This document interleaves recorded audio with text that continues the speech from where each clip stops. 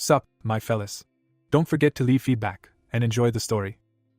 The main character lives on a huge continent. Most of it is ruled by an empire whose power rests on 4 pillars. The first, a worthy family founded by the Golden Lion and representing martial arts and fencing, the Great Lions. The second is the power that springs from devotion and holiness, and the people who worship countless gods across the continent, the Protestant Alliance. Third, the people who gather all kinds of information and protect the imperial family from the shadows, the Inspection Bureau. And fourth, the force that represents and controls the world of magic for more than 1,000 years, the Wizards of the Tower.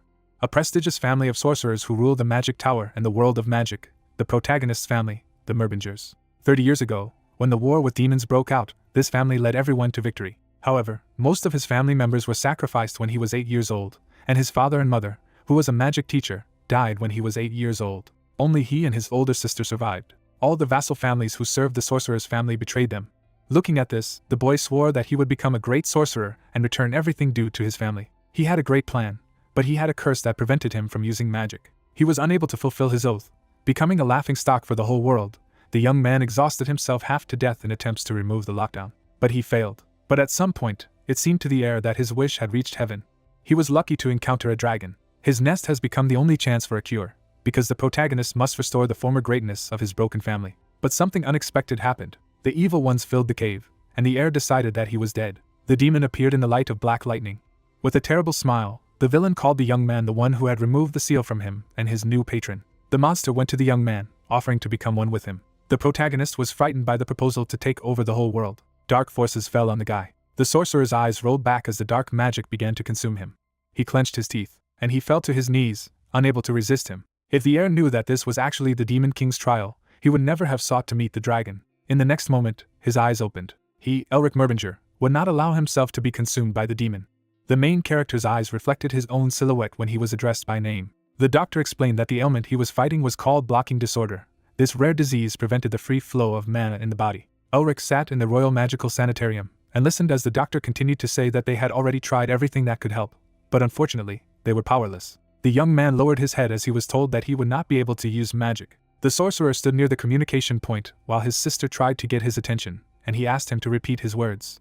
The girl from the balloon asked how his condition was, what the doctor said, whether they had found a way to treat, and if the question was money, then she could help. But the heir smiled guiltily, and asked to slow down. There was no need to worry about him as a child, and very soon he would recover. But his sister did not agree with him, so the sorcerer had to break off this conversation. After that, the guy sighed tiredly. Elric gritted his teeth. He couldn't tell her the truth that he might not be able to return home. Above the academy building, students discussed their grades. Everyone saw that the heir Merbinger did not change at all, with his highest scores in the theory of magic. The students gathered around the blackboard and continued their argument. The young man closed his eyes, cursing that in the end everything was all over again. His grades and practice did not allow him to go further. This was his 4th failure with grades. According to the rules of the academy, a 4-time failure meant the worst. The protagonist shuddered when he thought about being expelled, because if this happens, he will not be able to bring honor to his family. Elric had gone out of his way to study to stay here. He had tried his best and done his best. As a result, he became well versed in the academy's training system and grasped everything on the fly, and he passed the theory exams with honors. The young man did not want to admit it to himself, but he always thought that he was special, not like everyone else. After all, he was not only smart, but he was distinguished by the ability to understand and detect mana better than others. Theoretical knowledge and the ability to mana were the ultimate dreams for wizards, but it did not matter if the sorcerer had the talent that everyone dreamed of. No one could understand that a magus with such a bloodline could not create a circle. He was offered to give up magic and become a scientist, even to put in a word for him. But because of the curse blocking disorder, he couldn't use magic, which meant that at best, he could only become a scientist, and it was impossible to revive a family with such an ordinary profession. The guy stopped near the statue of his grandfather in the courtyard of the academy, a hero of the Great Demonic War, nicknamed the Star Mage. He could just snap his fingers, and like a supernova flash, devour your enemies. And the best magical educational institution, Uston Academy, was founded by the protagonist's grandfather, and if he is expelled, it will mean that he will destroy the pride of his family with his own hands. Elric could hear the discussion behind his back that a man like him couldn't be the grandson of the first headmaster. He continued to be called the Merbinger family's shame, and they expected that the royal magical family would quickly reach the bottom. The gossips walked away, but the young man called out to them. The students turned around when the sorcerer recognized them as first-year students of the Magic Elements department. The heir was approaching them, noticing that he was a close friend of an assistant professor named Sean. With a fierce smile, the guy clarified their names. The protagonist put his hands in his pockets and threatened that their beautiful assistant professor with his disgusting character was unlikely to calmly watch such a person. The students, cursing at the madman, ran away. Elric sighed.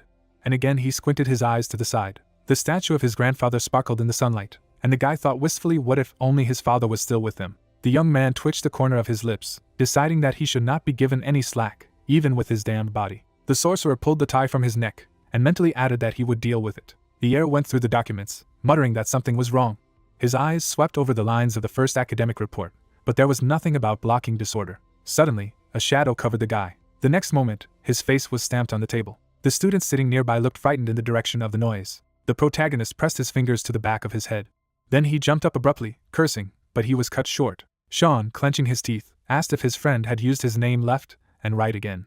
Elric threw up his hands, greeting the love of the entire nation, but in response, the assistant professor demanded to shut up and reminded that he asked to stop threatening first years with his name. When the guys returned to the table, the young man offered to treat him to a drink if he would fix his nose with magic, to which the friend was indignant that he had to do everything himself, as usual. The heir frowned when the interlocutor demanded to give his nose here, and added that this was why he asked not to do it again. While Sean was angry, the protagonist was thinking about this person.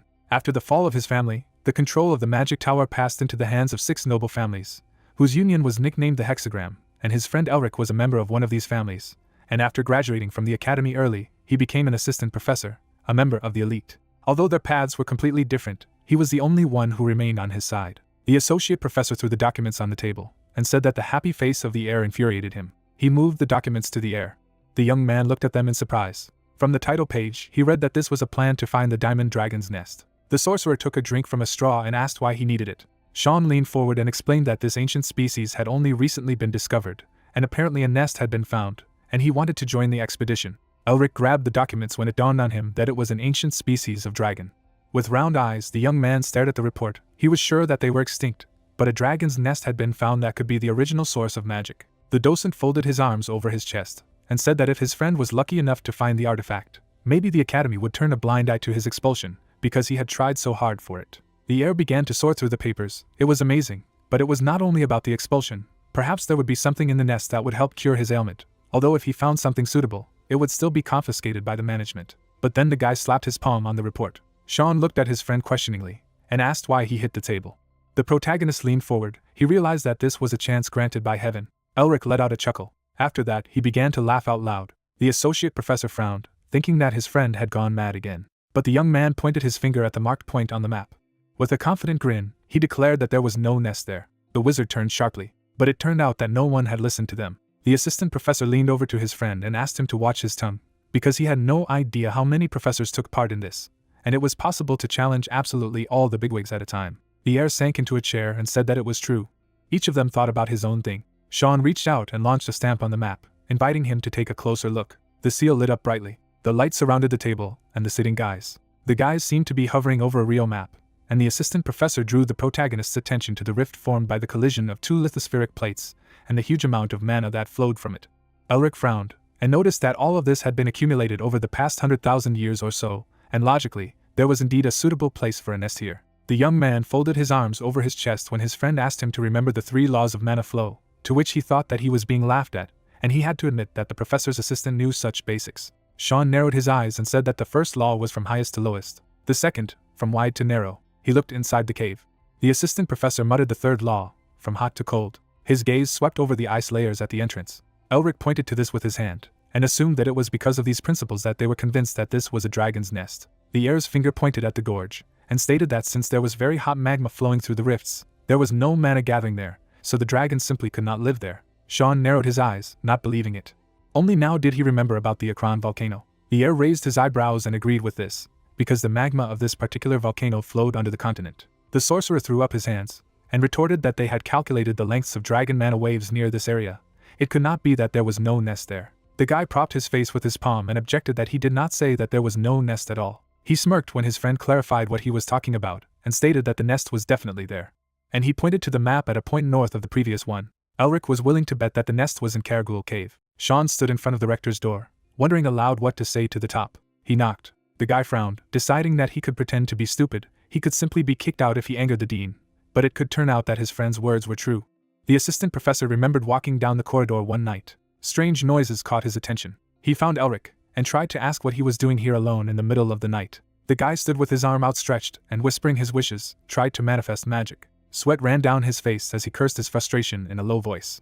The sorcerer grinned, because if everything was correct, his friend would be able to heal from his illness. Sean slapped his face, deciding that he had to help him as a comrade. The dean looked through the papers. Barox arched an eyebrow and asked if his research report was wrong. The young man stood in front of the director in confusion, admitting that he just wanted to listen to his opinion, since there was such an opportunity. The man put his legs on top of his feet, and said that he did not know how the student came to this conclusion, but he had better try to convince him. The next moment, pressure fell on Sean when the dean said that even his status would not help him. With a threatening face, Barox added that he would not let him get away with it. The young man froze tensely, feeling how overwhelming this person's energy was, which was the strength of a sorcerer of the seventh circle. But Elric threw open the door and shattered that feeling. Sean turned sharply. When the friend went inside, the assistant professor indignantly asked what he had forgotten here. But the heir simply bowed, greeting the dean, and apologized for his willful intrusion. Barox frowned, not realizing that this clumsy man had forgotten here. The man's face didn't change, and he asked if the professor's assistant's conclusion was the young man's exact view. The protagonist admitted with a smile that the director was right. The rector straightened his jacket and said that he paid tribute to his insight and intuition. It was hard to believe that the student could think of something like this, but he had no proof, only guesses. Elric's smile became cunning as he revealed that this was a simple truth that even a 3-year-old knew and was surprised that a man needed proof. Barox looked at the young man with a heavy look. Sean almost cried as he wondered why this psycho was provoking the headmaster, as if he had come not to help, but to drive nails into the lid of his coffin. The man lowered his head and coughed, clearly angry at what he had said. Then he began to laugh loudly, admitting that he was even speechless for a while after hearing such a thing from a simple bastard who was not even able to collect mana. The guy narrowed his eyes, and wondered if he really thought that his guesses were wrong. The rector locked his fingers and noticed that there were simply people in the world who were sometimes lucky. Elric tried to keep a calm face when he was called a garbage who wasted his tongue, and did not know his place. But then Barox scratched his temple and added that as a professor he could not simply ignore the student's opinion. A shadow fell on the man's face as he offered to make a bet with him. The rector raised his hand to the young man's question about this. The young man clenched his fists, as the director explained that he would give him all the resources he needed to create a research team. But if it failed, there was one thing that the founder of the academy left behind. Why not put this family heirloom on the line? As the friends rode in the carriage, Sean asked his friend why he wasn't angry. But the main character buried his face in the book and asked him to yell quietly, otherwise his ears would fall off now. The guy smiled contentedly, and added that it was normal, because he would not be expelled if he found a dragon's nest. The assistant professor snatched the book from Elric. He looked at his friend and noticed that he had just become interested. The heir looked in surprise at the interlocutor, who asked what he would do if he was mistaken, because the family heirloom would be taken away from him. The young man lowered his gaze to the pendant, which was transmitted only to the head of the Merbinger family. When the protagonist laughed and reminded him that the man had wanted this pendant for himself since time immemorial, Sean was indignant. But he only smiled embarrassedly and thanked him for the fact that his friend remained on his side. The assistant professor sat down and covered his face with his hand, saying that it would be the end of both of them if they didn't find the nest, so he wanted to know about his friend's plans. Elric sat down and told him that he had not accepted this bet only out of fear of exclusion. The young man looked at him in surprise. The heir's smirk became even more insane when he stated that if the rector dared to desire a family heirloom of his family, then he should have been willing to put his own life on the line in addition to this nonsense. The sorcerer frowned, and remembered that this guy had 2 nicknames. One of them was the Shame of Rod Merbinger, and the other was the Most Beaten of the Merbinger family. Sean looked at his friend, trying not to laugh. The guy looked into those crazy eyes, realizing that this idiot was back for his own, and remembered what had happened at the beginning of the first semester. 2 students were drenched in sweat from the tension. That was during the first lesson on mana control 7 years ago.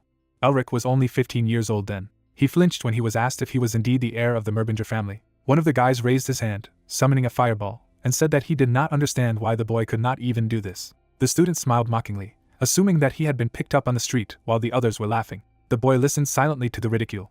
When the hooligans walked away, he got to his feet. He grabbed a glass ball from the floor. After that, with all his foolishness, he struck a blow to the back of the offender's head. His sycophants were shocked, but the boy did not smile. Blood dripped from the orb as the others tried to revive Rivern. When Elric appeared before the disciplinary committee of the academy, he explained that the Viscount's son had dared to insult the head of the ducal family. With a completely calm face, the heir wondered if there was any problem with the fact that he had punished him according to the laws of the Empire. As the members of the commission whispered in surprise, Sean thought that he even felt sorry for those idiots. Elric was dismissed because the academy's rules stated that all students were equal, but after that day, no one dared to touch him again. The associate professor continued to sit with his palm to his eyes.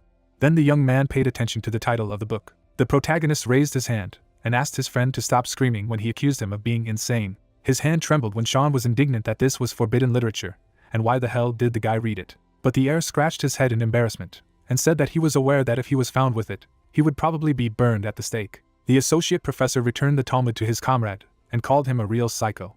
He frowned and clarified why Elric would learn the art of enhancing the body of the Monster King. The young man looked down and admitted that he was just wondering if it was possible to heal from the blocking disorder. In ancient times, when the Monster King invaded the Empire with his army, they were in serious trouble due to his body enhancement art, which allowed him to enhance his physical abilities. Eventually, the art disappeared when the Empire banished the Monster King and built a wall. Sean scratched his cheek and added that scientists had already tried to restore it, but failed.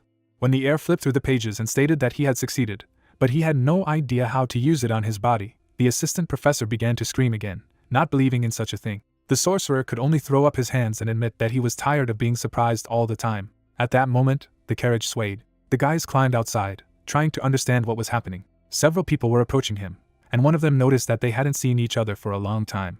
Elric's gaze expressed surprise, and he muttered that he hadn't expected to meet them at all. Rivern threw up his hands, and when asked why he was here, he said that he just loved his younger comrades. Sean immediately stepped forward and called the guys scoundrels, which made them even shudder. The Viscount's son turned and explained that the dean had asked them to help. The young man looked menacingly at the people he hated, but said out loud that it was very nice of the dean, even if he said he didn't need help.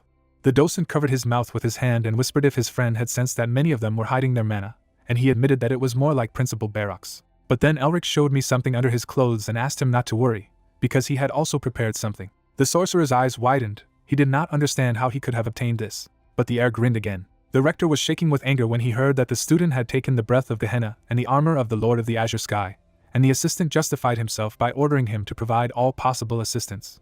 But Barracks kept yelling that his staff had gone mad, lending a student rare magical equipment that could turn an entire city into ashes. The man rubbed his head, thinking he was crazy, and told his assistant to walk away, not even wanting to see his face. He rushed out of the office at full speed, banging the door. The rector held up the newspaper, muttering that if the other candidates found out about it, they would make such a fuss. Barracks raised an eyebrow when he remembered something.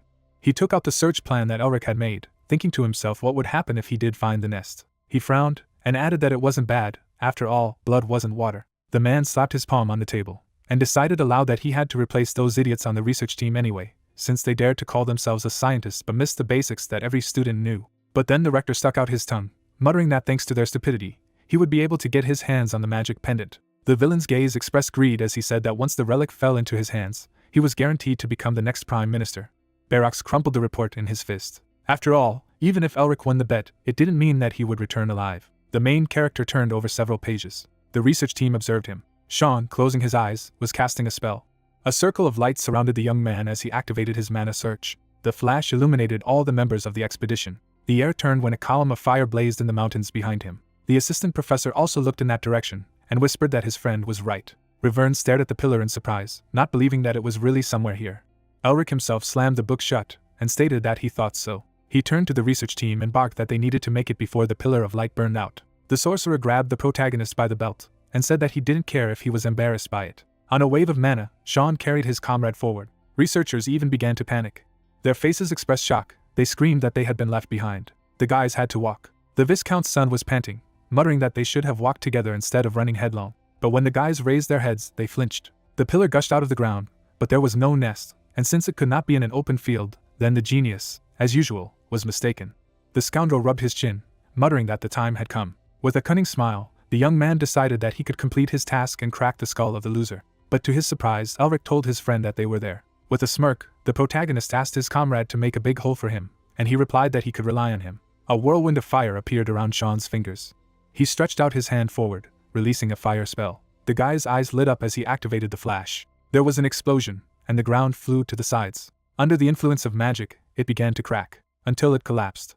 The fire scattered debris in all directions. Only the heir was not surprised that a huge cave was found underground. One of Rivern's henchmen opened his mouth in surprise. The second, with a tense face, admitted that the size really spoke of a dragon. But in the next instant, a strong stream of mana burst out of the hole.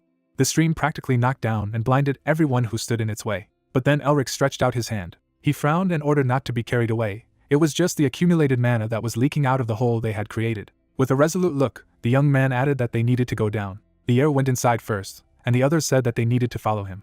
Stalactites hung from the ceiling of the cave. The group went deeper, noticing that it was so cold here that even the spells did not help to warm up. Suddenly, the air froze. Sean stopped next to him, and clarified what he noticed. The assistant professor warmed his hands with his breath, and when his friend objected that a chill ran down his spine, he decided that he was just cold.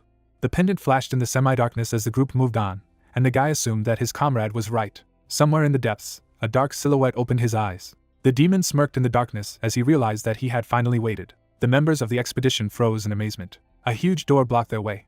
The researchers immediately began to offer options to go further, but almost all offered power options. But to their surprise, Elric told them to stop. The guy pointed to the door and said that it had a dragon seal on it. He carefully examined the symbols on it and added that he himself did not know what could happen if they did something wrong. Riverne looked around in exasperation, muttering that they understood, and he thought he was just trying to show off.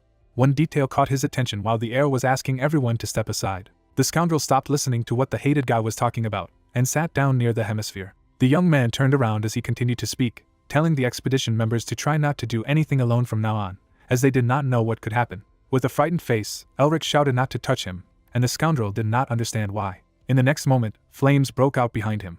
Riverne jumped away from the flash, not understanding what was happening. The protagonist gritted his teeth, cursing at this idiot. Under the surprised glances of the members of the expedition, the door began to shake. The symbols on it began to glow, and the young man shouted that it was a trap. The next explosion hit the guy behind him. The wizards were frightened by the sudden reaction. Explosion after explosion was heard all around. Sean summoned a shield and shouted to his friend to do something. Elric pulled out a notebook and replied that he was trying to decipher the text. The young man froze, trying to ignore the screams around him. He forced himself to calm down and think of it as a task in a test. The protagonist began to write quickly on the sheet. The heir was sure that he would be able to find the answer to it. As always, you just need to believe in it. He continued to write. Another researcher was struck by a fiery explosion. The guy pursed his lips. The assistant professor could hardly hold the shield while the others continued to shout in fright. Symbol after symbol appeared on the paper. Elric grabbed the hemisphere on the door. The young man held on tightly to the door, muttering a spell, hoping that they could hold out a little longer, and he himself would not make mistakes. The heir squeezed his eyes shut, mentally begging that he would succeed. Suddenly, all the fire went out, and silence fell. Sean could not stay on his feet, and muttered that he had almost said goodbye to life. The main character rushed to his friend to find out if everything was all right with him. While the others tried to get to their feet, the young man replied that he was alive thanks to his friend. The associate professor grinned, and noticed that his interlocutor was not so simple. Elric pressed his fingers to his chin, and grinned that he had learned from a master like him. But then the cave shook. One of the researchers looked up. A flood of mana fell on the expedition. The mage didn't even have time to realize how his arm collapsed. Blood splashed on those who were standing nearby, and the man began to collapse. The heir looked in that direction, frightened, not understanding what had happened. Ice spears detached from the ceiling. They fell directly on the puzzled guy. Sean created a shield to deflect the ice attack. The others had to repeat after him, even though they could barely stand on their feet. The protagonist gritted his teeth and grabbed his notebook again, cursing loudly. He concentrated, trying to continue deciphering. With all the speed he could, Elric drew the symbols.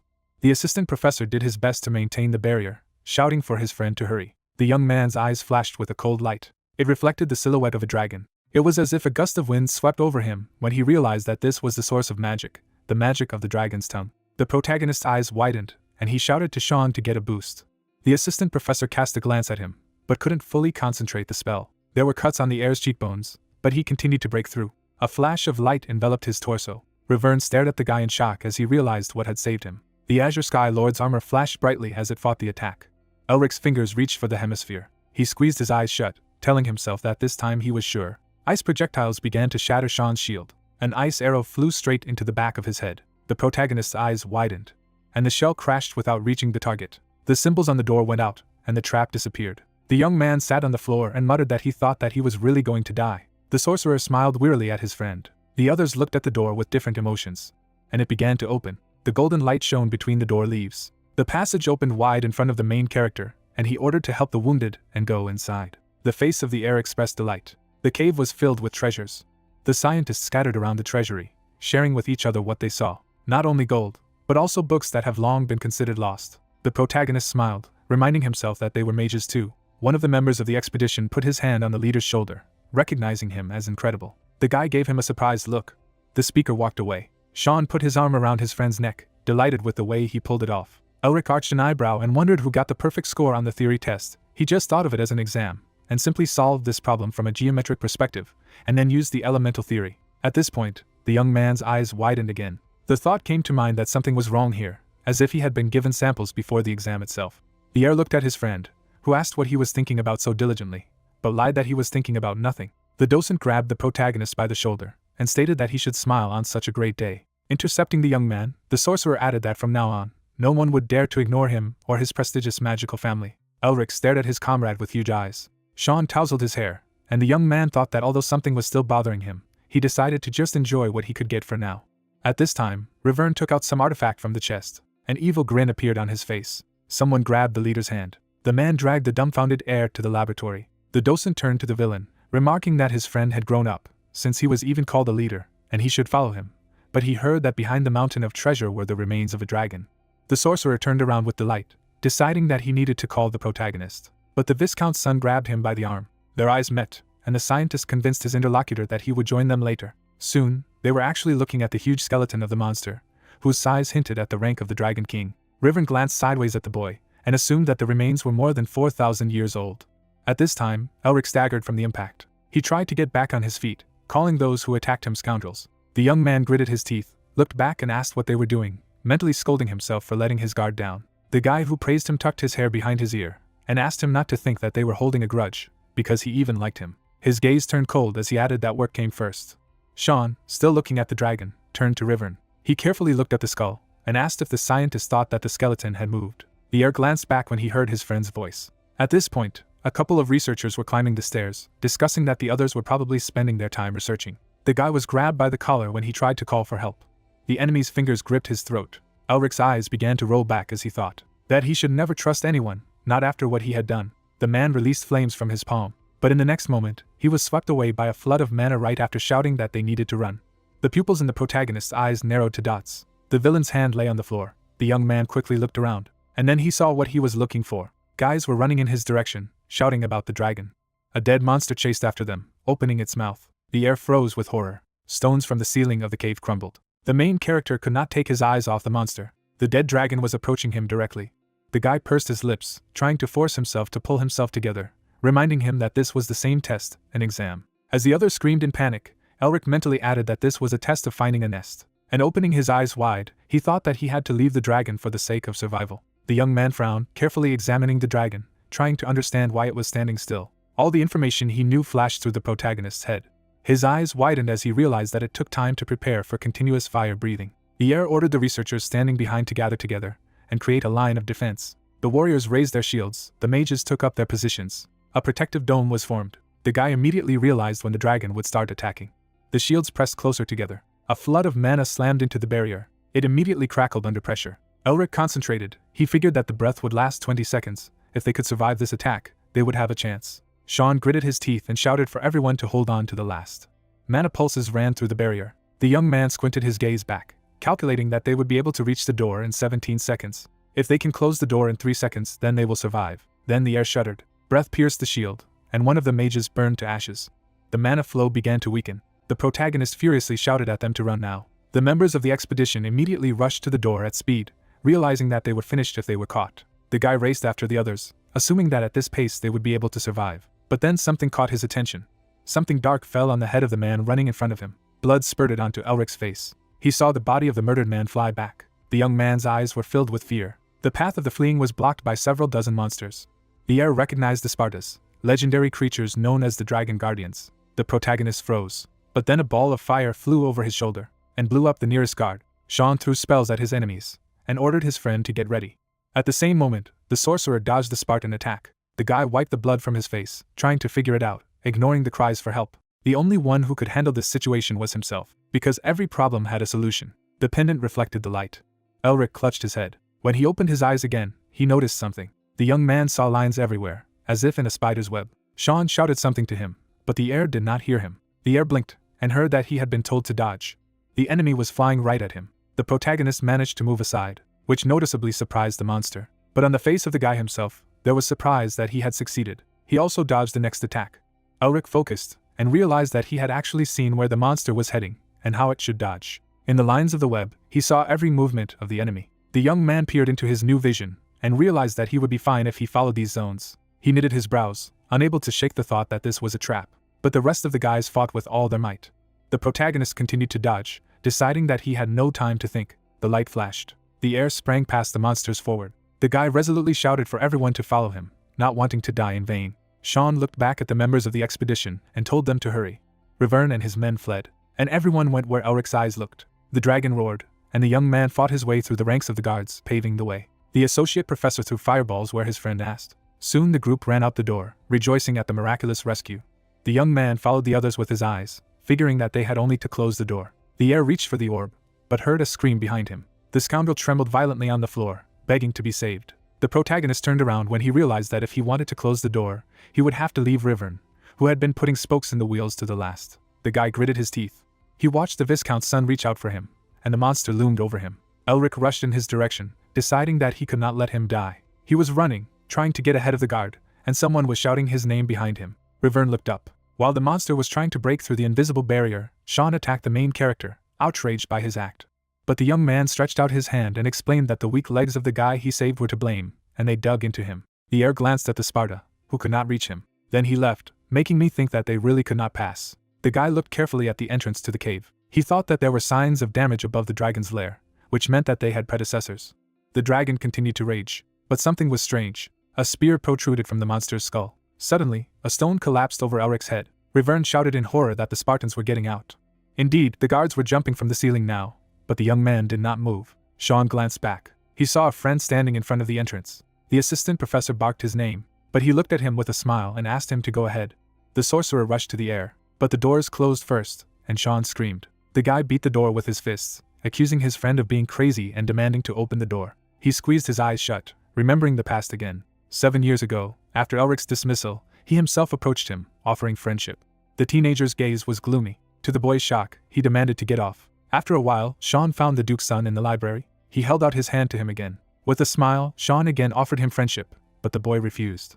It went on again. And again, the future associate professor heard refusal after refusal. But one day, during a lesson in the forest at night, the teacher announced that a real sorcerer must have good stamina. The mage looked at the students and continued that they would be given points according to the order they would be in, so he advised them to give their best. But if they used magic, they would be disqualified. The teenagers rushed to run on command. They tried their best. Footsteps bounced off the ground. Sean quickly pulled ahead of everyone. The guy was literally flying through the forest. The future assistant professor stopped, breathing rapidly. He noticed that he had already crossed half the mountain, and he was worried about Elric. Suddenly he stammered. Surprise flashed on the boy's face. Something exploded behind him, and it was rapidly approaching. His fingers grabbed the ledge. Sean hung over the abyss, clinging to the edge of the cliff. Blood was running down the boy's face, and he tried to call for help. They really approached him. Rivern grinned and suggested that the poor man use magic to get up instead of whining. The fingers of the future associate professor trembled. His strength left him.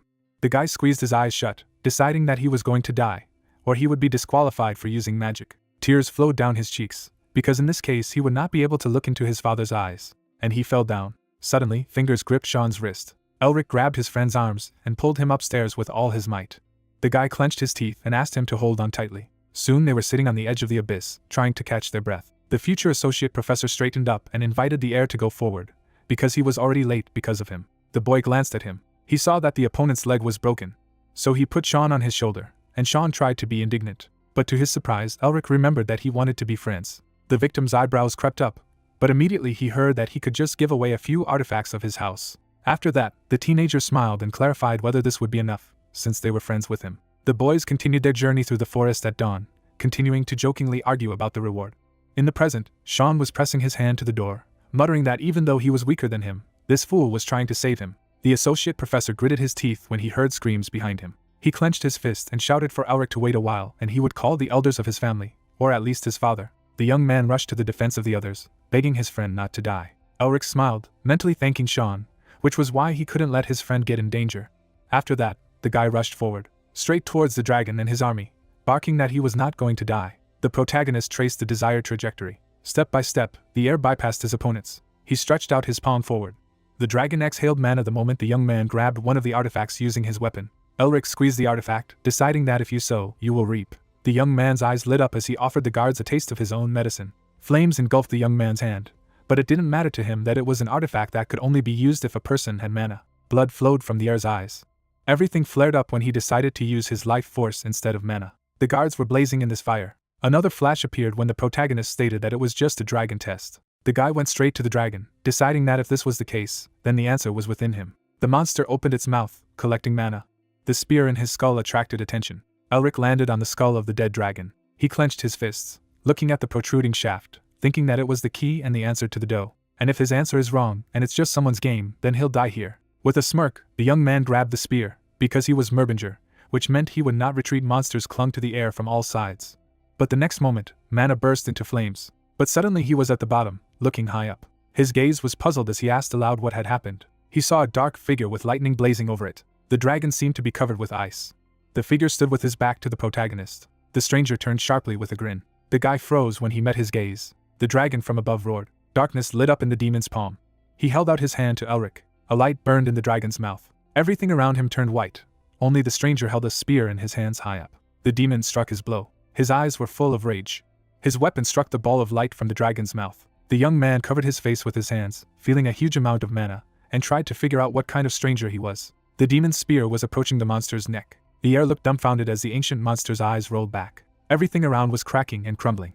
The demon bared his teeth, swinging again for a strike. A bright flash blinded the protagonist. He saw a black lightning pierce the dragon's skull. The stranger plunged his spear into him. The frightened guy realized that it was this guy who killed the dragon.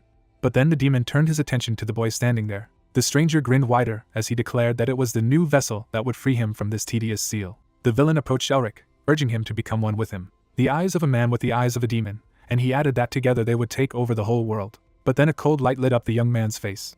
The dragon released the chains from its mouth. He captured what the ancient monster called the Demon King Mephistopheles. The dragon's eyes shone as he added that the villain would be buried here with him. The heir was surprised to hear about the Demon King. The protagonist watched as the chains around the demon tightened, and he claimed to have been sealed here with Shainak 1,000 years ago. The chain shattered, and the voice of Mephistopheles announced that the great vessel had appeared before him. The darkness began to soak into the guy. Elric clenched his teeth in pain. This was not a dragon test, but a demon king's trap. Darkness seemed to pour into the young man, whose head flashed that he would die here. Mana ran through his skin. The protagonist was literally breaking from the inside. As he continued to absorb into the vessel, the demon laughed that Shainak's mana made the vessel's body stronger. Darkness continued to fill the heir's mouth and eyes. Elric knew that his grandfather and the rest of his family had sacrificed their lives to get rid of the demons in the Great Demonic War. Having survived the almost complete destruction of the family and even the death of his parents, only he and his older sister survived. The imperial family, the magic tower, and all of their vassals had all revealed their disgusting desires. Even the person the guy trusted the most and relied on. He tried to take what belonged to them, but they were abandoned. His family was betrayed and insulted, and the child could not do anything at all. Even though Elric was going to heal his blocking disorder in order to get the family back on its feet and make all those who turned their backs feel sorry for them, it couldn't end like this. Suddenly, the family pendant lit up, and the heir decided that he could not afford to be devoured. A bright light surrounded the protagonist's body and his eyes shone, and someone's voice proclaimed the hope that he would reach his descendants sometime in the distant future. The demon was swept back by this light. He gritted his teeth, trying to comprehend what this power was. But his figure was distorted in this light. The young man stretched out his hand and announced in a voice that was not his own, that the first demon would be consumed here and now. Darkness reached Elric's hand. Mephistopheles tried to resist, but the light absorbed him more and more quickly. Soon the darkness disappeared, and a dragon symbol appeared on the protagonist's hand. The young man saw his translucent hands, trying to figure out where he was. He saw the figure against the sunset, and it looked so familiar. The air froze when he heard a voice that he hadn't heard in so long as he began the story, that they were nothing more than a group of scholars pursuing the ultimate magic. However, because of those who coveted much more power, they were enslaved by demons and brought harm to the world. Those who realized their mistakes in order to return everything to normal also swore for their past and created a family. The figure turned.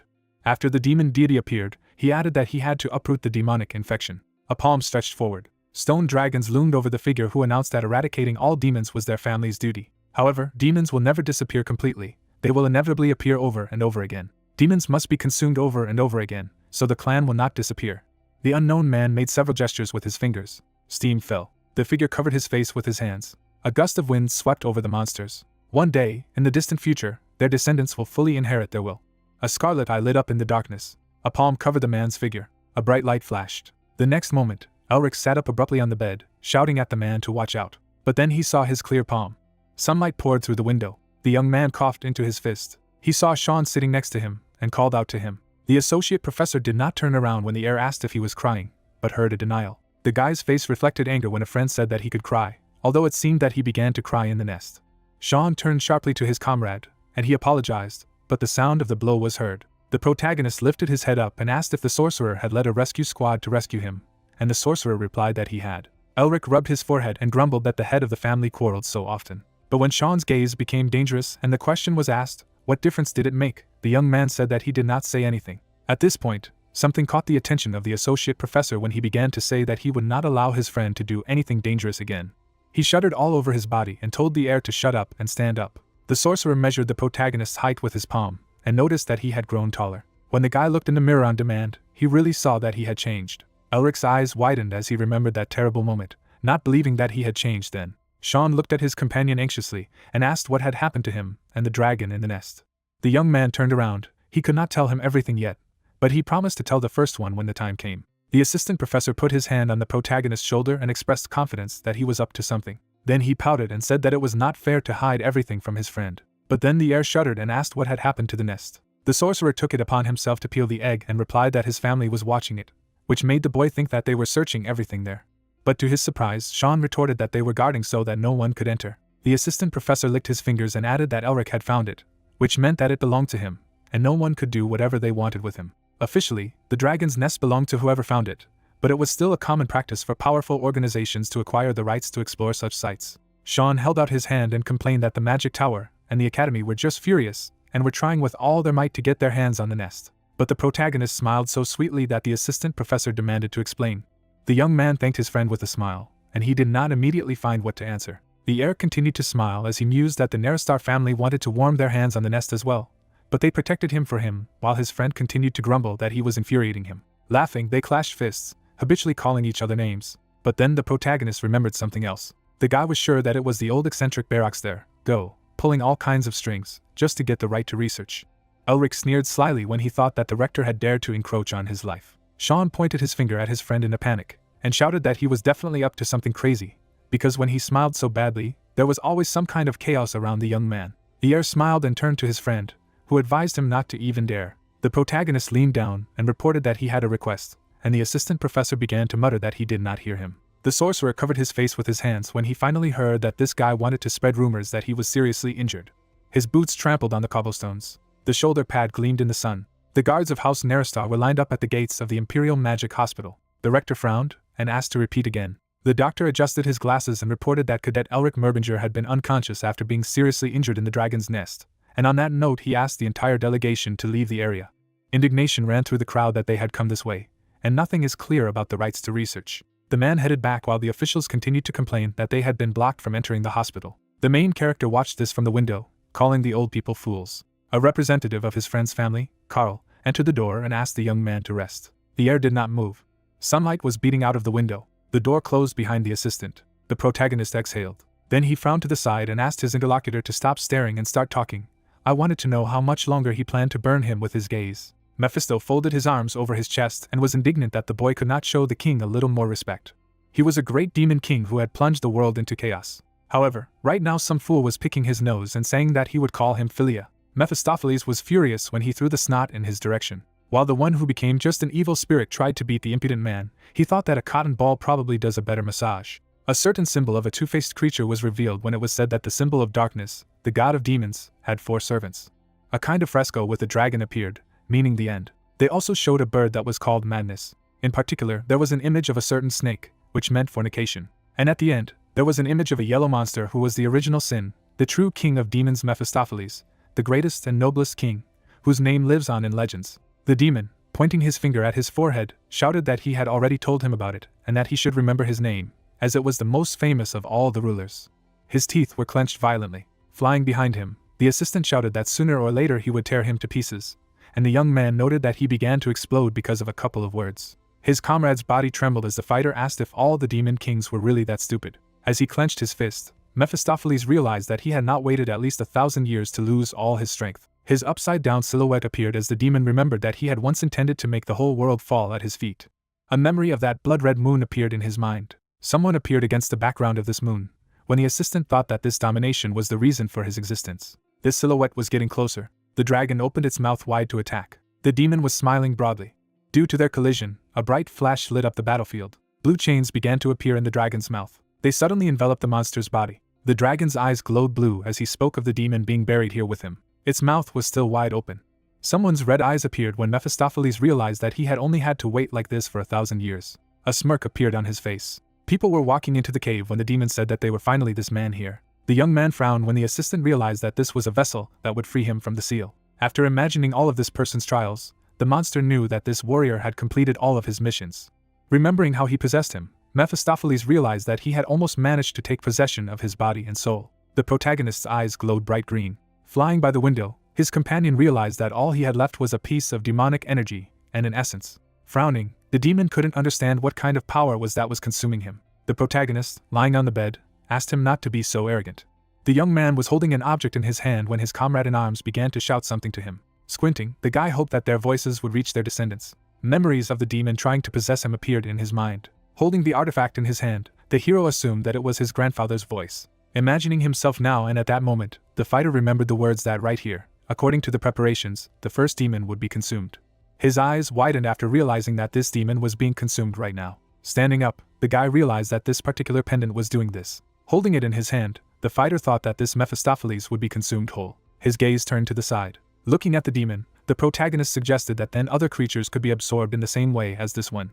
After imagining the images of all the other lords, the young man realized that there were others in this case. Smiling broadly, the guy realized that this was simply amazing. The fighter was standing on the rock when the demon asked him what this sudden trip was and added that he should answer when adults asked questions, and the owner ordered him to shut up. His cloak fluttered in the wind. The young man, folding his hands in front of him, knew that before using the pendant, he needed to check something.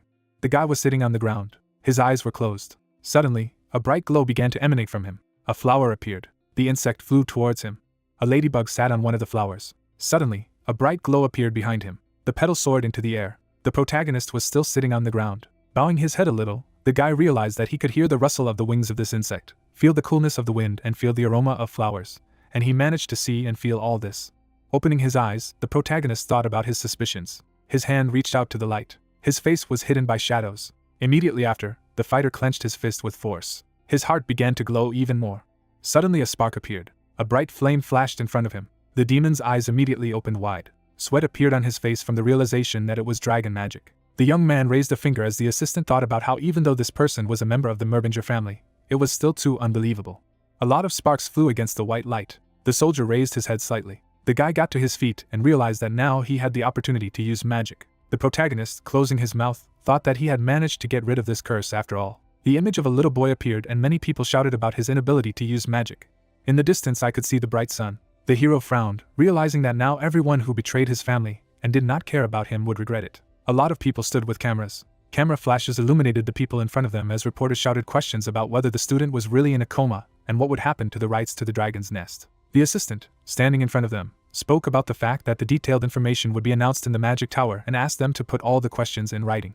The man entered through the open doors. Trembling, Carl asked not to be entrusted with anything like this again, and the mage noted that it was indeed a good job. The comrade in arms, holding a stack of papers, said that it was not a good thing, because he had almost died because of everything he and Mr. Elric had done. Carl, standing beside him, asked if he knew what would happen if his fraud was exposed, because in that case, the mage tower and the imperial family would not stop and it would be difficult for him to cope with the consequences. The fighter, holding out his handkerchief, explained that Elric could do it anyway and should be trusted. The hero, sitting on the bed, smirked when this magician said that the bigger the bet, the bigger the winnings. Sean, closing his eyes, thought that the hero should find out how his comrade had to suffer because of all this. Carl, wiping his face, asked where the hero had gone, and he replied that he did not know. Holding the paper in his hands, the soldier tried to understand where this bastard with his half-dead body went. The man suddenly noticed something. The man took a step forward, calling out to his master. Taking a sheet of paper in his hand, the man explained that they had some kind of problem. Someone's black cloak appeared. In his hand was a letter. It had a bright red seal on it. Someone came into their room and shouted a question about what my brother was secretly up here alone. The soldier, wide-eyed, asked if it was his sister. The girl, putting her hand in her pocket, asked why he was so surprised. It was Tasha, the fire witch.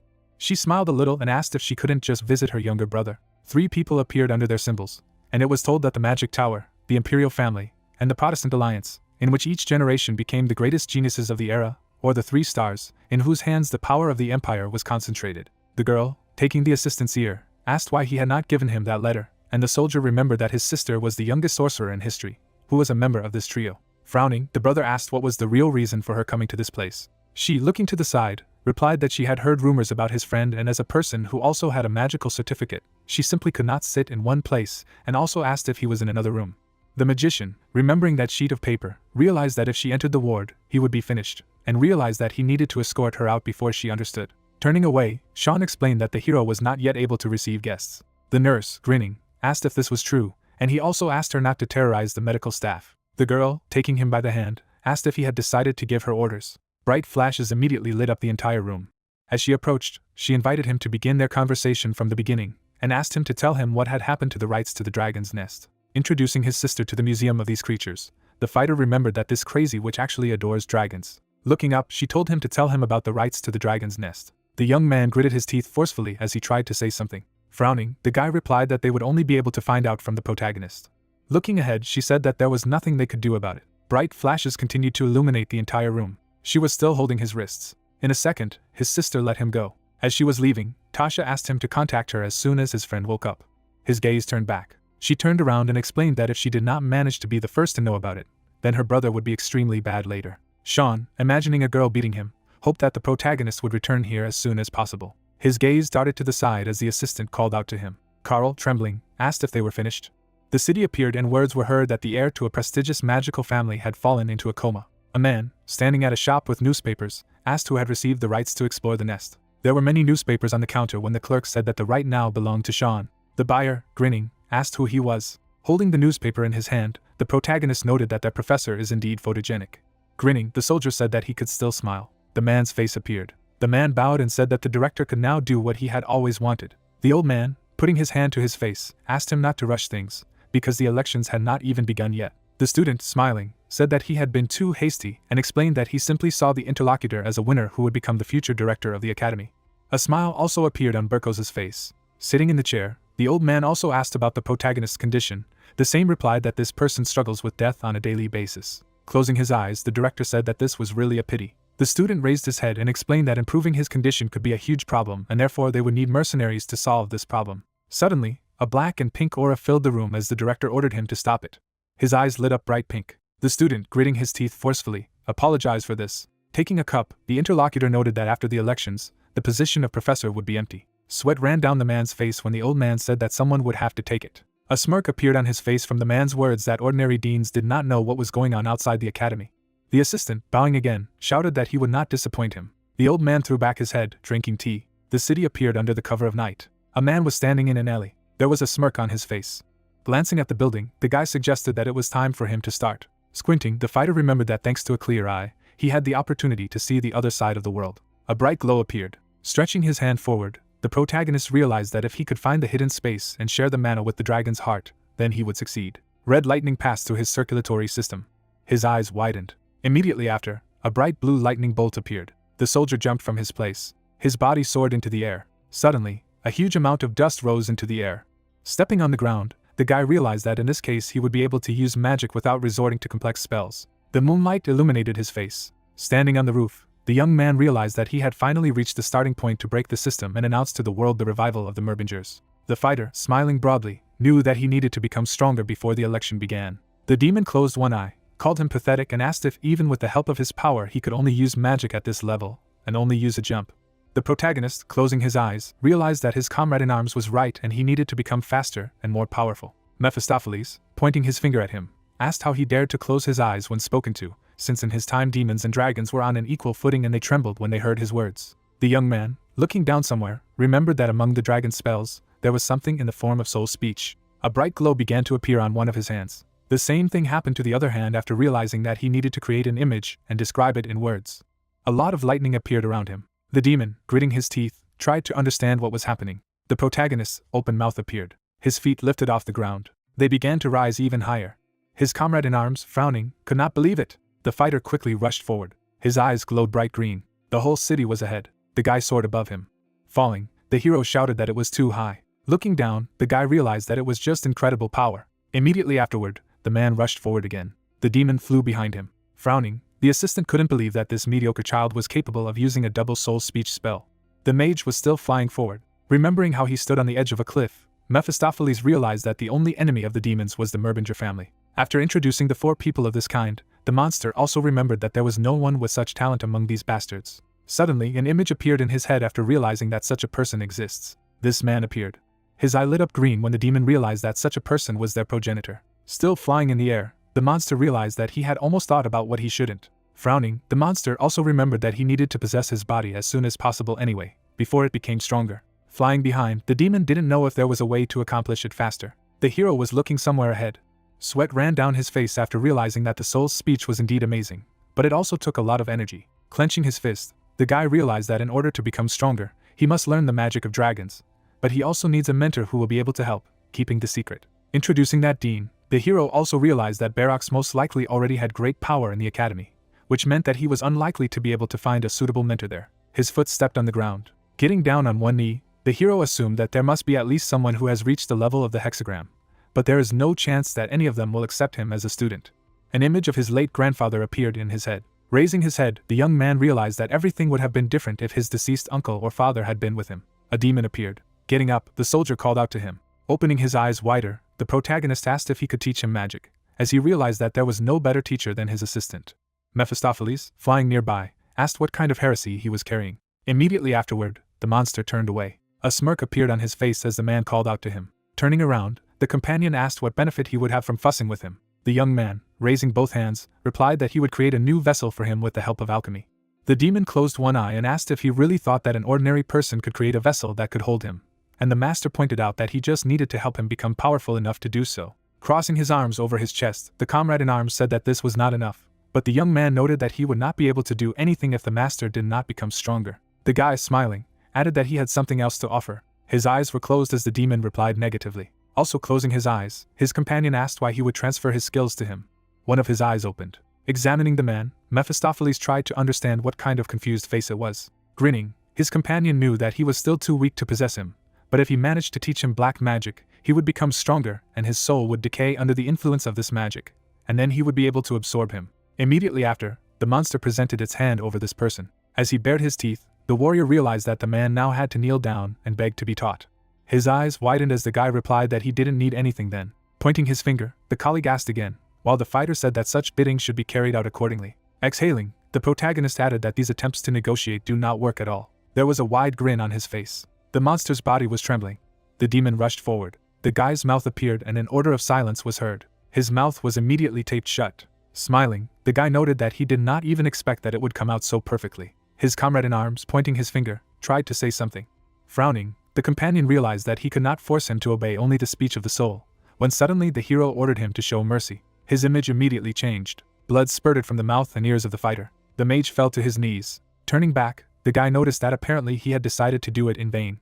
Taking out a notebook, the young man asked him to go further, because he no longer wanted to look at him, and told him to write in this notebook everything he knew about the speech of the soul, because if he liked what was written, then perhaps the spell would be removed from him. The demon, flying nearby, knew that he would be able to endure it, because he had been imprisoned for more than 1,000 years. The young man released the fireball from his hand when the assistant realized that he would spare him if he admitted that he was wrong. The fighter used a different spell when Mephistopheles suggested that the man was no longer interested in training. 2 fireballs flew over the hero's head. The demon, squinting, realized that he was already going to teach him and maybe he should just pretend that he was giving up. Immediately after, the monster began to write something in a notebook. The protagonist put his head on his hands. The image of his comrade in arms appeared when he remembered that he was actually a great king. A large amount of dark red aura spread around him as he thought about how he wasn't going to obey some pathetic person. Suddenly, this monster took the form of a dog, but could not understand why it had happened. The hero, looking somewhere ahead, knew that the basics of the soul's speech were ancient knowledge that he would not be able to find in an ordinary book. Holding the notebook in his hands, the guy asked if their cooperation had not been fruitful. Immediately afterward, the demon took on his normal form. The protagonist, pointing his finger, asked to describe all this in a little more detail, because perhaps he will even be allowed to speak. Something struck his head after these words. The guy, propping his head on his hand, shouted a question about what it was all about, because didn't he really know that the next day he needed to show more than the previous one? The demon, raising his hand, tried to ask if he was mocking, but the young man replied that if his companion wrote more, then perhaps he would be released for a couple of days. His hand trembled when the fighter told him to write more legibly and also to say that it would not be enough, and therefore he should write more. Imagining holding this man, the monster knew that dark magic would take over him, and then consume his body and soul. Something light blue appeared as he thought about the fact that he had only been able to learn the introduction so far. Ice blocks were visible. A man stood in front of them. The demon, flying beside him, could not understand why there was no sign of black magic in his spells. The young man, turning his head, asked what this expression was, and noted that everything was written on his face in large letters. Turning away, Mephistopheles replied that he did not even understand what he was talking about, and the hero asked if his companion thought that the student was so stupid that he would learn what was written to him without question. Smiling, the guy thanked him for taking it to the next level. Looking down, the demon realized that his master must have understood everything. Holding a notebook, the fighter asked if there was anything else. The same shouted a question about where his humanity was. Pointing his finger, the protagonist noted that if there was even one more reproach, he would be silenced again. The same replied that he did not know anything else. His eyes widened. The demon, flying in front of him, said that he had nothing more to teach him except true speech. Birds flew up from the crowns of the trees. His eyes widened as he realized that he was talking about the highest level of soul speech that preceded divine speech. Mephistopheles, crossing his arms over his chest, noted that he could not understand her, because the level was still low, and in this case, the young man would simply go crazy. The hero, rubbing his head, realized that this really did not look like a lie. His eyes widened at his comrade's words that magic was perfected in battle, which was what his family had always done. His father, looking down, said that this was the principle of the Merbinger family, those who constantly protected the continent from demons. The man was sitting in a wheelchair when the hero remembered that his father had taught him and his sister in the territory destroyed by the war with demons. The young man sat on his lap and remembered that he had never told them that he was suffering from the marks that the war had inflicted on him. A flag with the symbols of the family appeared when the guy thought that the man apparently missed the old days, when he fought side by side with his father on the battlefield. The man's gaze was directed somewhere forward. The boy, smiling broadly, asked if he would be able to use magic like his grandfather after entering the battlefield. Father, looking away, tried to say something. His mother, smiling, noted that her son still needed to grow up and also asked him what he needed to do in order to become a strong and intelligent magician. The hero, looking to the side, replied that for this he needed to study. His father closed his eyes as he listened to his wife's words that he should not become an ignorant sorcerer like his father, because unlike him, their grandfather studied a lot before becoming the greatest mage on the continent. Turning his head, the man began to say that her words were offensive to the head of the family. She, holding his stroller, noted that he should first stop taking children to this place. Covering his mouth with his hand, the man whispered to his son that magic could always be improved in practice in battle. The guy's eyes widened. The woman, turning her head, asked the hero to read a brief information about the relationship between the ancient geometric system and language systems, and noted that he should do so before the end of the day. The girl dragged him away when he shouted that he wanted to play with Dad today. The head of the family, shifting his gaze to the side, noted that although studying is a good thing, their son is still a child. She, closing her eyes, noted that it was because of her husband that he had so many bad habits. The setting sun appeared in the distance. The rain fell on this manor, and sobs could be heard. The two of them were sitting by their bed when the protagonist remembered that it was then that his father's condition worsened, and his mother, who had given herself all to take care of them, suddenly lost consciousness, while the man at the same time shared his remaining life force with her, and thereby only prolonged her life for a short time. The head, without opening his eyes, apologized to his wife. She, smiling a little, asked him not to say that, because thanks to this they met and had children. They joined hands when their father said that thanks to her, their children grew up to be good people, and she was really a good mother. The woman, without opening her eyes, asked if her daughter was there, and she answered in the affirmative. The daughter trembled violently as she listened to her request that she keep an eye on her younger brother. The man, turning his head, apologized to his son, because his blocking disorder is because of him. The guy began to cry. Closing his eyes, the young man said that he was scared and his father should not leave like this. Tears flowed from his eyes. His father's hand was on his face. The hero's eyes were wide open when he spoke about how in his life, the days spent on the battlefield were incomparably worse than the days spent with children, and he did not have to become a magician. The young man raised one hand. The head, still without opening his eyes, said that he hoped that they would live happily. His hand began to droop. She fell on the bed. Their closed hands appeared. The boy's mouth was slightly open. The young man, standing in the middle of the forest, realized that his father was wrong when he said that he did not have to become a wizard, because if a person is weak, then he will not survive. Clenching his fist, the hero knew that he needed to become stronger so that no one would dare to ignore him. Without turning around, the man said that magic can only be perfected on the battlefield, and therefore he needs the experience of battles. Imagining a certain forest, the fighter suggested that he should go to the Crimson Forest, which is teeming with monsters and ghosts, but immediately realized that it was too dangerous there. Also imagine a certain entrance to the cave, but realized that this is also not suitable, since there are too many potential observers. The silhouette of his father appeared, which spoke of the shelters that their ancestors had previously used scattered across the continent. The demon, crossing his arms over his chest, asked where they were going. A snow-covered location appeared. The protagonist, walking forward, replied that they were heading to the homeland of the Yeti. Bright light broke through the crowns of the trees. The hero was standing in the river. Wiping his face with his hand, the young man realized that since revealing his identity could be a problem, he needed to change his appearance. The water around him began to rise after casting the spell. His head was bowed. She hid most of his face, and the fighter cast another spell. Part of the hair was immediately cut off. They soared into the air. Behind him, the water was spreading in circles, and the young man cast another spell. His gaze was directed somewhere to the side. Smiling, the hero realized that now it was time for him to go. The snow-covered roofs of the houses were visible. An agency of guides appeared and words were heard that the guest was lucky, because the expedition should leave soon. The man, pointing his finger, noted that at such a time no one goes to the highlands of the Yeti, and it is extremely surprising that so many people have gathered there this time. The door started to open when the man said they were coming just in time. The man who came in, smiling broadly, shouted that apparently they had a new one. The protagonist immediately shifted his gaze to the side. First, the guy looked at some men who were herbalists. Then I paid attention to people with weapons and realized that they were monster hunters. I also noticed the fighters whose faces were hidden, who also hid their energy. The guide, smiling broadly, began to introduce himself, saying that in his tribe there was a tradition of naming a person in honor of his birthday, and his name meant the second dawn of the week. The demon, crossing his arms over his chest, said that this bastard was too talkative and wanted to rip out the throat of this chatterbox, and the guy asked if he could buy a crystal ball here for communication. The rest of the people appeared when the guide said that crystal balls were not to be found in this backwoods, and therefore he would have to use the services of the post office and pigeons. Raising his finger, Mingma also shouted that it reminded him of a funny story that happened a long time ago. Someone said that it was very unfortunate, but it was time for them to go. The guide, passing by, said that in this case there was nothing to be done, and he would have to tell this story on the way there. The young man, looking down, realized that his sister would go crazy if he did not contact her soon, and suggested that he should let Sean know, as he would be able to settle everything. The territory of the highlands appeared, and the words of their guide were heard that a pigeon suddenly flew into the chimney, which belonged to a person who lived opposite the man who stole money from a person who lived next to the lover of the grandfather's grandmother, who lived there the longest.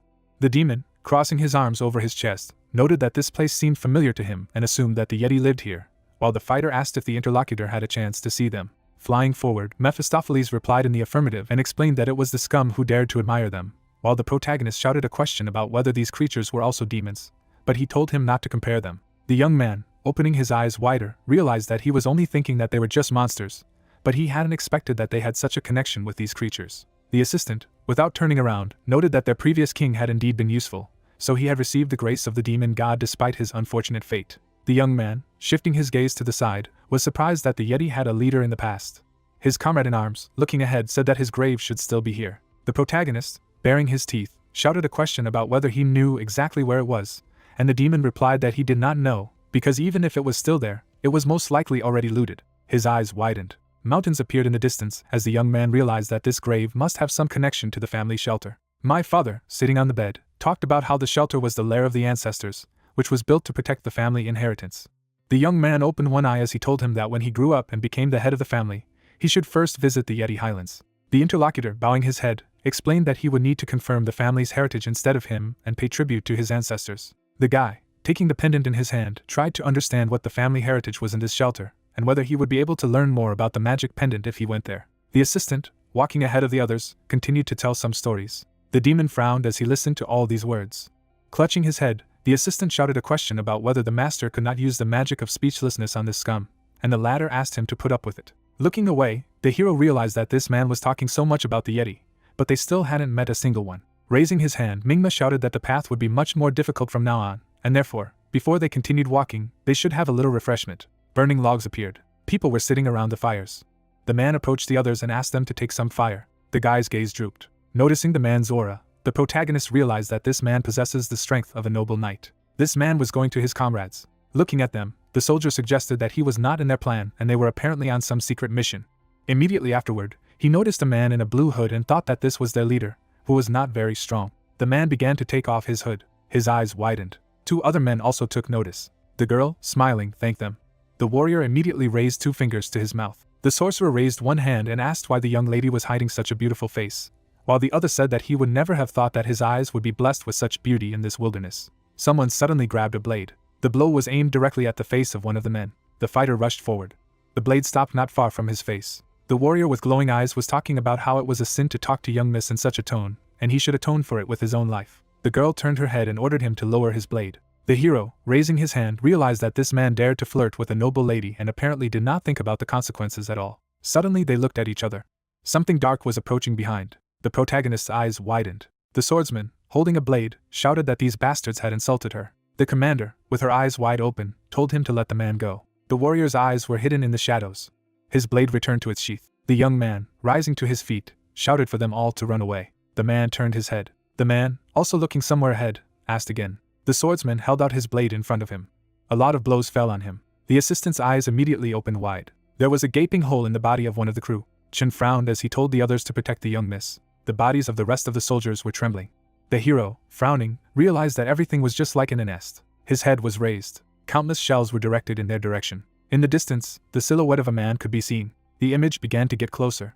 The young man, holding out his hand in front of him, began to use a spell of protection. A yellow barrier immediately appeared in front of him. Glancing to the side, the protagonist tried to understand how the others were doing. They also repelled these shells with swords. The rest were struck by these arrows, and the bodies fell to the floor.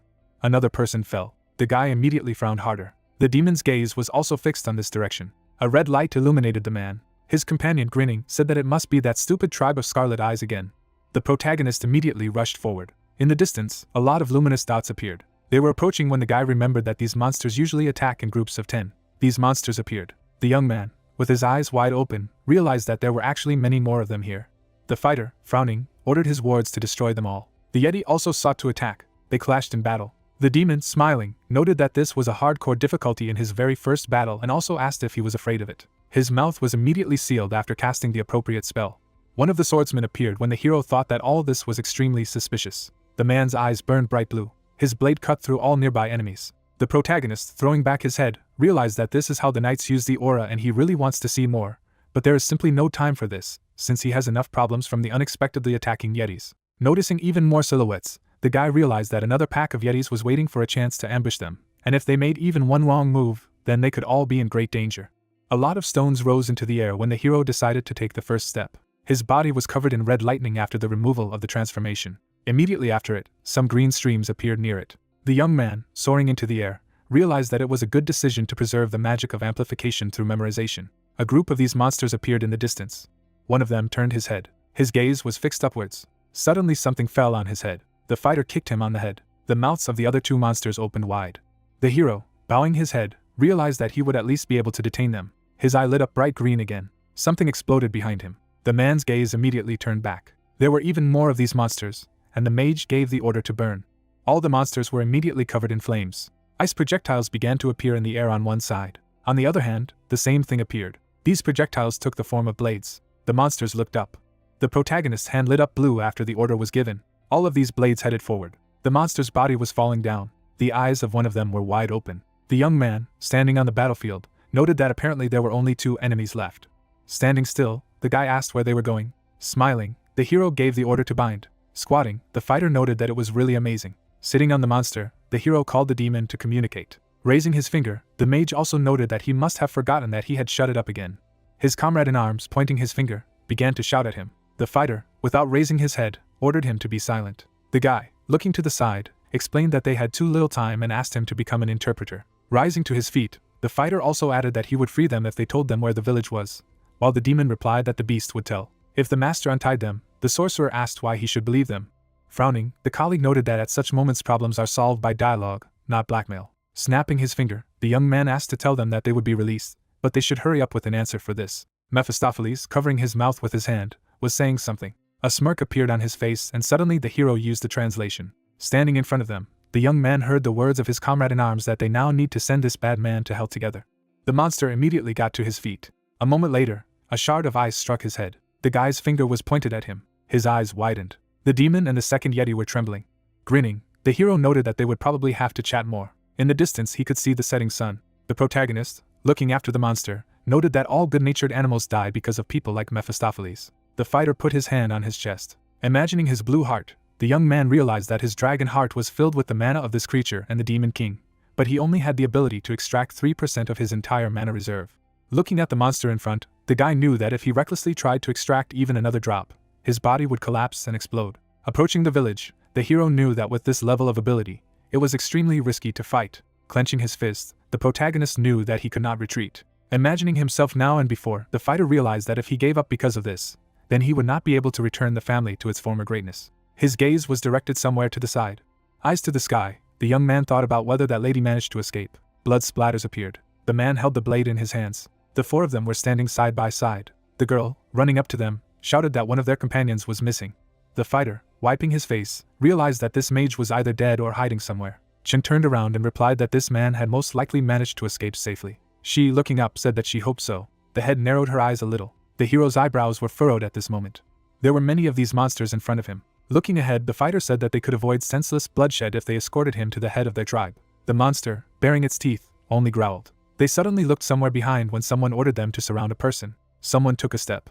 The protagonist's eyes immediately opened wide. A huge beast stood in front of him. Looking up, the guy said that he needed to ask him something. The Yeti, looking down, only growled. Holding the crystal in his hands, the young man hoped that he would not come to this, because if the negotiations failed, then he would have no choice but to kill their leader as quickly as possible. Sweat was running down his face when suddenly the beast spoke of his green eyes. The leader, looking down, asked for the guest's name. The young man, opening his eyes wider, introduced himself. The monster put his hand on the snow and asked him to follow him. The two of them were going somewhere. The head, walking beside him, said that in their tribe one legend was passed down from generation to generation. His eyes widened at the Yeti's words that the great king who ruled it had lived on this mountain for a long time. The fighter immediately turned to the demon. Bowing his head, the beast explained that the legend said that there was a man whom the king recognized as his friend. After introducing these two creatures, the monster said that it was a man with shining green eyes and the surname Merbinger. The young man, looking at his interlocutor, realized that one of his ancestors was a friend of the Yeti, who, in turn, said that the heads of the tribe followed the will of the king and maintained order in the man's house. The guy's gaze was directed forward as he asked about where this place was. The head, looking down, replied that this house was below. A gorge appeared in front of them. The two of them looked down. The young man, his eyes wide, could not believe that this place was in an abyss. His eyes were still wide open. Suddenly, a house appeared in the distance in the dark. The young man continued to look down. The hero noticed something and thought about the updrafts. The Yeti, looking down, noted that even they were barely able to go down only once a year, as long as there was this flow. The demon, grinning, noted that the master with his mediocre charms was not even able to cope with frostbite. The protagonist stood by the cliff when Mephistopheles asked what he was going to do, because with his current powers, this is simply impossible. The fighter, without looking back, noted that he was right and he really could not do it now, but if he retreated, then he would not be able to take a step forward. The guy, walking forward, said that he needed to do it because the ancestors were so eager to see the abilities of their descendants. His body flew down. Smiling, the soldier said that he needed to kindly show them. Watching the master fall, the demon said that he would die. Gritting his teeth, the main character thought that this wind is stronger than he thought. Looking at the man, Mephistopheles told him to concentrate, and added that if he couldn't, he would throw away his skates. The hero's leg flew down. Concentration could be seen on the protagonist's face. Looking down, the young man used a step. A building appeared below. Suddenly, the guy's leg was covered with magic. The mage reached straight to the house. The main character fell down. The protagonist's eye burned green. Making a stupid face, the man thought that he would die. Sitting down on the ground, the guy began to laugh. In turn, the demon said that the Lord was strong in spirit. Looking at the house, the young man said that this place was SOSO. The mage approached the door. Suddenly, a spell appeared, and it became clear that the door was locked by an ancient spell. Raising his hand to his chin, the main character said that he thought the casket should open simply. In the end, the monster said that he should try to direct mana, guessing the password. Touching the lock, the protagonist began to guess the password. Closing his eyes, the young man thought that it had nothing to do with the mana pattern, and added that perhaps there was something like a key. Looking down, the man came up with an idea. The guy took the artifact in his hands. The sorcerer brought the thing to the lock. Suddenly, something happened. A man could be seen in the doorway. Going inside, the main character found himself in a blue room. The protagonist took the book. The guy's eyes opened wide. Running through the library, the young man said that there was a fundamental doctrine of magic, magic of fairies and monsters, and even a book on black magic. Looking ahead, the demon said that this must be where the Sage of Winter lived. Looking around the corner, the mage asked who the Sage of Winter was. The monster had its back turned. The guy was looking through books. The man picked up a book called The History of the Merbingers. Reading the book, the main character saw that the eradication of all demons is their duty. Standing with a book in his hands, the protagonist asked if this was what he heard in his dream. The young man continued to read the book. The boy was surrounded by green symbols, reading about how the duty entrusted to them by heaven could be fulfilled if you were able to thoroughly digest the demons you devoured over and over again, unless a new harmonious combination of magic was formed. The words were in the book. Symbols flowed into words. The magician was reading a book that said he needed to eat, devour, and absorb demons. The protagonist's eyes turned green. The artifact began to crack. A medallion appeared. Suddenly, the thing began to emit a green light. Suddenly, memories of various battles appeared. The artifact hung around the young man's neck, making it clear that if the descendant passed the first test and absorbed the first demon, then he had found his true beginning. A man appeared in a meadow. The magician lay surrounded by flowers, asking what kind of place it was. Getting up, the wizard heard that he must be their descendant from the distant future, destined to inherit their destiny. Behind the main character was a man. The man looked at the protagonist. The magician smirked. Looking ahead, the young man said that he was Otto Han Merbinger. The man put his hand on his heart. Looking forward through the monocle, the man said that he was the one who tested and guided their future descendants through appointments, a guide. People were standing in front of the book, and it was clear that several centuries ago there were those who founded the magic system of the Merbinger system. Smiling, the man said that he seemed to know him. Looking at the guide, the main character said that he was the Sage of Winter. In turn, the man said that there should be no descendants who would know his name, asking where he heard this name from. Pointing with his finger, the guy stated what Mephistopheles told him. Casting a glance at his companion, the man asked if he was talking about the original Sin Demon King, and in the end, the protagonist answered positively. A hand was on the young man's shoulder as the mage said that he could not believe that the first demon he absorbed would be Mephistopheles. Holding the young man's hand, the man said that they had an amazing descendant, and added that after this, shouldn't he increase the complexity of the appointment. The demon sitting in the room asked what kind of pathetic fool would dare to insult the great demon king, and added that he would rip out his limbs. Raising his hand, the mage asked what the purpose was, asking where he was directing it. Putting his hand on his head, the man said that he probably had a lot of questions. Smiling, the man said that he was most likely interested in what all these difficulties were about, because they could just leave notes. The hand continued to be on the hero's head. Suddenly, lightning appeared in the man's palm. The wheel appeared in his hand while the wizard was talking about how they had created something like a wheel. The man attacked, saying that if it starts spinning, it can no longer be stopped, and added that in such conditions nothing can be left to chance, so you have to carefully choose and check the descendants, because time does not matter. Looking at the guy, the magician said that since he had passed the test, now the choice was entirely up to him. The wheel was in the hands of humans, and it became clear that the protagonist could decide whether to stop the wheel or let it roll. Elric glanced at the palm of his hand. The protagonist ran along the wheel, thinking that he did not know what was entrusted to his family, and stated that if he crossed the threshold without hesitation, then all his familiar usual life could disappear. Clenching his hand into the basket, it became clear that this was his last chance to get out. The man, looking at the hero, said that he respected his decision, while the young man said that it was in order to revive the family and fulfill the wishes of his great-grandfather and his ancestors, and continued that he was doing this in order to carve his name on the tablets of history as the name of one of the greatest magicians. On the guide's face you could see confusion. People fought demons. The main character was standing in front of the statue. Elric used magic, and it became clear that what he had been talking about for a long time was his dream. Suddenly, the spell began to work. You could see surprise on the man's face. Slapping the protagonist on the shoulder, the guide said that they needed such brave guys here. In turn, the guy said that it hurt him. Green mountains appeared. The landscape changed from a meadow to snow-capped mountains. People were looking into the distance. Trying to warm up, Elric asked where they were, while the man said that this was the training ground where he had to complete his first mission. Gritting his teeth from the cold, the guy thought about why he should be tested in such a place. Smiling, the main character made it clear that he would become much stronger. Without showing his face, the conductor said that such a smile was a very excellent mood for a candidate. Pointing with his hand, the man said that the guy should look there. In turn, the young man did not understand where he needed to look. In the end, the man said that he should look deeper and further. The eyes of the main character indicated that he was concentrating. Suddenly, something seemed to me.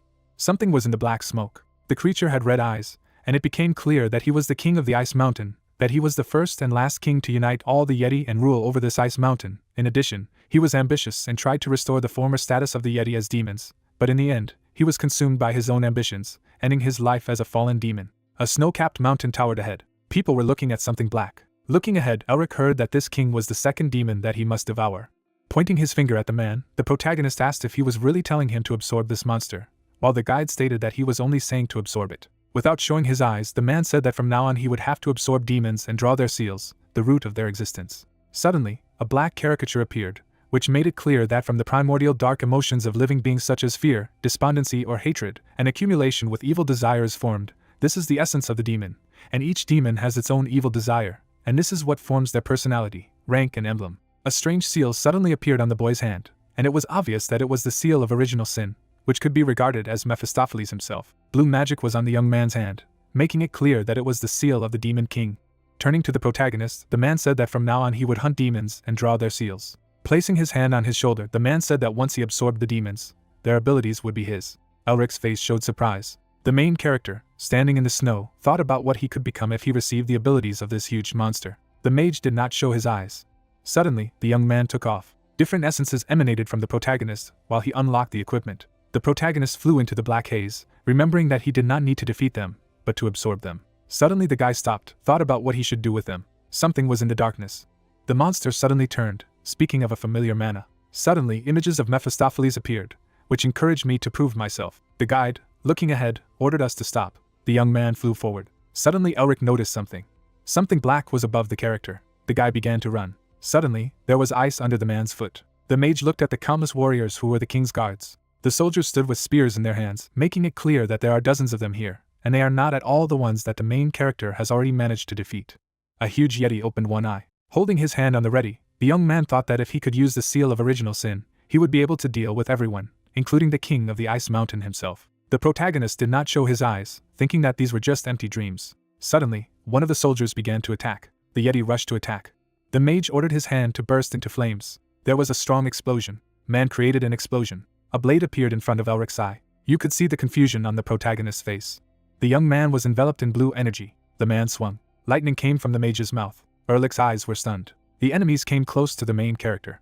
The protagonist's hand began to change position. The other hand did the same. Standing near the ice block, the guy picked it up and punched. The Yeti's helmet was outside his head. The young man's eye was green.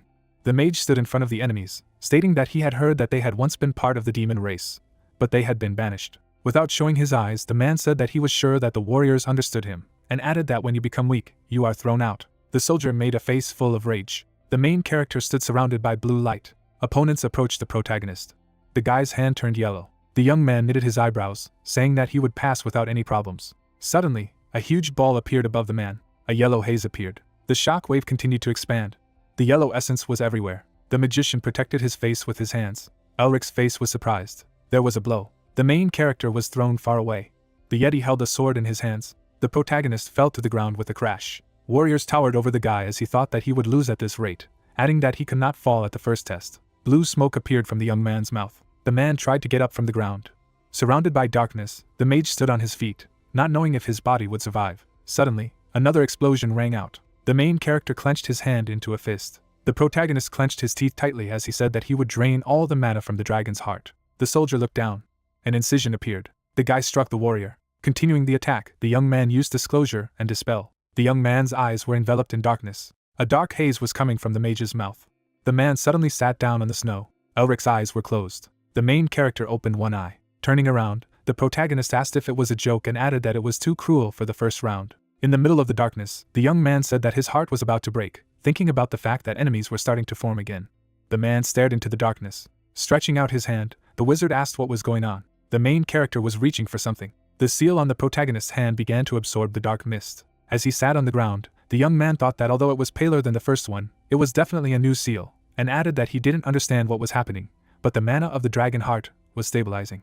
Magic consumed darkness. The guide standing with the guy said that therefore, in order to use their power, he must know the names. In turn, the magician asked how he could find out, because he could not just ask. The man, without showing his face, said that the wizard should not worry. Standing in front of the soldiers, the young man remembered the words of the man who said that he himself would understand everything when the time came. The main character tilted his head. Suddenly, the protagonist began to use blue magic. The hand tried to catch something, and it became clear that his real name was Cruelty. The man could not explain it in any way, but he knew how to use the seal and their real names. The guy was surrounded by ice. The young man's eye began to close. A blizzard began over the mountains. The mage did not show his face. The wizard used magic. The soldiers stood in black robes. The Yeti raised their shields. There was an explosion.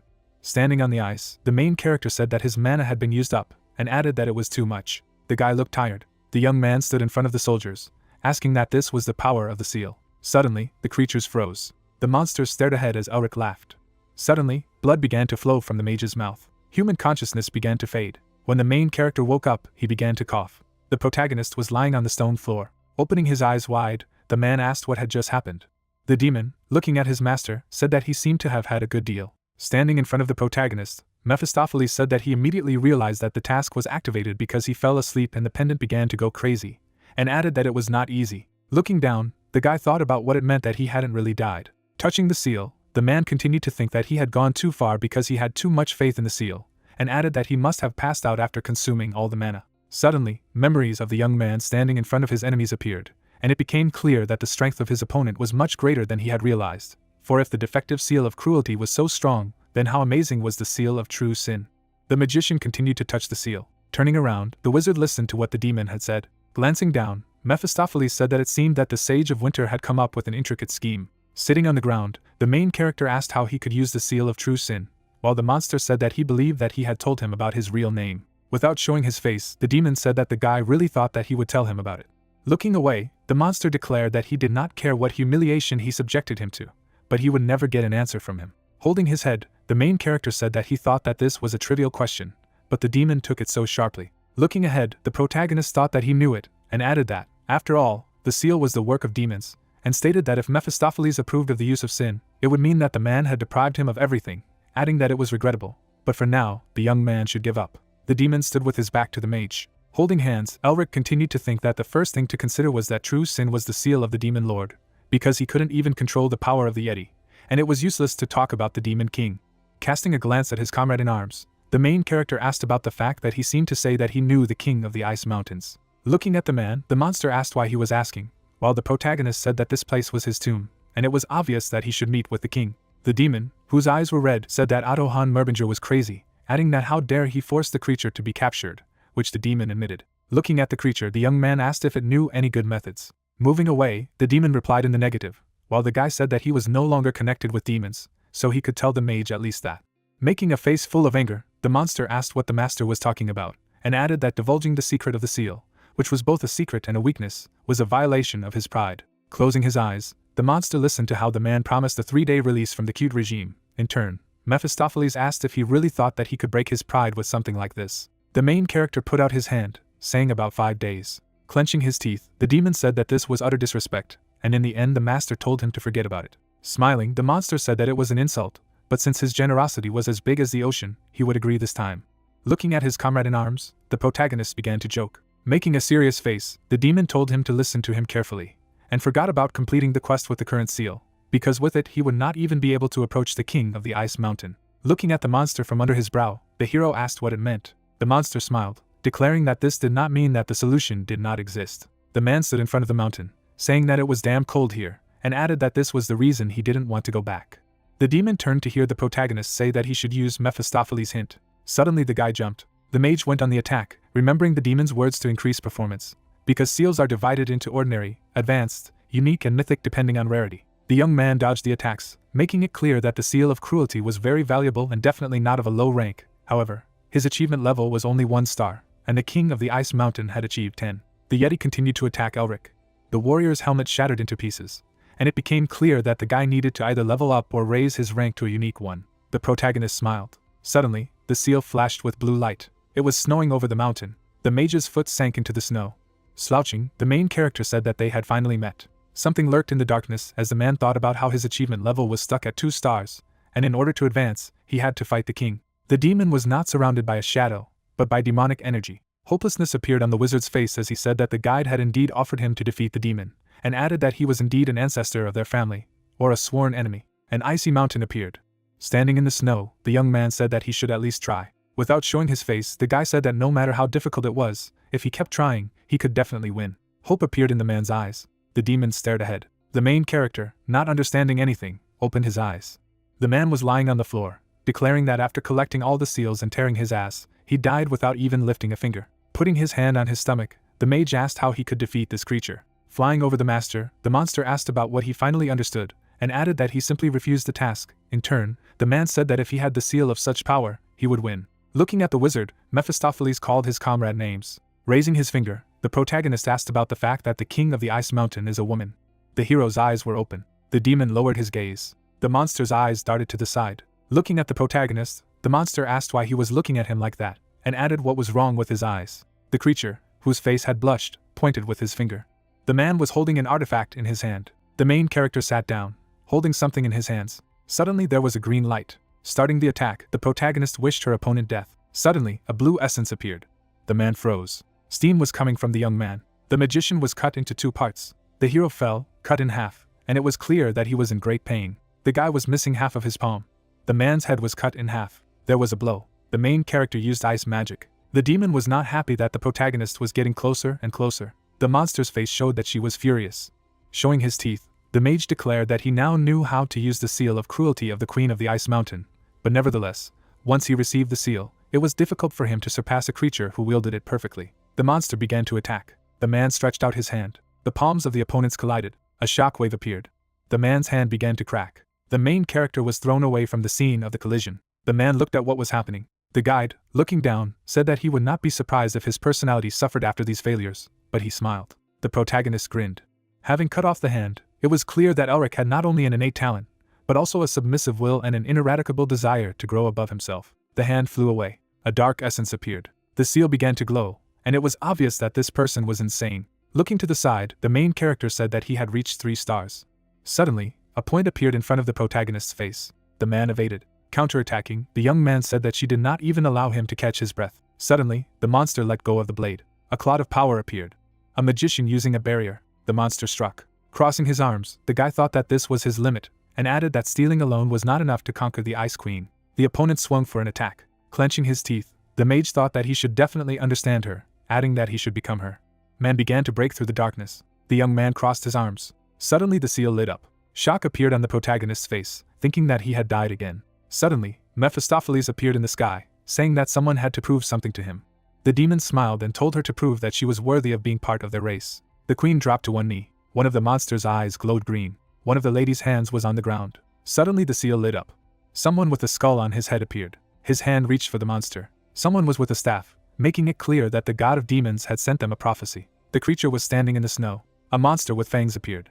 Standing on the cliff, it became clear that they would conquer the mountain range. The queen of the ice mountain was small, having made it clear that she was born to rule. However, as the one who was the first in the history of the ice mountain to unite the tribes, she could not get enough of this place alone. Monsters gathered. Red eyes were visible, and the monster made it clear that she had to restore their former legacy. The girl looked into the distance. The Yeti were looking ahead. The lady held an axe in her hands, making it clear that she would return to their rightful place. The soldier was holding a sword in his hands, and it was clear that they had brought countless humans and demons to their knees, and once again they had become part of the demon race. The horse's leg was bleeding. A blood moon obscured the sky. Looking ahead, the queen even tried to become the demon queen. However, she was prevented by the demon king Mephistopheles. The soldiers lay dying. The lady got down on one knee. The demon was smiling. Looking at her opponent, the girl thought that the bar of the all-powerful demon king was too high, and added that she had no choice but to know the bitterness of defeat. The mountain was covered in blood. Something was in the darkness. The demon was in the mist, and it was clear that she had almost managed to get Mephistopheles' confession, but someone had told her to stop. Suddenly, a lock appeared. The soldiers were ready for battle. People were looking down.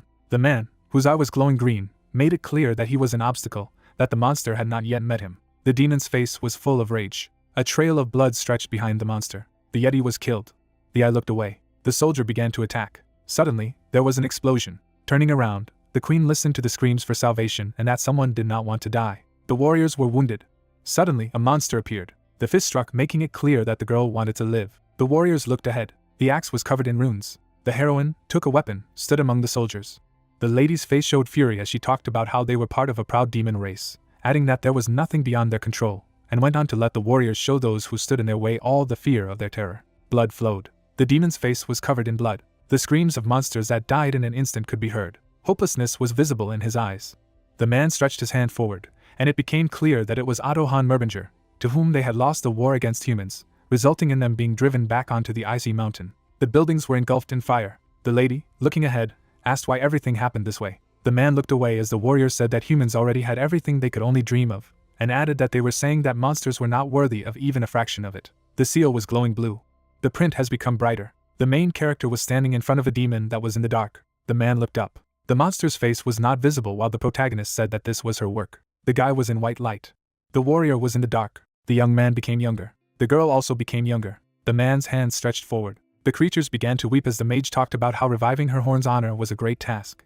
Suddenly it began to snow, and it became clear that after that day, Otto Hahn had settled on the icy mountain to keep an eye on the queen. The axe struck the weapon. The guys began to smile, making it clear that after countless fights, they began to respect each other. The lady, sitting in the snow, said that she must restore their former greatness. In the end, she, unable to completely free herself from the shackles of her ambitions, eventually became a monster. Suddenly hands appeared. The man stood with his hands folded. Looking forward through the monocle, it was clear that the lady had met her end at his hands. The man woke up. Opening his eyes wide, the protagonist heard the words that he must be the same descendant from the distant future that he was talking about. Looking at the protagonist, the girl was sitting on the ice. Holding her hand, the demon said that he was able to calm her madness to some extent, and even chopped off her hand, adding that she should think that his words were not an empty shake of the air. Looking at his opponent, the guy said that he felt sorry for her hand. Suddenly, the monster began to regenerate his hand. With his eyes wide open, the young man listened to the fact that although she had never been able to let go of her ambitions, she was still a warrior, a queen, and the leader of her race. Sitting surrounded by darkness, the warrior said that she did not need pity, especially from the enemy. A look of bewilderment appeared on the mage's face. Smiling, the demon asked that now was the time to end this long battle, in order to apologize to her people and revive them. Clenching his hand into a fist, the protagonist listened to why she was so greedy while trying to join the demon race. From the darkness came a voice that she would live well with her lovers. Suddenly there was a memory of the creature being in the ice. The young man didn't show his eyes, thinking that after all, she was once again under the influence of demonic energy. The man opened his green eyes, thinking about what he should do now. Something was standing below. Making a serious expression, the protagonist continued to think that he needed to concentrate, because his opponent was the queen of the ice mountain, the monster that united the huge ice mountain, the greatest of the Yeti warriors, and the enemy that he must devour. The guy looked at the demon. In the eyes of the opponent you could see rage. The wizard stretched out his hand, knowing that he would not win if he did not put all his strength, and it would also be disrespectful to her. The man stood in the blue light. The stones began to fly. Boulders were falling. The lady stood with her foot on the snow. The man's foot slipped through the snow. The two began to attack, making it clear that this was the end of their story. Fury could be seen on the faces of the creatures. Due to the impact, a blast wave occurred.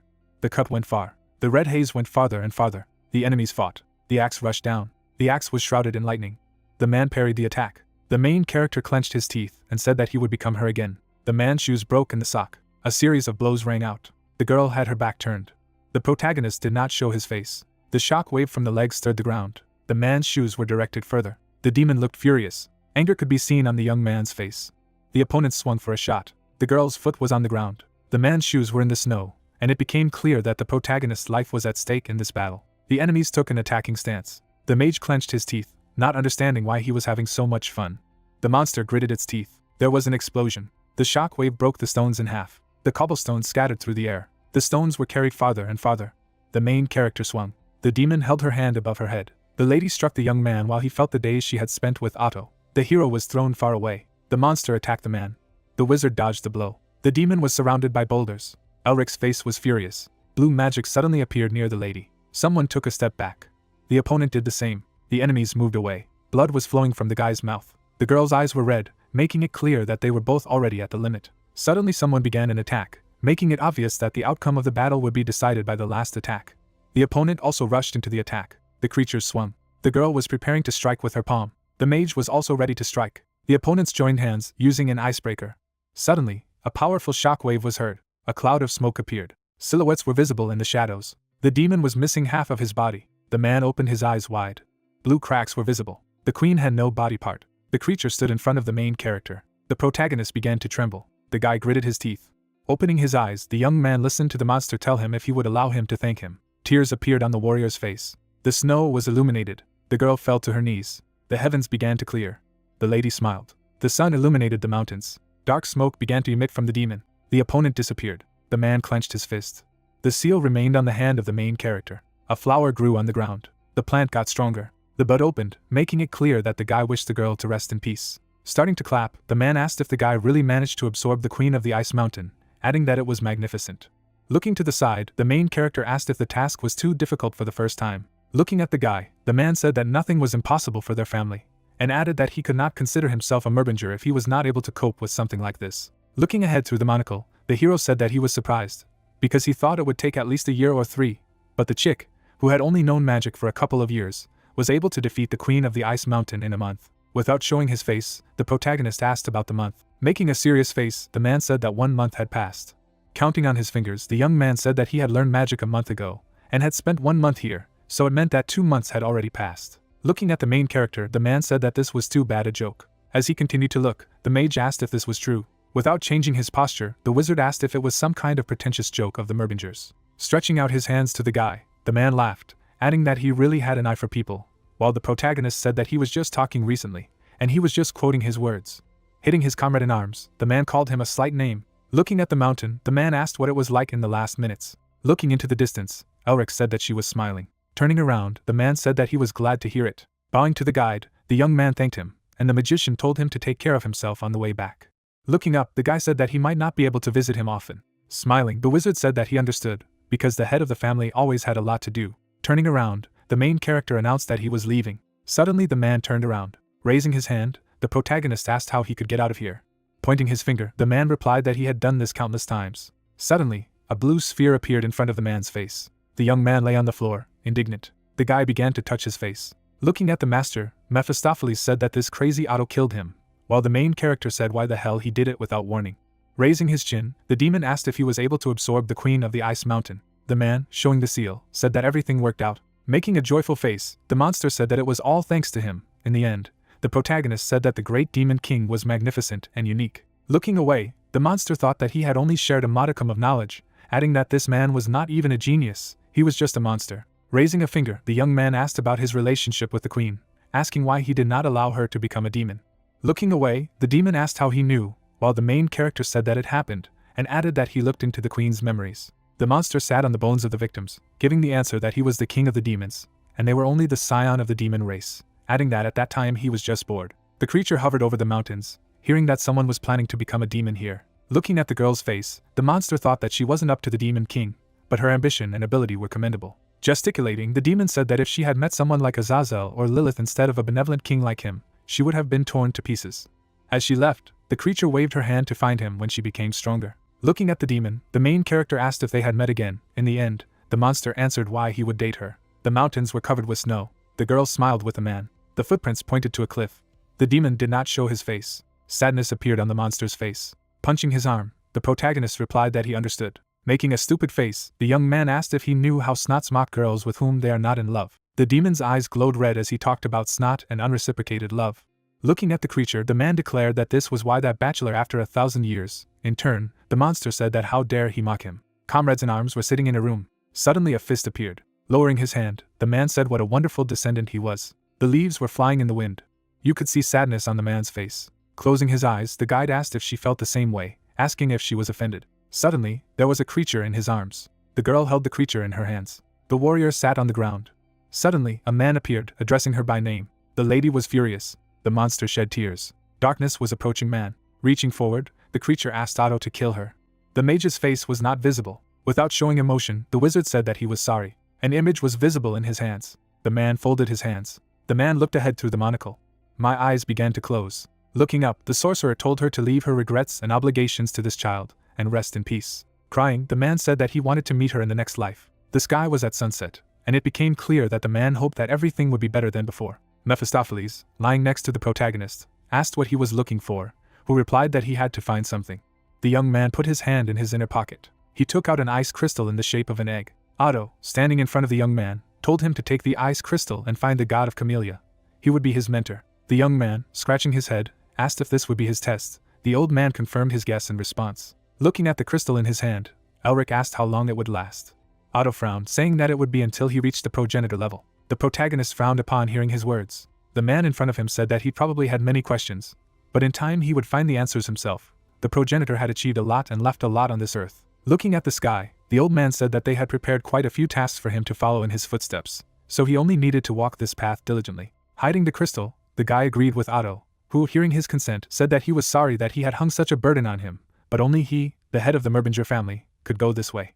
The old man turned away, telling the young man to leave. He narrowed his eyes, saying that he should bring winter to perfection. Mephistopheles, covering his face, laughed. He chuckled, saying that Otto must be trying to recreate winter. The young man, looking at the crystal in his hand, asked what winter was. The demon replied that it was their vile 4 seasons.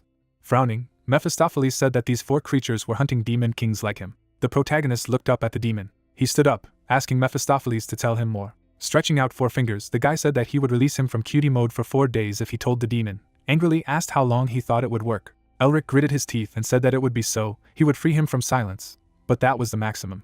The king chuckled, saying that the fee was acceptable. In the past, there were 4 servants who assisted the progenitor in the founding of the Merbinger family. Since the personalities and abilities of the 4 corresponded to the seasons, the demons gave them the nickname, 4 Seasons. Otto was the personification of winter, a harsh, cold winter. Narrowing his eyes, Mephistopheles said that the fact that someone like him was left behind to watch over posterity in the role of overseer meant that he wanted to pass on the power he once had to him. The protagonist shuddered all over. He involuntarily parted his lips, mentally saying that this all meant that when this ordeal was over, he would be able to gain new strength from the other 4 seasons. Mastering the power of the 4 seasons also meant that he would be able to match the powers of the progenitor they had helped to open the pages of the Book of Destiny. Glancing at his tattoo, the young man realized that if he could continue to absorb seals equal in power to the seals of cruelty, it would be a matter of time before the family was revived. Elric grinned. Looking at the crystal in his hand again, he asked what was so important about this crystal that the god of Camellia needed it. Mephistopheles, imagining the ice mountains, said that it was the core of winter, formed only in the deep parts of the ice mountain covered with eternal snow. In other words, it was the egg of the spirit. Since Camellia is a flower that blooms in winter, it is impossible to think of a better pot than an ice crystal for her. The god will shine when he receives this egg. When Elric asked where he needed to go to meet the god of Camellia, the demon closed his eye and said that he most likely needed to go to the flower temple in the north. The protagonist, with his mouth agape, asked if this temple really exists. Mephistopheles, hearing him, said that it exists, and that noisy idiot is most likely guarding the temple. The young man, staring at the demon, said in his mind that he would only be able to confirm this information in the Imperial Library. He frowned, mentally saying that Mephistopheles was somehow suspiciously friendly. He was clearly up to something. The demon's spirit form became brighter. Mephistopheles sneered, He never thought that the test he had passed would bring back his demonic energy as well. It seemed that Elric had noticed something. But what difference did it make if he couldn't change anything? He had no choice but to become stronger with each trial. In this way, the young man will be left alone in the midst of darkness. The protagonist bowed his head, realizing that although trials make him stronger, they also add strength to the Demon King. Perhaps he will resurrect the great Demon King with his own hands, who, when freed, will plunge the world into chaos. Seeing the young man trembling, the demon laughed in his mind. He liked the look on Elric's face. He was clearly frightened. Mephistopheles chuckled, mentally saying that although he was uncomfortable with Mirbinger getting stronger, there was nothing he could do about it. His recovery was a priority now. The protagonist suddenly grinned. The demon trembled as he thought that he could take so much more from Mephistopheles, and in order for him not to run away as soon as he regained his strength, he had to become stronger. The guy made the demon look away. A strong wind was blowing. A bright glimpse swept through the wind. The protagonist, having landed, said that only a month ago, the path here was a lot of difficulty, and now it was too easy. The young man, kicking up the snow with his jerk, said that since he needed a mentor, they should go to the Scarlet Eye tribe. But in his mind, he said that he didn't know if it was because he had been fighting the Yeti for a long time, or because he had absorbed the seal of the Ice Mountain Queen. He wanted to take a look at them. Elric couldn't help smiling. His eyes widened in horror. Houses were destroyed. The snow was covered with blood. The corpses of the Yeti lay on the ground. The entire settlement was destroyed. Seeing the Yeti hanging from bayonets, Mephistopheles said that they were killed slowly and tastefully, although they could quickly end lives, all for fun. Frowning, the demon said that he did not know who exactly had done this, but even the demons would envy their cruelty. The protagonist, looking at the ruins in front of him, said that he felt bad. He stepped forward, mentally saying that since Yetis were monsters, they were often killed. Even he had killed quite a few Yetis, but he had never treated them as toys. The young man gritted his teeth. He felt angry. The young man remembered how he had taken on the duty of the Queen of the Ice Mountain. He opened his jaw sharply, realizing that he was not her and did not have to sympathize with them. The young man's pupil decreased. The guy froze, looking at the space in front of him. He approached a snowdrift. The protagonist began to scatter snow with his hands. Elric clenched his jaw. Soon he dug up the top of the creature's head. The protagonist screamed in grief. Clots of snow were thrown aside. Elric dug up Mingma, and she died crying. In the past, the girl, entering the hall with a smile, was happy with the newcomer. She raised her hands, saying that from now on the path would be much more difficult, so they should have a meal. Mephistopheles froze, looking at the guy in front of him. Looking at the corpses of people stuck in the snow, he said that it was the business of the people they had recently met. The protagonist, feeling an invisible pressure on himself, asked if he felt too bad about them. The knight, despite the wound, ran after his mistress. The lady was breathing heavily. She stumbled. The knights immediately ran up to her, asking if she was okay. When they approached, the girl said that everything was fine with her. They shouldn't worry about her. They didn't know when the killers would return again, so they had better concentrate on finding the grave. Frowning, Isabel said that she was the daughter of the Blue Lion. She no longer wanted to be a burden to him. Chen stared at the mistress with concern. The girl trembled, mentally saying that many people died at the hands of the killers who persecuted her. For their sake she could not afford to sit idly by. Walking with the map in her hand, she said that a whole month had already passed. They had been looking for this grave for a month, following the map. The lady frowned. She looked up at the sky. Looking at the beautiful clouds, she remembered her father. Looking at the coat of arms of the Blue Lion family, people would say that the only daughter of the family was not even able to hold a sword properly. The men, looking at each other, said that, given that the lion follows only the strong, there would be problems. Isabel stopped. She walked away when she heard the servants talking. The girl repeatedly brandished her sword. She trained at her personal training ground. The sword plunged into the floor. Breathing heavily, the girl did not understand why she did not have talent, whether she could even call herself the daughter of a blue lion. A lot of ridicule and contemptible words were like a huge burden for her. The man approached his daughter and called her. Herman smiled. Sitting down next to his daughter, he said that he seemed to have put too heavy a burden on her shoulders. He was sorry. The girl, hearing his words, said that the reason was only that she was not good enough. Closing his eyes, the man said that she did not have to follow in his footsteps and become a blue lion. He sneered, saying that she was not a blue lion. She was a proud member of the Vau family. Afterwards, he raised his hand, saying that he was still strong as a bull. She should touch his stone muscles. Smiling, Herman said that she didn't have to worry about him, the blue lion. Herman, while, as always, he would continue his dream of becoming the best swordsman on the continent. Tears appeared in the girl's eyes. She smiled fondly at her father. As she walked down the hall, Isabel asked why her father didn't wake up. She grabbed his hand gently. The doctor, standing by the bed, said that Sir's illness had similar symptoms to blocking disorder. Looking at the men's faces, he said that while he was trying to make it impossible to control the aura, his blood and energy flow had stalled, causing the mana circulation in his body to stop. If they didn't take action soon, his muscles would begin to atrophy. Isabel froze in horror when the doctor said that the problem would be solved when they restored the mana flow. But Herman had too much mana for human power alone to solve the problem, and they had no choice but to rely on magical artifacts. A shadow hid the girl's face. Soon Isabel and her faithful knights left the estate. Since simple artifacts were useless, she desperately tried to get her hands on the latest artifacts that the magic tower or academy possessed. However, she was always refused. The man raised his hand, expressing his refusal.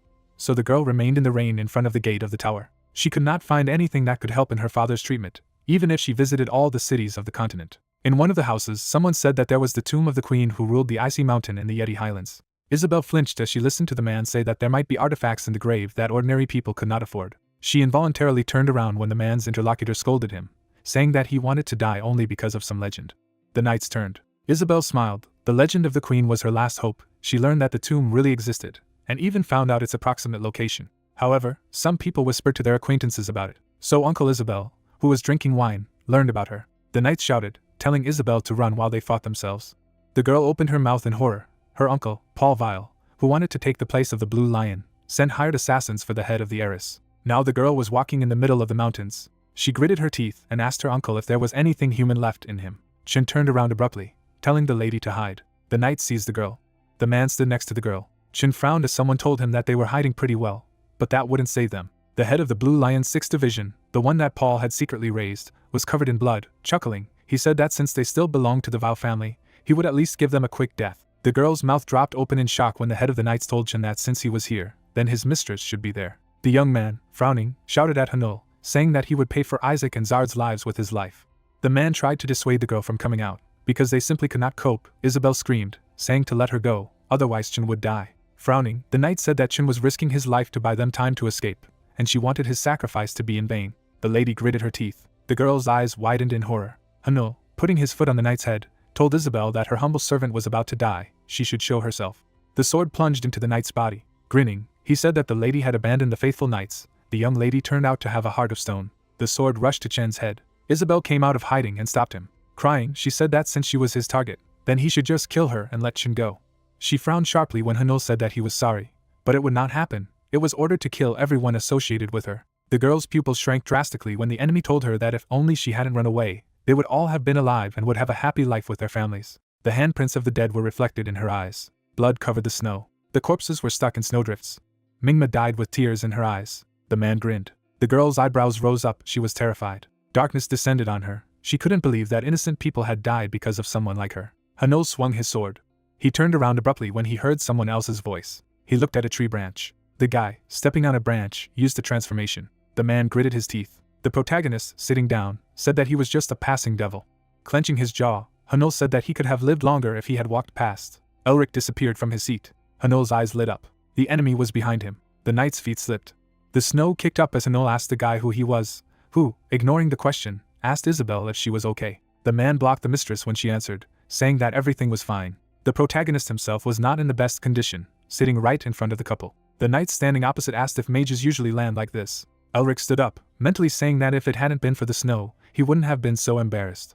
The girl's eyes widened as she realized that this guy was the companion they had previously lost. Parting her lips, she screamed, asking the boy to run, for it did not concern him. The knights hiding in the forest said that they did not leave any witnesses alive. Hanul's eye flashed as he ordered the devil to be eliminated. The knights immediately rushed to the young man. He frowned, saying that his goodwill had been spent on them. A bright light burst out of his eyes. The wind streams concentrated at his hands. The guy stretched out his hand. An icy wind immediately hit the knights. A moment later, a gust of wind completely covered them. The young man clenched his fist. The bodies of the dead knights fell to the ground. The lady's mouth dropped open in shock. Hanul tilted his head, puzzled. The knights rushed forward, intending not to give Elric a chance to use magic. The guy abruptly found himself in front of one of the enemies. He turned his head sharply. Stretching out his hand, the young man used ice magic. Ice swords rushed towards the crowd. Swords pierced the knights. Some of them dodged the squall of ice. Starting to run away, the knight called for help. Suddenly, his head shattered into pieces. The scraps of the bodies began to slowly fall to the ground. Hanul, breathing heavily, asked Elric if he even knew who they were. The guy smiled, saying that he didn't care, so he should bow his head first. Hanul gritted his teeth. Isabel, hiding behind a tree, tried to understand who this man was. He could handle the blue wolf's cocks with such ease. Her pupil shrank as she realized that Elric was a powerful wizard, her intuition warning her of danger.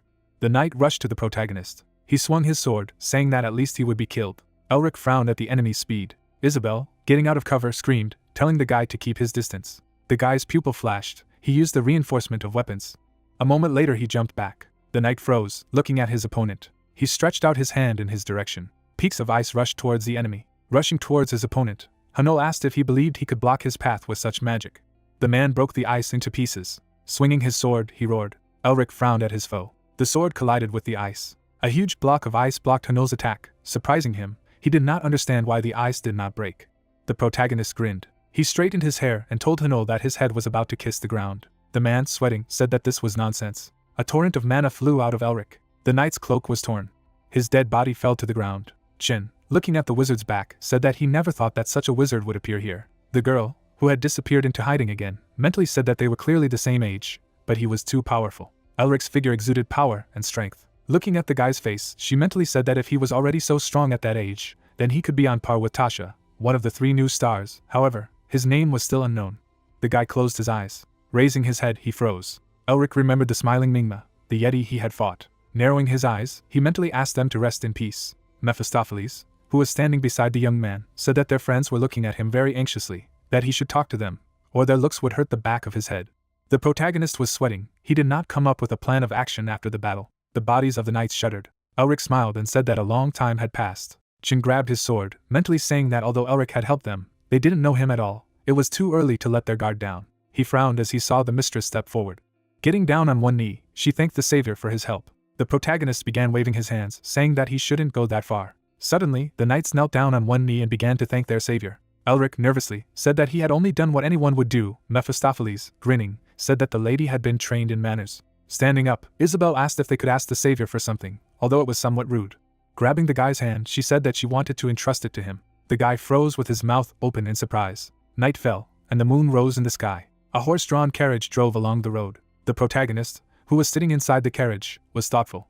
Mephistopheles, who was sitting next to him, said that he saw the corners of his lips lifting. If he hid his grin, then he had to do it properly. The guy, looking at the medal, mentally said that he was given something incredibly valuable. Taking the medal in his hand, he was puzzled when he saw the coat of arms of the Blue Lion. Glancing at the girl in front of him, he asked if they were of the vile lineage, and she replied that they were. Looking at Isabel's face, the protagonist mentally said that this explains why she is so beautiful.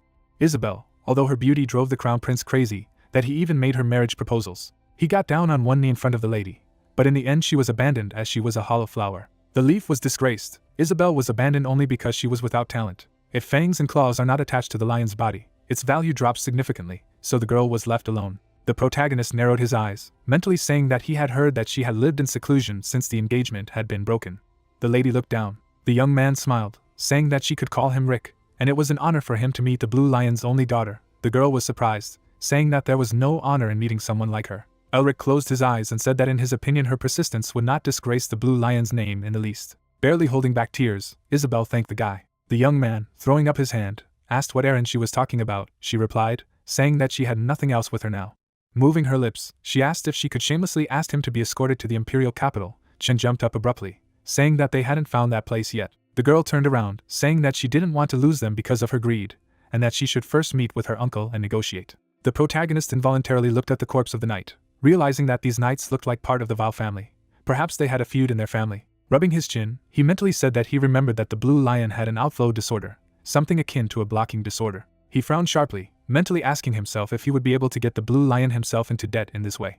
The alliance of the revived Merbinger family with the Blue Lion would be a sensation. The young man grinned, rejoicing at his insidious plan. Isabel, looking at his back, said that although they lacked strength, which is why they asked for their help, when she returned to the capital, she would pay him twice as much as she was currently offering. The protagonist stared at the gold coin. He squeezed the coin sharply as the girl reached out her hand. The guy grinned. Grabbing the girl's hand, he said that he would help them reach their destination safely. It was dark inside the carriage. Only the outlines of figures could be seen. Mephistopheles, standing upside down, asked why they needed money if there were tons of jewelry in Shanak's nest. The protagonist turned his head, telling the demon never to say such words unless he himself was cold and hungry.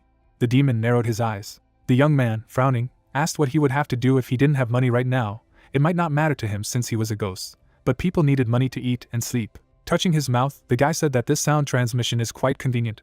With a small amount of mana, he can send words to his target at will. Mephistopheles chuckled, saying that he had trained him only because he annoyed him with his barely audible mumbling under his breath when someone was around. Elric chuckled, saying that it wasn't surprising why he hated the silence spell most of all. Chatterbox.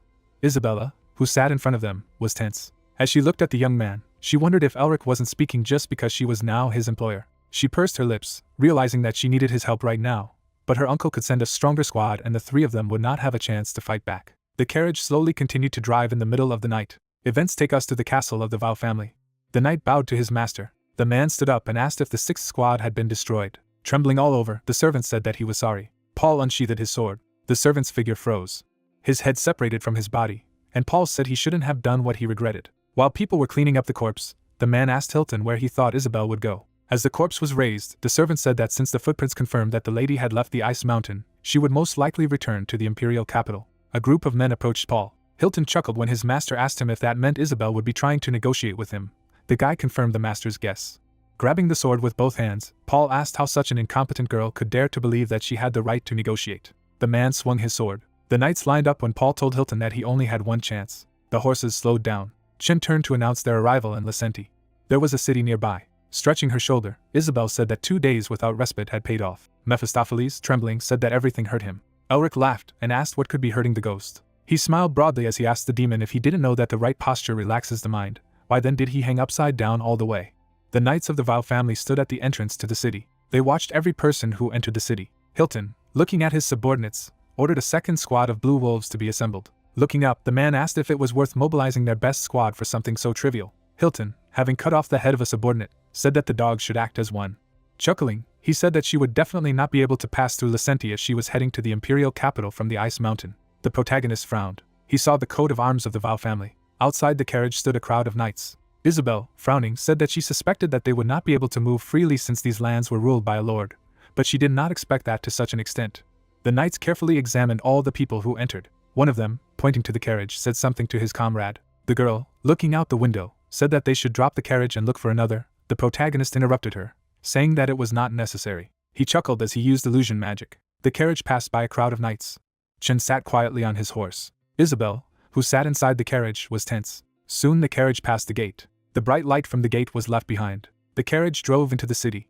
Elric stepped outside. The girl, surprised, asked what kind of magic he used. He, smiling, said that it was simple illusory magic that changed their appearance for a short period of time. Isabel, raising her hand, said that thanks to him they had managed to get into the city safely. The young man, after thinking, said that they should spend the night here, and he would return as soon as he finished his business. Mephistopheles, following the guy, asked why he decided to just pass by with the illusions when he could get rid of them. Elric replied by saying that he did not want to fight without knowledge of the enemy's forces, and mana should be saved for an emergency. Looking around, the demon said that he was just lazy, because he had the speech of the soul and the seals.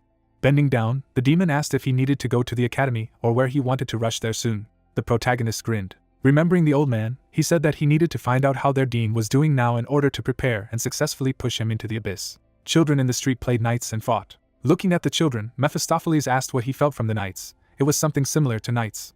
Elric stared at the children and said that this aura chain did not exist in his time. He stretched out his finger, saying that mana was originally a blessing bestowed on sorcerers, but over time, even martial artists had developed a way to apply mana to the body. If sorcerers create magic circles in their hearts with magic, martial artists strengthen their bodies by interweaving aura chains around their dantian. Magi have a hierarchy of the number of circles. The magister has 6 circles, the archmage has 7, and the sage has 8. Martial artists rank according to the number of chains. 1 is just a user like that child, 2 are adepts, 3 are experts, 4 are masters, and 5 are supreme masters. Mephistopheles, crossing his arms over his chest, asked if there were only 5 chains. The guy replied by saying that this is usually the case, but there is an exception. 1 person managed to form more than 5 chains. Squinting, the demon asked who it was. The protagonist froze. He imagined the figure of a man, saying that it was the golden lion, and he was considered the strongest creature on the entire continent. Continuing to follow the guy, Mephistopheles said that it was too arrogant a nickname, nothing more than human standards. The guy refuted him, saying that this man was on par with his great-grandfather, one of the greatest sorcerers in the history of the Merbingers. The demon involuntarily froze, stopping at this place. He grinned, saying that he would be happy to meet the golden lion one day. The young man, looking at the newspaper, said in his mind that this old man was stuck over something again. Smiling, he asked if he could buy the most interesting newspapers of the month. Events take us to the academy. The guy got down on one knee and said that the Neristar guarded the hospital like an impregnable fortress. The old man, thinking for a moment, said that Sean was too ungrateful a bastard. Rivern, bowing his head, said that since his achievement of finding the nest was known to everyone in academia and the press, he was far superior to the others in the ranking of the candidate for the position of director. Burkos, frowning, said that it would never be clear what could happen if they did not get the rights to develop the nest. Rivern grinned, saying that all he had to do was give the order. The man smiled. Glancing at the guy clutching his head, he said to press the Neristars even harder. Carl, looking at the master's trembling hand, said that the pressure to transfer the rights to explore the nest was growing. Sean's whole body trembled. He raised his head, saying that his sister came every single day and asked him, and there was no news from that idiot Elric. Touching on the papers, he said that he had already come to terms with everything. Standing up, Sean said that he would continue to endure until Elric returned. The protagonist, looking at the newspapers, said that the dean was cunning, and it was his fault that a real hell was going on there now. Grinning, he said that the older, the more cunning a person became. Clenching his fist, he said that no matter how high he climbed, it was for the best, for it would only make his debut even more pompous. Closing his eyes, the guy said that he felt a little sorry for Sean. Suddenly, something flashed off to the side. A moment later, there was an explosion. Mephistopheles and Elric turned sharply. Screams were heard outside the door. People fled in fear. Children called their mothers. The protagonist, gritting his teeth, opened the door. He opened his mouth in shock and horror. The city in front of him was burning. A little earlier, Chin had entered the house and asked the lady if she trusted Elric. Standing behind his mistress, he said that he might not be Paul's subordinate, but he might be the assassin, the infiltrator of one of the 7 lions claiming the main inheritance. Though he wasn't sure about it, but they had to be prepared for the worst. The girl didn't turn to the knight's words. She understood the origins of Chin's thoughts. But after the icy mountain, his concern became suffocating. Turning around, she told Chin that she understood what he was saying. Pointing to the map, Isabel said that he should consider one thing. His distrust of Rick was a distrust of her decision. The knight's eyes widened in shock. Remembering the boy's face, she mentally said that only a righteous person could show such a face. Remembering how the guy squeezed the mistress's hand, Chen asked, "Wasn't the guy just a mercenary who just needed their money?" The lady smiled, saying that he had done it on purpose. Turning to the knight, the girl said that he had helped them from the beginning, not expecting anything in return. He would still have helped them even if they hadn't hired him. The girl, pondering, said that Rick's expression had changed. As soon as he realized that they were from the Val family, he decided to take care of their family's reputation. Looking at the knight opposite, Isabel said that the guy had belittled himself intentionally. The man smiled broadly, saying that now he understood everything. He did something so as not to make the blue lion look weak. Chen also smiled as he understood the situation. Suddenly, a bright flash appeared in the window. A moment later, an explosion shattered the window. Looking at the burning city, someone said that the city was burning beautifully. Simon, grinning, said that the scroll of the 4th circle was definitely worth the money. Beskov, frowning, asked how he could be pleased with such a sight. Picking up the scroll, the man said that he had only recently agreed with him, and now he was acting serious. But he had no idea how much he had spent on this thing. Beskov frowned, mentally saying that he had not managed to do anything better anyway. With her own character, the young lady, disregarding the danger, would definitely crawl out to save everyone. Simon, pondering, asked if it was worth adding fire. The man objected, saying that the 6th squad had been destroyed. According to Hilton's calculations, they were opposed by 3 or more unknowns. They should not underestimate the enemy, for there might be a magician among them. Waving his hand, the knight said that although he would have destroyed this 6th squad himself, he and Hilton were too worried. Licking his lips, the man said that he hoped that there would be decent entertainment here. Closing his eyes, Beskov said that then they should start. He then ordered the knights behind her to find her and kill everyone but her. Sparks flew all over the city. The girl was lying on the floor. She trembled and asked Chen and Ed if they were alive. The girl gritted her teeth. A fire broke out in front of her. People asked to save them. Isabel's eyes widened in shock. Women, clutching their heads, screamed, calling for their children. Men froze, seeing the dead bodies of their relatives. Severed limbs and corpses lay on the ground. The girl turned sharply when she heard a warning cry. The explosion threw Isabel away. She began to fall slowly. Chin, finding himself under the rubble, asked the mistress to run away. The lady stretched out her hand to the sword. She grabbed the hilt of her sword. She was filled with anger at her helplessness. Getting up, she wanted to go out with them for a fair fight and save people, but she has neither the strength nor the talent to stop them. The girl got to her feet. She bit her lower lip, not wanting to run away, not wanting to live a shameful life. She remembered how Elric, smiling at her, had said that her persistence was not in the least disgraced by the name of the Blue Lion. Looking at the flash in the distance, Isabel said that she was a member of the Vile family, the defenders of the Empire, and even if she died, she would fight to the very end. The girl stood up. She frowned as she stared at the fireball. An explosion thundered. The lady closed her eyes, expecting pain. She slowly lifted her eyelids. The ground was covered with frost. Some parts were completely covered with ice. Elric was standing directly in front of Isabel. A cold wind rushed into the burning city. Frost and cold wanted to extinguish all the fire in their path. A couple of seconds later, the fire was extinguished, and the city was covered with a crust of ice. The girl, parting her lips, asked what had just happened. Tears appeared in her eyes. In front of her stood a lonely figure, her savior. Debris fell to the ground. The protagonist stood motionless. Looking at his face, Isabel thought that perhaps it was impossible, but she wondered if she would ever be able to stand next to him. The young man stepped forward. The guy rushed forward. He gritted his teeth, angry. Looking at the corpses, he tried to understand why the knights killed innocent civilians.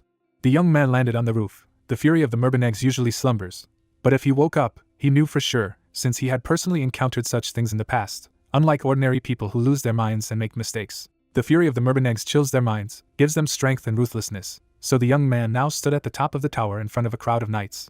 Mephistopheles, grinning, said that there were quite a few of them and they were much stronger than the past losers. Did he really think that he could win? Looking at the wounded people, the protagonist said that it would not be easy, mana might not be enough, and the townspeople were restricting his actions. Mana enveloped the boy as the demon asked him why he wasn't running away.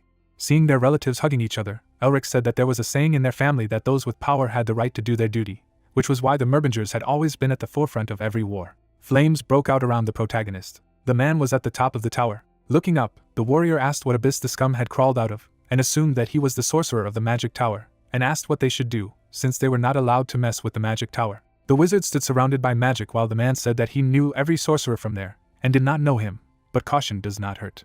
Looking up from under his brow, the man said that they would eliminate the young lady and retreat, while the ally asked what they would do if the sorcerer began to interfere. There was a building in the distance. The man was holding something in his hand. Starting the attack, the opponent said that they would kill him too. The man opened his eyes wide, thought that he could not move. The guy took the girl by the hand, called her by name. The mage looked back. The man knitted his eyebrows menacingly. Suddenly, lightning swept through the city, and it became clear that they were escaping. The main character was carrying a lady in his arms, thinking that there are more than 40 of them here. The warriors jumped on the buildings, and it became clear that the protagonist needed to lure them into a deserted place. Suddenly, the man whistled. The guy was among the opponents. The young man flew through the opponents. The enemies were advancing from the front. The mage prepared to attack. The man abruptly changed his trajectory. A multitude of warriors overtook the young man. Looking at the wizard, someone said that he had been caught. Holding his sword at the ready, the man said that it made him a little happy, because this was his first hunt for a sorcerer, suddenly shouted about where he had hidden the young lady.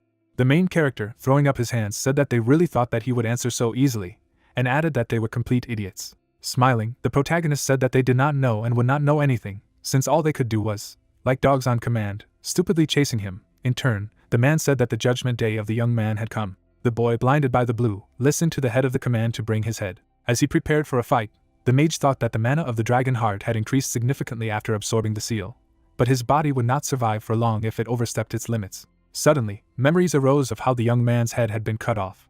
The man's torso was cut in half. The protagonist was missing half an arm, and it was clear that then he could not fear that he would die. But if he died now, everything would come to an end. Knitting his eyebrows, the young man thought about the fact that there were 40 opponents here, and added that he had heard that they were attacking all together, even if there was only one victim. The guy took out an axe. The mage, preparing for the attack, said that he would kill their leader first. The man's face became closer. The warriors suddenly attacked the opponent. Mephistopheles, looking at the hero, asked if the main character was sure that his body did not obey in the same way as when fighting the Queen of the Ice Mountain, because he was not sure that the magician was able to defeat her. In turn, the wizard said that he was sure that his body then moved as he wanted. The protagonist opened his eyes wide as the demon said that he was a fool. Suddenly there was a blow. His eyes glowed blue. The sword entered next to the guy's head, while the monster asked if he really thought that reality would not differ from the game. In turn, the main character said that he should shut up if he did not want to help. Suddenly, the crowd dispersed, having received the command to get out of here. A duel broke out. Stretching out his tongue, the man asked what kind of stupid sorcerer he was, since he fought in close combat, and added why he didn't use the all-powerful magic like last time. The protagonist gritted his teeth. Suddenly, the man cut through the space, using an ability called piercing. Looking ahead, the warrior asked what he had prepared. The mage's face showed fury. There was a blow. Waving his weapon, the man said that his opponent should entertain him. There was an attack from above. The attack took place from top to bottom. There was a smile on the man's face. A drop of sweat flowed down the face of the main character. There was an explosion. The sword dragged along the ground. A silhouette was visible in the fog as the warrior talked about what happens when the protagonist runs around like a hunted rat. The soldiers surrounded the wizard suddenly. Magic appeared. The fireball was in the air. Fireworks rang out in the sky. Turning around, the man asked where the flash came from. The main character gritted his teeth. Surrounded by magic, the protagonist asked if everyone was here. Suddenly, a yellow magic circle appeared. The man, looking ahead, told him to stop his tricks. The warrior's eye opened wide. A huge creature appeared above the guy, and it was not clear how a person could have such eyes. The young man watched the enemies attack from above, while the head shouted for them to kill the mage before the spell was activated. A smile appeared on the warrior's face. The man swung his sword. The activation of the circle has ended. The main character stood in a circle. Suddenly, a creature appeared, and the protagonist used the surge in that area. An ice spike appeared. The warrior froze. The man was covered in ice. The young man, standing on the crystal path, said that magic circles are definitely good for saving mana. Frozen, the warrior said that it was impossible. In turn, the guy said how stupid you have to be not to notice how he has prepared a circle. Making a face full of horror, the man said that the opponent should not approach him. Stretching out his hand, the main character said that the enemy does not face a painless death. Suddenly, the warrior attacked the protagonist. The gentleman, looking down, said that it was not bad, but the opponent's luck had come to an end. The young man knitted his eyebrows. Soldiers were everywhere, surrounding the sorcerer. It was obvious that he was trying to lure the warriors into the range of the magic circle, and this would not have been possible without accurate calculations and confidence. The protagonist broke into a smile, and it became clear that he knew that he was being watched from the shadows. However, he could not feel their presence. If he knew, then he would not use the magic circle at such a moment. The man looked ahead. Unsheathing his weapon, the man said that he would let the guy leave if he handed over the girl. In turn, the young man said that he himself did not plan to let the soldiers go alive. The eyes of the chief opened wide. A blue glow appeared around the mage. Closing his eyes, the main character said that his opponents should not have done so, and added that there would be no mercy for knights who betrayed their honor. The man took the sword in his hands. Rushing to attack, the man ordered to protect the bodies with an aura and hold the line. Suddenly, the opponent's weapon became dull. The protagonist dodged the enemy's attack, realizing that the curse of rust did not work. Blue eyes were visible in the hood. The young man, waving his arms, used a magic called Carry Away. Suddenly, the man attacked. Holding the line, the guy realized that all types of non-ice magic had weakened, and now, in order to expand his capabilities, he needed to get his hands on the seal of combining attributes. The wizard used ice magic while he thought that in this case it would be much easier for him to use the seal of cruelty. But not so, because it was incredibly difficult. An ice attack was directed at the warriors. The main character began to combine the magic of the two elements. The man parried the attack. The opponent's sword began to break in half. The protagonist joined his hands. Suddenly, a blue glow appeared, making it clear that the young man used the impulse. The soldiers tried to stay on their feet. The man tried to block the attack. The blade of the sword collided with the ice crystal. The warrior looked at the mage. Suddenly, the man attacked. The guy was standing in a defensive stance. Blood came from the swordsman's hand. The warrior's eyes began to glow blue. The man held out his hand. The main character knitted his eyebrows. The warrior, starting the attack, said that it was necessary to stop these games, adding that he did not have time to play with him, so he would end it. Turning around, the man ordered the soldiers to kill. Suddenly, all his comrades in arms were frozen. The villain gritted his teeth as he heard that the frost poison freezes the target even at the slightest touch. The decision to use magic on the swords was their fatal mistake. Opening his eyes wide, the man said that he had never heard of such cursed magic before, and the magician asked what surprised him so much. Smiling, the main character said that he would only fill the magic of ice with a curse. Standing with his back, the enemy said that the leader of the first squad was mistaken, because he should have sent more people. The protagonist smiled as he listened to the fact that he was incredible. However, the guy would soon regret daring to destroy them. Showing his teeth, the man began to laugh, adding that the opponent would soon die at the hands of the captain of the first squad. In turn, the young man asked if he was the instigator of all this. The man did not show his face. The warrior froze to death, and it was obvious that they would not be alone on the way to hell, because the main character would soon send him after the warrior. The protagonist's eyes burned green. An explosion rang out in the city. Standing on the castle gates, the warrior told them to take a scroll containing the magic of the sixth circle called the Fire Bridle, and added that they were able to survive with its help and thanks to the time Beskov had won. Without showing his face, the man said that they, the Blue Wolves, could not just run away with their tails between their legs. Putting his hand on his knee, the man recited a verse, the essence of which was for the soldier to set fire and flee. Using the scroll, the warrior said that it did not matter if the young lady died, adding that his subordinates would sacrifice their lives to turn the city into ashes. The main character stood together with Mephistopheles. The demon looked at the protagonist with a smile. Looking at the young man, the monster said that they wanted to do something crazy. In turn, the guy asked what he was talking about. Suddenly, the mage turned. The wizard soared into the sky, insulting his opponents. Outbursts began while the demon was talking about how even demons are inferior to humans in madness. The city was engulfed in a green crack, and it was clear that no matter how people behaved in appearance, this was the true face of your race. You could see the fury on the protagonist's face as he thought about the fact that there were only 3 blue wolves left. But the main problem now was the magic scrolls in their hands. The man is holding a scroll in his hands, and it became obvious that they are at least of the sixth circle. Smiling, the warrior asked if the main character would be able to stop this as well. The man was standing on the roof of the house. Smiling maniacally, the opponent said that it seemed to be too late. The protagonist turned. The man had a sword in his hands. Suddenly, the enemy's hands were cut off. The young man arrived at the place. Looking ahead, the guy said what he had understood since the days of the Ice Mountain, but she was definitely fearless. The lady held the sword that the mage had given her. On the lady's face, you could see malice. The man, attacking, ordered the lady to die. Suddenly, the man froze in a block of ice. Stepping forward, the wizard asked why you should make unnecessary body movements when you die in any case, and asked what was wrong with the opponent's face, since his hand had only been cut off. Stretching out his hand, the main character said that it was time to finish. In turn, the villain asked that they really believe that everything is over. Looking down, the hero asked about what the man said. In the end, the man replied that they had forgotten about his 2 accomplices. Explosions began. There were many buildings in the city.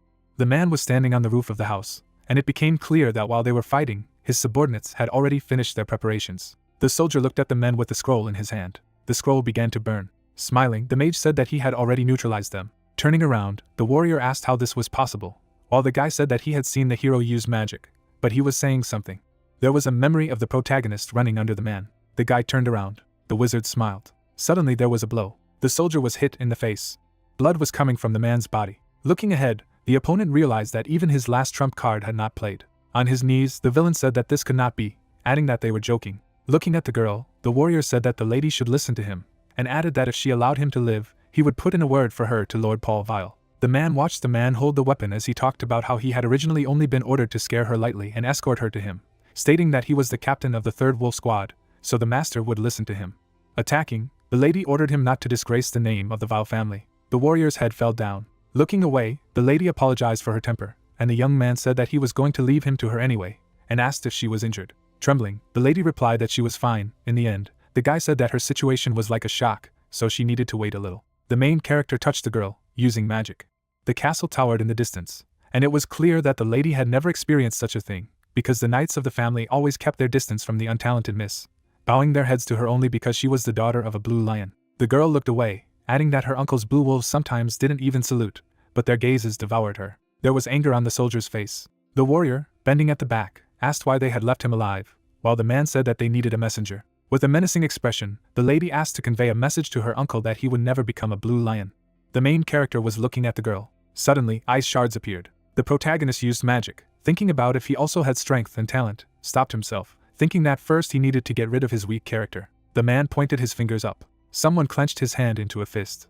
Standing in front of the lady, the young man asked her where she was going next. Smiling, the lady said that she would go to Karnoi, where her father was recovering, and would make plans for the future. In turn, the guy asked if she was going to increase her strength. Looking at the protagonist, the girl replied that she was going to do so, asking for help from her father's old friends who were indebted to him. In the end, the guy said that it was a wise decision, and added that no one would dare to touch the territory where the blue lion lives. Miss did not show her face, but answered in the affirmative. Looking at the magus, the lady thought that if her father did not wake up, then it would be very difficult to win this battle, and added that they would have a chance if the protagonist helped them, but the lion could not cooperate with the magi.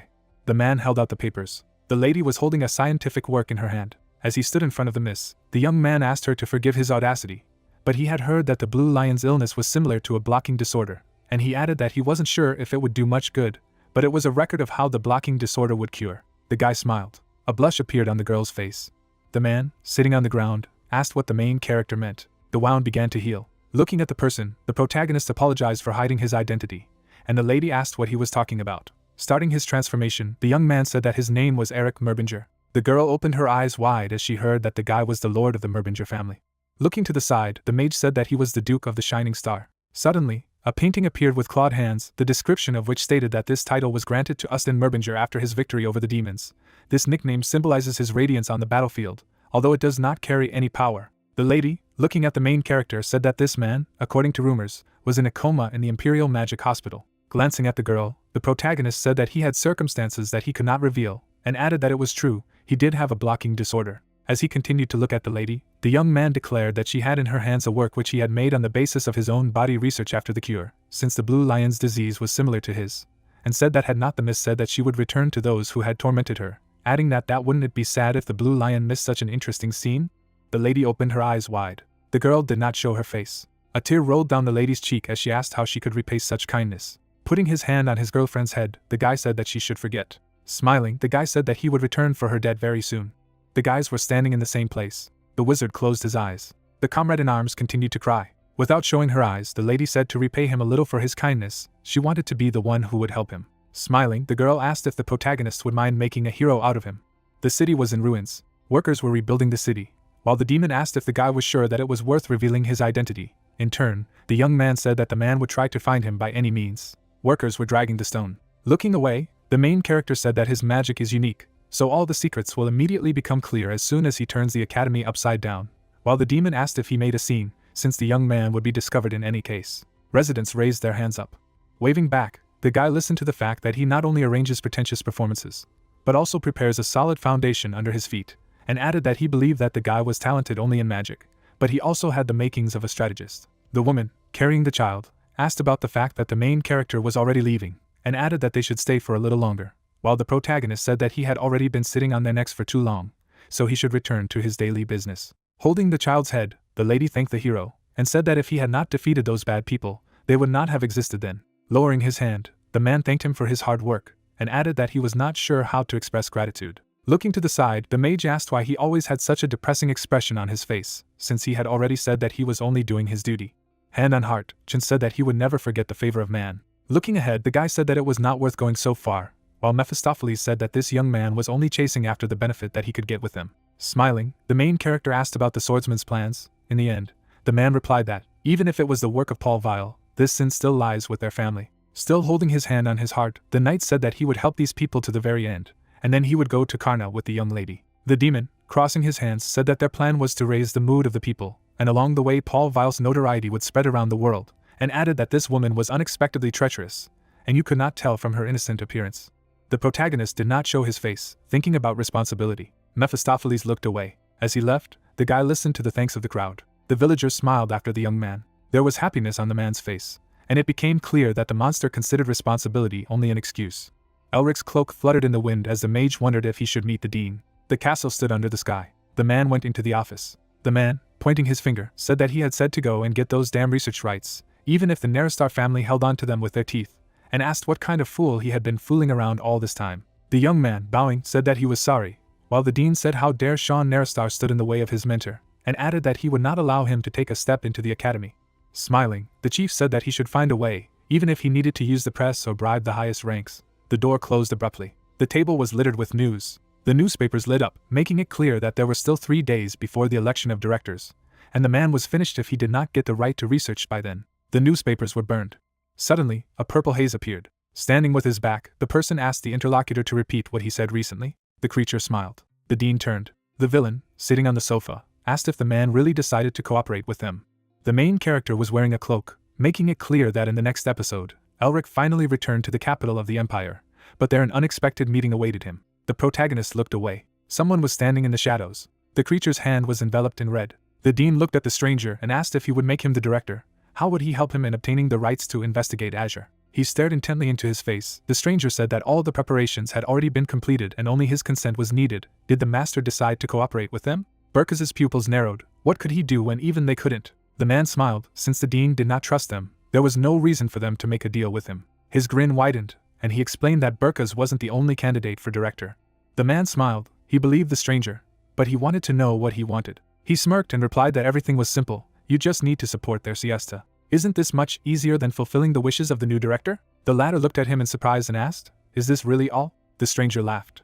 He threw his legs over his legs and smiled ominously. Glitches began to appear around his body. He said that this was enough. The next day came. People in the town began to discuss new gossip and rumors, asking if they had ever heard of the small town of Lacenta. Rumor had it that a blue lion family had caused a huge commotion there recently, and all because of some kind of internecine strife. Not that such behavior was rare for these lions. They always ignored the existence of them, ordinary citizens. The events lead to one of the many taverns. One of the visitors said that this time many houses burned down and people died. People were sitting at their desks. Someone added that then a magician appeared out of nowhere and wiped out these idiots from the face of the earth. But is there really such a powerful magician? The men looked at the worried Elric. People said that, according to rumors, he was quite an attractive young man and everyone now called him Lason's hero. Mephisto relaxed floated past his face. Since his arrival in the capital they had been listening to talk about the hero. The little people, as he noted, were really obsessed with these heroes and such nonsense. The guy smiled and sniffled. He wanted to eat to his heart's content in the capital after a long journey. He told her to moderate her ardor, but she broke away to the fullest. A strange stranger once approached the hero and asked if he would mind if he made a hero out of him. Elric looked at him and asked him what it meant. The man told him that there was nothing better to change the people's mood than a story about a hero. The stranger turned out to be a girl. She smiled and said that she was sure that the hero would benefit from it when he showed himself to the world in the future. The stranger gave a thumbs up, closed her eyes, and of course she could prepare a hard fun name while she pressed on Paul Vile. Now the hero sat surrounded by big men and asked himself if this was really help from the lady. Rumors and gossip clung to him more and more closely. He noted that the men had distorted the hero's story into a love story. He stepped back embarrassedly and decided that he should have a bite to eat elsewhere. Both stories did a good job of spreading his name. He reached out and noted to himself that it would be wonderful if he had her talents, would be useful in the revival of the family. I wonder if she made it to Karna? Elric frowned and told the demon to wake up. Suddenly, a man with red hair appeared in front of him and hit him. The blow turned out to be so strong that the shock wave flew across the entire street. People turned around and did not understand what was happening. They thought they had started a fight. Dust rose, people began to panic gradually. If you wish, you can see the silhouettes of two fighters. Elric looked at the stranger in amazement, but the smell of mana seemed familiar to him. The enemy's eyes flashed in the darkness. He smiled and asked if he dared to dodge. The hero grinned and said that they had not seen each other for a long time. But had the joke gone a little far? The man lowered his hand and began to accumulate energy in it. Did Elric understand what trials he had gone through because of him? If he didn't have all the convolutions straight, he had to come to the capital with a willingness to get slapped in the face at least once. He straightened up and asked if he thought so, an ungrateful traitor who calls himself a friend. The third son of the Naristar family, the punisher of the ungrateful Elric named Sean, looked at him angrily. The hero waved his hand and asked to look at him. His incredible and loving friend, Sean, came. The guys sat down at the table, red-haired, and began to complain that he cleaned up everything after his friend. But what did he expect from the thug? Since Elric is a thug, why doesn't he buy beer for him? But the native of Naristar asked to have his own way. He has a nest, and he is still trying to pump money out of it. He raised his hand and said that he would do it for the last time. The waiter came up and began to write down the order: iced tea and coniferous beer. The hero additionally asked for a Capri's snack. A smile appeared on his face. Sean must have noticed the change in his mana smell. But he doesn't ask anything at all, apparently waiting for him to tell everything himself. He asked a friend why he makes such a serious face. It doesn't look like him at all. The red-haired man looked at the guy with displeasure, pointed to the table and said that it looked disgusting. Could he make his face simpler, since the food was brought, then let him eat before it cooled down? The friends clinked glasses. Elric, in response to the insult, asked if Sean hadn't heard how he had recently been called attractive, and the friend remembered that he never gave the hero the promised blow. He began to suck beer from a straw with a frown. Sean offered to leave it for later. He said that the scene was prepared according to his instructions in the letter. But was it really okay? What if he lost everything because of it? Naristar wiped his chin. The hero asked not to worry, because right now two things are important to him right now: the fall of Burkas, who tried to kill him, into hell, and the incredible revival of the Merbinger family. He put the glass on the table and stated that he would achieve both goals at the same time. Sean replied that in that case, he would continue the preparations as he had requested. In any case, Carl is already going through hell because of those rites. The guy shook his head and shouted that the case was rubbish. He said that the witch of their family, most likely, should have heard these rumors by now. Was he really talking about Tasha? The friend trembled and said yes, if this dragon-possessed woman went off the rails as soon as the rumors got to her. He presented his mansion. Their plan could go to hell. Tasha walked down the corridor in slippers with dragons and resented the fact that the rights to investigate had passed to the academies. The dean of the Department of Elemental Magic, Burkas, wearing only a cape on her naked body. Tasha looked angrily ahead and asked how he could allow this to happen. She ordered to immediately prepare everything for the trip to the hospital. She called Hanabi and asked her to bring her up to speed, because only yesterday only insults flew in the direction of the old man in the newspapers. And now everything has changed dramatically. All the newspapers only write about it for some unknown reason. Hanabi flipped through the papers. She said that Dean Burkas, who had restored the rights to the excavation, had grown wings and amendments to postpone the election of the director of the academy and declare the relinquishment of the rights to excavate the Naristar family. Had they predicted pressure from the hexagram families? The witch thought for a moment, and replied that even if the hexagram family members were putting pressure on them, the father wasn't the kind of person who would just step aside. But what about Sean? Hanabi looked at the papers and reported that the young master did not give any answer. Tasha looked angrily ahead, after he continued to repeat that his friend was now sitting quietly. Her body was covered in flames. She stated that she was changing her target. The fire turned into its usual costume. The girl asked if the servant had not yet realized that the rights to dig up the nest did not belong to their family or the academy. How dare they deceive her?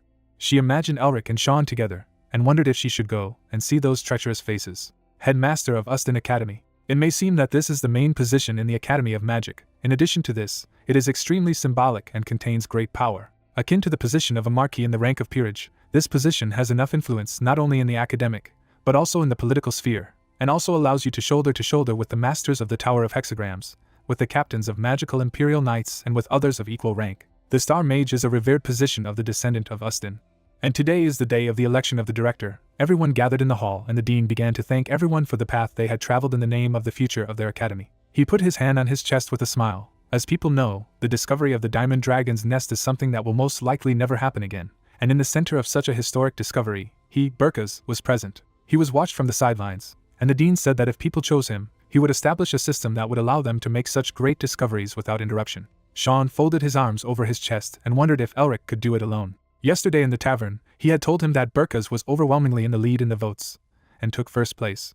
He threw his hand over the back of his chair. He knew that the hero had prepared a thorough plan, but since all his supporters were bought, it might not work for them. The man smiled at him and reminded him that he had not yet been elected and he was rushing things too much. He would do as the siesta wanted, even without his sycophancy, so let him not worry. His accomplice smiled. The old man said that since the other candidates were running their own election campaign, it was necessary to continue their conversation later. The demon decided to trust him. Burkas smiled slyly. He knew that there was nothing worth worrying about for him, the future director, and from the very beginning he had no intention of helping people like him. The mysterious stranger walked away while Burkus told himself that he would soon be on the same level as the magisters of the hexagram.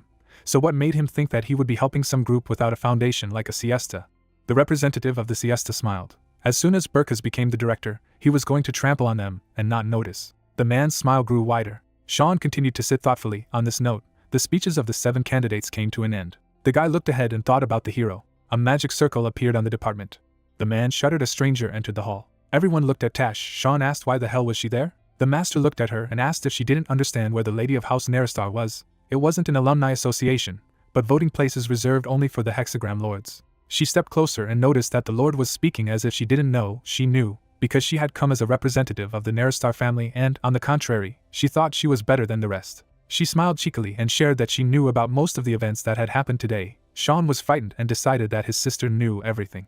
The speaker asked for a minute's attention. Everyone did not take their eyes off the impudent Tash. The host said that he had an announcement about the vote before the elections began. Sean looked intensely at his sister. The host asked all voters to take their seats and remained silent. Everyone had to obtain this magic crystal. They could check the information of all the candidates with it. The Viscount's son looked at everyone anxiously and continued to say that people could vote through the crystal for one of the 7 candidates. The result would be announced as soon as everyone cast their votes, and Burkus sat and stroked his mustache. He had been waiting for this day. The vow he had made would attract the attention of everyone associated with the academy, and even allow him to cooperate with the Magic Tower and the Imperial family.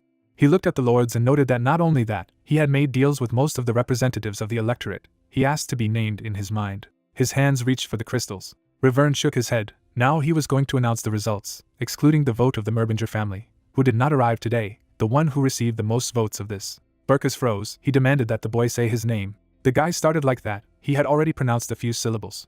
But a man in a raincoat burst into the hall and told them to stop. Everyone looked at the intruder in surprise. Everyone tried to understand who dared to interrupt the sacred elections. Tasha only gasped, anticipating what was coming. Sean smiled nervously and asked Elric to begin.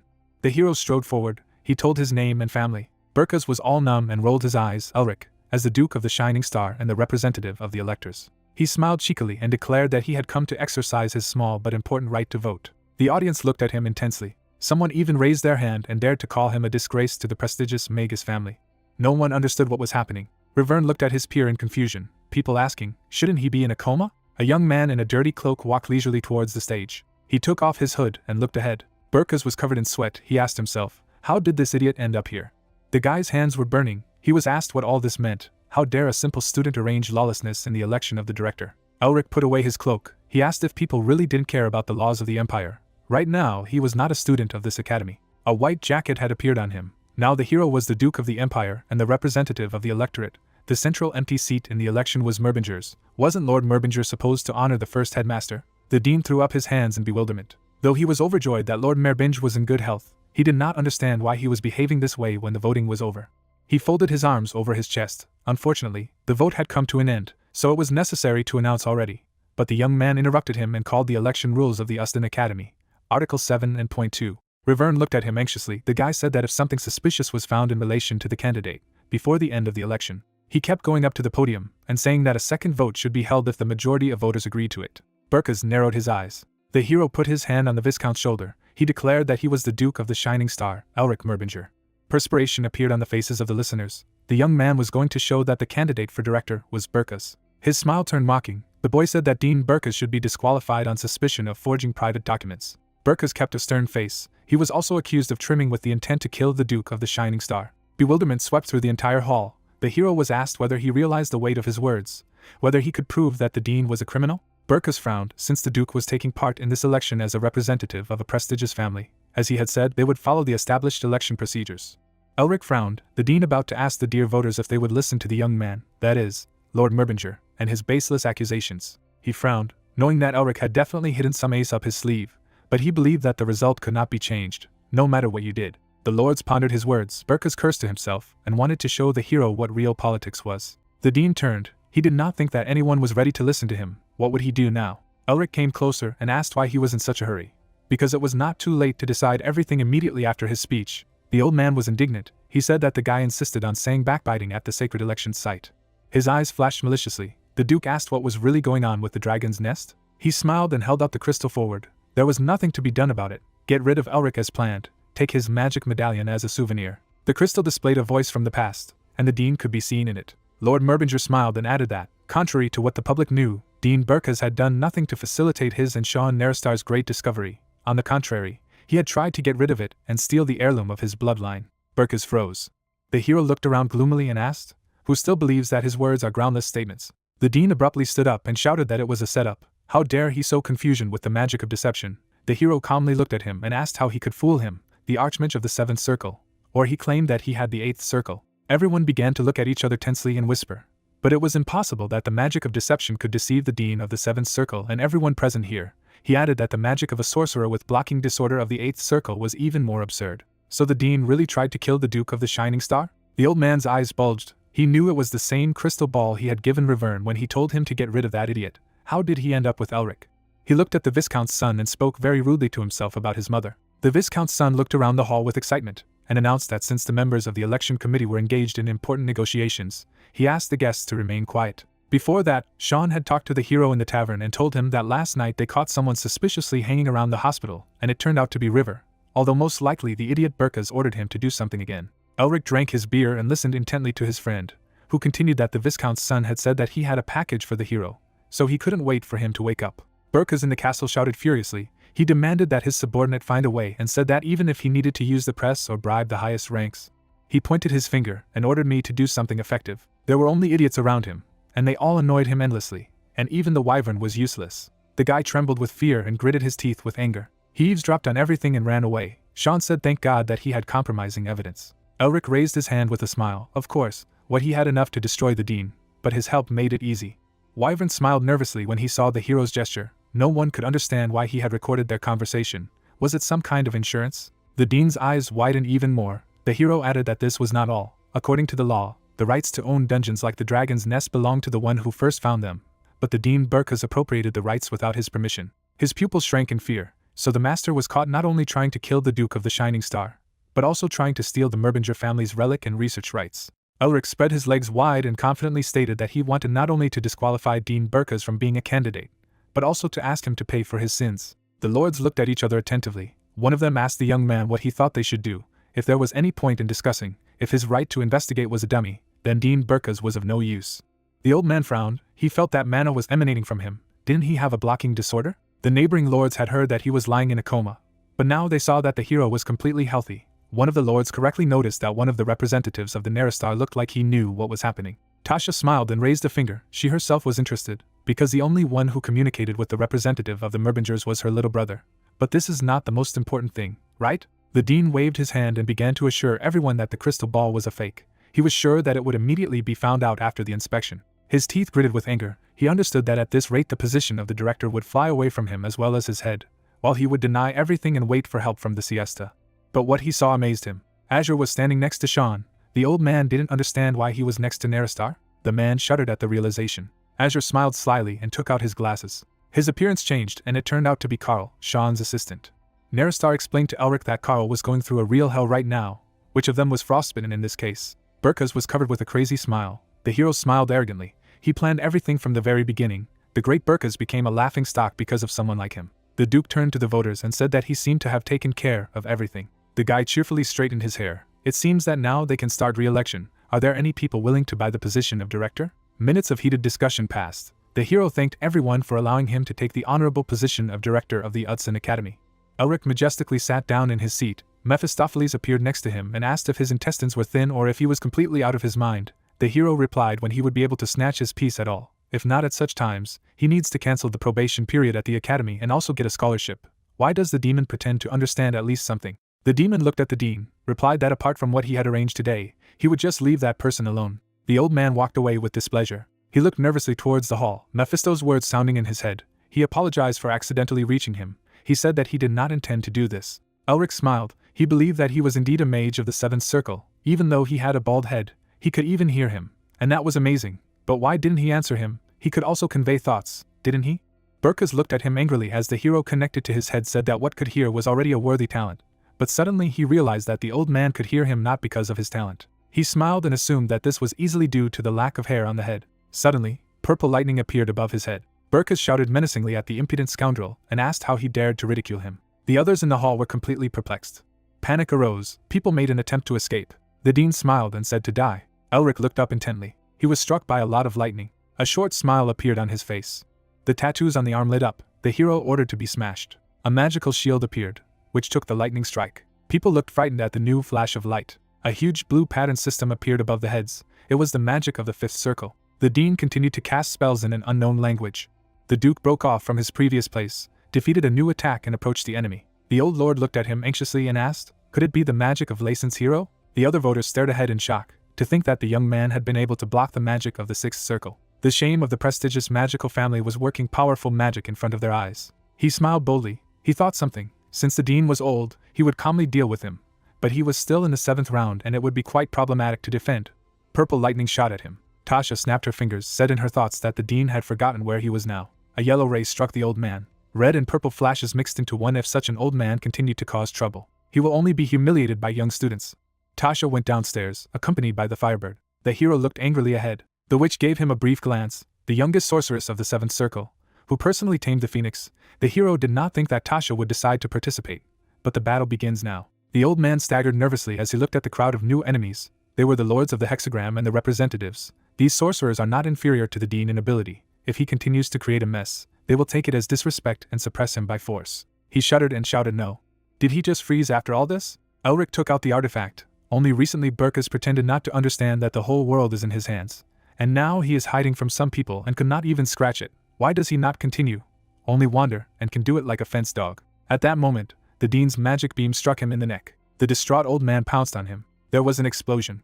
Everyone looked carefully at the pile of smoke. Sean only sighed heavily. The listeners were surprised and gasped. Lord Merbinger was attacked. It was necessary to suppress the dean at once. Mephistopheles looked at the lying hero and said that he was wondering if he was worthy of his title. He examined the body of the pretending hero and was serious. He stated that Elric would have become an amazing demon king if he hadn't been born a human. A short smile flashed on the guy's face. He asked in his thoughts, doesn't he know this well? The old man was chained with a bunch of chains. Those who cross the hero's path are waiting for such a future. After that day, in the tavern, people were discussing the news of the riots at Uston Academy, about the commotion caused by Elric Merbinger, who was supposedly in a coma. But what could the shame of a prestigious magical family do? As always, there were a lot of people. Many began to argue furiously. Even in elite establishments, they said that Elric was the very hero who saved Licenti. Dean Burkus, who lost his job, was arrested for attempted murder and was closely interrogated by many reporters. Elric Merbinger, the grandson of Uston, the shining star mage who protected the empire from demons, how could he heal from an incurable blocking disorder? He transferred the rights to research to the Naristar clan, who supported him. Sean opened the newspaper and continued to read that the Merbinger family was being reborn from the ashes, like a star in the sky, proud of the hero's ascent after overcoming endless ridicule. Elric at that moment was lying on the bed with a smile, and his friend was indignant and asked why he should read it for him. He calmly replied that he was a patient. A huge crowd of journalists gathered near their mansion, wanting to know the details. The hero stretched sweetly. Sean said that reporters really need to find out the truth about him. Before he only did tricks, and now they compose heroic fairy tales. From whom did he learn this? The guy grinned and asked if his comrade really thought that he had been just fooling around for the past couple of months, in the Licenta of the Lady of the Blue Lion family. Suddenly he did not finish and froze. Sean looked at him uncomprehendingly. Elric decided he didn't need to know. Naristar turned away in displeasure and asked if he planned to create even more trouble for the time being. He answered with a question. Who knows? Is he really not going to promise anything? The hero looked intently into his friend's eyes. He did not know what he was planning to do.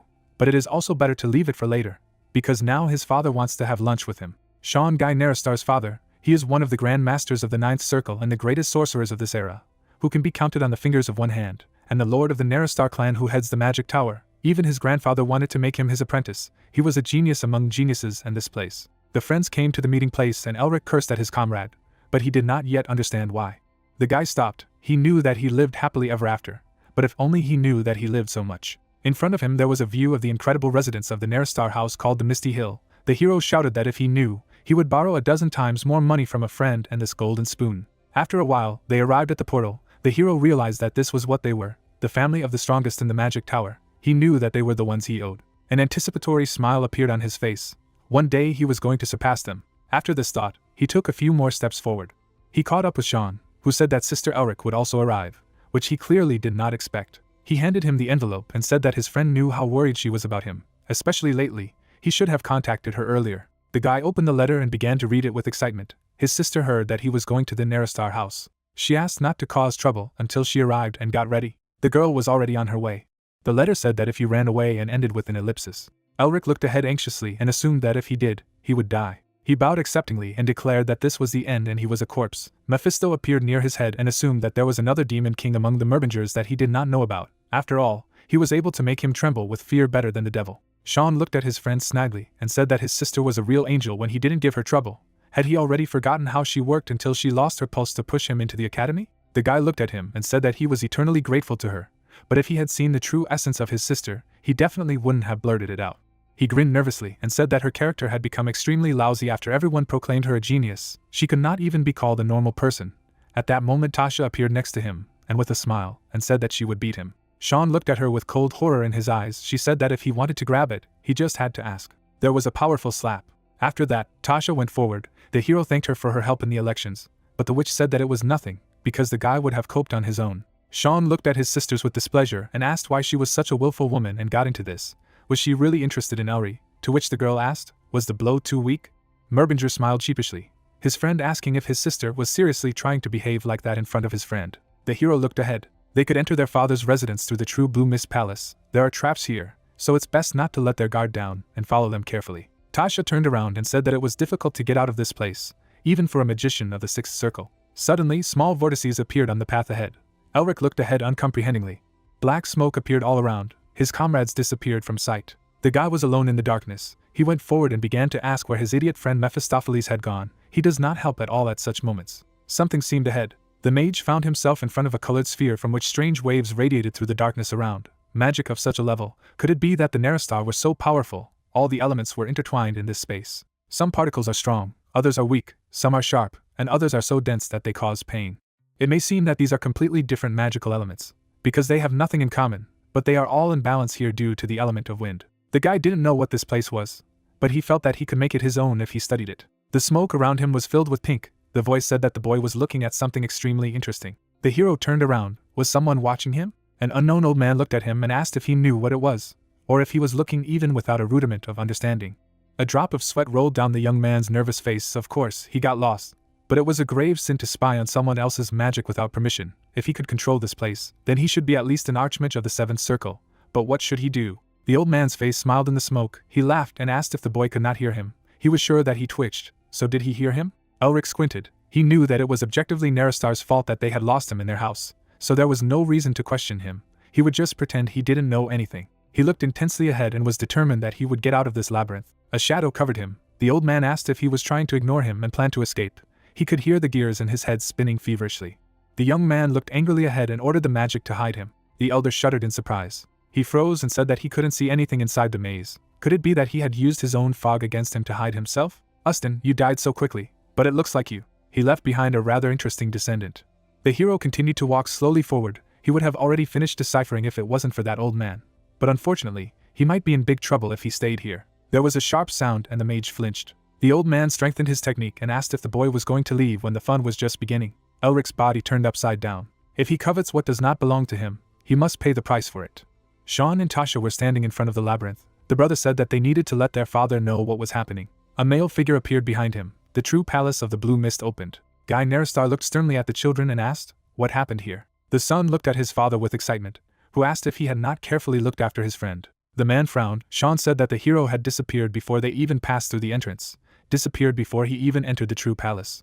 He opened the portal and decided that his great-uncle was to blame for everything. He sighed. The children asked why his great-great-uncle would do this. His father suggested that his illness must have worsened again. They couldn't just stand by and watch. Elric was a guest of their house and Lord Merbinger. Sean closed his eyes with excitement and shouted that if something went wrong, Tasha suddenly called him cute. He looked warily at his smiling sister. To think that the hero had made her brother, who was indifferent even to his family members, so worried. She sneered, "Duke of the Shining Star, now she is even more interested." Father looked ahead and said that he was also interested. Tasha shuddered. Sean looked at him excitedly, the Grand Master wondering how skilled the new lord of the Merbinger family was. Meanwhile, the hero felt in the middle of the snowy mountains. His family was influential. Guy noted that it stood side by side with the magic tower. The old man sat in the darkness and said that the true palace of the Blue Mist was the result of his long research. But he not only deciphered but even destroyed the magic circle and created it again. How quickly Ustin died. But he left behind a rather interesting descendant, a new Merbinger. A blizzard howled among the mountains. The voice of the old man told him to release his madness. Elric galloped forward. Mephistopheles, Ottohan, and now that snarl. He cast magic and tried to understand why all the old people around him were not friends with their heads. He created a magic grid in front of him. I looked around. I had to calm down and first understand the situation. The guy put the block forward. He immediately realized that there is more than one element of mana here. However, the characteristic element of the Neristar family is the wind. In other words, it uses only the element of wind to give shape to other particles. The hot wind carrying the element of fire turned the water into steam, and a light wind gathered it all in one place, forming a mist. And as soon as the cold wind, which has the element of ice, thickens it, the strong wind blowing in the intervals thickens the streams of mist. Elric gritted his teeth. If this old man was strong enough to control a wind of this strength, it probably wouldn't be a problem for him to create a typhoon. The mage looked ahead and decided that even if he wasn't going to hurt him, since he had provoked him first, he would simply decipher what he didn't have time to do. He could feel it in the Lacenta. But all magic except ice magic was weak. He will use the method by which he transforms the flow of mana into the wind for his own mana and ice magic. And if he goes even further and changes the mana circulation that connects speech and souls and seals to reduce mana costs. Moments of that battle flashed through my head. Will the hero be able to use other elements with his ice magic? The wind only began to intensify. Elric began to form a spell. The wall of snow began to thicken even closer. A blue flame flashed in the darkness. The tattoos on the arms caught fire. The sphere only increased the amount of energy. An infinity sign appeared above the guy. Light and dark streams mingled with each other. Magical symbols flashed in the middle of a terrible snowstorm. The words of the elder were lost in its echoes. Elric found himself elsewhere. He was standing behind the brother and sister. They stared at him, dumbfounded. Sean pointed out that it took at least 24 hours for a sixth circle magus to find a way out. Even Tasha had spent 4 hours and 52 minutes, and he had done it in 46 minutes? Mephisto looked gloomily ahead and noted that the level of the seal of cruelty had risen to 5-star. His pupils narrowed. It was high-level magic that even he was impressed. But not only did he destroy it, but he was also able to copy and apply it. Guy took a few steps and said that it was surprising, while Elric wondered why no one asked if he was okay when he almost died there. The great mage looked at the blonde man in amazement. He was supposed to, but was not present at the election of the director of the academy, and he had just learned that the hero had been cured of blocking disorder, but he was already a sorcerer of the sixth circle. Elric looked down sadly. Tasha began to resent the fact that her record had been broken by her brother's friend. Guy shook hands with the young man, who smiled and apologized for the belated introduction. He was Lord Merbinger. Lord Neristar introduced himself in response. He apologized for what he had been able to go through. He was sorry that he had to face unexpected inconveniences. Elric smiled and said that there was no need to apologize. It was a useful experience for him. He was thanked for his understanding. The head of the family stepped forward and said welcome to the Neristar Manor. The hero was silent. He was asked to go. His mother and younger brothers and sisters were waiting for him. The guy nodded curtly. He stared into the void. Guy correctly understood that he was sad about his family. Meanwhile, in the small castle of the Val family, the girl went into the bedroom of her sick father. She cried and threw him around, hugging him. Herman laughed and asked how such an adult lady could behave like a child. He patted her on the head and asked how she managed to wake him up. No doctors were able to cure her illness. The girl began to cry and told her that my Lord Elric would have helped her if it had not been for him. The man froze in surprise. Suddenly he laughed and said that this was exactly what was expected from a famous magical family. The Merbingers had always been the light that dispels the darkness. Herman suddenly began to get dressed. Isabel rushed out the door and asked where he was going so suddenly. He needed to rest. Herman began to tuck his shirt into his pants and asked how he could prioritize health in such a case. Because if such a talent existed, then he had to find it, even if he had to go to the other side of the continent. The man put on his armor. He decided that if there was such a kind child in such a corrupt world as this, he smiled and asked if this was an even more significant reason for him to set off. In a far corner of the kingdom, Hilton sat down on his knee and listened to his master. It was about the killing of the Blue Wolves and Isabel's escape. The cure of his brother and the Blue Wolf, who returned alive and crumbled into fragments right before his eyes. Could it be that all this was done by that sorcerer? The shards lay in front of his throne. Hilton did not raise his head and assumed that the hero had put a curse on the body. And what about the brother of the Lord? He traveled with the Blue Falcons, seemingly trying to make contact with Elric Merbinger, who is now in the Neristar house. The spy fell silent. The Overlord noted that his brother had never attacked him, first summoning his brothers. The gentleman smiled menacingly and suggested that the Blue Lion must have lost a lot. Hilton trembled. Brother Herman and Merbinger should not meet. It will be necessary to kill him as soon as he leaves the Neristar house. The man narrowed his eyes and asked the spy not to forget the reason why he hadn't killed him yet. It was the pathetic skill he possessed. A red tattoo burned on the spy's arm. He replied that he would mean it. A palace appeared. The guy walking ahead said that his mother and his younger ones were already waiting. In turn, the main character agreed. The man moved his legs while the demon insulted him. The monster did not show his face.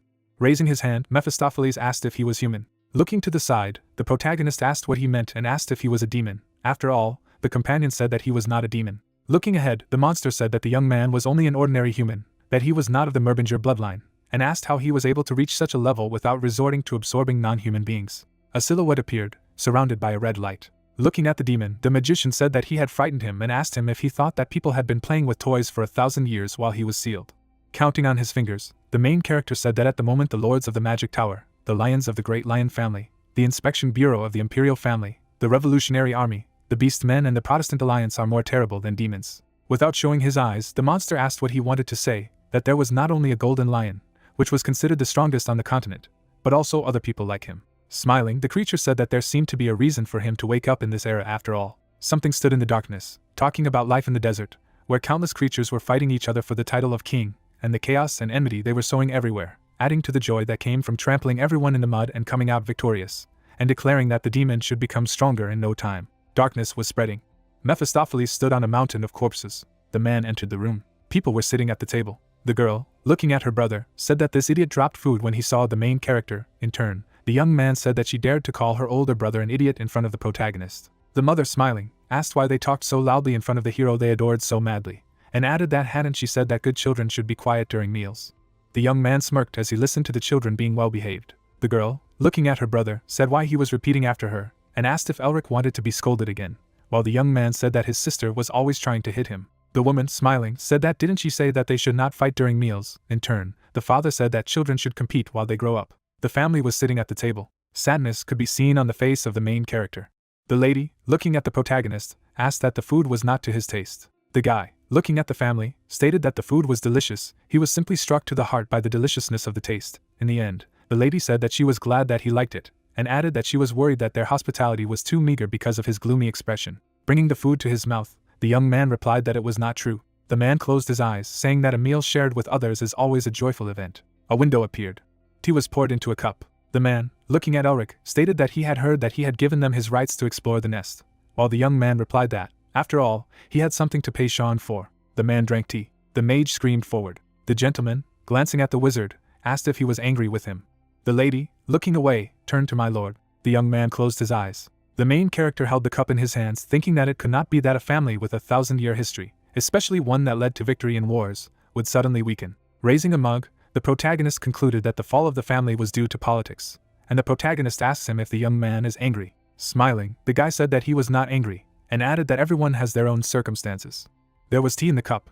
While the mage thought about the fact that the Neristar family was not involved in his family's downfall, they simply did not intervene for political reasons. Looking at his master, the demon asked why Merbinger was groveling before the mere Neristar, and added that the hexagram was nothing more than a small fry that had diligently clung to the Merbingers 1,000 years ago. Exhaling, the protagonist said that he could not pay for hospitality with disrespect, especially since it was not the fault of the man. In the end, the monster said that it was unexpected to hear such a thing from a man who lives for power, asking if there was even a reason why he had come all this way. Smiling, the mage said that he had to surpass this place, and added that he needed to make sure of the level of their mages and see what the lord was like. Looking at the cup, the master said that the wizard would say if he wanted something. The guy knitted his eyebrows. Without showing his eyes, the man said that the Neristars would give their full support to the Merbingers. Looking ahead, the main character asked about what was happening. In turn, the man said that he should not feel indebted to him, because this is an answer to the right to research, as well as his gift, as the father of his friend. The glasses were on the lord's head as the demon said that he was definitely an experienced schemer, as he was trying to take advantage of the opportunity to strengthen their relationship or support the helpless Merbinger family. A bead of sweat rolled down the young man's face as he thought that this was good for him, as his position would only be strengthened if the Neristars gave him support. But he was sure that the other members of the hexagram and many others would try to keep the family in line if they really helped. An eye appeared behind the lord's glasses. Suddenly something appeared in the window. The paw stretched forward. There was an explosion. People were shocked. Suddenly there was a light. Looking ahead, the protagonist asked what kind of man and was doing such a thing in the house of the Neristar family. Someone stood on the floor. The man's face was stunned. A bandaged hand pointed forward. The young man expressed anger. Suddenly a man appeared. The man's eyes sparkled as he said that the boy would become his apprentice. Dark liquid poured onto the floor, and it became clear that Sean had once said that his grandfather was so greedy for talented people that now more than 100 people live in their family estate not as vassals, but as guests, making it clear that it is the Senate consisting of these monsters that is the true power of the Neristar. People were alarmed. A man stood near the window while the guests talked about the fact that this was the highest degree of disrespect. The man took off his hood. The protagonist knitted his eyebrows, making it clear that the greatest master who trained all the mages of the Neristar family was Augustine Neristar. The old man had a long beard. Opening his eye, the man said that he had been in such a hurry that he had made an unforgivable mistake, and apologized to my lord. The man's eyes looked forward, asking what had brought the mage here. Pointing his finger, the old man said that he was here to make this young man, whose shamelessness knew no bounds, his apprentice. The young man did not show his eyes until someone began to talk about how the magician was one of the 4 dukes of the empire, the duke of the Merbinger family, and added that it would be difficult to persuade him to become an apprentice. Looking at the master, the protagonist introduced himself. The man looked to the side as the young man continued to introduce himself. Bowing, the mage greeted the head of the Senate of the Neristar family. The demon, looking at the main character, was surprised. The guys were stunned. Without showing his eyes, the old man asked if he knew an old man like him, and the wizard said how he could not know the grand elder of the Neristar family. Smiling, the man said that his father had not stopped talking about the man before he died, and added that he had even said that if their family had such a foothold, they would not have fallen so easily. Lowering his head, the magician said that his father had nothing to do with him, while the main character said that he was widely known, so it was not so unbelievable. People were shocked as the old man claimed that he was very confident in telling tales, and in the end, the wizard said that it wasn't because of this quality that he was trying to apprentice, going on to say that he would take it as a compliment. Looking ahead, the man said that he was a dodgy snot, and said that if he knew who he was, it would simplify everything by asking if he would be his apprentice. Smiling, the protagonist asked how Lord Merbinger could become a disciple of the Grand Elder of the Neristar family, and added that he was not worthy of such an honor, so the old man should withdraw his offer. Without showing his eyes, the man asked if he hadn't learned his lesson in the Blue Mist Labyrinth, while the guy said that he had only used it to get out. Smirking, the guy listened to the fact that he used the old man's magic without permission, while the magician said that, in addition, the man himself tried to harm him. The man gritted his teeth. Suddenly everything turned white. A flash appeared under the mage's feet. Fear appeared on the master's face. The wizard raised his head, listening to the fact that he should have listened to his elders and talked less. The man stood in a white light. The main character looked ahead. Something sparkled in the sky. The old man hit the protagonist. The young man was unconscious, thinking that it was teleportation and realizing that it was just moving at a speed beyond the control of a magician. The man's eyes burned red. A hand grabbed the guy. People were blinded. The window was open. Family members froze in shock. The girl, looking at the warrior, asked what he was doing while his friend was kidnapped. Closing his eyes, the mage asked her what kind of person Elric had not yet understood, and added that he always had an ace up his sleeve. The demon, without showing his face, said that he was leaving him speechless, declaring that it seemed that they had another victim in line who would surpass him, adding how fearless it was for him to force this monstrous old man to become his teacher. The sky sparkled with stars. Suddenly something appeared. The main character opened his eyes. The old man stood over him. The protagonist quickly jumped away, asking what the hell was going on. The man's hand was above the ground. Falling from the cliff, the young man asked where he was. The ground was brown. Suddenly, a bandaged hand grabbed the guy. The man held the mage over the cliff, warning him to be careful. Without showing his eyes, the man said that he had almost lost his first disciple in the last 90 years. The wizard looked away, thinking about how the old man had simply kidnapped him while he was playing untouchable, forcing him to come up with reasons for the protagonist to become his apprentice. People were standing on a huge rock. The man was holding the protagonist by the scruff of the neck. Looking away, the young man thought that his mana did not obey, just like in times of illness. Anger could be seen on the young man's face as the old man talked about what he had already noticed, because his sensitivity was exceptional, and the magician asked if he had done the same to him. The man, standing on the rock, said that he would tell everything along the way, so there was no need to rush him, and asked if the main character saw what was down there. The protagonist began to fall down, saying that he could not see anything below. Standing on the top of the rock, the teacher said that he should go and watch. The young man opened his eyes wide. Someone walked, making it clear that it would be in the next chapter. The seal shone. The man took off. Elric held out his hand, signaling that his story was not yet over. Darkness hung over the young man. His eyes began to sparkle. The main character was looking at the red circle. The man looked away. The man's hand clenched. The old man let the protagonist go. The young man was falling down. Looking down, the man wished him a safe journey. The guy's eyes became wider. The demon, looking at the magician, said that it seemed that he had finally found a kindred spirit. In turn, the main character asked how he ended up here. Continuing to look at the master, the monster said that it was easy for him to find someone like the protagonist, and asked if he now understood his greatness. In the end, the young man said that the monster would help him, because he would die if the guy died. The man looked away while Mephistopheles said that this was indeed a problem, but there was nothing he could do about it, while the sorcerer said that he had to teach him the seal of original sin so that they could get out of here. Smiling, the demon asked who he was trying to trick and added that his mana flow had been blocked, but that he could still just use mana from the environment. Suddenly the wizard got to his feet. The hand began to shine. Using the soar spell, the hero froze in midair. Stones fell down. Boulders are close to the ground.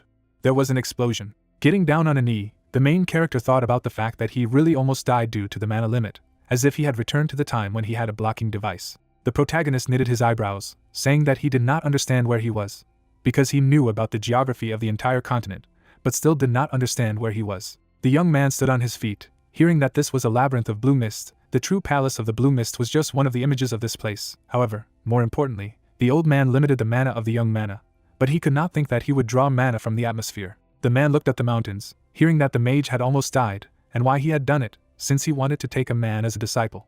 Looking up, the wizard listened to the fact that the old man would not teach him any of the skills of the Nerestar, because he could not teach the stranger the magic of his family. In turn, the main character asked what he would teach him then. Continuing to look up, the protagonist listened to the story that although the man is the head of the council, he is also the head of the Grassland school. The guy knitted his eyebrows as he continued to listen to the fact that the knowledge of this school was passed down from mentor to student, and it had nothing to do with the Nerestar, so they wouldn't have any trouble learning. Turning around, the guy said that they had never read about this school in history textbooks. The demon smiled and said that he could not believe that this school still existed, adding that the old man was very persistent, and the young man asked if his companion had heard of it. Without showing his face, the monster said that it originated in the east, and this place certainly annoyed him when he was still free, adding that the school practiced magical martial arts instead of ordinary magic. Glancing to the side, the man asked about the fact that the school had really existed for at least 1,000 years, and asked what kind of martial arts it was, suggesting that it was something like martial artist techniques, while the monster replied that it seemed to be true, and added that it was a fighting art based on strengthening the body with the circulation of mana. Suddenly, a strange emblem appeared, and it became clear that Grassland is a school that specializes in harmonizing different types of magic, which is perfect for balancing mana within the protagonist. Placing his hand on his chest, the protagonist thought that he was confused because the different types of mana within him refused to mix.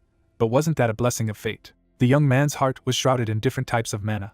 A paw appeared as the boy asked what he was going to teach him in the magical arts of Grassland, while the old man said if he knew about magical martial arts, since there should not be a single mention of them, stating that they should not hesitate. The magician's eyes opened wide. Taking a defensive stance, the man listened to the fact that he was in the habitat of dire wolves, which is 3 times larger and stronger than ordinary wolves. The main character put out his hands, hoping to survive. A crevice appeared. Wolves suddenly appeared. The man was standing on a rock. Looking at the master, the man asked if everything would be fine, because, from what he had heard, the beginner had been studying magic for less than a year. Without showing his face, the gentleman replied that he was indeed a beginner in terms of experience, but not in terms of skills, and added that he was grateful for allowing the dire wolves to be borrowed. The hero kicked. Blood began to flow from the mage's mouth, and it became clear that he was beginning to have problems, because he could really die now. The main character was on all fours. The protagonist took a deep breath. Suddenly, a light appeared under the palm of his hand. Suddenly, the young man struck the wolf. Blood was coming from the beast's body. The guy was holding an ice spike in his hands, making it clear that he was special. Standing in the blood, it became clear that he would definitely pass the old man's test, and fulfill what Grassland had dreamed of for more than 1,000 years. Without showing his eyes, the man said that he was still missing something. The man was smoking a cigarette. Suddenly, an illustration of the continent appeared, that the story of a revolutionary army, whose identities could not be found out even by the Inspection Bureau, because its leadership was on the same level as the Masters of the Magic Tower and Lions, and it exists only to liberate the continent from the tyranny of the Emperor. Suddenly, the glass shattered. A black emblem appeared. A white beast appeared, and it became clear that it was the former leader of the Revolutionary Army, whose name was the King of Beasts. A wing appeared, and it was clear that the old man was excited about finding a new disciple after so much time. Man was surrounded by beasts. The man was smoking a cigarette. Blood came out of the beast's mouth. There was an ice spike in the man's hand. The main character held a weapon in his hand, intending to kill all the wolves here. Without showing his eyes, the man tried to catch his breath while the demon said that he was able to defeat one beast only thanks to luck, but he was unlikely to pull another one now, and added that the wolves saw the death of his comrade, so the protagonist should not rely on luck, as this time. A clawed paw of the beast appeared. Sitting in front of the monster, the guy thought that he would only be able to drain mana from the air for 1 or 2 spells. The young man knitted his eyebrows as he continued to think that he had never been in such desperate need of the weaponry magic he had used on the icy mountain, and added that if he had known that he would be in such a situation, he would have taken up physical training. Suddenly, there was a memory of a person holding a textbook in his hands, thinking about body strengthening techniques, because the study technique replaced physical training for him. The mage smiled, noticing that the wizard needed to imitate him. A bloody hand appeared. The man lowered his hand, thinking about the body enhancement technique that was passed down in the Tiger King's lineage, because it increases strength several times and teaches you to fight with all this in mind. The young man took an attacking stance against the background of the tiger's head. A gray mist enveloped his feet. The main character inhaled air. The wolf ran at the protagonist. The beast opened its mouth. After dodging the monster's attack, it became clear that this fighting style is based on a balance of instinct and intuition. The monster looked ahead. As he prepared to strike, the protagonist thought that he had made the right choice. The young man struck the beast using the tiger people's technique. The demon froze in a daze. The guy attacked. The tongue could be seen in the wolf's mouth. The mage was covered in blood as Mephistopheles thought about how a man could think of fighting like a werewolf. The mouth opened wide. Suddenly, the wizard opened his eyes wide. The main character confronted the beast until the demon realized how he did it. The monster fell to the ground. The young man tried to catch his breath. Sitting down on the ground, the guy listened to the old man say that he had already killed 2, and added that he did not think that it was necessary to complicate the task a little. The companion, standing next to the protagonist, said that the man was also crazy, and added that he was ecstatic, watching the young man. In turn, the guy told him not to equate him with the mentor. Standing on the ground, the magician began to be indignant. Tying something on his belt, the wizard asked what the man had told him to defeat all the wolves. The man tied his belt, saying that they would soon see which of them would win. Suddenly the main character began to move. The wolves looked menacing. The protagonist fought the beasts, making it clear that 10 days had passed, which seemed both long and short at the same time. Looking at the rock, the young man asked about the fact that it was a plant that contained magical energy, and the demon replied positively, adding that he didn't know why it was growing here, as it was one of the plants of the demon realm, the herb of life and death. The guy fought the enemies, thinking that if it contained magical energy, he could replenish his mana by eating it. Red flowers grew right in the rock, while the demon told him that for humans it was just a medicinal herb, but for a mage, as the owner of seals, it could be useful. The man hit the creature, and it became clear that by eating the plant, he would be able to increase the level of the seal. Holding the flowers in his hands, the guy listened to the monster think that the old man did not send him here in vain. But how could these flowers end up here? And added that this place may have been connected with demons. The ground was soaked in blood, and it became clear that the protagonist was still angry that the old man had put him in such danger. But thanks to this, he was able to greatly increase the level of seal and mana. The animals were lying on the ground. The protagonist walked away from the bodies of wolves. A bloody man was passing near the stone. Looking ahead, the young man said that it seemed that this farce had come to an end. Suddenly, a monster appeared in front of the guy. A man was riding a wolf. Looking at what was happening, the magician could not understand what a human foot was doing on a wild animal. Opening his eyes wide, the man heard that he continued to amaze. Looking at the tiger, the main character continued to hear about how he was the best in the academy. However, the man did not expect that the wizard would show them such a level. The protagonist was surrounded. The man landed on the ground. The guy's face showed surprise. The man went on, saying that he had decided that if the young man managed to defeat even this terrible wolf, he would take him as an apprentice. The creature's eye glowed yellow. Suddenly the man fell down. There was an explosion. Gesticulating, the old man said that he knew how long he had been looking for the main character, but he was still trying to take him away. Without showing his face, the man said that this was his phrase, and added that the opponent did not even understand how much effort it took to raise new terrible wolves that were killed because of him, and continued to talk about how to raise cubs. Folding his hands, the demon asked that he did not look like them, while the protagonist said that he could not say that he did not. Looking at the man, the young man said that they should listen to his opinions. In turn, the man apologized for being a little carried away by such a beautiful prospect, and added that the young man probably knew who he was, asking if he wanted to become a disciple of the Beast King. The warrior opened his eyes wide when he heard that the mage had refused. The old man made a nice face as he said that Mr. Augustine might be wonderful, but the wizard was already his apprentice. Looking at his comrade in arms, the hero said that he could not become his student. In turn, the man said that he would teach him the mirage look. Smoking a cigarette, the man said that this art allows him to completely control monsters, and added that thanks to this skill, he became the king of beasts.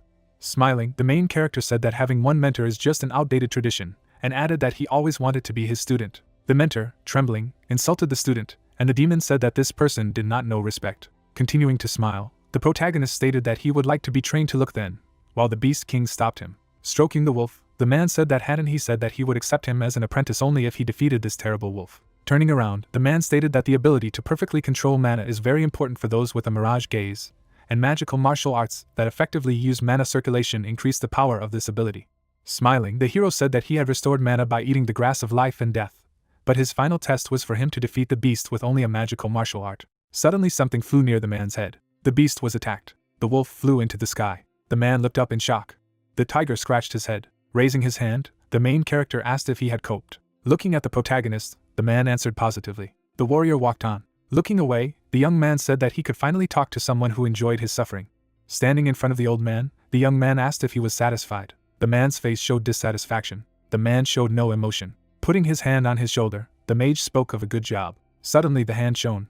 The young man looked down. Suddenly the mountains appeared, and it became clear that the old man could finally tell him about Graceland's offense. Red flowers grew. Someone was stepping forward.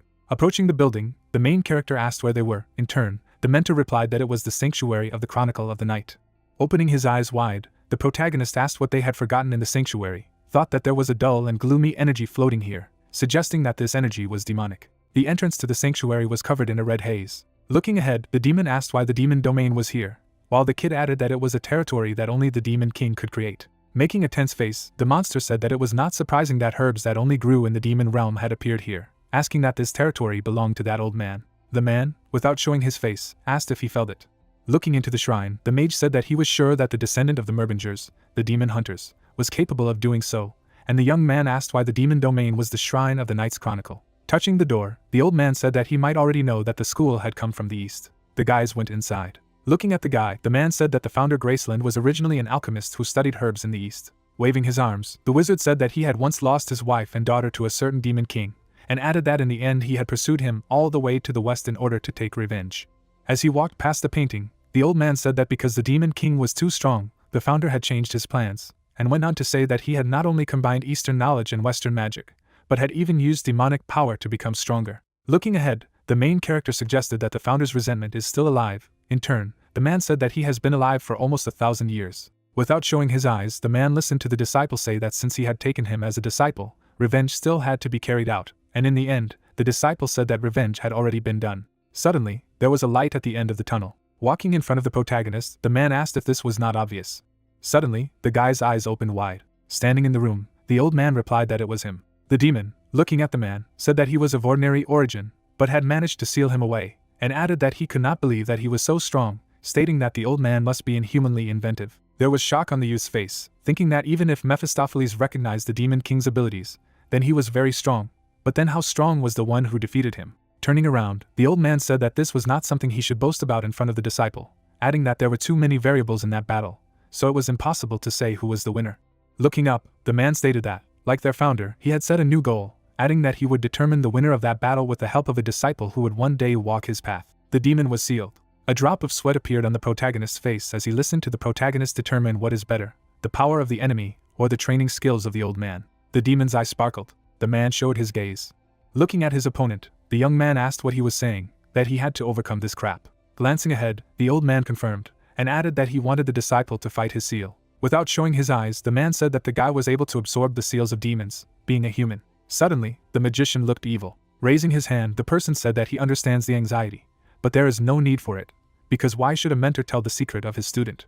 There was a seal on the wizard's hand. The demon looked away. As he began to bandage his hand, the mentor said that since there should be trust between the teacher and the student, he would show him something. Showing his black hand, the mage said that every sorcerer had a secret technique, and added that he also had one. The old man raised his hand. The man's hand was inscribed with words. As he showed closer, it became clear that it was the hand of a dark elf. The silhouette of an elf appeared. The silhouette of the dark elf was shrouded in bird feathers, and it became clear that unlike the light elves, the dark elves lived in the dungeon and were supporters of the demons. It was even believed that they had a kinship with the demons, but this race became extinct under the oppression of the Empire. Lowering his hand, the man asked if the disciple knew that transplanting limbs of other races, especially demonic ones, was forbidden magic. Raising his bandaged hand, the man said that except fragility, no one in this world, not even Lord Nerestra, knew about this secret, and added that now that they knew about each other's weaknesses, did the apprentice feel more confident? Showing a look, the old man said that he had revealed his secret when he searched him while he was unconscious, stating that it was for the sake of more fruitful training, but he apologizes if the protagonist was upset by this. Anger appeared on the protagonist's face as he listened to the fact that now that the man knew that he could absorb and activate the demon's seals, he could no longer let the young man go until his goal was fulfilled. Standing in front of the student, the old man said that it was only his greed, and added that from now on he should do as he knew. The tiger looked at the master. Mephistopheles glanced at the main character. Without showing his face, the protagonist thought that it could be just greed to satisfy a long-standing offense. But is greed a sin? And added that, like him, the teacher has his own goals. The man looked straight ahead. Without showing his eyes, the young man thought about how he could turn away from someone who was striving with all his might for his goal. The guy stood still. The mage joined his hands. Bowing to the old man, the wizard said that he paid his respects to the head of Graceland, Sir August Nerestar, as his humble apprentice. The main character looked ahead. The man, smiling, thanked his student. Glancing to the side, the protagonist asked about the fact that he just needed to absorb the seal of this demon, and asked about what the demon's name was. Turning around, the old man said that he did not know for sure, and added that he had been given many different names during his journey from the east to the Empire. Smiling, the mentor said that in Graceland his name was Yu. The demon's eyes sparkled red. Suddenly, the man's leg began to glow. The man looked ahead. The man looked menacing, saying that he would proceed. The demon was surrounded by seals as the mage thought about the Yu being the demon king, which even Mephistopheles had accepted, and added that if he could absorb the seal, it would only benefit him. The young man approached the enemy. Standing next to his comrade in arms, the guy asked the demon how to absorb the seals. In turn, the monster said that he had been shaking the air all this time, but did not even know how to do it. Knitting his eyebrows, the protagonist stated how he could say something different when the old man asked him so, and continued that the demon said that his kin were getting stronger by taking away the seals, asking how they did it. Looking ahead, the monster asked if he had learned to eat before sitting down at the table, and added that taking away the seals for them was like eating, stating how he could teach him something like that. The protagonist stared straight ahead, thinking that the magic pendant was not reacting this time. Raising his head, the guy suggested something. Knitting his eyebrows, the mage used an ability called Absorb. Suddenly, the demon's eye began to glow brighter. The monster threw off its shackles. People were shocked. The seals flew away. The wizard stared at the darkness. Smiling, the disciple said that in the last 2 weeks of training, he had prioritized not magical martial arts or body enhancement techniques, but establishing harmony between the various forms of mana within it. Continuing to smile, the protagonist said that he tried to apply it by combining his seals and the speech of the soul, adding that as he thought it worked. Suddenly a pink haze appeared. The hero found himself in the mental world, and it became clear that he needed to go through some tests, as it was with the Queen of the Ice Mountain. Turning his head, the young man thought that there was not a single living soul in these swamps, as if everything living here had been eaten by someone. The sky could be seen through the crowns of the trees. The man walked on the water, listening to the sound of water, the bubbles of swamp gases, the rustle of leaves, adding that everything was somehow unnatural, dull, but frightening. The water was muddy. The main character was walking through the forest. Suddenly the protagonist turned around. The sky was turning red. Everything turned red. The guy began to panic, turning his head. Looking to the side, it was clear that the young man did not feel the presence of the monster anywhere. Suddenly, the hero found himself in the mouth of the creature, which said, "What an interesting person they have here." Things were packed. The girl walked forward. The lady, standing at the portal, turned to her dear brother. It became clear that earlier the hero was surrounded by magic. The demon king was sealed. Suddenly the man found himself in the mouth of the beast. The demon's mouth was next to the main character. Looking at the opponent, the protagonist wondered if he should have fought like in that battle with the queen. Taking a defensive stance, the young man changed his mind, because first he needs to understand the situation, since there may be another way, but there is no guarantee that he will win. Opening his eye, something said that the Merbingers first hit and then asked questions, and added that the man had amazing patience. Preparing to attack, the mage said that he instantly understood who he was, while the demon said that this was not the only unique trait. The seal was on the boy's hand as the monster asked if it wasn't Mephistopheles.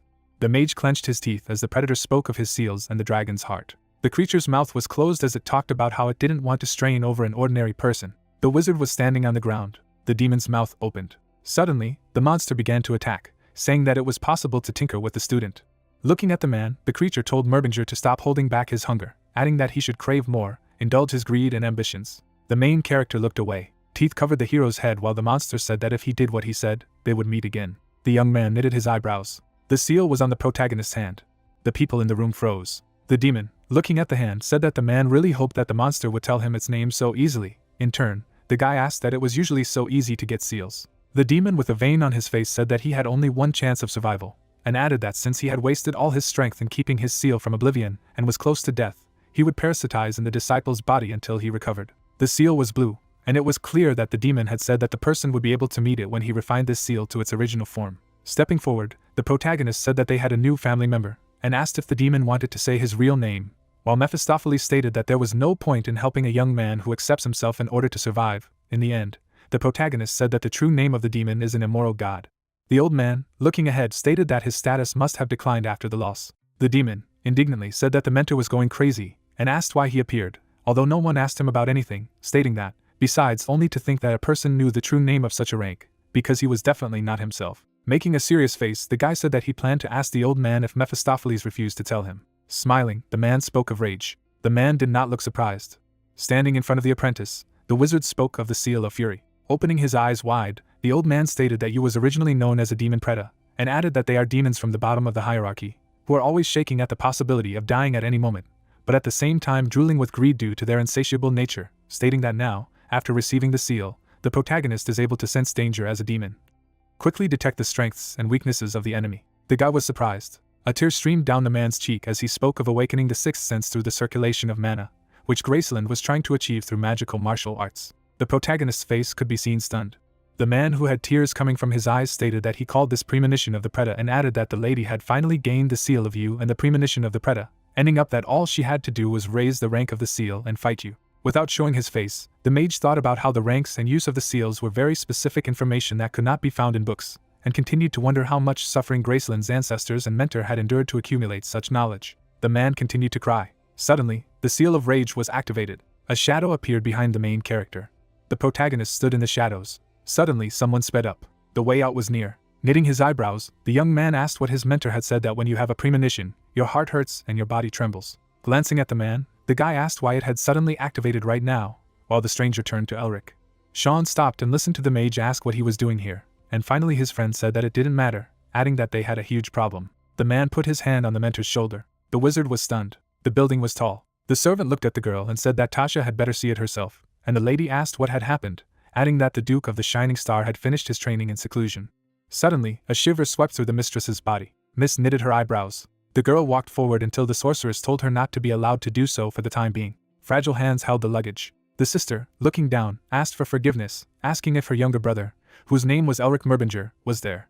Suddenly something flashed. A haze appeared. The main character, flying forward, said that his friend had to stop Tasha. Moving his hands, the young man asked how he could have stopped this witch, and asked why he was running over him, because it was the protagonist's mistake. Knitting his eyebrows, the guy said that because of her friend, her thirst for competition has only been growing lately.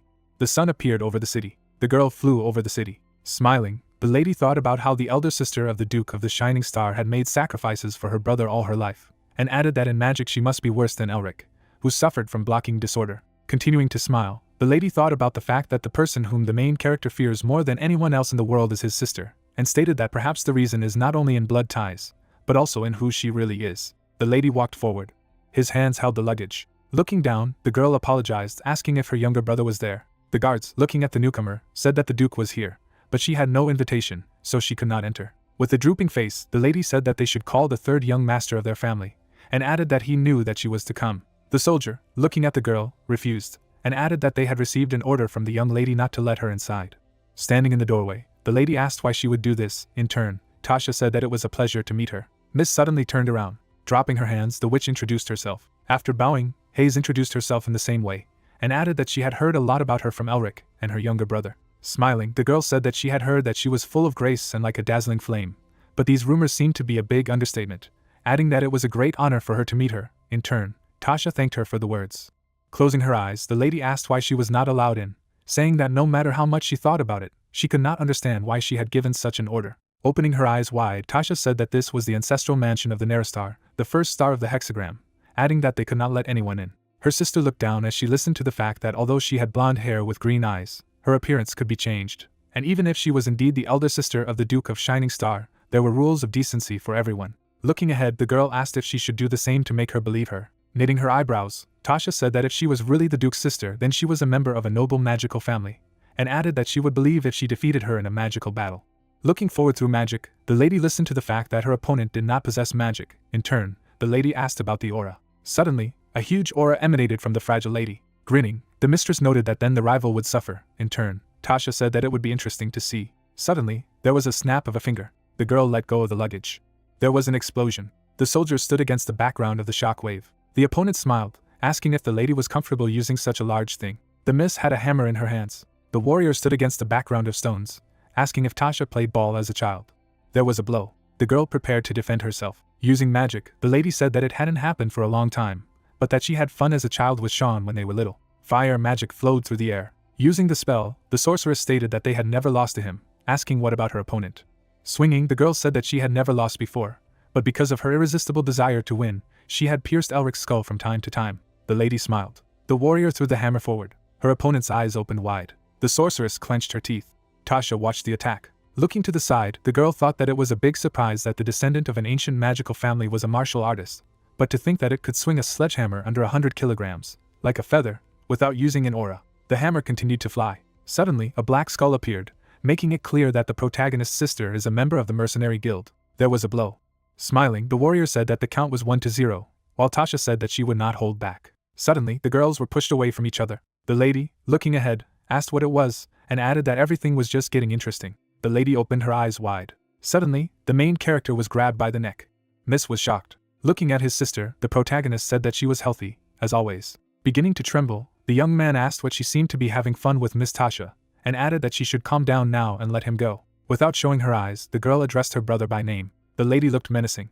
Making a face full of anger, the lady said that she wanted to talk to the guy. The lady knitted her eyebrows. The girl was holding a piece of paper. Looking at her subordinate, Tasha asked if it was all this, while the servant replied that informants say that all data is kept in the strictest confidence. Folding her hands, Miss said that, as expected, the Black Cherev was the strongest mercenary guild hiding in the shadows, and added that they had as many enemies as they had completed missions, so she was sure that their identities were classified.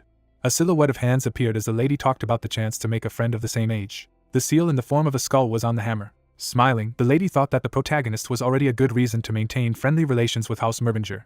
But even if this was true, the Nerastars had absolutely nothing to lose. Suddenly Tasha went forward. A hammer appeared. The protagonist ran away from his sister, suggesting that she talk quietly. Without showing her face, the girl said that her brother seemed to be used to fame, and added that he could even use magic. The young man looked stunned to hear that he had learned to rebel. Dodging the attack, the guy tried to calm the lady. Gritting his teeth, the man said that if it were not for the premonition of the pret, he would have died 10 times over. The lady didn't show her face, and it became clear that she had been like that since she was a child, trying to break the mage's legs every time he caused trouble so that he couldn't do it again. Looking at the explosion, the demon said that he had never been so excited, and added that she was indeed of the Merbinger family, stating that he felt an aura instead of mana from Miss. Another explosion rang out. The main character looked away. My sister was in the sky. Swinging, the girl said that she would like to see if he could dodge it. Stretching out his arm, the protagonist used the block. Suddenly, a shield of mana appeared. Gritting his teeth, the guy asked if his sister was serious. The hero closed his eyes. Drops of sweat were running down the guy's cheek. The man opened his eyes. Looking at the hammer that had stopped, the young man asked what had happened. Sitting on the floor, the mage listened to the fact that as soon as she heard that he was going to explore the dragon's nest, she breathed a sigh of relief. Holding the hammer, the girl said that although he had difficulties due to blocking disorder, he always made every effort, so she wanted to support the protagonist with all her strength, and added that the protagonist was in the epicenter of the incident in the nest, was unconscious for several days, and then disappeared for several months without saying a word to her where he soaked up. Without showing her eyes, the sister asked when he had last contacted her, and added that there had been no news from him for 6 months. Looking up, the young man thought that his sister had always been very protective of him, and added that she had scolded him for everything he did, saying that it was dangerous, and at the same time she was on her brother's side. Hiding his faces, the man did not like her care, but he understood her. The warrior stood in front of the mage, making it clear that he was the only remaining member of her family. The girl looked at the guy, and it became obvious that looking after such a problem as the main character, her sister grew up early. The girl looked ahead. Knitting his eyebrows, the protagonist said that he had figured out the purpose of their family, adding that when he passed out in the dragon's nest and when he disappeared from the hospital, he was doing tasks for the family. The warrior cried, hearing that, to be honest, there was a time when a person thought that there was no point in reviving their lineage, because it had already fallen. Opening his eyes wide, the wizard said that after he had experienced a lot, he had an idea, stating that this world could be filled with demons again at any moment. The lady continued to shed tears as she heard that it would be disrespectful to her mother and father, and their ancestors who had fought with their lives to leave the Merbinger family in this state. There was confidence on the mage's face, saying that he was going to go north on the mission left by their ancestors, because it didn't matter to him what his path would be or how dangerous he was, because he would still follow it, just like their ancestors. My sister was crying. Suddenly, a bone dragon appeared. The man was standing at sunset. The demon was crying. The man stared into the distance. Something was next to the protagonist. The girl held up a thumbs up. The creature was bound in chains. The mentor shed tears. A glow rang out. Knitting his eyebrows, the guy said that he would continue until their family shone like stars. A tear ran down the lady's cheek. The girl smiled. Standing in front of her brother, the sister declared that if he disappeared, she would crack his skull.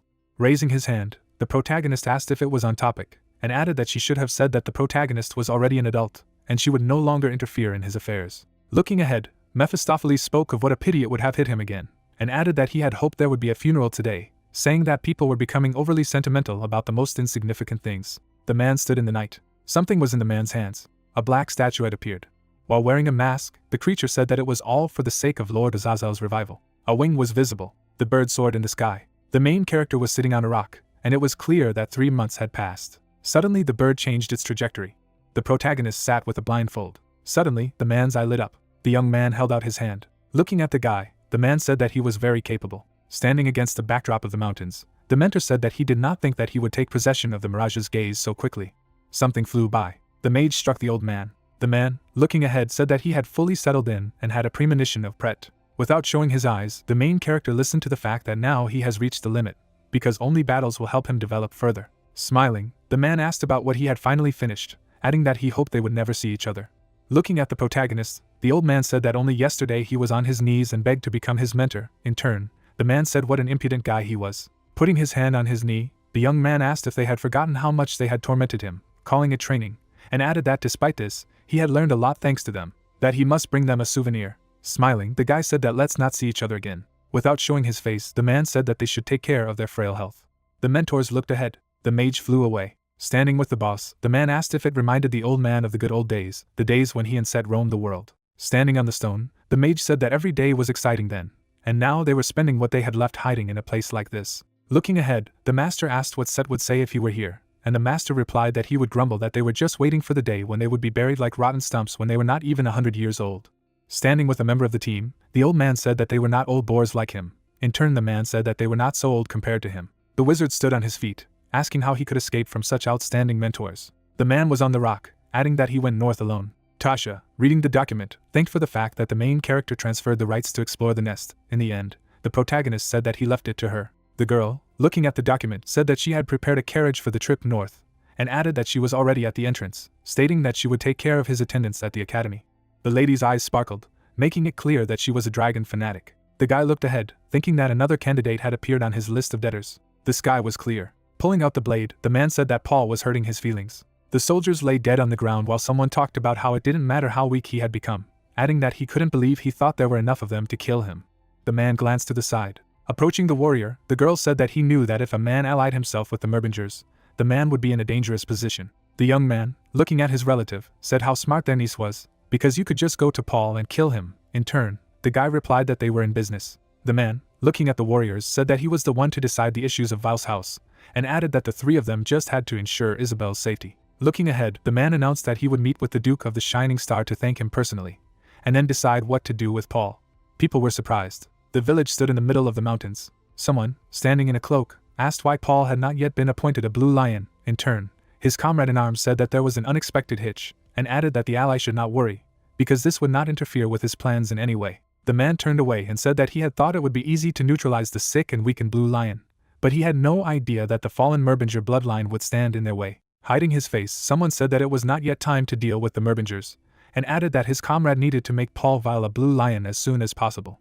The man, showing his eye, listened to the fact that when the Lord became a Blue Lion, both his body and his powers would serve the rebirth of Lord Beelzebub. One of the man's eyes was red. A lot of birds appeared in the sky. The carriage was standing near the city. Sitting in the carriage, the main character stated that he planned to just calmly go north alone.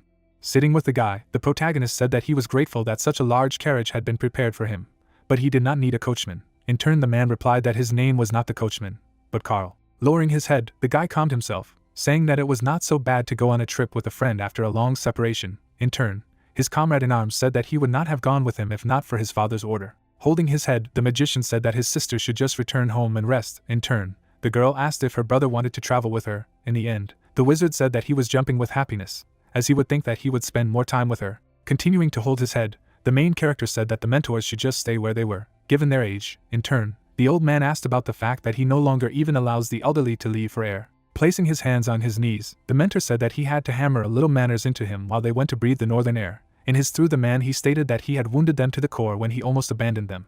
The demon made a disgruntled face, said that it would be a noisy journey, and added that he disliked tearing things more than anything in the world. Starting to tremble with dissatisfaction, the man said that he was very happy. Looking ahead, the young man said that it was as if he had gone on a family trip. People sat in the room while the mentors argued. The gentleman looked away. The tiger stretched. The man began to smile. The old man looked away. The guy looked ahead with one eye. The main character's eye was green. The carriage went on a journey. The egg began to crack. The man smiled. The guy looked happy, stating that having a family like this wasn't such a bad thing. Guy stirred his tea. He put it back on the table. He looked at the assistant and asked if they had all come from the north. He nodded. Everything was just like that. The patriarch smiled. The servant was surprised and asked if something good had happened. Guy looked out the window and asked if the assistant wasn't interested. He asked him only to take a look at it. Hayes smiled and asked her brother if she hadn't told him to behave more decently in front of adults. Sean could hardly hold back his laughter. The girl asked to look at him, because he behaves very nobly. Elric looked out the window with displeasure and said to hell with such nobility. Hayes smiled guiltily, put her hand on her chest and promised to teach her brother manners. The elder frowned at her and asked her not to pay attention to them. Such things as discipline should be taught in the family. The lady nodded gratefully and thanked her for her understanding. After that, Elric hit the back near the head. The guy said that he was already an adult. Why do you need to learn his discipline? The sister smiled menacingly and invited her brother to go for a short walk. The guy looked at her frightened and said that if they were just going for a walk.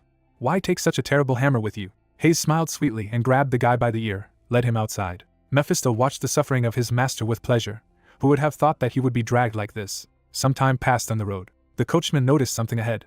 The carriage stopped. Elric looked out and asked what was wrong. Carl pointed to the hostile man in front. They were with knives. The gray-haired man licked the blade and said that the crew was completely fearless. Were they really going to cross their territory so easily? They came closer and demanded to give everything they had. Carl and Elric, with bumps on their heads, looked at the harmless robbers in bewilderment. The gray-haired old man froze in bewilderment. The blonde man with bumps on his head looked at him silently. The man screamed, "Do the idiots really want blood to be spilled?" The hero shook his head in displeasure and went outside. Hands were placed on his shoulder. The man came out and promised to deal with it on his own. He understood that this was his chance to show Elric how great a teacher he was. A huge animal shadow fell on the three robbers. The tiger, much taller than the man, looked at them angrily. Master released his mana and mentally asked Elric to look carefully. Now he would show him why he was called the Beast King.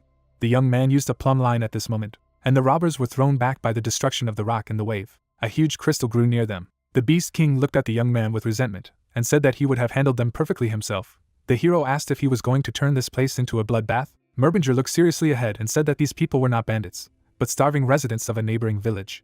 The men fell to their knees. They bowed to the floor and asked for mercy. They said that their families were starving. The guy calmly said that if they were defenseless, his gaze became stern. Would they have begged them like that? The old man looked away shyly. The gentleman looked at them in silence. The eldest hit his head on the ground and said that Mr. Magus was right. The elder closed his eyes and said that he had forced the others to do this, so let only he be punished. The young guys looked at him anxiously. How could an elder do that? He did it for the sake of the village, and it was definitely not his fault, so they began to ask for punishment for them. Elric smiled and waved his hand. He offered to believe them and asked them to stop. More time passed. The detachment came to an empty village. The old people pointed at the hungry children and said that they had been haunted by hunger and drought for the past few days. They thought that if they died anyway, they could become mountain bandits. Mephistopheles looked around attentively. He felt a strange energy. It was 5 days to go to other villages on horseback and they could not leave, because their cattle were also dying of hunger. The elder slapped himself in the face and said that it was all his fault. The stocky old man scratched his mustache and said that the administration of their country did not reach such a remote region. Although these people had committed a crime, he offered to let them get away with everything. After all, they had a good reason. Elric looked around and said nothing. The old man put his hands behind his back and said that it was the duty of the nobility to help suffering people. Didn't he think so? The elder abruptly looked up. The young master said that it wasn't entirely their fault. He immediately bowed and began to say thank you. The old man grabbed the master's hands and began to say that they would no longer rob people. The hero looked at the demon and asked why he was walking around here. The demon looked ahead and replied that he felt the demonic energy in these lands, albeit a weak one. He pointed forward to the source of this energy.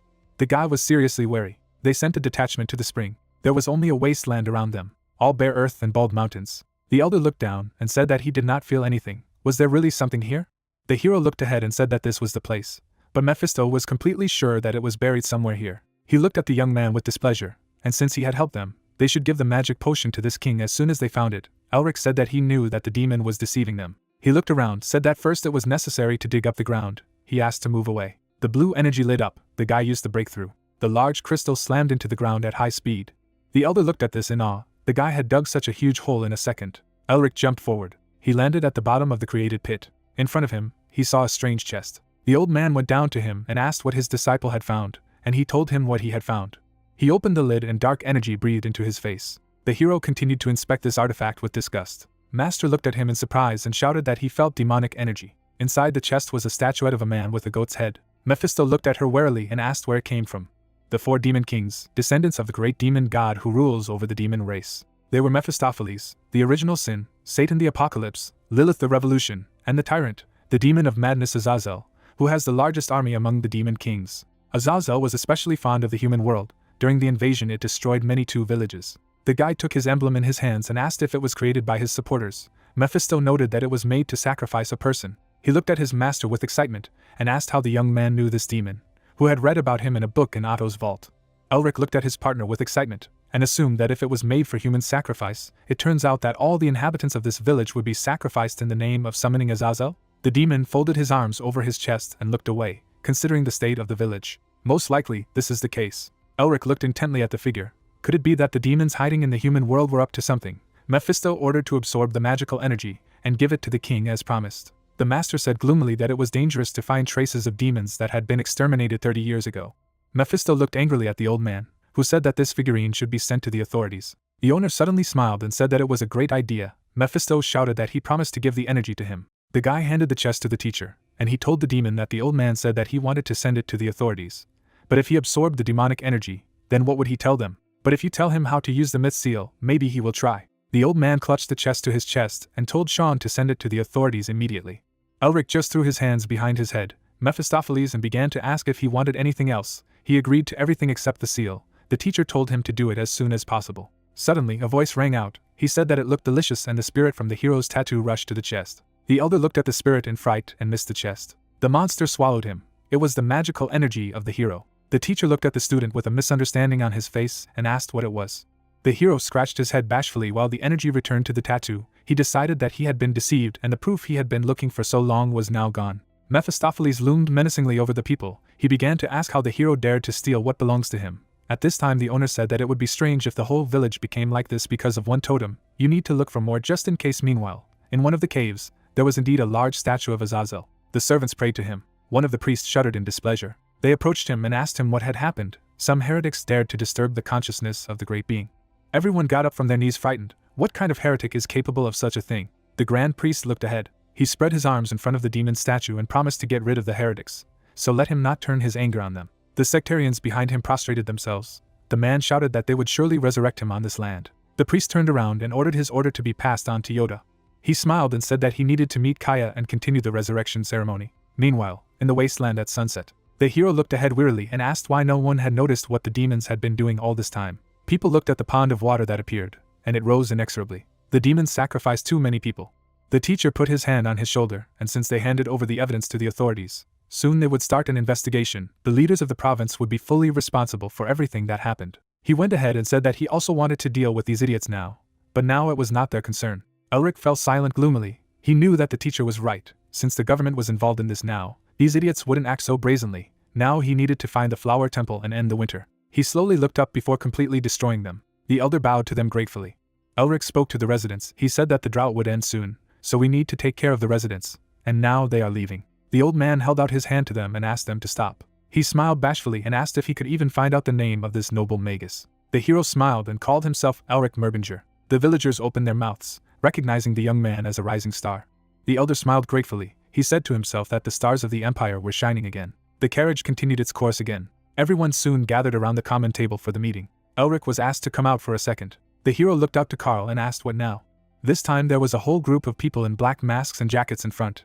The coachman immediately realized that they were from the inspection bureau of the imperial family. Their leader bowed his head and asked if it was Elric in front of him. The guy only smiled defiantly, noting how pompous the stranger was. The inspection bureau is an intelligence institution that serves exclusively the emperor and the imperial family. They are known as monsters, capable of anything for the sake of mission, kidnapping, murder and bribery, and their power is equal to the magic tower and the great lion family. Now these people were standing in front of their court, even if they didn't know about the movements of the demons in these parts. Before they sent them the report and the totem, no wonder they rushed so quickly. Elric sighed heavily. He smiled defiantly and decided that even if the emperor supported them, wasn't it too impudent to communicate in such a tone? He grinned and said Agas. The inspector was embarrassed and asked again. His eyes immediately filled with blood. He asked how dare the kid. He released a lot of mana and said that they were agents of the Imperial Family Inspection Bureau, such as he should treat them with respect. The boy began to check his nails and asked, and? Now he released much more terrible mana and said that even if they were from the Bureau, the leader himself was probably a viscount at most. The agents began to look around in fright. They did not understand where such a terrible power came from. Most of the agents died with headaches. The fact that they are only representatives of the Duke has the right to insult them? Elric looked at them menacingly, and a mana-beast appeared above his head. The agent immediately fell to his knees, not understanding how he did it. He looked at the young man and realized that he was on the same level as the magus. He stood up and nodded to the other inspectors. They looked at each other for a few moments. The leader made a decisive nod. He began to take off his mask and asked for forgiveness. He bowed and asked forgiveness for their rudeness. Mephisto smiled contentedly and said that the young man was showing who the boss was. He only succeeded because they took him for some kind of fool, so they would immediately sink their fangs into him. The elder came out of the carriage while his disciple told the inspectors that if they made such a mistake again, he would already talk to the house peer. The leader of the detachment promised to remember this. He angrily stared at the ground, noting that the guy was behaving so impudently. Hiding behind the title of Duke, he asked to consider that they were lucky. A shadow fell on the face of the bewildered agent. Who would have thought that someone would dare to disrespect his student? Augustus unleashed a formidable mana. The inspector clutched his heart in pain. He looked at how the arrogant blonde interacted with the master and said to himself that it was very ridiculous. How could he be a disciple of the strongest person? He gritted his teeth and promised himself that when he returned, he would have to change all the agents. Some time passed. The hero created a chair and a table out of mana and sat down with the leader of the inspectors to negotiate. The man looked at the young master and introduced himself as Patran from the 4th Inspection Bureau. The hero carefully examined them and remembered that when there was a war of succession in the palace, they were on the side of the crown prince. So the crown prince was interested in the situation here. Elric used his hand to turn up the heat, and Patran concluded that he was wasting his time and suggested that he get down to business, to which the young man replied that he was still wasting his time. The agent forced a smile and said that they had been secretly collecting the remnants of demons for a long time, and they had recently found an unnamed group. The boy looked at him calmly and asked if it was Grigori's accident, which surprised the inspector. He asked how the gentleman knew. The kid looked menacingly at Patran and asked if the inspection bureau had forgotten what family he came from. The man shivered, gritted his teeth, and said that he was from Merbinger. Elric smiled proudly, the agent calling him the 7 only enemies of the demons. He put his fists together on the table and then suggested that they move on. Out of the totems he listed, they only got 1. Where are the other 8 totems? The guy smiled impudently, pointed at himself with his little finger, and said that they had them, to which Patran said that it was illegal. A drop of sweat rolled down his face as he revealed that according to the 11th point of the 2nd paragraph of the Imperial Law, all items related to demons must be kept by the Imperial family. Elric gave him a fierce look and said the 8th point 1st paragraph, when obtaining permission from the Administrative Bureau, a citizen has the right to store items related to demons for research purposes. He looked at the mage from under his brow and asked how he managed to find the location of the totems. Elric raised one eyebrow and asked, didn't he say he was from the Merbinger family? Patran shouted that such a vague answer was not enough. The hero looked at him angrily and asked if he really wanted him to reveal their family's secrets to the inspection office. Patran clenched his cheekbones. He thought that the hero was a puppy who didn't even know his place, using his decrepit family as an excuse. The young man waved at him, as he decided that he had already said enough, so he had to finish. The agent clenched his fists under the table and thanked him for his cooperation. The carriage with the inspection was already returning to the Empire in a few minutes. Sean went out to his friend and said wow.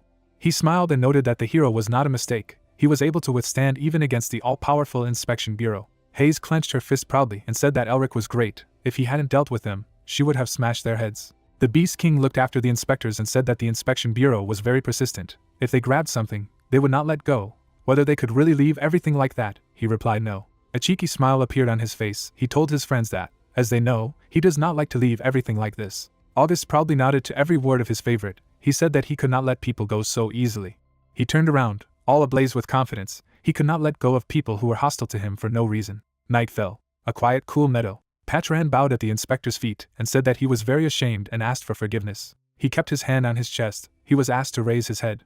The gentleman activated the ring on his finger. He said that he was not the one who disgraced himself, and he, the crown prince who sat in front of him. A bat hung on a branch nearby. Her eyes were imbued with the mana of the pleased hero who was watching this scene through them. The crown prince sat elegantly on a rock, asking the agent to raise his head. His Majesty looked down and said that it was he, not his subordinate, who had disgraced himself, because he wanted to meet the main character, and it was his envy that blinded him. Patran furrowed his brows, stunned, keeping his hand on his chest. The heir with a calm face added that he had disgraced the bureau because of his incompetence. He jerked his hand, silencing the agent, and continued that everything that had happened before was personal. The member of the bureau sweated when the prince said that their priority was to destroy the remnants of the demons. The guy furrowed his brows and asked if Viscount Garrett was one of Grigori's subordinates. Patran presented the monster figurine and replied that everything pointed to the demons' connection to the totems, and they needed to completely destroy the enemies in order to gain an advantage in the succession war. The prince with a stern expression on his face said that no mistakes should be made. The subordinate lowered his head down and heeded his order. Patran watched as the heir to the throne left.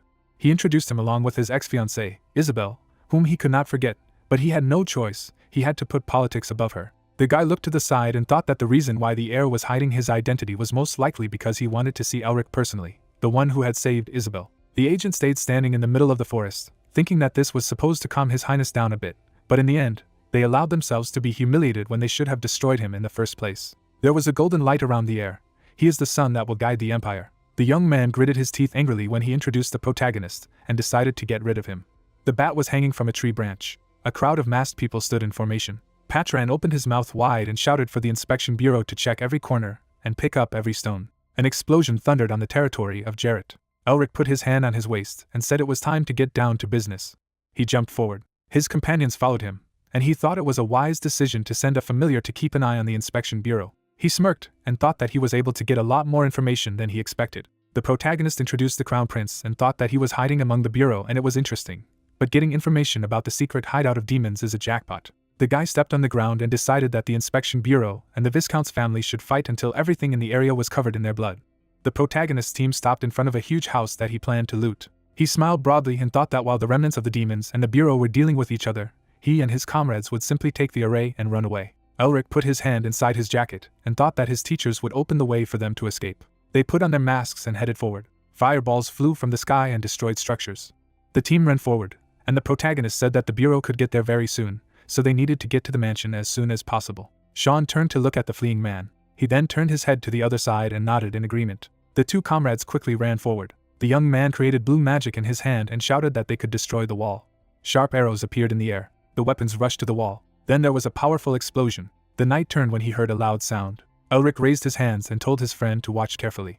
The arrows pierced the bodies of the enemies. The knight furrowed his brows and looked at his ally. Suddenly, a dark red fog appeared. The demon spread its large wings. His eyes shone brightly, and he said that this was the truth. His teachers would protect the residents. The guy's eyes also began to emit red light. The enemy flew forward, shouting that the man must die. Sean and Elric were nearby, and the demon said that for this reason, they could untie their hands. The mage created bright streams of energy using the windcutter skill. The currents of wind wounded the opponents. Blood spurted from their bodies. Several monsters flew forward, intending to stop the humans. Someone jumped forward. Hayes swung a huge hammer and asked if she should just beat up her enemies. She slammed her weapon into the ground, attacking the demons. Sean was covered in sweat, and his eyes bulged wide. Blood remained on the hammer, and the girl told the main character to leave this place on them. She held the weapon on her shoulder, and added that he should leave faster. The guy immediately ran away. Demons were standing at the huge metal door. The monster opened his mouth wide and loudly warned of danger. He furrowed his brows and thought that even the inspection bureau wouldn't be able to find this place so easily. He crossed his arms and thought that while they were looking for him, the demons would carry away the sacred relics using a secret tunnel. Suddenly, shards of ice appeared, falling down. The monster raised its head in bewilderment. A huge stone fell directly on him. Scarlet blood spurted. The main character stood in the middle of the smoke, saying that he was not so bad. The remaining demons began to tremble with fear, not understanding how the man had managed to find this place. The young man radiated a golden light, saying that he had found a very tasty buffet. The city was blazing with bright flames. Someone slammed his fist on the table in rage. The man was sitting at a table. He was informed that the Bureau's agents had discovered an underground storage facility. The master gritted his teeth and said that only his closest aides knew where it was. Suddenly, his eyes widened and realized that there could be a spy in the mansion. Suddenly there was a powerful explosion. The walls turned into fragments. The man was lying on the floor. The young man took a step forward and said that it had been Viscount Garrett from the beginning. He held the sword in his hand, looking down. The demon was holding on to his shoulder, clenching his teeth, his middle name being Kaya. Patran looked to the side and said that he had finally caught the scoundrel after all his cowardly escapes. The monster began to tremble, saying that the young man was calling him a coward after placing a spy in his manor and looting the vault. The agent raised his sword and asked what kind of nonsense the Viscount was talking about. Garrett stretched out his long-nailed hand to the side. He spread his wings and shouted that Patran would tell him everything after he cut off his arms and legs. A red light appeared around the agent who sentenced the traitor to death in the name of the royal family. Suddenly, the demon rushed forward. The guy gritted his teeth and prepared to attack. The enemies jumped towards each other. An explosion thundered from their collision. The girl and the guy turned around at the loud sound. Sean clenched his fists and said that it was probably the main character who had arranged something again.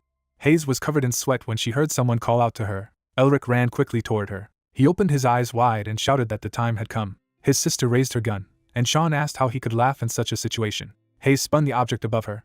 She opened her eyes wide and let out a battle cry. Then she let go of the hammer, and the weapon struck each pillar. The demons ran away, shouting that the mansion was collapsing. The three kidnappers quickly ran forward. The main character clenched his hands into a fist, hurrying to the house.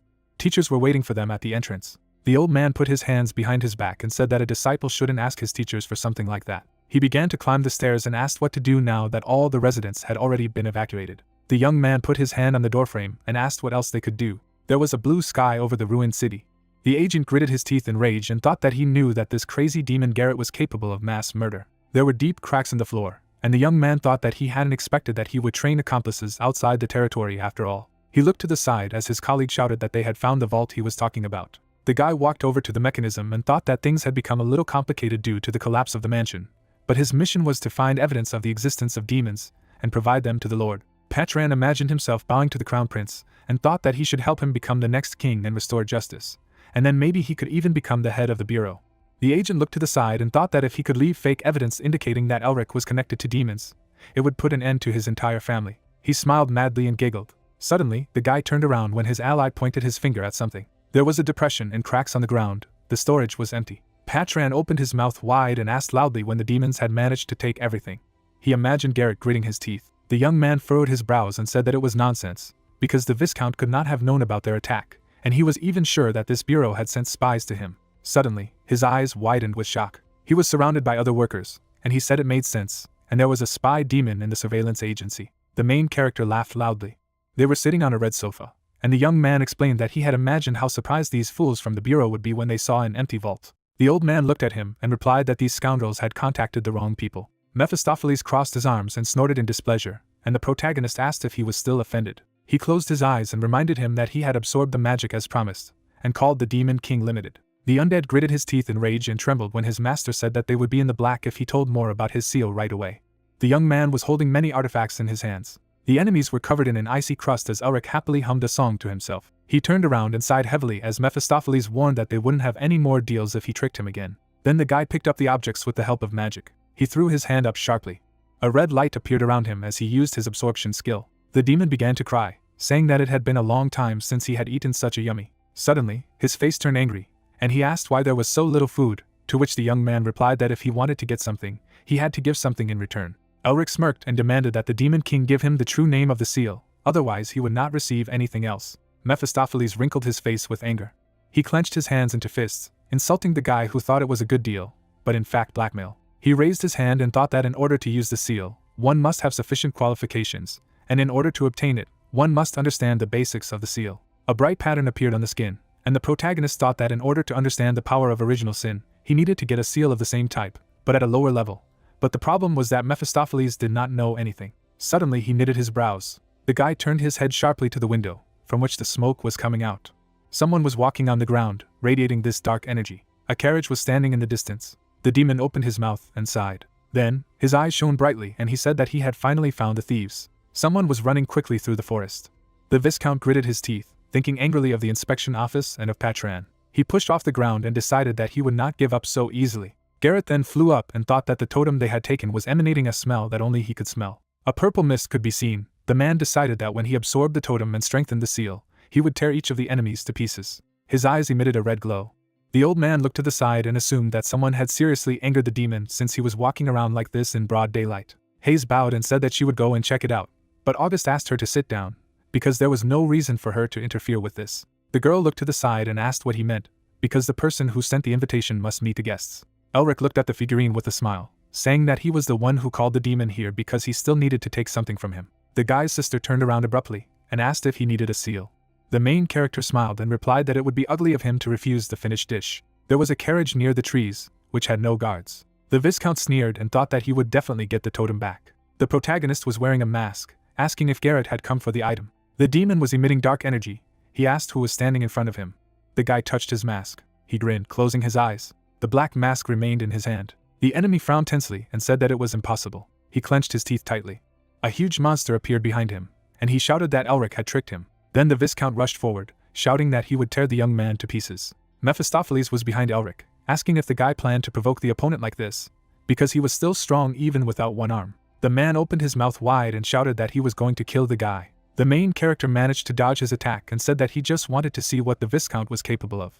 The young man jumped back as Garrett tried to attack him again. Then he dropped to one knee. A golden light appeared around him as he said that he had decided to destroy all the demons last time. The protagonist clenched his hand into a fist. There were blue patterns. There were large crystals above him. He used the piercing skill. The stones rushed towards the enemy as he raised his hand. These crystals were reflected in the demon's red eyes. He concentrated the demonic energy in his hand. The man cracked the stone and asked loudly if the young man thought that his pathetic magic would be able to stop him. Hair hid Elric's face as Garrett screamed in rage. The man and the demon were opposite each other, and the enemy shouted that the protagonist was finished. Their fists, radiating energy, touched. After that, a powerful explosion occurred. The man clung to the ground with his hand, asking where this guy had such strength. The main character stood in the middle of gray smoke. He looked at his hand and thought that it was dangerous. There was a pungent purple slime on his skin, the enemy's venom entering through the pores. The young man closed his eyes and assumed that this was the power of the seal. He decided to freeze it for now, but this was only a temporary measure. The Viscount smirked and thought that the man had made a good decision. Streams of demonic energy appeared. The demon opened his mouth wide and asked how Elric felt about it. He flapped his wings and shouted that he would see if the magus could freeze his poisonous wind. The space was filled with violet light. The protagonist gritted his teeth and thought that the poison was penetrating his entire body. But he couldn't just freeze it. His green eyes stared straight ahead, and he realized that there was still something he could do. The young man stretched his arms to the sides, creating a frost whirlwind around him. He stretched his arms forward and activated the eradication skill, deciding to redirect the poisonous wind back. The blue and violet light mixed together. The enemy soared in the sky, shouting that it was a very stupid decision because his abilities did not affect him. Suddenly Garrett knitted his brows, stunned. The protagonist disappeared. However, in fact, he was already behind the enemy's back. The demon looked away. His body was chained when the guy used the gripping technique. The man arched his eyebrows and asked the mage to stop. Elric had already waved his hand, saying that it would be boring to end up like this. He pressed his hand to the man's chest and thought that he hadn't used it in a long time. A block of ice struck Garrett. He fell to his knees with a loud thud. The enemy wrinkled his nose as he asked how a person could use the strength of the Ice Mountain King. The mage put his hand on the villain's head. His eyes lit up, and he replied that the demon didn't need to know that. The Viscount's mouth opened wide in pain as Elric used his absorption skill. The enemy fell to the ground. The main character furrowed his brows and sighed. Mephistopheles crossed his arms and thought about what the guy had said in front of him, that he wanted to destroy all demons. He smirked and thought that for now, there was nothing left to do but work together. But one day they would become enemies who would really have to fight. The Demon King smiled contentedly and thought that this was exactly what he had expected. The mage looked at the defeated enemy. He furrowed his brows sharply. Suddenly Elric fell to his knees and clutched his chest. Hayes and August quickly ran towards him, and the young man thought that too much poison had accumulated in his body. The old man put his hand on the student's back and began to heal him. The girl held her brother's hand, and he said that now he felt better. The protagonist raised his fist and asked if demons were always so powerful. Augustus raised his hand and replied that it was true, but that Garrett was weak. The Viscount's mouth was open as the old man said that if his body hadn't been damaged before they met, the protagonist would have lost. The magus looked at the tutor standing next to him. He smiled and replied that even then, he would be able to win. August was covered with sweat and thought that the young man's self-confidence knew no bounds. As Elric stretched, his mentor thought that they would definitely defeat this demon, no matter how deplorable the guy himself was. Under the man's nose was a long mustache. The mage furrowed his brows as he furiously said that such vanity would lead him to his grave someday, and he needed to learn to restrain himself. The protagonist said with a smirk that the teacher's words did not match his facial expression. August's cheeks flushed, and he laughed contentedly. There was a full moon over the trees. Two people stood in the middle of the destroyed buildings, saying that they needed to find traces of the presence of someone else. The masked guy raised his hand and said that they had been prowling here for days, but they had not found anything. But an order was an order. Suddenly, he received a strong blow to the chest. Blood gushed out of his body. His companion's eyes widened. Behind them stood a stranger with red eyes. The agent was covered in sweat when the killer asked what had happened here. He took a cautious step forward and asked who he was. Suddenly the scoundrel grabbed him by the face. The guy was lifted into the air, kicking his legs and screaming. A symbol shone on the man's hand, and he said that he would see everything for himself. The demon held the agent in the air using an assimilation technique. The young man's body darkened and began to evaporate. Dark energy came out of the villain's hand. He closed his eyes and concluded that Garrett had lost.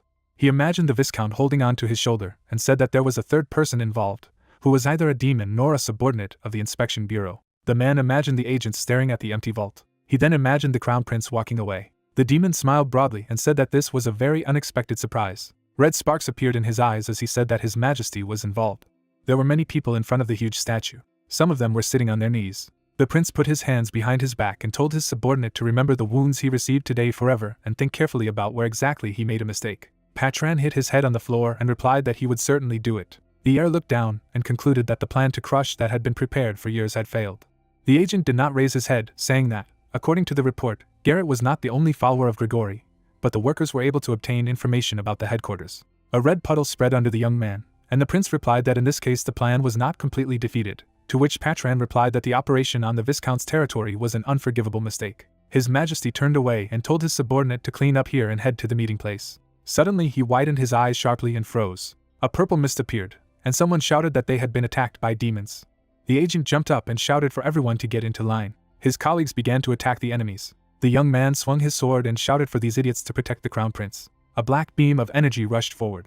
The guy furrowed his brows and turned around. He stopped the attack with the blade of his sword. The enemy stood in front of him, saying that it was not bad. The demon flew into the air, and the agent asked how he dared. The opponent raised one finger and smiled. Next to Patran stood the Crown Prince.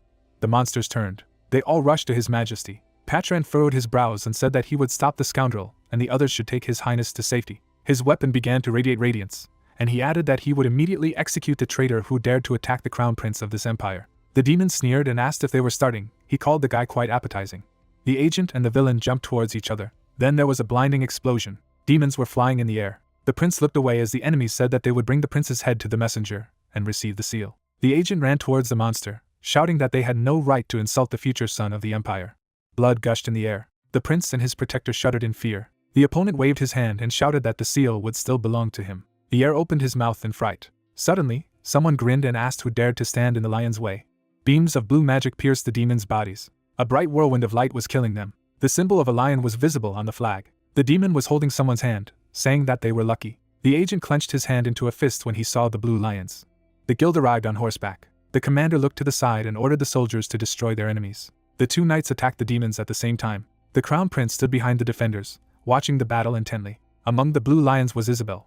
There were several white stars in the sky. The two formations stood opposite each other. Patran bowed and reported that although they had destroyed most of the demons that had appeared thanks to the blue lions, they had not been able to kill their leader. The prince closed his eyes and expressed his gratitude. The commander bowed and said that he was glad that the air was all right, and that the subject of the empire was obliged to escort a member of the imperial family to the palace.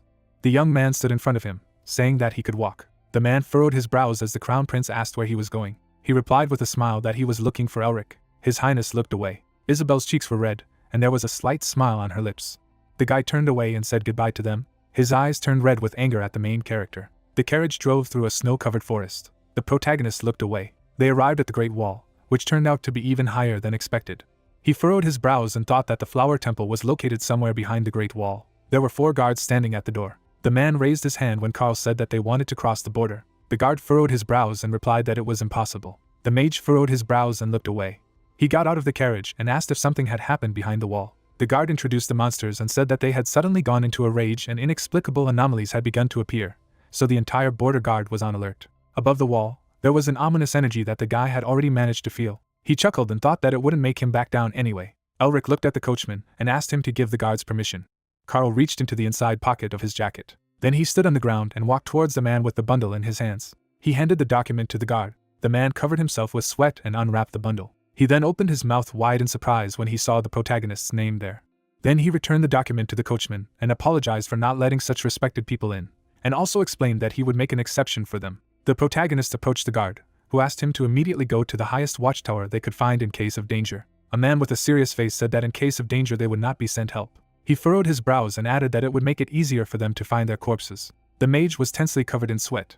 The long monster screamed loudly. Elric stood before the monster. The snake closed its mouth and rushed towards him. The guy raised his hand using magic. He then jumped high into the air, and a block of ice fell on the enemy's body.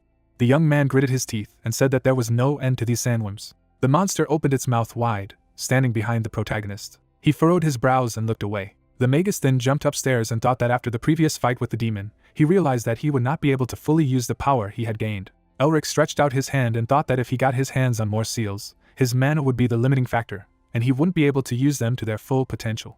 Suddenly, the monster screamed loudly, blood gushing out of its body. The enemy then fell to the ground, creating a shockwave. The protagonist got down on one knee and decided that he had to create a new type of magic that belonged only to him. He furrowed his brows and thought that he must become so strong that no one would dare to look down on him. Someone came up to him from behind and asked if he was done. Sean wrapped himself in his cloak, shouting in displeasure that it was very cold here, even though he had already enveloped his entire body in mana. Elric turned around and thought that it must be as hot as the desert, but it was winter, and it might be due to anomalies. There was fog on the black ground. There were traces of blood on the ground. The ground here is black all year round, rotten from poison. The monster was dead. There are so many of these monsters here that even the Empire has given up its futile attempts to conquer this place. Someone brought his hand to the mage's shoulder. Sean put his hand on it and asked if he was sure that the flower temple was really somewhere in this forgotten place. The young man imagined the entrance to the garden and said that in fairy tales this temple is described as a peaceful place where flower gods and people live together. Elric threw off his friend's hand and replied that he had been able to verify the existence of this temple from manuscripts that had been handed down to him and the imperial families. He introduced the beastmen who were guarding the temple and said that they needed to find them to be sure. The magician put his hand on his chest and convinced them that everything would be fine because they would find a way to defeat this race. The old man stroked his beard and replied that he was looking forward to it. August raised his hand and asked how the young man was going to find them in such a huge area, and the main character honestly replied that he did not know it yet. Mephistopheles crossed his arms when Hayes asked if there were any maps or signs, since they wouldn't be able to search everything. The demon furrowed his brows and reported that the ice crystal had begun to shine. The protagonist slipped his hand under his cape. He took out the blue stone, not understanding why this was happening. Suddenly the object flew into the air. The crystal began to shine even brighter. Elric furrowed his brows and realized that the artifact was showing them the way. He smirked and said that now they knew where to go. The moon shone in the dark forest. The carriage drove along the path. The young man looked to the side and asked Carl to stop. He looked at the rock and said that it stopped shining as soon as they entered the forest, so they should look around. Bare branches of trees could be seen. There was a yellow light in the distance. The team walked along the trail. Sean covered himself with sweat and asked if there was anything he could go on, because he couldn't see anything. The man furrowed his brows and added that he was looking at the forest from above through his familiar, but he couldn't see anything either. The main character looked at the crystal, then he clutched it in his hand. He turned away and invited his comrades to return to the carriage so that the stone would show them the way again. They suddenly turned around when they heard a loud scream. Sean and Elric nodded silently to each other. Then, they quickly ran forward. 2 comrades were running through the forest. The mage furrowed his brows and shouted that there was something there. They hid behind the trees. The Beastman girl sat on the ground and trembled. Mephistopheles called her the cat girl with a smile. The monster opened its mouth wide and roared loudly. Other animals jumped on the captive. She closed her eyes and screamed loudly, asking for help. Suddenly her face lit up blue. She looked up in bewilderment. The monsters were trapped in the ice. The young man snapped his fingers. The ice destroyed the enemies. Elric approached the stranger and asked if she was okay. He winked and asked if she was surprised. The demon laughed and called him a disgusting actor, but the guy ignored him and offered to treat the girl. He came closer to her and asked if she could get up. Beastman suddenly furrowed her brows. She pulled her hand away and screamed that she needed help from a person. Suddenly, 2 of her allies jumped from above. The spearmen surrounded the protagonist's team. The stranger gritted her teeth and shouted that stupid people should give up immediately, or they would die as soon as she counted to 3. The warrior was ready to shoot an arrow. The girl began to count. The spearmen threatened with weapons. Hayes sweated, trying to figure out what her brother was up to. The young man smiled slyly. He raised his hands and announced that he was surrendering. His comrades closed their eyes and shook their heads at the same time. Elric closed his eyes and smiled. The Demon King smirked and thought that this guy was full of surprises. Some time ago, the main character and his friend were hiding behind trees. The captive was sitting on the ground. The mage noted with a grin that this was an obvious and banal bait. He turned around and said that there were Beastman warriors nearby, and August asked what he would do. The guy smirked and replied that they would play by their rules. Elric furrowed his brows and added that they would allow their enemies to lead them to their lair. The carriage was traveling through Entramoth, the kingdom of the Beastmen. That girl was walking in front of the horses. Inside sat the protagonist's allies. The demon crossed his arms and asked if it was necessary to bring it to this. The magician was smirking, although his hands were handcuffed. He looked away, and Mephistopheles said that humans had stolen the lands of this race and pushed them away, and the anger passed down from generation to generation was not so easily subsided. Elric narrowed his eyes. The carriage stopped.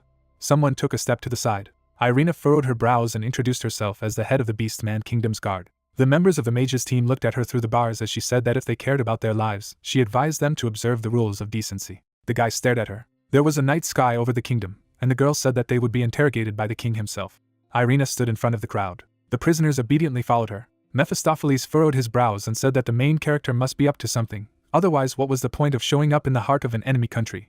To which the young man replied that the beastmen would not refuse his request. The inhabitants of this country stood in 2 rows. The captives walked past them, and the mage added that the reason was that he had the power they had been waiting for centuries.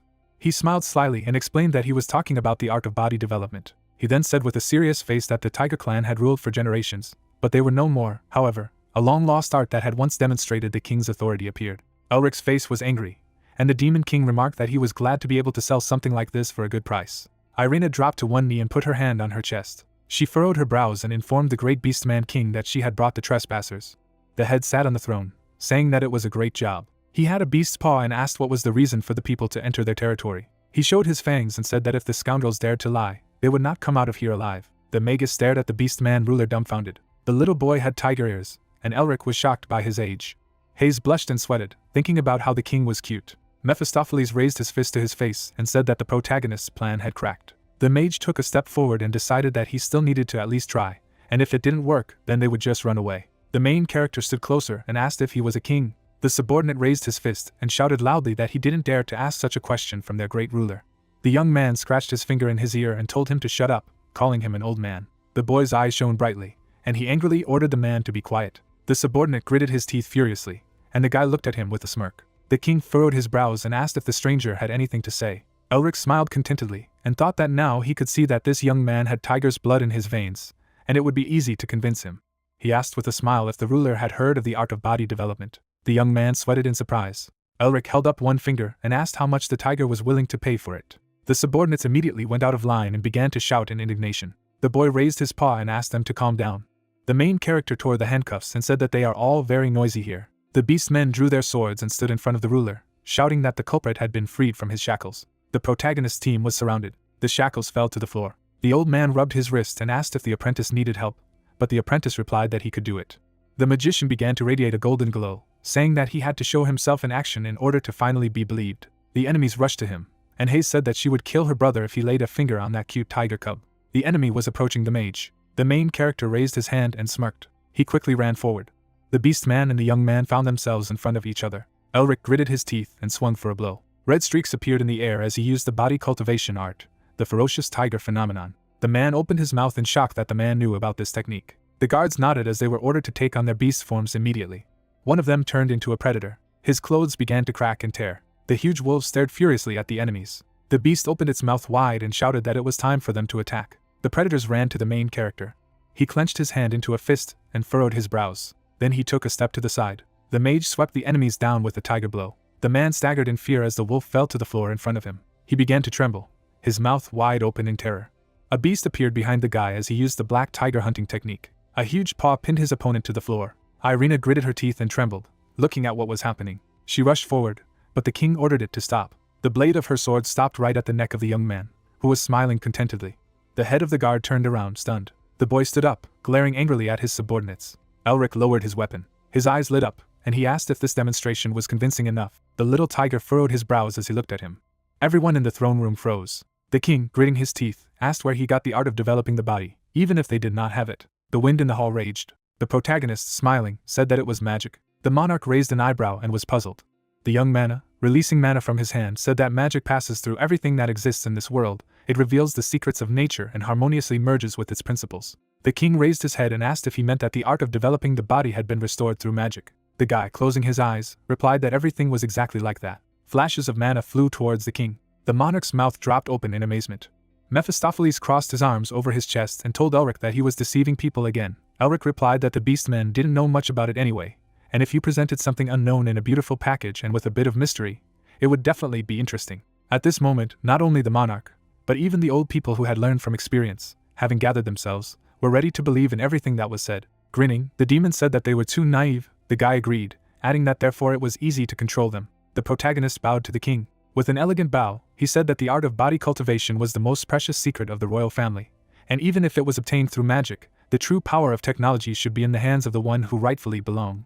The tiger smiled and nodded. Spreading his arms to his sides, the young man said that thanks to the deal they made, the ruling dynasty of beast men would regain power. A man suddenly appeared and interrupted the young man. The prime minister, after entering the throne room, said that he just wanted to sell them the art of body cultivation at a high price. Elric frowned, realizing that the old man had grasped his motives at once.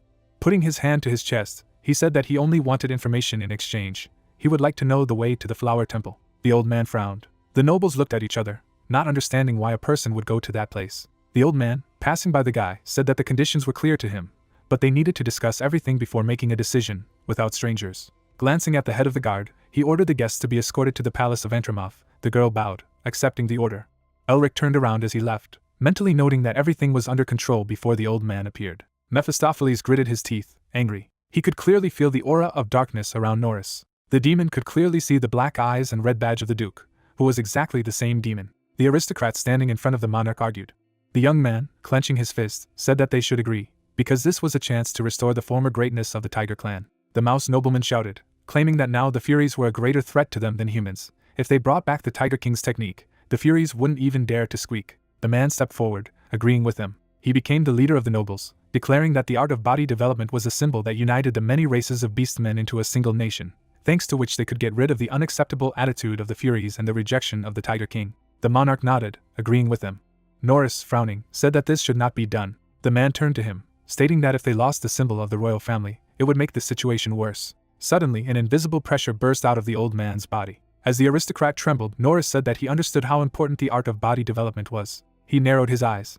Glancing at the aristocrat, the old man shouted, reminding them that they shouldn't forget the reason why they, the beast men, were in these cursed lands, constantly undergoing suffering. Many nobles closed their eyes and looked away when the duke said that people had made many promises to them, used them, and then stabbed them in the back. The monarch on the throne tensed as Norris stated that if he agreed to the deal, they would once again become human playthings, and the nightmares would resume with even greater intensity. Frowning, the old man said that they should refuse this offer. The king knitted his eyebrows to the bridge of his nose. The nobleman, standing behind the king, said that they should not miss such an opportunity. The monarch, raising his head, pondered. Looking at his father's statue, he remembered how he had asked him to revive the royal line. The monarch turned around and said that they couldn't make an exchange because of Norris. He certainly had good reasons for refusing. The aristocrat raised his hand and said that the prime minister was indeed wise when it came to governing the kingdom. He was even nicknamed the Black Sage, but he was no longer young, and his decisions had become controversial. The tiger, releasing his aura, ordered the man to watch his words, noting that the prime minister had devoted himself to serving the country after the death of the previous ruler, and he had no intention of questioning his decisions. The aristocrat bowed, begging the king's forgiveness. The monarch was left alone in the middle of the hall. Events take us to the Antramofa Palace. Norris walked down the hallway. Carl opened the door for him. The protagonist, sitting in a chair, asked the guest what brought him to him. The old man stood in front of the guy. Moving his lips, he said that he had come to make a deal. The young man, pointing to a chair, invited him to sit down. As Norris sat down, Elric said that apparently everyone had decided to agree. But how would they pay? Raising his hand, the Duke said that he would tell him the way to the Flower Temple. The young man gave a thumbs up and pointed out that this was to be expected, but the art of body cultivation was somewhat more expensive. Suddenly, the Prime Minister grinned, saying that he would sell it to him. As he lay down on the table, Elric said that there should be no one now. After thinking about it, he told the teacher opposite that they, being serious, thought that one with the art of body cultivation could take the throne, and the Prime Minister and the others were repeating the same thing. The old man thought about it, and said that he had heard that the Tiger King clan had been destroyed, but he didn't expect that the situation was so bad, so who would he sell the technique to in the end? Stretching out his finger, the protagonist said that the minister offered more than others. Elric wrapped his hand in mana. Controlling the mana flow in the room, he said that there was already a whole queue of people lining up for the skill, and the price was constantly rising. He was interested in what the royal family had to offer. Soon the king entered the study. His pupils glowed, and he exuded an eerie aura. Mephistopheles, with his arms crossed over his chest, said that the king's power appeared to be below the plinth. If they were his subjects, he would have torn everyone's heads off long ago. The monarch angrily asked how the prime minister could do this. The protagonist, approaching him, said that he had already warned him. Smiling, he added that it would definitely be interesting. Hayes approached the boy and asked if it was necessary to speak in such a tone. Elric turned his gaze sharply to his sister and said that politicians were not toys. After all, she herself knows that it does not matter how plausible the reason or the influence is. The girl shuddered. Frowning, the young man said that without support, it was all just empty words. Hayes was stunned as she stared at her brother. Although they were called a great magical family, and once people knelt before them, having lost support, they found themselves on the street, beggar children. As soon as they lost power, vassals, nobles, the imperial family, and even the magic tower turned their backs on them. Then Elric cried, roared in pain and grief. However, as soon as he grew up and returned to the city, he was nicknamed a hero. The protagonist narrowed his eyes.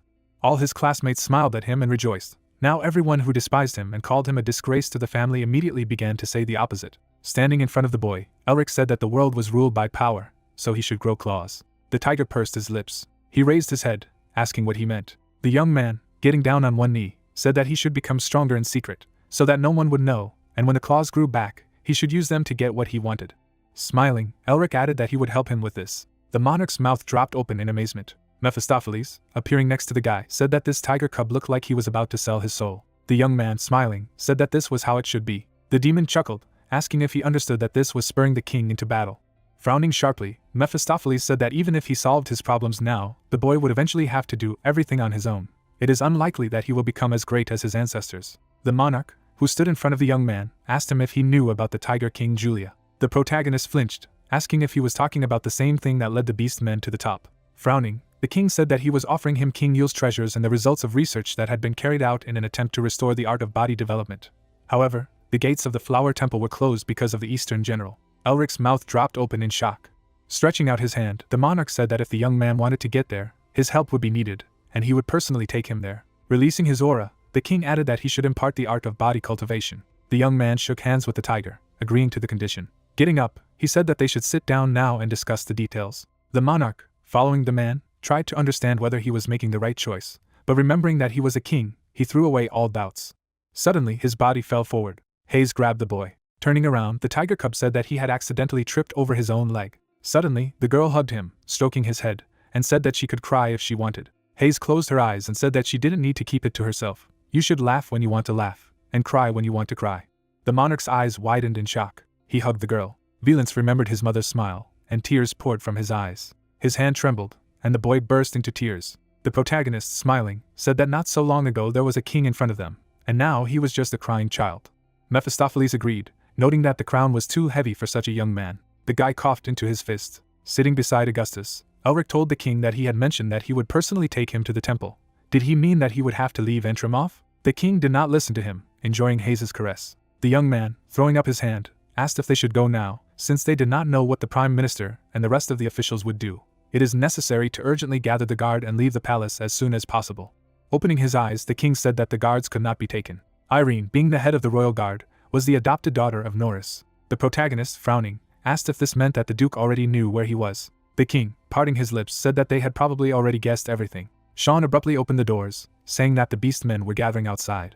The young man rubbed his chin, realizing that it would be problematic to leave unnoticed in such a situation. His eyes widened, and he realized that there was no need for them to leave. He looked at old Augustus, then on the former head of the Revolutionary Army and on Sean. The last thing he looked at was the monarch and his sister, mentally saying that together he could just calmly neutralize everyone and leave through the main gate. The guy clapped his hands. He grinned. Suddenly, the building trembled, and an alarm sounded. The monarch jumped up, saying that they had been attacked. He went to the window, not believing that the Furies had invaded them. When the king opened the window, Elric thought that the Furies were a tribe of beastmen who did not have a good relationship with Entramoth, and if they invaded, Valence would not want to leave. The king clenched his teeth. Suddenly, explosions began to thunder in the city. The tiger's pupil dilated. Pointing to two approaching people, he said that the enemy was coming towards them. Elric freed the mana from his body and ordered them to prepare for battle. The lady parted her lips and called out to the mage. The protagonist, Mouth Agape at the sight of the guest, raised his hand, ordering everyone to stop. The couple crossed the threshold of the room. Sean, who was standing behind, shuddered. Isabel, accompanied by her father, entered the room. Elric, staring at the guests, tried to understand what they were doing there. Mephistopheles began to fly around the man. Pointing to Herman, he asked what kind of monster it was. The protagonist bowed to the head of the Val clan, saying that it was an honor for him to meet him. The Blue Lion bowed, saying that he was just an ordinary warrior who had been given the title of Count, and there was no need for officialdom. Throwing up his hand, the guy said that in this case they should go inside. Isabel led her father, telling him to go down more slowly. Elric stopped and asked the girl how they knew he was there. The man, frowning, said that he wanted to personally thank the one who saved his daughter and helped heal the disease. He stepped forward, standing in front of the young duke, and said that he had gone to the capital to do so, only to find that he had already left it. The young man, scratching his head, said that they should have told him where to find him. Apparently, they missed each other. Herman grinned, saying that they should have sent a letter in advance and warned them of their arrival. The mistake was that they wanted to make a surprise, which is why they went in search without sending a message. The man turned his head, saying that there were many familiar faces here. Looking at Hayes, Herman said that he didn't expect even the Grey Lion's hunting dog to be here. The girl, parting her lips, said that she had already told him several times that she was not anyone's dog. The protagonist turned around and asked if he knew his sister. Herman was surprised to learn that she was his relative. Rubbing his chin, he said that he had a bad acquaintance. When he met him, he also noticed his sister somewhere nearby. The man looked away. Looking at the old man standing in the middle of the group, he said that it was not often that you could see an old eccentric of the Newister family. Opening his eyes, Augustus asked if he had not asked him not to call him that. Closing his eyes, Herman asked what else he could call the old monster if not an old eccentric. Two powerful people stood in front of each other. Elric held out his hand, knowing that this could escalate into a fight. Suddenly, the two strongest shook hands. Herman, smiling, said that the squad consisted of incredible personalities. The man turned away when the Blue Lion said that there was both the former head of the Revolutionary Army and the Beast Man. The protagonist, standing in front of the monarch, said that they all needed to calm down. Herman narrowed his eyes, mentally saying that this was why he wanted Elric. This is due to the fact that those who gather talented personalities on their side, like those who are now in the room, always reach great heights. Glancing at Isabel, the man thought that it was a good idea to ignore the hated crown prince and go here. Elric parted his lips and asked how they got there. The girl lowered her eyelids and said that they had heard that they had crossed the wall, so they followed, and the knights sent into the forest to reconnoiter them said that they had been taken prisoner, so they hurried to help. Pointing to the fires outside, she said that their men had made a fuss and now was the perfect moment to escape. The city was burning. The monarch frowned at Elric. The latter, turning around, said that this was not an invasion of the Furies. He abruptly got down on one knee. Putting his hand to his chest, the young man asked the king if he wanted to leave this place. The king moved his lips and said that he wanted to leave, but if he left the kingdom in such a difficult time, then his subjects would call him a traitor, and the country would plunge into chaos. The protagonist put his hand on his shoulder. He chuckled, saying that he shouldn't worry about it, because he had just come up with the perfect solution. The city continued to burn. Irina stepped into the clearing. She and the members of her guard were wary. The boy, frowning, asked the captain if they should have defended the city, to which she replied that their first task would be to save his majesty. Pointing to the palace, she said that their king was now in the hands of Vile people. Parting her lips, she said that they needed to wait until the monarch was safe. Irina, abruptly releasing her aura, said that they would kill all the people. Soon the group came to the square. The girl waved her hand. Frowning, she asked where the king was. Sean smiled nervously. The lady unleashed her aura and asked if they wanted a fight. The members of the guard took on their bestial forms. Irina put the sword to the boy's throat. Parting her lips, she said that she had no idea what they wanted to do, but if they didn't bring the king back, they would die. Suddenly, a man standing on the roof shouted to stop the squabble. The protagonist, holding the king, said that if anyone moved, their precious monarch would die immediately. The members of the guard began to look at each other and curse, telling the guy to get his dirty hands away from their king. Valence asked if this method would work, to which Elric chuckled and said that when a man skilled in the art of body development kidnapped a ruler, no one would dare to act rashly. His lips stretched into a grin. Norris put his hands behind his back. The protagonist waved his hand. Forming a creature out of mana, he ordered the guards to part if they wanted their king to live. Irina trembled with anger. Norris walked over to her and whispered something in her ear. She clenched her fist until it crunched. The guardsmen immediately parted. Sean and his group were wary as they walked past the guardsmen. The members of the guard frowned with hatred as they looked at the people. Irina, turning to Elric, said that they had done as he wanted. Now he needed to let his majesty go. The protagonist grinned. He jumped. Soaring and raising his hand, he said that he would not believe them so easily. He would only let the monarch go outside the city when it was safe around. The young man flew away. The guardsmen and aristocrats froze in shock. The fire continued to burn throughout the city, frightening the townspeople. The protagonist flew over the city. Seeing Valence looking down sadly, Elric asked him if he wanted to go back. Waving his hands, he replied that he had to go with him to show him the way to the Flower Temple. Squinting his eyes, the young man asked if he wanted to go back to the kingdom after all this or not. The tiger cub turned away, saying that his throat was choking at the mere thought of the palace. Looking at the people below, he said that his people were completely different. They were good beast men who always believed in him and encouraged him. Lowering his head, Valence said that if he left them now, the country would certainly plunge into chaos, especially if there really was an invasion. Mephistopheles, looking into the distance, said that this was not the time for idle chatter. As he poured mana into his eyes, Elric became alert. His pupils sparkled. A huge tornado was approaching the city. It was a black sandstorm. The monarch's mouth dropped open in horror. A huge tornado, sweeping away in its path, meant the approach of an eastern general. The protagonist, having created a barrier around himself, realized that the tornado in front of him was a catastrophe that destroyed the north. He frowned, realizing that if he went there, he would immediately turn into minced meat. Mephistopheles grinned, saying that something sinister was approaching with the wind. The young man, pouring mana into his eyes, asked what was there. He knitted his eyebrows sharply when he saw an enemy in the distance. A huge army was rushing towards the capital of the beastmen. The coat of arms depicted a fox with 9 tails. Horus opened his mouth and laughed. Furies with a coat of arms with a fox with 9 tails were strong. The Tiger King, who led Antrim off, had an old enemy, the Beastmen, who went against the ruling family, who had lost the art of body development. Foxes and wolves regularly became the heads of the Furies. Though the Furies dreamed of ruling Anthramoth, there had been only minor skirmishes between the two forces so far, while there had never been a full-fledged war. Only small groups of warriors gathered. The boy's mouth dropped open in fear. The protagonist sighed and said that the spies from the palace had probably already relayed information about the returning art of body cultivation.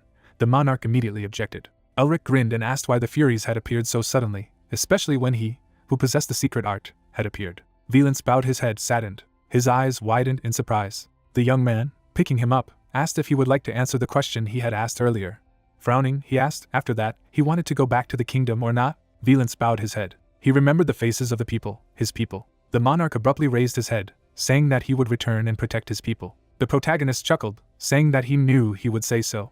Looking away, the tiger said that he was still weak and had nothing to offer him. He could not ask for more help. Elric struck the tiger sharply. Colliding foreheads, he said that it was not customary between friends. Moving away from Valence, Elric said that friends should just be asked. Smiling, he said that he just needed to ask for help.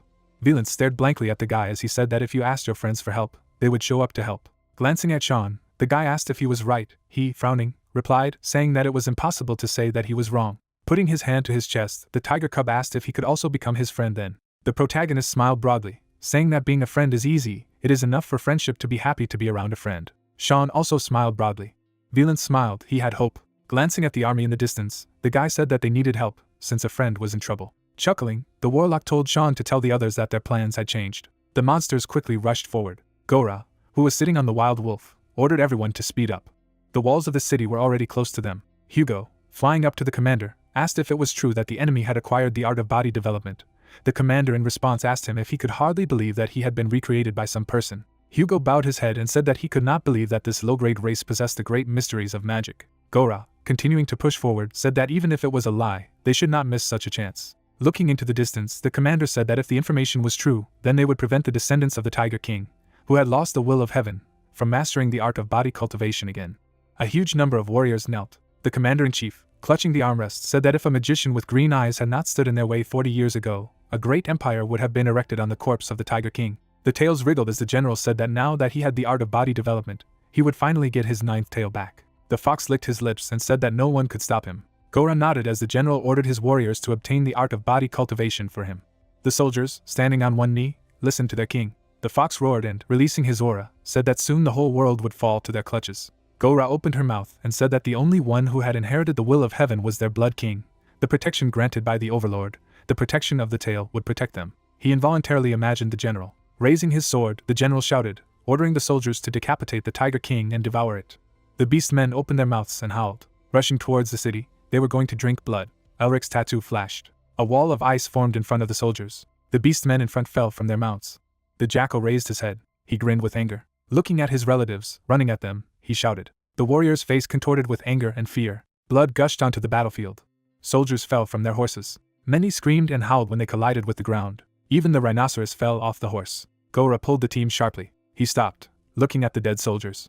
The protagonist, pouring mana into the tattoo, said that there were too many of them. Sean, frowning, asked why they were the only ones going to fight. Hayes raised her hammer and said that it made the battle fun. The trio slowly walked towards the army. Events take us to the main gate of Entramoth. The man, standing next to August, asked if he was really going to just stand aside. Looking at the enemy's army, the old man said that there weren't that many enemies. Stroking his beard, the old man said that Elric himself had asked them not to interfere, so there was no reason to worry. They had better look from afar at the entertainment he had prepared for them. The two men calmly stared at the army in the distance. The protagonist smiled, despite the huge number of enemies. The soldiers, stopped by the ice wall, were puzzled, assuming that the heavens had left them. Hugo turned around and shouted, saying that this man uses magic and heaven has nothing to do with it. The dogs, opening their mouths, said that their enemies were now on the same page with the vile people for whom they had once been banished. Hugo, pointing his wing at the humans, said that they were their enemies. Elric picked his ear pointedly. The warriors, raising their guns, roared. Gora frowned as he looked at his opponent. He narrowed his eyes as he looked at the golden-haired and green-eyed Magus. 40 years ago, he was still an ordinary warrior on the battlefield. He distinctly remembered the appearance of this bastard 40 years ago. The mage was a monster who single-handedly dealt with an entire army. A faint smile was on the magician's face. Now the wrong person was standing in front of the mountain. He was different, but at the same time, he had the same face, so it was either just a coincidence or an attempt to fool them. The beast grinned. Opening his mouth, he ordered Hugo to bring the heads of the people. The winged squad immediately took off, the lieutenant ordering them to show off the power of the beast men. The raven opened its beak. The protagonist stood calmly, looking at the flyers. The raven flapped its wings sharply. Feathers rushed to the young man. The guy frowned. The resulting tornado beat off all the feathers. A moment later, the blades of the wind began to cut through the ravens. The crows screeched down, being wounded. Some stepped back in fear. Sean raised his hand and said that he might not stand out much, but he was still the third son of the Newester family. Mephistopheles grinned, saying that he kept thinking why he was dragging this idler with him. It turned out that he was not just like that. Elric smiled, saying that it was not without reason that they were considered the strongest in the magic tower. Besides, the element of the Newester family was the wind. For Sean, it was easy to shoot down the ravens in the sky. The guy clenched his fist, saying that it was time for him to get rid of the accumulated stress. Looking at the enemies in the sky, he shouted, asking if they knew how difficult it was to be someone's extras. The wind rushed into the ravens. One of the beastmen shook his head and shouted, saying that it was time for them to retreat. Sean held out his hand, saying that he had not given permission to leave. The hammer rushed at the guy. The young man turned his head away, dodging the shell. The mage looked at the bulls below who were using their hammers. The beastman frowned and said that some faint breeze was not a hindrance to them, the tribe of the Demikian bull. The bull, raising his weapon, said that it was time for them to crush the enemy. The girl gently poked him on the back. She smiled, saying that it was the first time she had seen a cow with a hammer. When the beastman loomed over her, the girl offered to play. The beast grinned. The hammer suddenly struck his head. The bull's body flew backwards. He crashed into a cobblestone. The bulls involuntarily looked at each other, feeling fearful. Hayes, smiling, said that her hand trembled involuntarily. The beastmen rushed to her, seeking revenge for the captain. The girl easily dodged the hammer. She immediately struck back, shattering the monster. Her impact shattered the ground in front of her. The protagonist and Mephistopheles froze, looking at the girl's battle. The demon grinned, saying that now it was clear why he trembled so much at the sight of his own sister. After all, she broke other people's skulls with a sincere smile. The wolf, holding his sword, rushed forward. With a swing of his sword, he sliced through the ice. Seeing how the army broke through, the protagonist said that his hands were already itching. Pouring mana into the tattoo, he said that it was time for him to put things in order. The beastmen, grinning, rushed towards the enemy, wanting to crush them by force. Mana whirled. A stream of cold air burst out of Elric. Covering his face, the wolf asked where this blizzard came from. His eyes widened in fear. A huge number of ice icicles formed above the guy. Frowning, the young man ordered the shells to pour. The shells immediately rushed down. Ice crystals pierced the warriors, killing them on the spot. Looking at the surviving enemies below, Elric said that there were a bit too many of them. He landed on the ground. Sneering, the guy said that it was time to demonstrate the magic obtained through hard work. The mana of darkness and light burst out of the seals. It was a mixture of the seals of cruelty and fury, as well as the power of the dragon heart. The protagonist squatted on one knee. Now everything that his hands touch will freeze in an instant. Elric waved his hand. The rhinoceros, feeling terrified, raised his shield. The young man rushed to the enemies. He waved his arms many times, leaving only a bright glow behind him. The bodies of the beastmen were scattered in different directions. The protagonist grinned, saying that it was too good. The ground crumpled under the mountain's foot. Elric frowned. Mephistopheles immediately said that the enemy was dangerous. The young man knitted his eyebrows to the bridge of his nose. The enemy's aura in front of him was definitely as high as the fourth link. Grinning, the bear said that he was quite an interesting person. Pointing his sword at the guy, Gora said that it was he who made this whole mess. The young man narrowed his eyes, mentally saying that if he thought sensibly, this was not an opponent he could easily defeat. The guy pursed his lips, realizing that he could not waste time here. Gora swung his sword, saying that he was too arrogant. The protagonist dodged the enemy's attack. Elric, with a grin on his face, decided to enter into a direct confrontation. His fist collided with the sword. The guy slid along the ground. The young man gritted his teeth, realizing that the strength and speed of the enemy were incredible, and if their fight continued, he might well lose. There was a dent in the mountain sword. The bear turned his sword over and looked at the dent. Wrapping himself in an aura, he said that he didn't think he could let him go. Glancing at the aura enveloping his leg, Elric realized that it would be difficult to escape by flying now. Gora ordered Hugo, who was standing behind, to lead the army and go to Antramoth. Beastman's eyes flashed as he said that he would join them as soon as he cut off this boy's head. The raven immediately flew up and led the army. Flapping his wing, Hugo ordered the army to rush forward. The soldiers ran past Elric, ignoring him. Turning around, the guy realized that because of this bear, the situation had become more complicated. Mephistopheles laughed, and said that it seemed that some people had underestimated the beastmen, and there were times when even demons did not dare to attack them thoughtlessly. The commanders of the two groups stood opposite each other. The protagonist, frowning, said that the race had weakened, but there were still quite strong representatives in it. Apparently that was why Antramoth was surrounded by a wall, and the inhabitants of the kingdom were always afraid of the Fury tribe. Gora, frowning, said that now they were finally left alone. The young man, shrouding himself in an aura, said that he would have to give his all to win as soon as possible. A tiger projection appeared behind him. The guy grinned. Clutching the sword in his hand, Gora said that in order to forget about the humiliation he had received 40 years ago, he had trained again and again, and even though he was a completely different person, he would still tear him to shreds. The beast man jumped up and swung his sword. The protagonist smiled, saying that it was sad, because he needed to train for another dozen years. Gora swung his sword in a rage. He froze abruptly. He asked the swordsman who blocked his blow who he was. Herman, smiling slightly, introduced himself as the Blue Lion of the Empire. The protagonist shuddered when Herman said that he would figure it out here. He should leave. The young man immediately rushed away, thanking the swordsman. Gora, who had crossed blades with his enemy, asked if he was a lion. He waved his sword, asking if he really thought that some wretched lion could defeat a bear. The man poured mana into the sword and said that they would check it now. Mephistopheles, who was following the guy, frowned. An explosion thundered behind Elric. He knitted his eyebrows to the bridge of his nose, mentally saying that even though Father Isabel wasn't at the peak of his power right now, he wouldn't lose easily to that bastard. The young man looked around, hoping that everything was fine with his sister and Sean. Sean threw the ravens away with gusts of wind. Hayes was crushing skulls with a smile on her face. The protagonist, flying past them, realized that the pair worked well together. Looking at the battles of his partners, he said that two people could not stop such a number of opponents, so he wanted to surround the beast men in order to kill the three of them. The guy turned his head sharply. A squad of Blue Lion Knights burst onto the battlefield. The commander immediately entered the battle and killed the beast man. The man grinned. With a swing of his sword, he chopped off the enemy's paw. Raising his head, the knight said that he could leave them on them. After all, he was a hubby. Waving his hand, the man said that not a single mouse would slip past them. The protagonist turned away. He heard something he shouldn't. Elric shuddered all over, for once the knights had entered the battle, he should have taken care of the rest of his enemies. The enemy army approached the city. Events take us to the walls of the city. The young man frowned, not understanding why there was no one on the walls. At this time, the nobles inside the palace were arguing. Throwing up his hand, the man said that now was not the time for this. They urgently needed a plan of action. The aristocrat, also raising his hand, asked if he thought they could stop the Fury tribe even if they stepped onto the walls. Frowning, the nobleman asked if they were suggesting that they should just sit there and watch. One of the old men stepped forward. Parting his lips, he offered to surrender. The nobleman, waving his hands, shouted at him, saying that it was not appropriate for the Minister of Finance to say such a thing. The hare frowned when the minister said that they needed to protect the kingdom and its inhabitants, even at the cost of their own lives. Turning his head to the nobleman, the guy said that he agreed with the Minister of Finance. The nobleman's whole body trembled, saying that they were all crazy. Were they really going to endanger all the beast men? Norris, with his arms crossed over his chest, stood motionless. The tattoo on his back was slowly releasing mana. The old man stamped his foot. He approached the aristocrats, saying that he had heard everyone. Grinning, he said that he thought that the Minister of Finance was right, and that he asked all those who agreed to stand behind him. The man was horrified and shuddered. He was left alone. Trembling all over, the nobleman asked the Prime Minister what he was doing in general. The old man narrowed his eyes. Dark mana enveloped the bodies of the aristocrats. The man opened his mouth in horror, realizing everything. Veins bulged in his neck as he angrily asked the Prime Minister if he was serious about betraying his king and country. The demon's eyes changed color. Putting his hands behind his back, he ordered the traitors to be locked up. Wild beasts rushed towards the large building, and someone shouted that Entramoff could see. Holding the blade in his paw, Gora told everyone to be faster. Suddenly, a huge wall appeared in front of the monsters as Elric used the blocking ability. The animals put their paws forward and shouted that they needed to stop. The sinister monsters abruptly turned their heads to the side when they were told that they had frozen in time. The main character resolutely glided along the slope of the icy rock.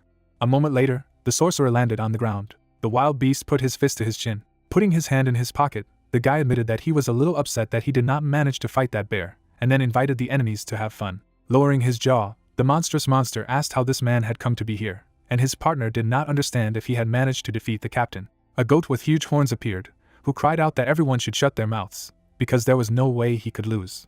Barrison held out his sword and declared that this man was a coward who had escaped from their leader. The wild beasts set their sights on the mage, and their leader told them to kill him and break through to the walls. Above the protagonist's hand, the silhouette of a beast's paw appeared. The sorcerer furrowed his brows angrily, and used the art of body cultivation. Suddenly, a white tiger jumped on the enemies, and everyone was surprised that it was the Tiger King.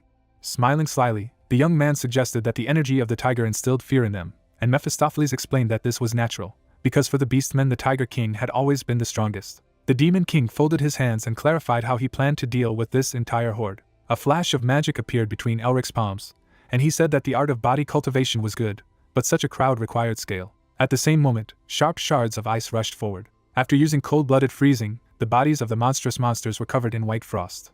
The winds washed away the silhouettes of wild animals. The cloak of the main character was fluttering in the air. After a moment, the guy took a step forward. The sinister monsters grinned menacingly. Swinging his fist, the sorcerer said that he preferred hand-to-hand combat. The blade of Herman's sword bent during the attack. Sticking the weapon into the ground, Gora screamed loudly. The man clenched his hand tightly into a fist and noticed that his movements were not quite familiar, and his body seemed not to be his own, after which he wondered if it could be because he had recently recovered from the disease. Tilting his head down, the captain of the wild beast squad asked if the enemy was trying to fool him. Raising his hand, the warrior said that he had undermined his health when he tried to break through to the next stage. The beastman gripped the hilt of his blade tightly with his paws, and his rival noticed that thanks to his son-in-law, or rather that young man, he had managed to stay alive and achieve enlightenment. Lowering his jaw, the knight asked if the sinister monster would mind a small demonstration of his success. The wild beast's eyes shone brightly, and he declared that a warrior from the great tribe of the Furies would never give up fighting. Suddenly, the opponents stood in fighting stances in front of each other. Grinning maliciously, Herman advised him to beware of the lion's claws. Gora grinned menacingly and asked if he thought they could harm him. At the same moment, the silhouettes of the beasts collided foreheads. The rivals sharply crossed weapons. The ground beneath their feet began to crack instantly. A huge cloud of white smoke opened up. Blood spurted out of the mouth of the monstrous monster. The captain of the wild beast squad fell to his knees in front of the man. Narrowing his eyes, the man said that it was a good battle. Clenching his jaw, the beastman muttered that humans were truly incredible. Raising his head up, the sinister monster asked the Blood King for forgiveness for his defeat.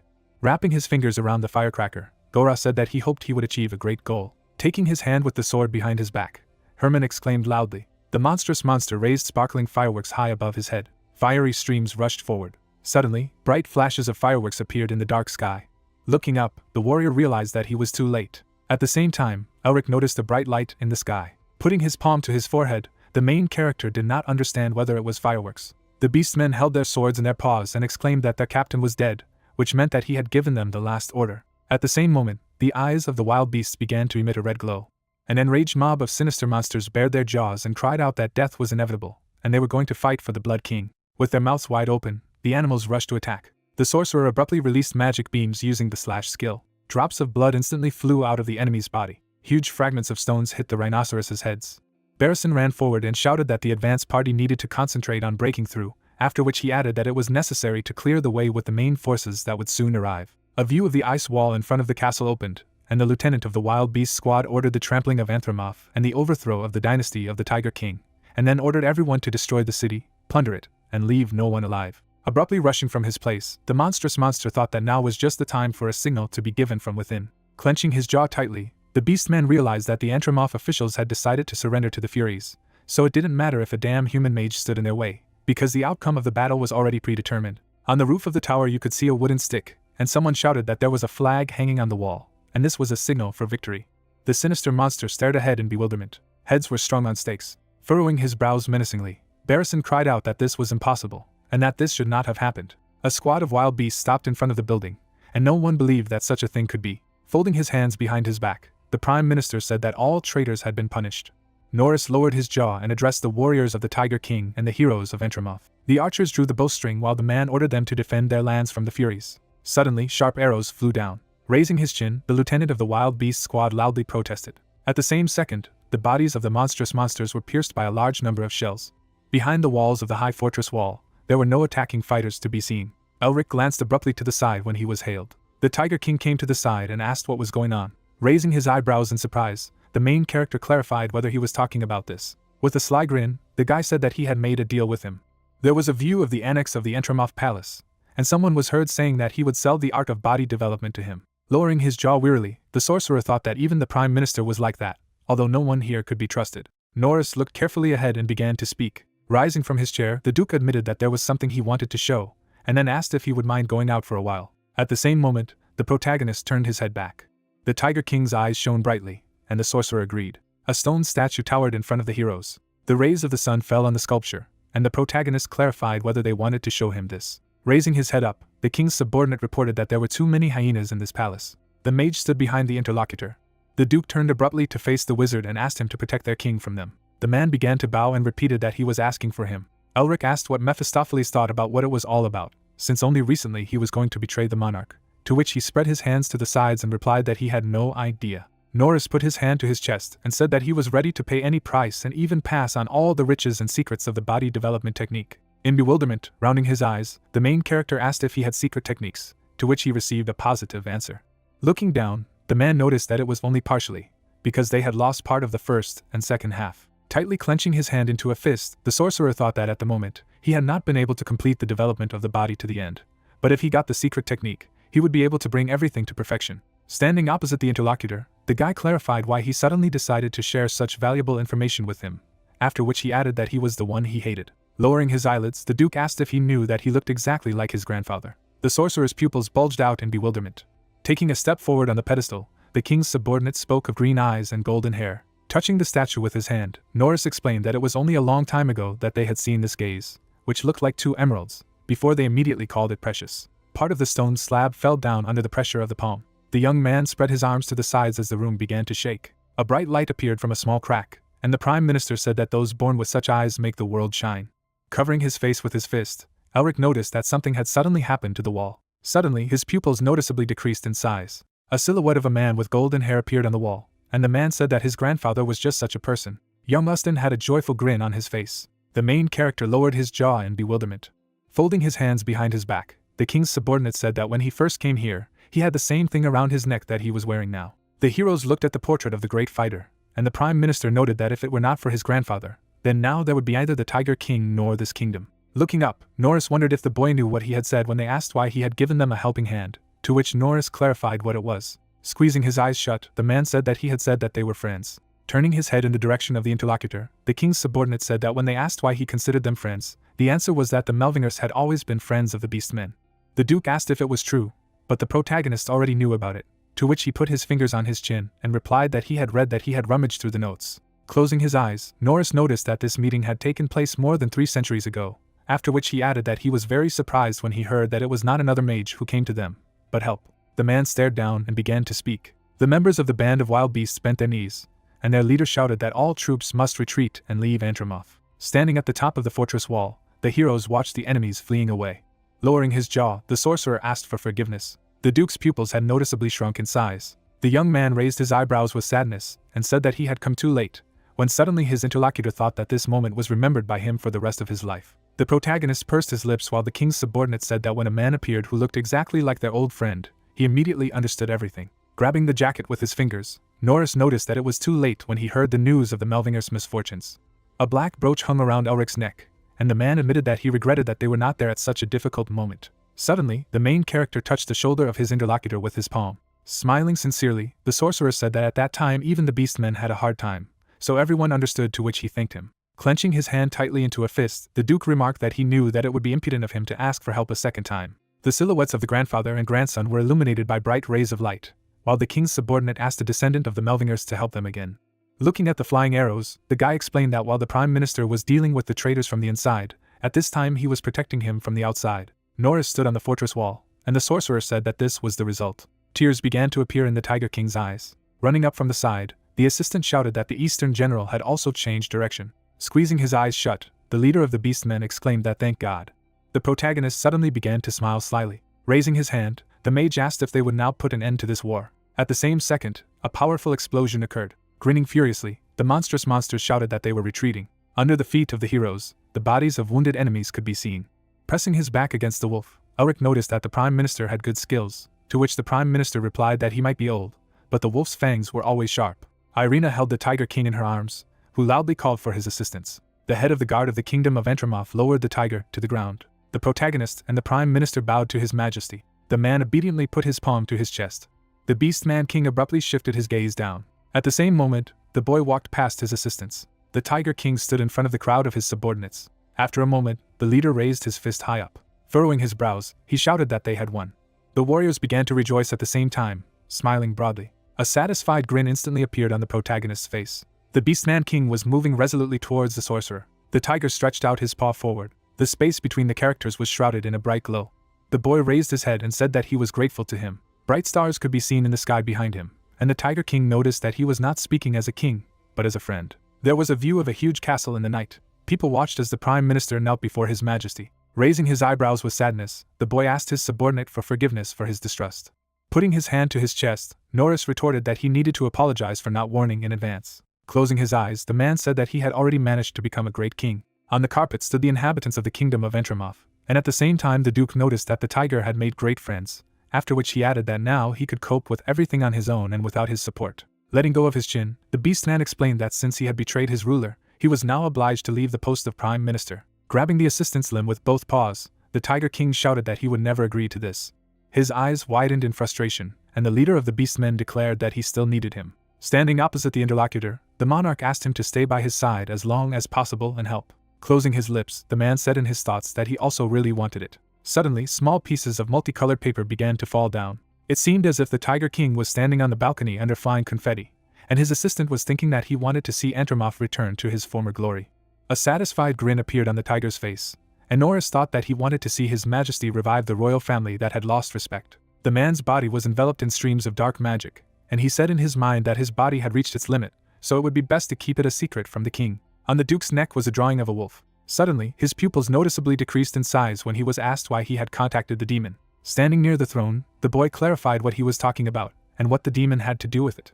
The leader of the Beastmen lowered his jaw in bewilderment when it was explained to him that he would soon take possession of the Prime Minister. Furrowing his brows, Elric wondered if it was true that this was why he should not stay near him. Gritting his teeth tightly, Mephistopheles declared that he was a demon. Shifting his gaze to the side, the main character asked the spirit again, to which he replied that this was so. Norris's silhouette was surrounded by a magical glow, and the Demon King reported that the heart of this beast-man was enveloped by a demon. The man's eyes seemed to emit a bright red light, and the undead explained that everything was nearing its logical conclusion, because a little more and he would no longer be himself. The sorcerer approached the beast-man from behind. Lowering his chin, the young man clarified how he had met the demon. Turning his head to the side, the Duke revealed that it had happened when the previous Tiger King had passed away, before adding that there was no hope for Entramoth at the time. Tightly clenching his hand into a fist, Norris admitted that he only wanted to gain power and protect the kingdom. Behind him, an unusual tangle of tentacles with eyes appeared, and he reported that it was then that he found the demon tree. Furrowing his brows angrily, Mephistopheles was indignant at his words, and the protagonist asked if this was the one that gave birth to demons, although he believed that his family had destroyed them all. Lowering his eyelids, the beast-man assumed that they had apparently never reached the one that grew in the black snow-covered lands, when the mage suddenly asked if he had eaten the fruit of the demon tree. There was a memory of the Prime Minister eating unusual fruits, and he replied that it was, after which he added that he had eaten them all to gain strength. A red liquid was blurring inside the body of the king's subordinate, and he said that he had absorbed one by one, and each time he had increased his capabilities. But what had settled in his heart had grown and devoured his life force over time, and then he added that it would soon take over his mind. I could see the Duke smiling broadly in a fit of madness, and now he was saying that then he would become a real demon. Norris's pupils glowed brightly as he explained that this was why he wanted to leave and die, because only then would the cursed demon die with him. Raising his fists, the Beastman King exclaimed that the Prime Minister could not say that, to which the Prime Minister replied that this was the only way. Lowering his jaw, Elric asked what he would do if he found out something. Smiling broadly, the main character said that it was possible to be healed. Turning his head to the side, Norris remarked that if the guy was going to do something risky, he could forget, because if the demon felt threatened, there would be problems. With a sly grin, the sorcerer asked if Mephistopheles was sure, to which he replied that there was no doubt, since now the soul was connected to the magical power in the demon, but once they could achieve absolute control over mana, it would be possible to separate the soul from the parasite attached to it. Looking at the beastmen, Elric thought that if he had enough time, he would succeed, but his body would not last that long. The main character abruptly turned back and realized that in this case there is only one way. The sorcerer asked if he could ask the teacher for a favor, to which he lowered his head and noted that he had previously mentioned that he would need help with something, and then asked if it was time. Bowing, the guy answered in the affirmative and explained that only he could do this, to which the mentor agreed and asked to tell what to do. Standing behind the protagonist, the Duke asked if this was really possible, when he suddenly said that the treatment in which he would have to die would definitely not suit him, to which he said that there was no need to worry. The man took a confident step forward. The space around August was filled with bright magical particles, and the wizard noticed that even his grandfather was no match for his current mentor. A drop of sweat ran down the man's cheek from anxiety. The master's eyes were covered by his thick eyebrows. Standing behind the old man, the young man said that he would be able to break the connection between the soul and the heart, then he would be able to cope with the rest on his own, to which the old man replied that he understood the student's train of thought, but advised him to be careful. Elric lowered his eyebrows sharply. Lifting his leg off the floor, the mentor decided to start. Suddenly, August's black robes flew in different directions. The beastmen began to cover their faces with their hands from the falling particles of magic. Hovering in a bright space, Norris wonders if it's a white knight. Raising his head up, the man was surprised that such a truth could be done by one person. At the same second, his pupils noticeably decreased in size. The old man in the sky stretched out his fingers forward. After a moment, the mentor wrapped a huge arm around the Prime Minister's body. The essence of a sinister wolf burst out of Norris's chest. Furiously opening its mouth, the sinister monster shouted that it had almost taken over this body, and was outraged that the mage dared to interfere with this, to which the mage said that it was a very noisy demon. A moment later, Elric grabbed the undead by the neck using his absorption skill. A pattern of blue lines appeared on the protagonist's hand, and she thought that in this way she would not only restore her energy reserves, but also leave Entramov in debt. The sorcerer closed his eyes contentedly, and the creature next to him said that he had not eaten such a yummy for a long time. Shifting his gaze to the side, the guy wished him to eat to his health, only asked to leave the seal. A black line appeared on the protagonist's wrist, and he realized that the seal of Hull had finally begun to evolve, because from ferocious to malevolent. Suddenly, his pupils narrowed visibly with anxiety. The sorcerer raised his head sharply. In the distance, he could see the silhouette of the undead with horns on their heads, and Elric did not understand what was happening. The demon stood on a huge mountain of corpses, and the main character was surprised that it was Mephistopheles. A crowd of dark warriors spread across the land, and their leader declared that everything unknown and irrational in the world was generated by him. Floating in space in the middle of the red mist, the sorcerer wondered if these were Mephistopheles' memories. Furrowing his brows angrily, the guy didn't understand why, because he had simply absorbed the demon's energy. The protagonist is hovering behind the Demon King. The monster at the foot of the mountain opened his mouth in bewilderment. There was nothing but air under the sorcerer's feet. Suddenly, the undead rushed forward. Lowering his jaw, the king of original sin declared that they were fools. The evil spirits put the sword in front of them. A powerful beam of light struck the ground. The shockwave from the explosion struck down the sinister monsters. Mephistopheles' eyes radiated a red glow. Suddenly, the Demon King unleashed a crushing blow. With his mouth wide open, the undead were indignant that they thought they could defeat the king just like that. Elric watched the scene, floating in the air. Lowering the corners of his lips, the main character thought that he had already forgotten what the one he devoured originally looked like, because he was too used to being a spirit. The undead grabbed the severed head of his subordinate with his fingers, and the sorcerer said in his mind that this was the greatest and noblest of the demon kings. He put his hand to his chest. The guy thought that he also did not know why, but he could feel everything that he did. Mephistopheles suddenly began to smile broadly. A bright light could be seen in the sky above the head of the undead, and the protagonist thought that now he was repeating to himself that he would not want to be in such a situation. Sharp fangs were visible in the mouth of the king of primordial sin, and the sorcerer realized that he simply had to follow the path that was prepared for him. Behind the demon, a silhouette of a creature with bright red eyes appeared, and the young man noticed that he was a sinner for whom everything he lived and breathed was sin. Streams of black magic flew through the body of the dark creature, and Elric realized that this was why the lonely demon king was called primordial sin. At the same moment, an unusual wing appeared in the air. The eyes of the undead emitted a bright glow. A huge, sinister monster loomed over Mephistopheles, and it turned out to be his true form. The main character parted his lips in bewilderment when he was asked what he was staring at. The sorcerer noticed how the magic lines on his hand began to glow. It seemed as if the Tiger King was sitting on the floor next to Norris. A drop of sweat was running down the guy's cheek from fright, when suddenly August asked if something was wrong, and if he was feeling well. The crowd of people was worried about the protagonist, when suddenly he put his palm up and said that it was okay, and that he was fine. Lowering his chin, the sorcerer assumed that not much time had actually passed. The dark spirit hovered behind the young man as he thought he had seen his memories, just as he had seen him. There was a memory in which Elric put his hand forward, and he didn't understand why it had happened in the first place. There was a drawing on the protagonist's wrist, and he was thinking about how the demonic energy he had managed to extract from the Prime Minister had been absorbed by the seal of Hull, and then he was suddenly sucked into the seal of Mephistopheles, when suddenly the undead explained that it was just that now their souls were connected. The sorcerer turned his head abruptly to the side and wondered if he had heard everything, although he did not say anything aloud, to which the king of primordial sin asked to believe that he was as surprised as he was, because he could not believe that a connection had been formed between him and a person, even if it was now in the form of a spirit. Closing his lips, the guy asked if he had any suggestions in this regard. Frowning in displeasure, Mephistopheles was indignant that he was not an omniscient old man, after which he spoke about the power he had absorbed.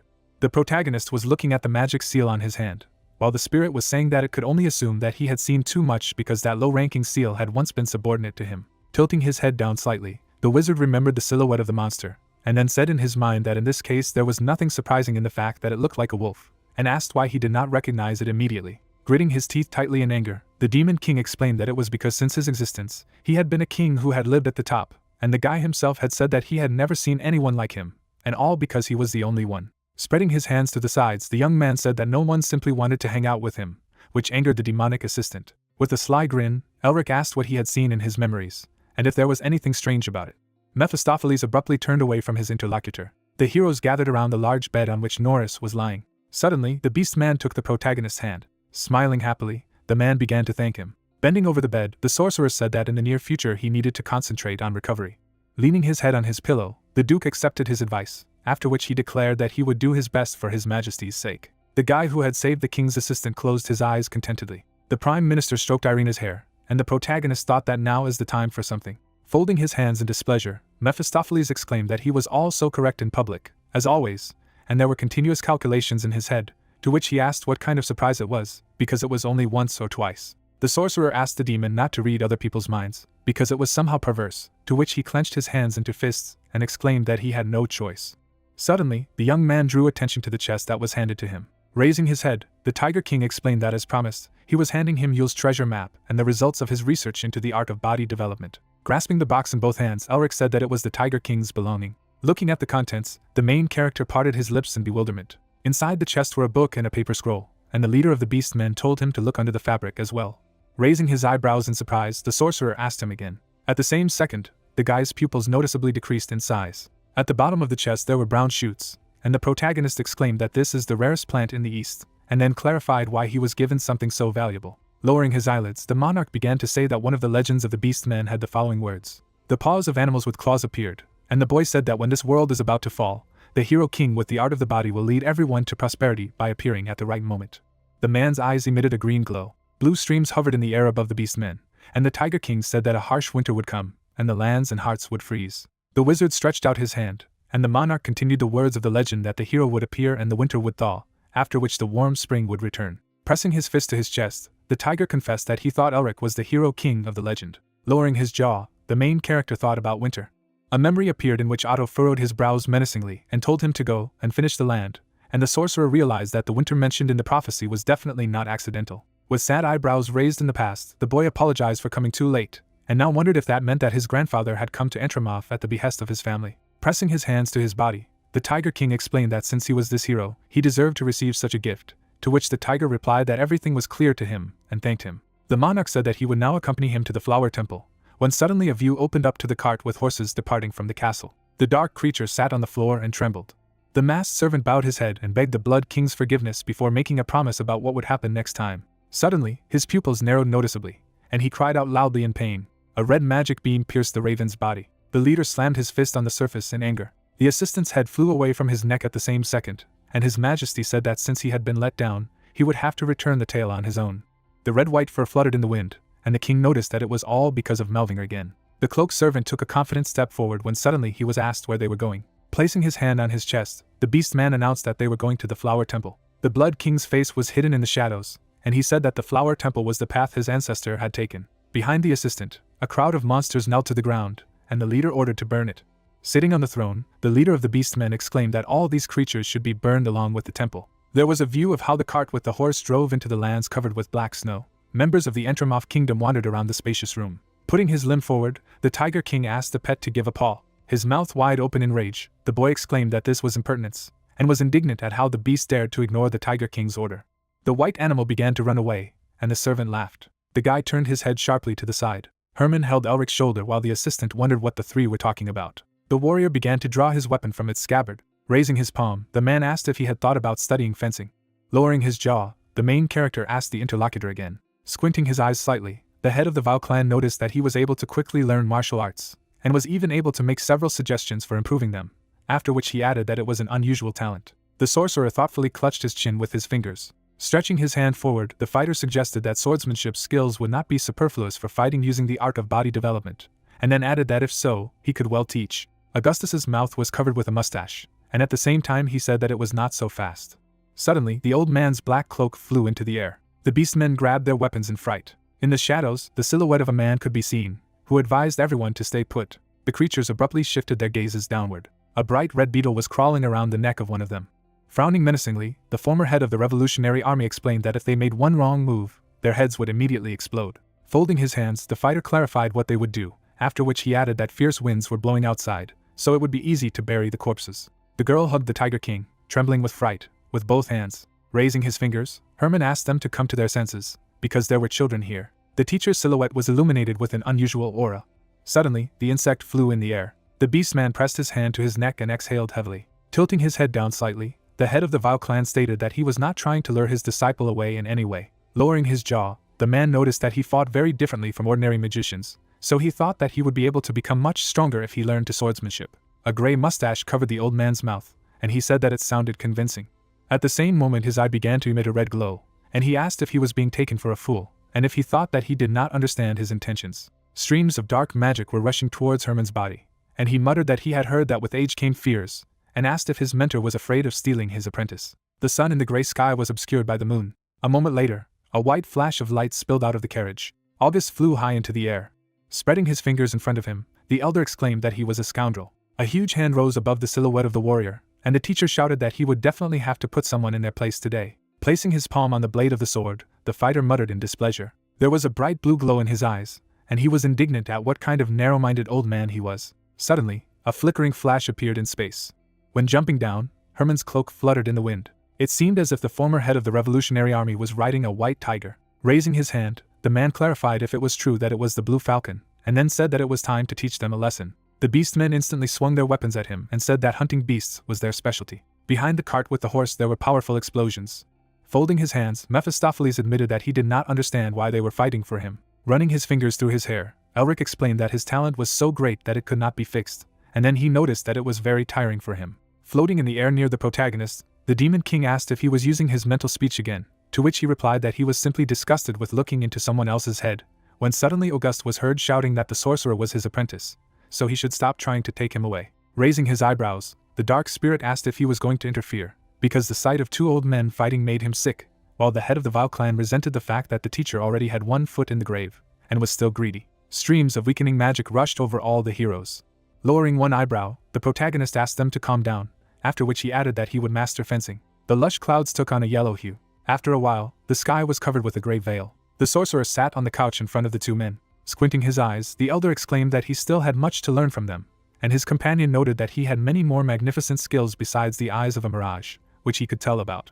Lowering his chin, the young man admitted that he just wanted to become stronger. Clenching his hands into a fist, Elric explained that it didn't matter to him how much he had to improve the art of body development, because without knowledge of the basics of martial arts, one day he would simply hit a wall, and then added that demons were strong, and if he managed to learn new things, then his chances of winning would definitely increase. The interlocutors put their hands on their knees, while their student noted that this did not mean that he would abandon the path of a magician, because the basics of swordsmanship would support him. Looking away with displeasure, Herman admitted that he never had any intention of dragging the sorcerer into the world of martial arts, and then said that he was just lending him a helping hand. Putting his palm to his chest, the protagonist said that if his teacher was against it, he would not dare to oppose, because he was their student. The former head of the Revolutionary Army nodded his head decisively. Sitting on the couch, the mentor said that if so, he saw no point in objecting, because he was the head of the Melvinger clan first, and only then their wards. And then the other noted that after a short fight he would say that he had something to prepare, to which he thanked them. Herman stood with his hands folded behind his back. Lifting his chin, Augustus asked to take care of his student. Squeezing his eyes shut, the warrior promised that he would teach him tirelessly. Squinting his eyes, the head of the Vau clan said in his mind that it looked like he had won. The old man's eyes were hidden behind thick eyebrows, and he realized that it had only happened this time. Resting his elbows on his knees, Elric mentally asked for forgiveness from his master, and although such a chance does not come often, He cannot miss it, and the Blue Lion is one of the best swordsmen in the entire continent. Grinning, the main character decided that he would squeeze him clean. Suddenly, the sorcerer collapsed to the floor. A rainbow-colored liquid flowed from his mouth, and then he thought that he was going to die. Throwing the sword over his shoulders, the fighter said that he did not know that he would run out of steam so quickly. Rubbing his chin with his fingers, the guy wondered what was the point of swinging a stick 10,000 times a day without using mana. Closing his eyes, Herman said that in his family they begin to do this from a very early age. Lowering his eyelids, Mephistopheles announced that he had made up his mind. Smirking, the Demon King said that when he descended into this world, he would be very kind to the Blue Lions, and then added that he would even allow them to sit on his right hand. Elric used his ability to dance, when suddenly his demonic assistant turned into bright women's clothes. The dark spirit shouted for the idiot to stop quickly, to which the main character smiled maliciously and remarked that he shouldn't have pretended. It seemed as if the wheel of the cart stopped on the ground. Looking inside the cart, the coachman announced that they had arrived. The sorcerer carefully descended the steps and thought that he had finally reached the flower temple. At the same time, the protagonist took a step forward. The sorcerer raised an eyebrow in bewilderment. Standing in front of the abandoned ruins, the young man did not know if this place was the flower temple. The comrade turned his head and explained that this temple was now closed because of the general of the East, but he had already managed to inform them of their arrival, so they would have to be let in soon. The demon crossed his arms over his chest and noted that they were all talking about this temple, and he wondered if everything was still there, while the fighter wondered what he meant. Mephistopheles, looking ahead, explained that this place was created in case of the destruction of the world and is something like an ark. Smirking, the companion also added that humans, dragons, and giants, frightened by the great demon god army, were planning to be reborn in this place after the world fell. Spreading his hands, the ward said that it was then that the protagonist's family stopped the offensive. The fighter, taking hold of the pendant, thought of dragons, giants, and the god of demons. Imagining a huge creature, the hero tried to understand whether his words were related to what he happened to see. Suddenly, the ground beneath their feet began to shake. The young man looked down. The boy, pointing with his finger, asked him to look somewhere. In front of them, the gate began to glow brightly as his comrade shouted that the passage had finally begun to open. A smile appeared on the demon's face. As he bared his teeth, Mephistopheles realized that he would most likely be able to meet someone he knew there. The light from the gates shone upon them. Some of them appeared. The man took a step forward. The girl, folding her hands in front of her, spoke about being the one who looked after the flower temple and also introduced herself. Opening her eyes, the conductor explained that they could call her a gardener. Raising her hand, the girl noted that the winds outside were really cold and therefore they should enter quickly. The two of them nodded affirmatively.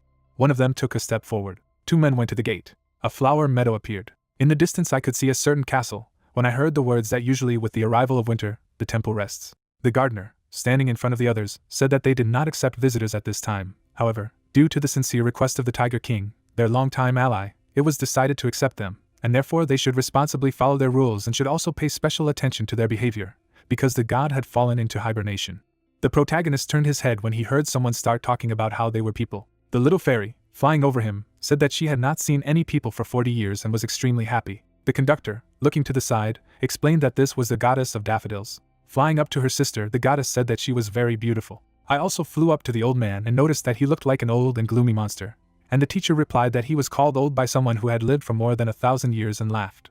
Then Nar flew up to Isabel and began to talk about how this is unrequited love and he should work harder. The young man, looking back, thought that she was too noisy. Suddenly, the goddess closed her eyes. Flying near the protagonist, the fairy began to scream about the terrible stench. The demon crossed his arms over his chest and said that judging by her ugly appearance, she came from pumpkin flowers. Flying up to him, Nar began to shout something, and Mephistopheles asked if the interlocutor really believed everything that people said. The fighter, looking at them, realized that he did not even think that she would be able to see his ward. Herman, looking to the side, asked why this fairy behaved like this, and the old man asked if there was anyone there at all. The girl, standing in front of them, explained that this fairy had few friends and therefore she was just playing and they should not worry about it. The fairy, flying near her, shouted that she was not the only one so bad, and Nar asked why people decided to visit the flower temple. The hero immediately put his hand in his bosom. Taking the crystal in his hand, the guy explained that he needed to give it to the goddess Camellias. They were walking through a certain church. The protagonist, looking to the side, mentally told the demon that apparently the general of the East had caused a lot of damage to this place, because it seemed to him that this temple would look different. Mephistopheles frowned as he explained that this place was intended to be an ark to protect against the attacks of the devil god, but so far only winter had affected the destruction, and the fighter asked why the general of the East had become so ferocious lately. His companion crossed his arms over his chest and noted that it was possible, as the beastmen had said, that it might be just an accident, or the reason for an agreement with the master's family. Looking to the side, the devil wondered if there were too many coincidences. The protagonist's eyes widened after his words that it all seemed to be planned in advance, and set in motion after his appearance in the north. The hero, remembering Otto, assumed that this was part of their contract. Opening the gate, the girls said that they had finally arrived. The fairies sat at the tables. One of them, folding her hands on the table, asked what kind of person he was, while the other asked why they had come here. Another goddess, crossing her arms over her chest, asked why they were looking for Camellia. The next fairy asked why they were trying to give her an ice crystal. The protagonist, looking at them, realized that Camellia was not there. Putting his hand on his chest, the soldier gave his name and surname. Two of them, flying up to him, shouted that this was the man with golden hair and green eyes and this was their friend. Then the guy asked if his grandfather was there. They, surrounding him, answered in the affirmative, and one asked why he had come here. The young man, taking the crystal in his hand, replied that it was all because his ancestors had asked to give it to the goddess and asked where it was now. They all stopped in front of him. They all walked through the church together. The hero's gaze was directed somewhere to the side. They stopped after one of the fairies said that the goddess had withered. The young man, looking down, asked if it had anything to do with the general of the east, and the companions began to talk about how the winter had become too long and everyone had withered due to the fact that spring had not come, and in the end, the winter flowers had fallen asleep, which happened to them. The soldier sat down near one of the boxes. His hands trembled at the realization that if he had to give the ice crystal to Camellia, he would not be able to complete the task. Biting his lip, the young man also realized that it only meant that his family would never regain their former greatness. The demon at the same time said that it was hard for him to believe that some gods withered due to the mild winter cold of winter, and they were extremely insignificant. The fairies, looking at him, shouted for him to be quiet, for he was still here only because of their friend. The fighter, looking down, remembered their words that they had withered. Lifting the lid, the protagonist realized that they were not killed, but withered. There was a seed inside. The protagonist, placing the crystal next to him, thought that this might work. A kind of blue glow began to appear near his hand. Looking down, the fighter began to activate the absorption skill. The energy of the crystal began to combine with the energy of the seed. They were both glowing. A blue glow lit up their faces. Suddenly, cracks began to appear on the seed. A sprout immediately appeared from it. Something red began to appear in front of them. A certain person appeared from this light. The dress of this girl appeared. Behind her were wings. Camellia, placing her hand on her chest, said that as promised, this man had come. The guy, raising his hand, introduced himself and noted that she had an agreement with his grandfather and asked what kind of agreement it was. She, looking ahead, began to say something, when suddenly someone interrupted her. The fairies, flying in front of her, began to talk about how they had not seen each other for a very long time and therefore missed her. The goddess, crossing her arms over her chest, shouted for them all to calm down, because she had an important conversation here and they should be silent for at least a minute, and also asked why they were always so noisy. The goddesses immediately closed their eyes. The protagonist, looking ahead, realized that Camellia was somewhat different from the rest of the goddesses and looked somehow more grown up, while the demon wondered where all her pride had gone. The goddess, grinning, noted that his face was still as vile as it was and the only thing that had changed was the case, because he was no longer there. Mephistopheles, baring his teeth, said that he was a great king. The interlocutor, exhaling, noted that he did not even have subordinates, and the only one who called him so was himself. Holding her hands behind her back, the girl said that the protagonist's name was really beautiful. Bowing, the fighter thanked her, and she also asked who woke her up. Closing his eyes, the hero explained that he felt demonic energy, hidden by the energy of cold in the seed in which she slept. Remembering their glow, the fighter also added that that's why he decided that he would be able to wake her up if the seal absorbed both energies, and it seemed to work. The girl, crossing her arms over her chest, said that he was as smart as he was handsome. Smiling, she asked if he wanted to become her concubine. The fighter's eyes widened after this question. The demon, burying his hands in his hips, noted that she was back to her own and still needed handsome men, while Camellia said that he still had the same inferiority complex and added that she was not interested in ugly demon kings. Looking down, the goddess inquired about the guest's opinion and explained that such an offer is received only once in a lifetime. The protagonist, looking ahead, realized that if it were any other situation then it could be considered some kind of nonsense, but his family has a contract with this goddess and therefore he needs to treat her somehow delicately. Putting his hand on his chest, the guy thanked her for the offer, and replied that he would be the head of the clan, and he should not act so thoughtlessly, and immediately apologized. The girl, putting her finger to her face, replied that it was really pity. Turning away, the goddess said that they should end these useless conversations and asked if he wanted to know what she and his grandfather had promised each other. Looking down, she began to talk about how this man had said that one day his grandson would come here. A man standing in front of her said that the one who would steal the winter that covered the field of black snow and bring spring with him would come. The young man's mouth opened in surprise. Taking the pendant in his hand, the guy could not understand how it knew. Turning sideways, she asked if he would be able to stop this long cold and bring the warmth they had been waiting for too long. The protagonist, holding the crystal in his hand, replied that he did not know if he would be able to perform such a feat. The demon turned away, listening to his words that the ancestor had told him to give her this thing and something else as well. Holding out the stone, the fighter said that he had come here to end the winter. The goddess, looking down, noted that this was very similar to the advice of that grumbler Otto.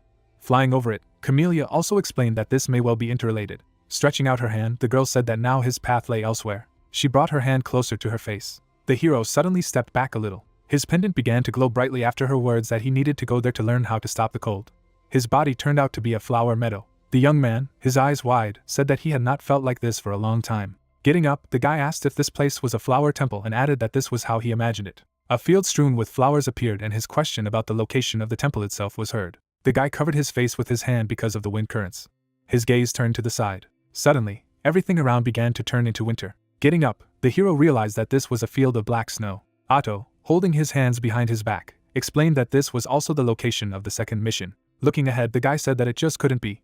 The old man, smiling, noted that they had not seen each other for a long time. The fighter ran up to him when he noticed that his follower had grown a lot since their last meeting. The man also drew attention to the image on the interlocutor's hand and said that the seal of cruelty had nevertheless found its place. Smiling, the guy asked how he got here. Otto, closing his eyes, replied that he planned to follow the interlocutor and constantly grumble until he was over the winter. The guy immediately grabbed his head. The teacher, looking up, noted that they did not have much time and it was time for them to start, and asked him to look around. Standing with his back, Otto told me that once upon a time this place was sacred and it was here that life was born.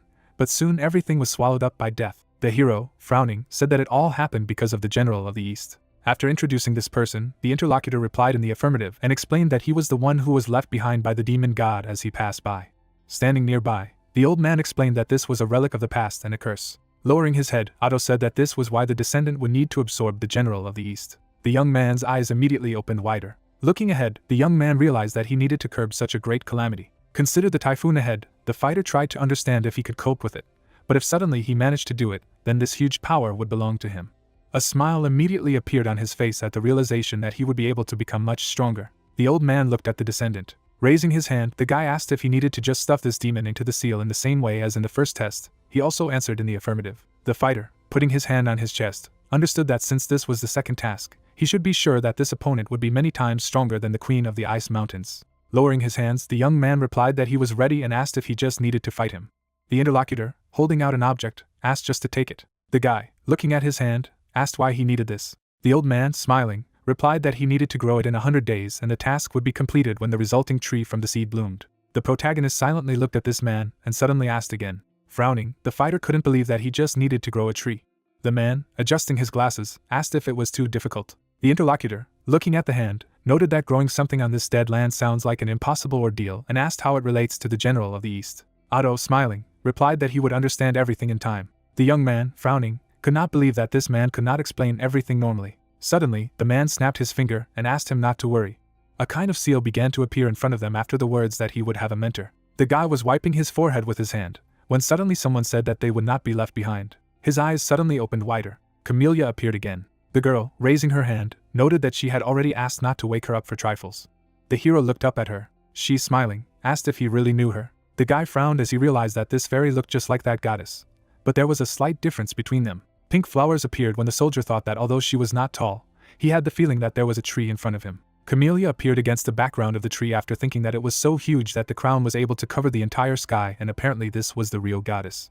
The old man stretched out his hand and introduced the descendant to her. Camellia, adjusting her hair, said that she was sorry that this man belonged to this family, but noted that she would turn a blind eye to it because of his beauty. With a wink, the goddess asked if he wanted to become her concubine. Her eyes widened after being asked if he had refused her once. The hero, looking ahead, assumed that she had managed to communicate with her body outside this place. The interlocutor, crossing her arms over her chest, said that it was not important and they should get down to business, and also noted that it was quite difficult to grow a camellia tree and asked if he would be able to do it, while the fighter replied that he was ready for anything. The fairy, looking down, said that he would receive advice from her, and he would have to grow the tree entirely on his own. The young man, looking at the seed, explained that this would be enough for him. The old man, holding a plate in his hands, called out to the descendant. In handing over this thing, Otto said that this messenger would allow him to see the state of the tree in real time.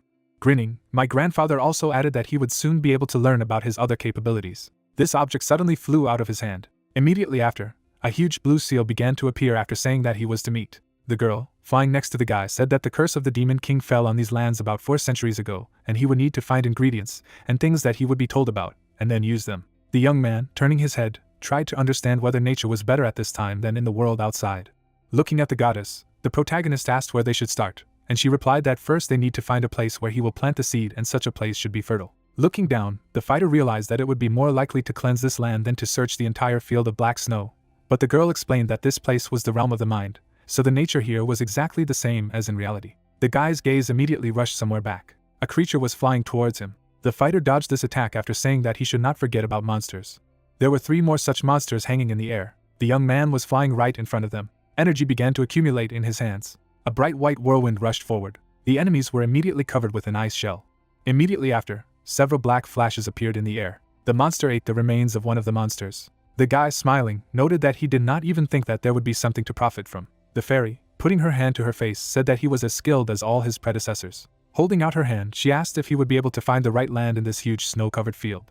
The hero, frowning, thought that this was all an open space, several trees, which meant that there should be water nearby, and the place should be such that it could be easily defended. Looking at her companion, the protagonist asked if Antramoth would be somewhere here if they moved 400 years into the past, and the girl replied that they were just finishing the construction of the city. Holding her hands behind her back, Camellia also noted that the places were very different from the ones he knew, and wondered how he would find the creature, but the fighter replied that it wasn't that difficult. Immediately after, the hero made a jump. Flying forward, the young man said that gorges and hills usually do not change much during such a time.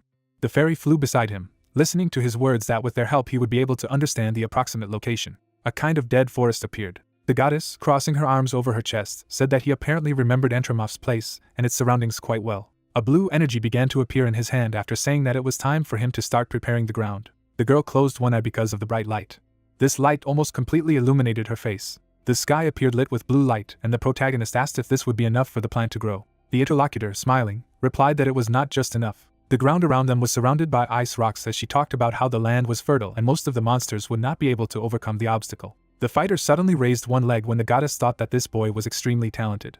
His hand fell to the ground as she realized that it was the first time she had seen a human being so fluent in dragon language. Smiling, Camellia could not believe that she liked this man. The guy put his hand in his pocket. Suddenly, that object in his bosom began to glow brightly. Taking it out, the young man said that this sign reacted and apparently they managed to do it.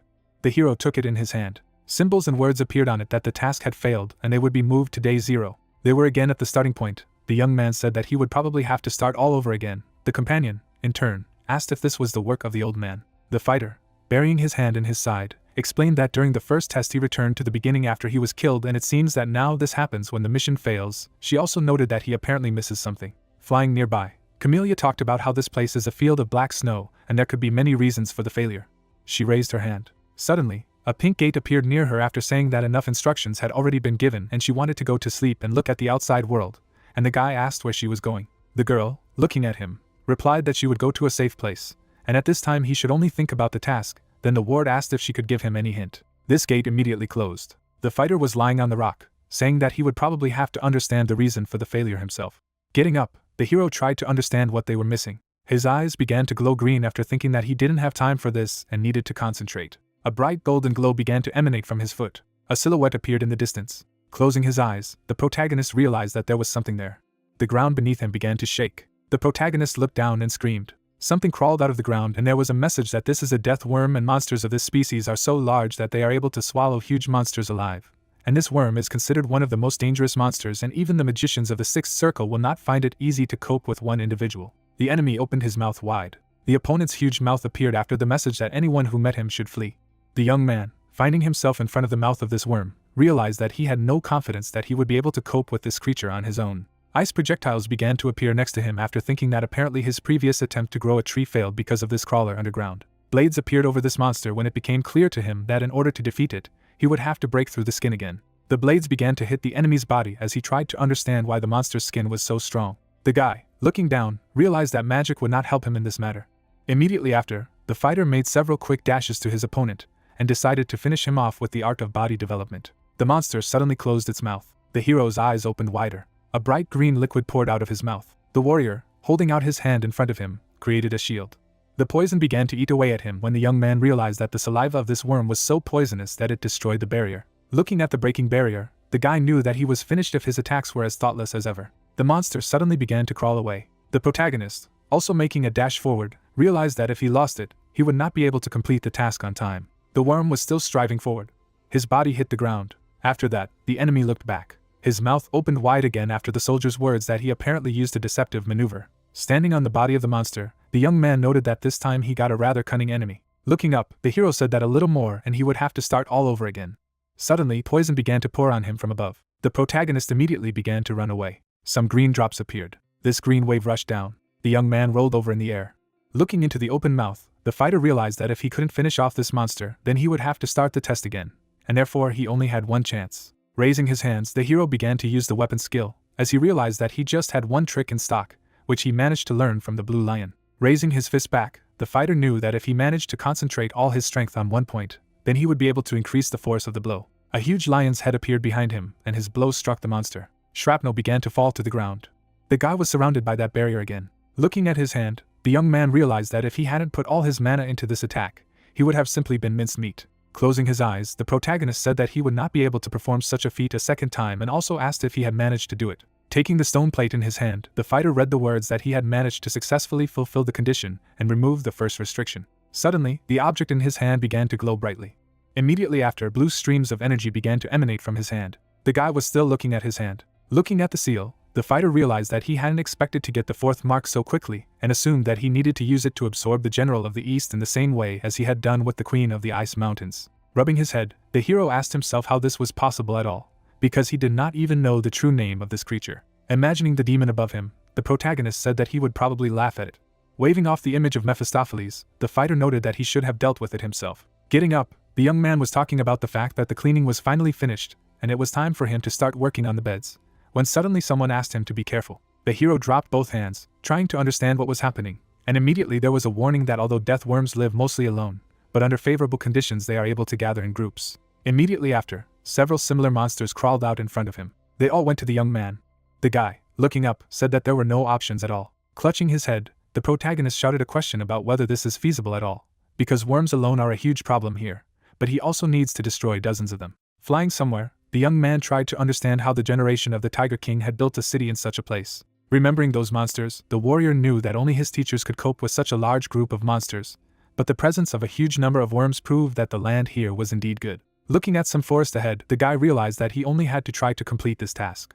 Smiling, the protagonist said that he needed to fight these freaks a couple of times, and then he would definitely have a chance to kill them all. His eyes immediately turned white. The fighter equals was lying on the ground and a message appeared that the 34th attempt had already begun. Imagining all his failures, the young man realized that he had already tried everything, but it was simply impossible to kill all the death worms alone. Sitting on the rocks, the protagonist remembered that he had even found another place for the seed. Everything turned gray after thinking that it couldn't sprout in that place. Remembering himself again surrounded by worms, the fighter began to hope that he would not have to hang out here until his old age. Introducing Otto, the protagonist realized that there was neither Mephistopheles nor the goddess Camellia here, and this impudent man was clearly watching everything from the sidelines and giggling disgustingly, and he had no one to expect help from. Looking up, the soldier guy suddenly thought about help. These monsters appeared and suddenly he shouted and asked why he had to remember it only now, because no one forbade him to ask someone for help. Standing up, the hero spoke about the Tiger King. Immediately afterward, the young man introduced him and thought that he should find the family of this beast man. A rose tree appeared. The goddess slept under him. Someone was walking towards her, saying that she seemed to be too fond of sleeping. Her eyes immediately opened. It was that old man. Camellia stood up and asked what he was doing here, for no one could enter this place without her permission. The man, looking down, replied that as far as he knew, someone had once begged him to come here. She, looking at him, shouted a question about when it was said, and Otto asked if she had already forgotten that day, since the goddess had reached an age when sclerosis had taken its toll, and she had also noted that she had once been the queen of the Winter Palace. But now she was being rude like this. Throwing one leg over the other, the fairy asked why the interlocutor had come here, and he replied that he had come here at her own request. Looking down, the guest asked if she was feeling well and reminded her that the curse she had managed to block 40 years ago could not pass without a trace. Camellia, crossing her arms over her chest, explained that she was already recovering from this, and he should not worry, and added that she hoped that this would never happen again, and suddenly asked how their character was doing. The old man, opening the portal, said that she could see for herself. An image of a young man running away from the beastmen appeared. They ran after him, shouting that he was their sworn enemy, and they needed to kill the man. The girl, holding out her hand, shouted a question about why these creatures were chasing him. The old man, closing his eyes, laughed and asked if she was interested in watching this. The goddess, looking at him, shouted for him to help him immediately, but Otto replied that his descendant was just causing chaos there. Immediately after, the happy face of the guy appeared. Looking back, the fighter realized that the Tiger King's family was not yet visible. Upon landing, the young man realized that if he wanted to complete the task, he would need the help of those who in the future would be able to build an entire kingdom in a place infested with worms of death. The monster standing behind said that they had finally caught this psycho. The protagonist, smiling, realized that it would be difficult for him to find the right beast man, given the size of the black field of snow. Next to him, a huge glowing tiger appeared after activating the art of body development, hunting the black tiger.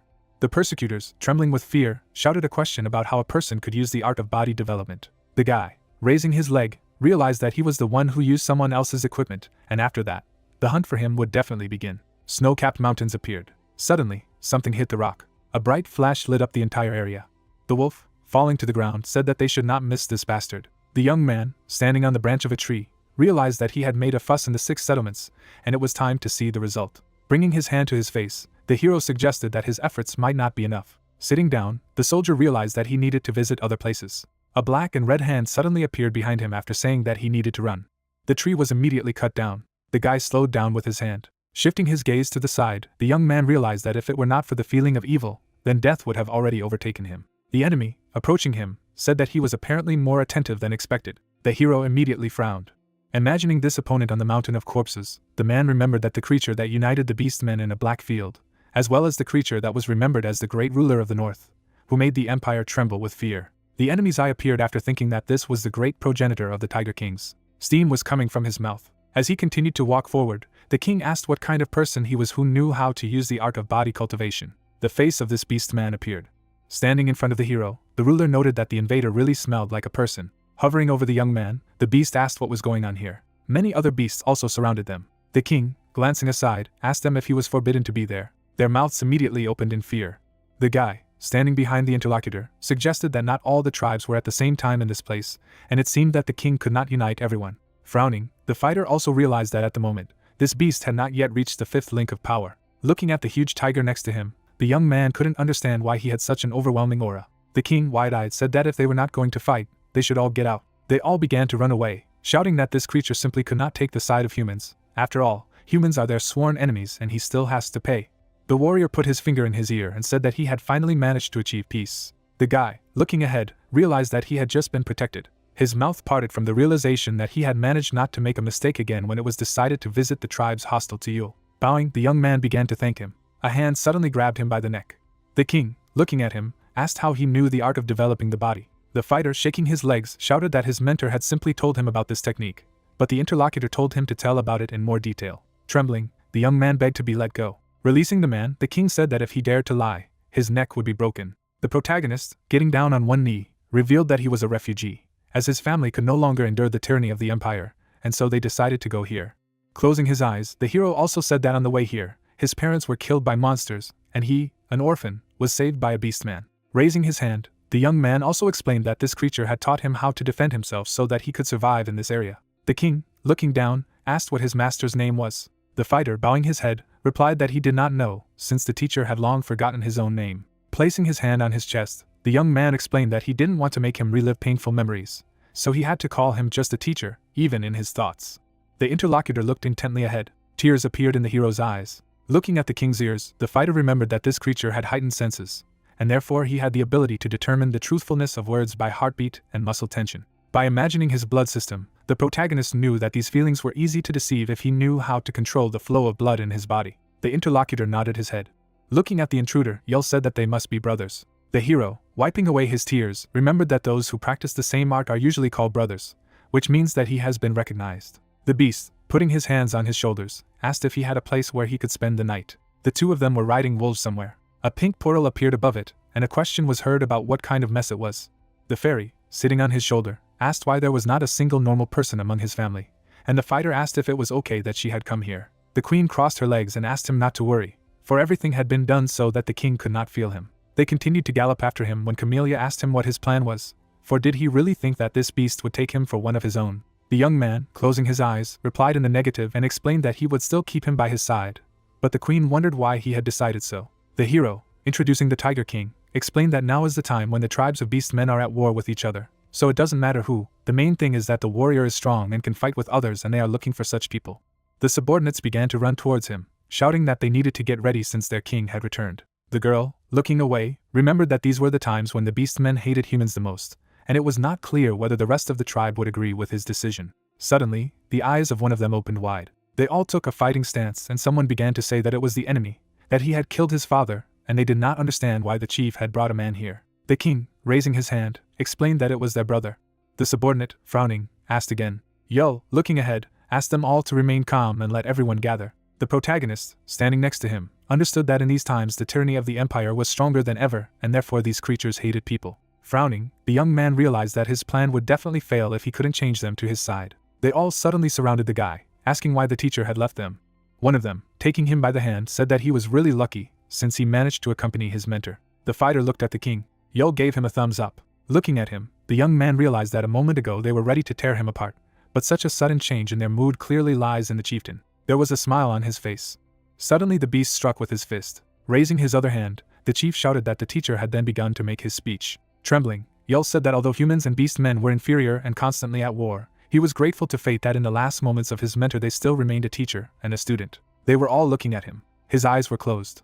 They all suddenly began to sob, screaming that it was too cruel. The fighter, putting his hand to his face, could not understand when he had a chance to tell such a story. They all surrounded him again when the king whispered to him to play along, for these idiots would believe anything. A smile appeared on his face. Suddenly, someone appeared behind and said that they were against it. Another beastman approached them and asked if they could believe the words of an ordinary person. The young man turned to them. The goddess, flying nearby, explained that this was the tribe of the Black Wolf, the faithful dogs of the Tiger King. Then the guy realized that these were the ancestors of Prime Minister Norris. Yul, shielding the guest with his hand, asked if his subordinate was disputing his order. The beast, looking ahead, replied negatively. Pointing his finger, Ralph shouted that they would never accept a member of an inferior race as one of their own, even if he was telling the truth. A dark red aura began to appear behind the king after asking if he had forgotten something. His eyes lit up red. The ward immediately turned away, listening to his words that they had principles according to which they were all abandoned and persecuted, as well as one family, regardless of race and the length of the pedigree. Frowning, Yo also explained that if he happened to forget it, then his neck would be twisted at once.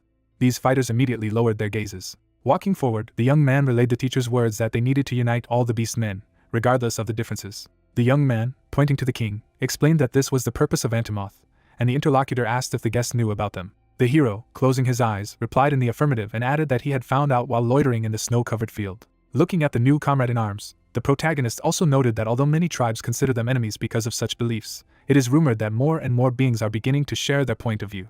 The fighter, stretching out his hand, explained that he, a man, was rejected by people, but the teacher gave him warmth and they were able to accept him as a brother. Placing his hand on his chest, Elric also said that such an act could already be considered as progress in the Tiger King's beliefs. Opening his eyes, the fighter noted that he would most likely have to prove it with deeds, namely that he was willing to join them and asked to live up to his expectations, adding that he had already heard that the hierarchy of beastmen was based on strength. The beast frowned and asked what he was getting at. Standing in front of him, the hero invited him to fight, and if he managed to win, he would have the opportunity to become part of their tribe, and if he was defeated, then he would leave this place forever.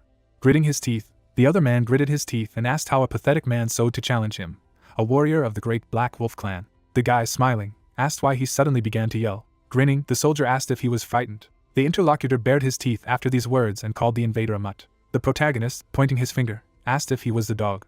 The warrior's hand suddenly reached forward. The wolf, putting her on his chest, said that he would kill him. The young man, smiling, asked if he would be able to do this. Suddenly the king stamped his foot. The two of them jumped back.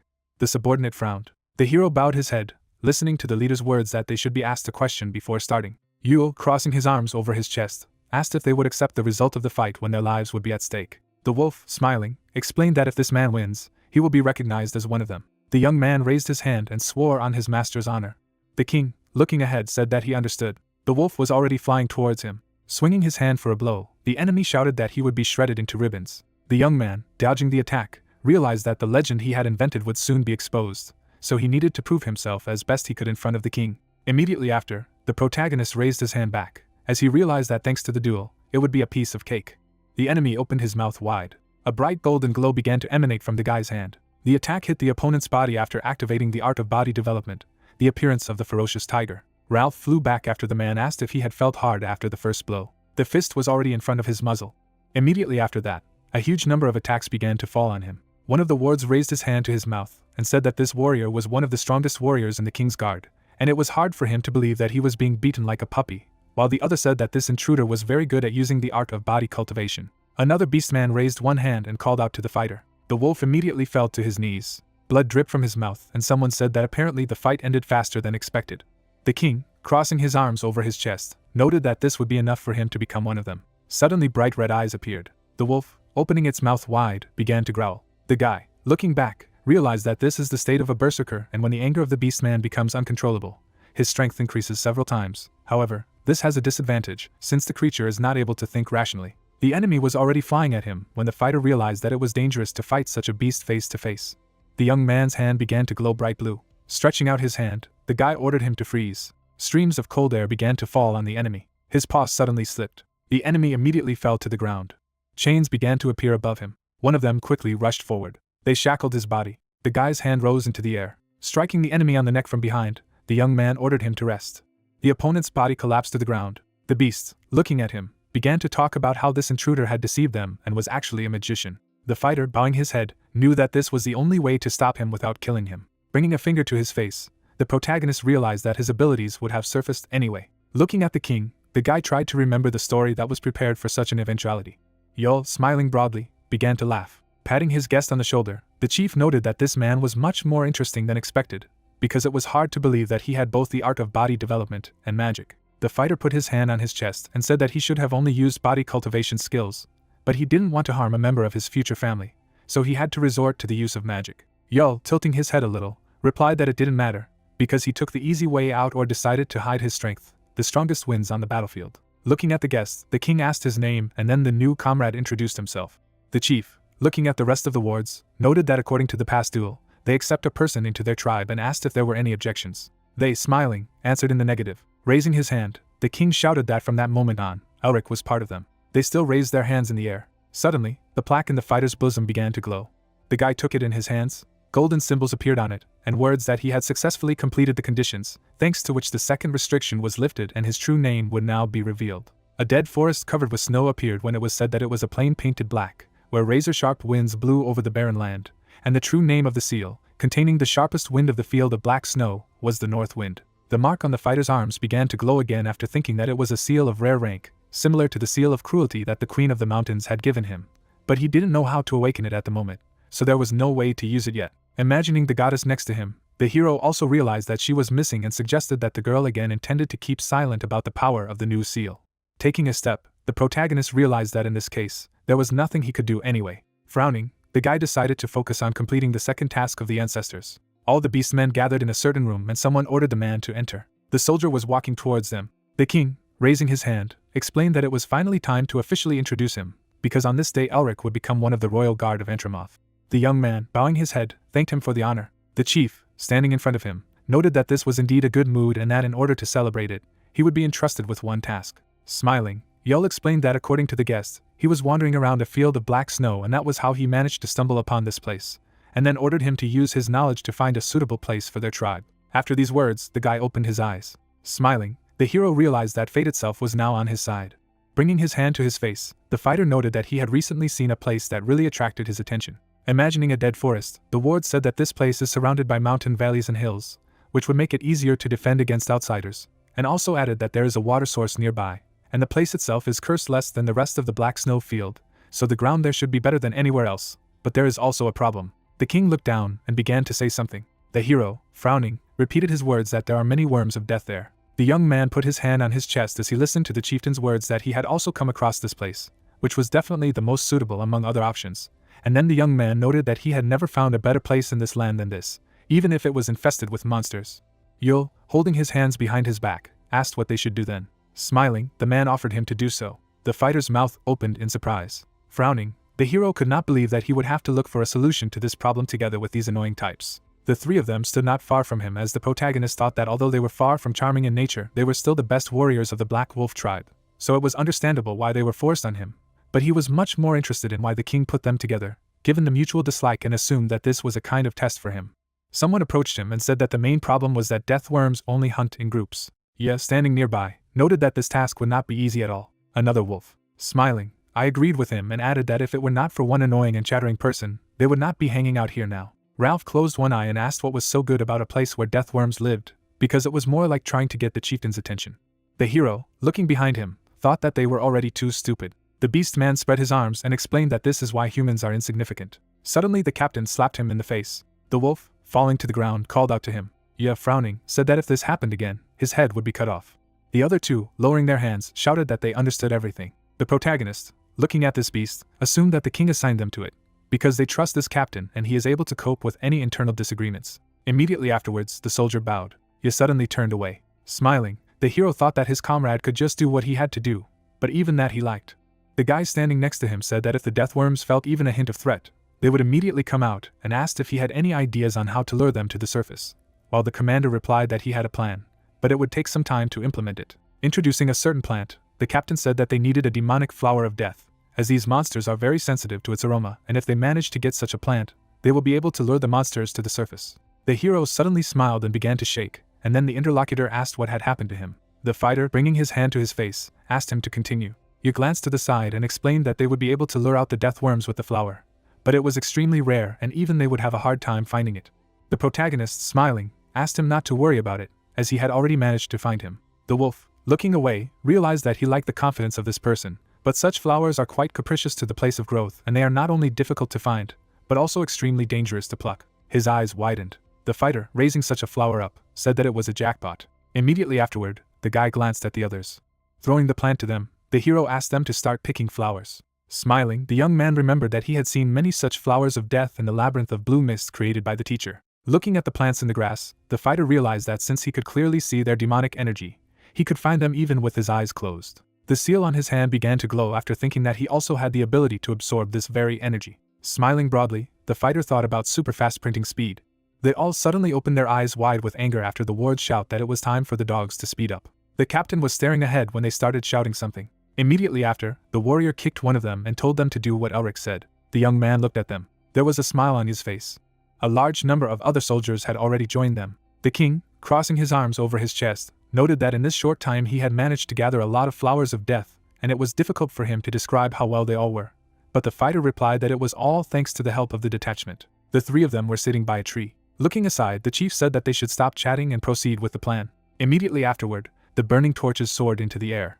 Boxes with flowers began to burn. The ground trembled beneath their feet. Cracks went along the ground. A huge number of those worms immediately appeared in front of them. The king, putting his hand forward, shouted for all of them to prepare to attack, when suddenly someone said that they had some kind of problem.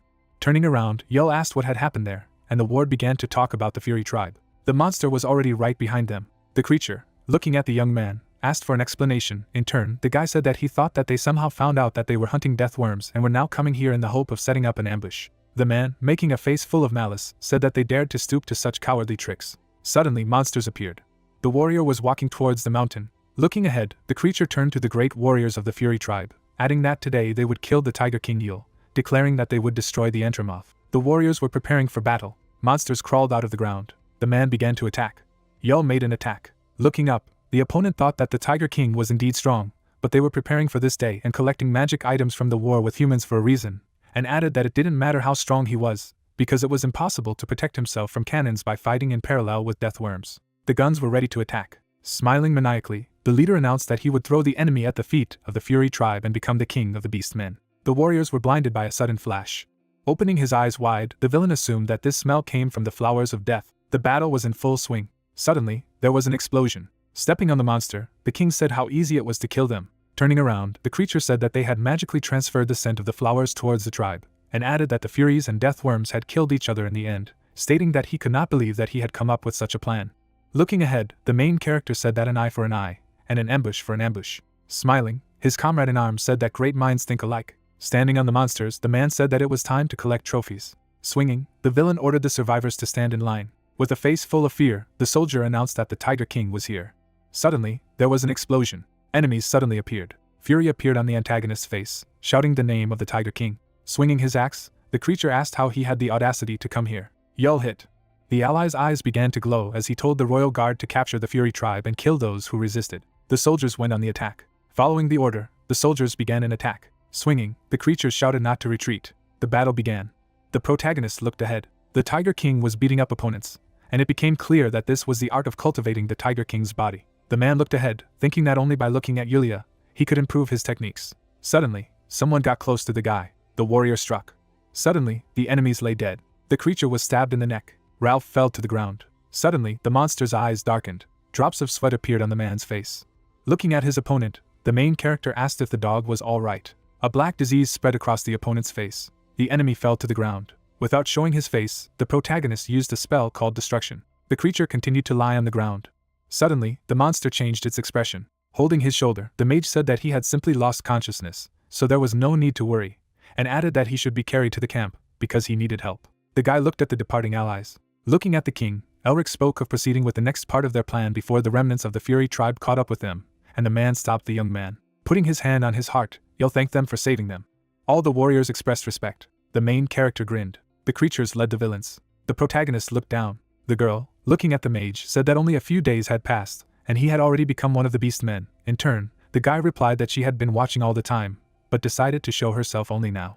Looking at the man's back, the lady said that she knew that he would cope, so there was no point in her help. In the end, the wizard said that he would eat better. Suddenly a dark mouth opened. Looking up, the sorcerer stated that there was much more demonic energy than he had thought, and added that he would never have thought that the wind seal would rise to 4 stars at once. There were seals on the man's hand. The shadow exhaled.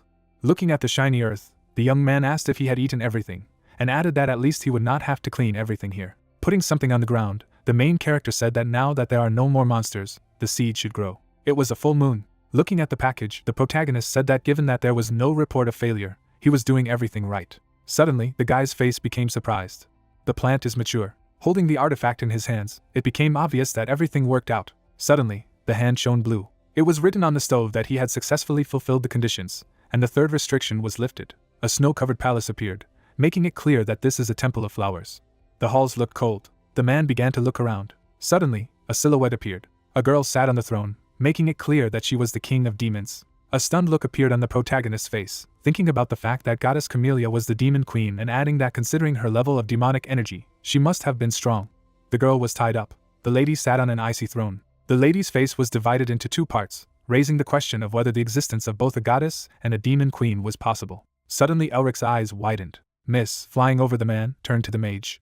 Putting her hands on her knees, the girl asked if everything was fine. Looking at the goddess, the wizard asked if the wind seal was originally hers. Looking down, the girl asked why he decided so. In turn, the guy replied that he had seen her. Looking at the young man, the lady asked about what he meant, while the main character said that she was alone in that empty castle, looking bored and alone, and the emitted demonic energy resembled a wind seal. The lady sat on the throne. Straightening her hair, the goddess said that now this is just a forgotten story of the distant past. Sitting on his knee, the protagonist asked if the cold spread across the black snow field was caused by her. In the end, the girl answered positively. Using pink magic, the lady declared that he was no longer hers, adding that she was now Camellia, the goddess of flowers. Looking at his comrade in arms, the man asked if the essence of this ordeal was to clean up the traces of her past. Making a gesture with her hand, the creature said that she knew him, and added that all she could tell me now was how to grow a seed. The goddess was flying over the guy. Without showing her face, the girl told him to just remember what Otto had told him. The guide, looking to the side, said that from now on he must absorb the general of the east. Suddenly, a whirlwind appeared, and it became clear that the general was the past mistakes of the goddess Camellia. With a face full of uncertainty, the young man thought that in order to grow a tree, he would have to take all the cold on himself. Looking to the side, the lady declared that he should always be careful with the general, because he was the biggest obstacle. Suddenly the city of Entramoth appeared. The man, looking at the tree, thought that it was already the 91st day since the beginning of the test. Flowers bloomed on the tree. Running up to the hero, the soldier announced that the leader was looking for him. Turning around, the main character did not look particularly happy. A snow-covered mountain appeared. The man fell. Sitting on his knees, the protagonist asked if it was possible to mock like that. Smiling, Yell said that Yell himself had asked to train with him as a reward for saving Ralph, and that he, as the chief, had to keep his promises properly. Closing his eyes, the young man thought that he wanted to practice the art of body cultivation, but he didn't think that he would beat up so trivially. Gritting his teeth, the king declared that the guy was his brother, and added that he did not deserve to give up so easily. Standing in a fighting stance, the mage declared that he really had an effect on this, so he was suffering from nonsense for a reason. Holding out his hands, the man said that they should return to the technique of the ferocious tiger phenomenon. Suddenly the creature's ears perked up. Turning around, Yell said that they should postpone the training, while the main character asked about what happened. The king ran away. The castle of Entramoth appeared. The beastmen were injured. The characters looked serious. Holding on to the Pirilla, the protagonist said that these people were refugees, and added that this was the work of an eastern general, while the goddess stated that this was true, continuing that around this time, living beings began to learn about him. Looking at the inhabitants, the girl said that, after eons, the eastern general was greatly weakened, and added that the current one is a real and merciless disaster. The man clenched his hands tightly, making it clear that the Tiger King had once been able to hold back the chaos that had spread among the inhabitants, but only because he was powerless against the general. The creature turned and ordered Ralph to gather the chiefs in his tent. Kneeling down, the beast man added that he wanted him to put on his battle attire and head there as well. The guys jumped down. The man, looking at the main character, turned to him. Looking away, the guy said that he should take the drink. Looking at the concoction in surprise, the protagonist asked what it was. In turn, the creature said that he just had this thing lying around, so he could use it, or he could just throw it away, adding that he didn't care. Suddenly, the ally jumped far. The goddess, sitting on the boy's shoulder, said that this was a rather valuable medicine, made in small doses only in the Black Wolf tribe. Smiling, the girl said that it was a great luck that he accidentally had such a valuable thing lying around, adding that the boy was quite nice. Looking down, the mage replied that he hadn't expected such a thing from a man. The ceiling appeared. Comrades in arms were sitting at the table. Looking ahead, the man stated that his tribe had suffered tremendous damage, while the elders said that their ancestors had shed blood to make this place their home. But now everything was destroyed, stating that they had lost too many family members. Elric was standing in the doorway. Making a serious face, the king asked the man for a favor. In turn, the main character added that it was about a catastrophe that struck terror into the hearts of the refugees. Sitting at the table, Yul stated that it was so, and added that they should find this cursed Eastern general, asking them to light the way with magic. You could see hope on people's faces. The beastmen waited for an answer. The man was sitting in a closed position. Making a serious expression on his face, the guy answered positively. Smiling, the creature stated that it was excellent, and continued to have the chieftains gather the elite warriors of their tribes. After all, they were leaving tomorrow. The elders looked happy. Jumping up, the beastmen accepted the command. The creatures ran out of the tent. Looking forward, the young man thought about how everything was very coherent, adding that the fact that he had found the Tiger King to cultivate the seed, as well as the joint battle against the general, was definitely part of it. The comrades in arms advanced into battle. The man was dressed in a blue cloak. The soldiers walked through a snowstorm. The king, smiling, said that magic had always fascinated him, and added that it would continue to fascinate no matter how often they met it, while the protagonist asked if he wanted to learn, stating that he would quickly master the basics. Closing his eyes, the man said why he needed it when there was a guy. In the end, the young man said that he spoke painfully easily about the fact that he wanted to take advantage of him. Yul smiled and said that he would only ask and he would give up his seat, and the mage thought that the strongest king in the history of the beastmen was behaving like a child, and added that he wondered if his descendants would know about it. Raising his head up, the creature said that the tribe had changed a lot after their meeting, continuing that there were times when he perceived him as a lucky star that fell from the sky. In turn, the main character thanked him for his kind words. Standing behind his comrade in arms, the king said that he had a gift. Man opened his eyes wide to hear that a gift is the final part of the art of developing the body. The hero turned to his ally. The man gritted his teeth, saying that he thought he didn't know that the rapprochement with him was for a reason. Looking at the king, the protagonist asked how long it had been since he realized this. As he walked forward, the creature said that the person who said he had learned the art of body development from some hermit was suspicious, but it was possible. The warrior approached the hero, declaring that the same cannot be said about magic, because it is impossible to study it on your own. The king's face was furious, suggesting that he had provoked the clans hostile to them to meet him and learn more about the art of body cultivation. Knitting his eyebrows, the man asked why he had accepted him then, if he knew everything. The creature did not show its face. Slapping his shoulder, the beastman said that both humans and beastmen had always had their own interests. After all, it was normal, so he had accepted it for his own good. The girl, flying over the magician, said that the guy had been dancing to his tune all this time, while the young man said that even if so, he had no reason to teach him the final part of the art. The monster's hand touched the wizard's head. The man, standing in front of the main character, said that he had gone through a lot to get here, and it would be unfair if he died defending a foreign people. There was surprise on the protagonist's face. The king withdrew his hand, and it became clear that he was going to train the boy so that he would survive. The man did not show his face. Smiling, the young man thanked his ally. The lady, looking ahead, apologized for getting involved, and added that now was not the best time for such a thing. The magician's eyes opened wide. Suddenly, a shadow appeared that exuded the energy of the goddess Camellia. The guys stood in the light of magic. Something looked ahead, making it clear that such malice could only be described by one word, that it was a demon. Suddenly, the friends began to close themselves off from the blow, and it became obvious that they immediately needed to leave the territory of General East. Suddenly, the main character was standing in complete darkness. Looking away, the protagonist thought that he could not feel the energy of either the goddess Camellia or the scouting party, adding that the general's demonic energy had cut off all mana flows. The man's face was not visible. The warriors lay dead, making it clear that the guy had to somehow get rid of the darkness before that happened. The young man gritted his teeth. Looking at the hand, the mage thought that the seal of the icy wind was related to the goddess in the same way as the general of the east, adding that with its help, he would be able to try to open the way.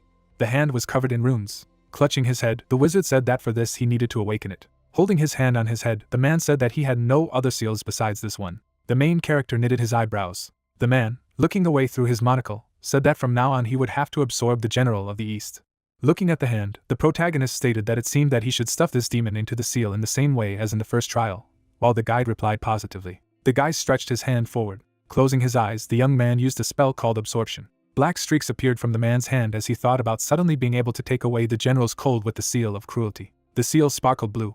A blue light came out of the hand of the magician, who thought that the magical power emanating from the seal of cruelty was bound to the seal of wind. The mountains depicted on the seal were glowing. The drawing began to light up. The wizard's eyes were green. Suddenly, silhouettes appeared. The guys came closer and closer. Suddenly, a person appeared among other people. The main character was looking at his hands. The guy with the flowers called out to the queen. Smiling, the boy stated that these flowers had just bloomed, and added that he had brought them because they resembled hers. The girl, sitting on the throne, asked how they resembled her. The man, looking at his comrade in arms, said that these flowers look beautiful, adding how they cannot resemble a queen. A man pointed his finger and declared that these flowers would never be equal to their queen, and the gentleman asked him if he thought she would like such a gift. The guy, smiling, said that of course he would like it, and the one who thinks the opposite, let him come forward. The queen showed no emotion. The girl exhaled heavily. People were happy. Suddenly, the subordinates began to disappear. The guy was standing in front of the lady. Looking ahead, the young man thought that he partly understood her feelings. Looking down, the lady said that she was very bored, and it became clear that she felt alive thanks to the people who had followed her in the past. And now, closing and opening her eyes, she saw only emptiness and loneliness in front of her. The queen sat on the throne. The girl walked past the magician. The lady opened the door to the balcony. The lady stood by the pillar, making it clear that all that was left for the lonely ruler was a huge palace and land on which a sprout could not break through, as well as snow falling on a lifeless wasteland. Mist went outside. The houses were covered with snow. Looking into the distance, the queen asked if she could just fall asleep. Suddenly, the girl's eyes turned green. The lady squatted down.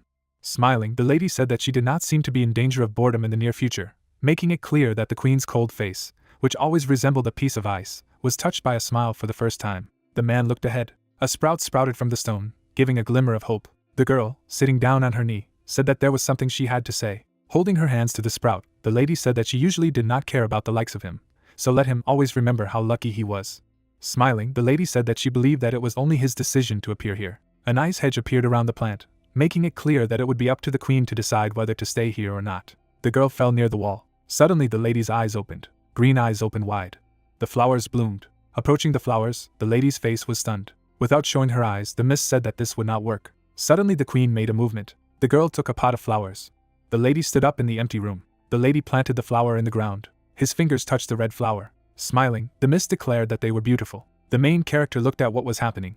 Flowers grew in the ground, and it became clear that although the outside world was an icy desert with nothing but snow, flowers began to appear in various corners, and this place became a veritable flower garden.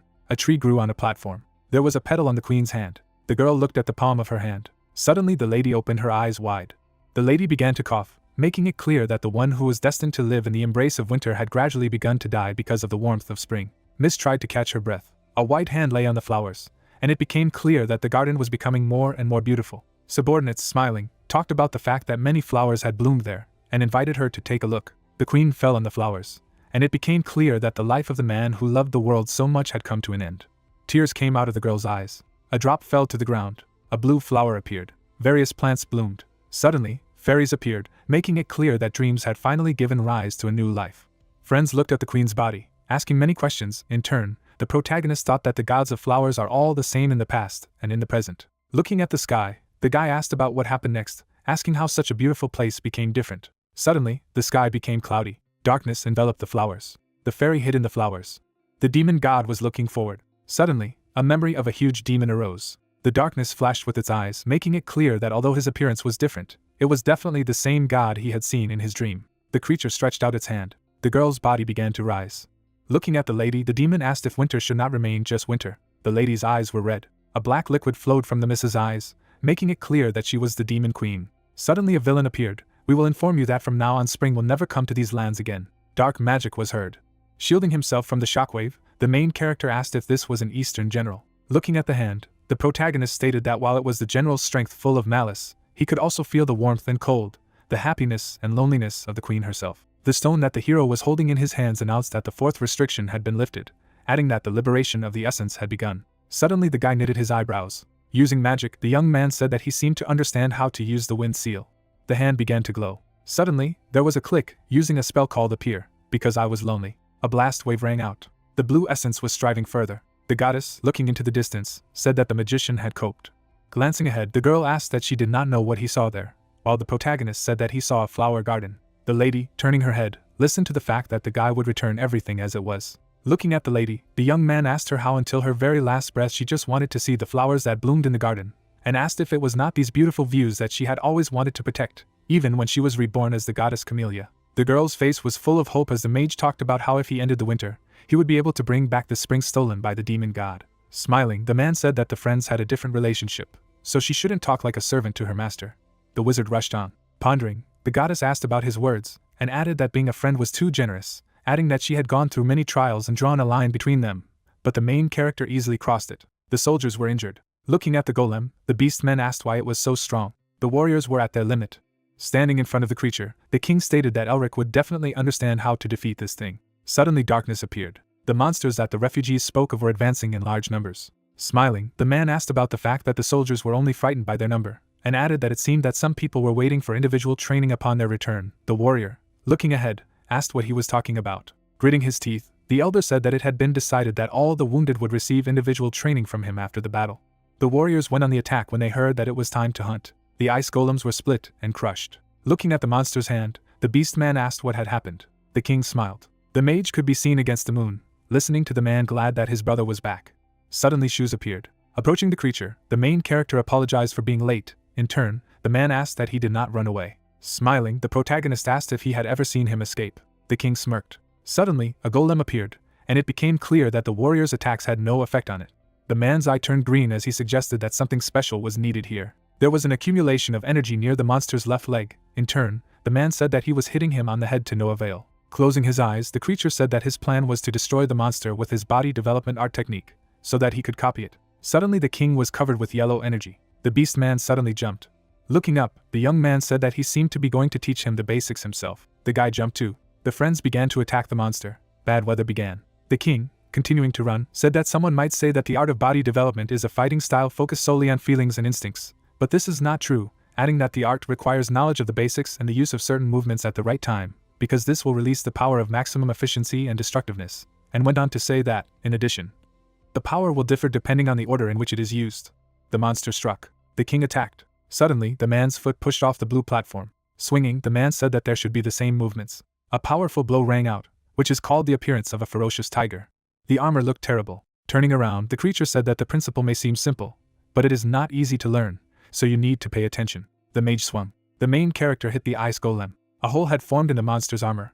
A stunned look appeared on the face of the ally, indicating that he had not only repeated after him, having seen only once, but also combined the technique with his technique. Smiling, the king said that he was a real beast. The battle began. Swinging for a blow, it became clear to the protagonist that the three seals also began to connect with each other, as the disparate techniques of the art of body development lined up in one system while he repeated after the king. The golem's body was divided into two parts. Jumping away, the guy said that the energy was leaving his body. Smiling, the young man stated that this meant that they could now attack any part of the body. Knitting his eyebrows, the man remarked that this was wonderful and added that it was time to teach him the final part of the art of body development. 2 lions of mana came out of friends, and it became clear that if the first part of the development of the body was the gait of a beast, then the second part of it was the claws, and then the fangs. Suddenly the ground cracked.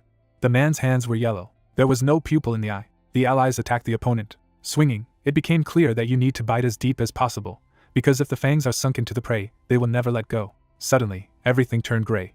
Magic came out of the creature's fists. The monster fell on its back. In turn, the man said that the monster should not get up, it must be torn to pieces and devoured, because otherwise there may be no chance, and therefore you need to become a real disaster for your opponent. The king slashed with his claws. Mash also carried out an attack. The guys made their way over the body of the monster. The partners jumped over the monster. The beast man struck. The man swung, making it clear that they were kings now, that they ruled the battlefield. There was an explosion. The main character stood in a blizzard, making it clear that when his consciousness expanded, a sixth sense opened. The protagonist's eye glowed with different colors. The guy looked into the distance, making it clear that this world was created by the unity of his mind and sixth sense. Looking at his friend, the man asked how the young man told him that it was wonderful. Pointing his finger, the king said that he couldn't believe that he was smiling in a place where he was in danger of dying, and added that he was really crazy, while the magician asked if the beast man himself was not smiling. Smirking, the colleague replied that he had never been normal. Suddenly the king's eye opened wide. The wizard stood in front of the magic, making it clear that he had become stronger again. Looking at his hands, the man thought that he had reached the 7th circle, declaring that he had been able to overcome the wall against which he had bumped. The main character glanced at his friend. The man folded his hands over his hips until the protagonist understood why he was so friendly to him, since they were not of the same blood, so he had no reason to train the guy. Standing in front of the beast man, the young man asked why he was helping him. Looking at the man, the king said that since he had already recognized someone as a brother, he would believe in him until the very end. Placing his hand on the mage's head, the king said that even if he was hiding something from him, there was no reason for the brothers not to help each other. Suddenly, the eye of the protagonist opened wide. People held hands, and it became clear that the protagonist does not trust anyone except his sister, because he knows too well how people can betray. But if he does not plan to lead others, does he need to become as open as Yul? The creature was smiling. Suddenly a snowstorm began. The monster got back on his feet. The guy clenched his fist with his hand. Looking ahead, the young man asked if his friend would mind another round. The palace stood under the night sky. People were sitting on sofas. The girl was biting her nail. Turning to his daughter, the man said that nothing would change from her excitement, and asked if she could calm down. Looking down, the lady said that he had been gone for 4 days. The young man folded his arms and said that it had been so long since their son-in-law had entered it, and the young man asked if there was nothing they could do. The lady, closing her eyes, said that they were currently dealing with matters related to the family, and thanked them for their concern, stating that they would not interfere. Looking at the girl, the man stated that they didn't seem to want them to meddle in their affairs, and added that the protagonist was with the White Knight and the King of Monsters, so there was no reason to worry. Suddenly an earthquake rang out. The lady looked out of the window. The lady threw open the window. Mist looked shocked on her face. Everything was on fire. The two warriors looked at the burning city. The deer standing behind the captain informed him that all of the Blood Wolf King's breath had been used. The man created a flame in his hand and replied that in this case it would be the last. Behind him stood his army, and ahead of him the buildings were blazing brightly. They rushed to the castle, deciding that it was time to carry out their plan. Herman raised his hand and asked rudely how these scoundrels dared to attack the sacred temple. The animals bared their teeth menacingly, shouting that they would now get rid of people. They rushed towards a detachment of 3 warriors. Suddenly the wolf turned around in surprise. A white tiger ran towards them, with a soldier sitting on its back. He furrowed his brows and shouted that there was no place for such nonsense. Isabel was covered in sweat and thought that something was wrong, since the enemies should know how strong they were, but for some reason they were so reckless in rushing at them. The tiger fought with the wolves while the girl thought that they did not attack from an ambush. She furrowed her brows with exertion. The warrior with a smirk suggested that his comrade finish it quickly while they could cut back on the losses. Isabel suddenly stood in front of them and loudly warned them of the danger. The man laughingly replied that she was too kind to worry about them, but it was okay. The member of the guard furrowed her brows and shouted that Elric was in danger, and it was just a distraction. The lion and the deer ran forward, their real target being the protagonist. A large white door with golden patterns was visible. The beast destroyed it with a blow of his fist. The deer stood behind, asking what kind of kindergarten it was. The fairies looked at the intruders with displeasure and demanded that they leave the place. The predator put his hand on his chest and apologized for interrupting the goddess's rest, and they would humbly accept the punishment for the sin they had committed. Suddenly, black smoke appeared next to his face. He pointed his finger at the door and reported that their target was there. Nar stretched out her hand and shouted loudly to keep the visitor away. The lion's eyes turned red, and he threatened that if the fairies stood in their way, they would inevitably face disrespectful treatment. The girl was covered with sweat and thought that they could not let these scoundrels in. She imagined the protagonist sitting in the lotus position, and how the goddess says that if the mental world is destroyed, then the guy and she will be stuck there forever, so no outside interference can be allowed. The goddess of daffodils furrowed her brows and firmly decided that they had to stop the beasts at all costs. She stretched out her hand. The predator suddenly drew his sharp sword, and red streaks appeared in the air. His eyes shone brightly, and he said that it was useless. He attacked the fairy with a weapon in his hands. She closed her eyes and covered her mouth with her hand. Suddenly, her eyes widened when she heard a loud sound. Someone threw the enemy back, and the room was flooded with blue light. Lev looked straight and said that he knew who was standing in front of him. It was Herman, whose body radiated powerful energy. The man furrowed his brows and looked away. Nar looked at him in fear.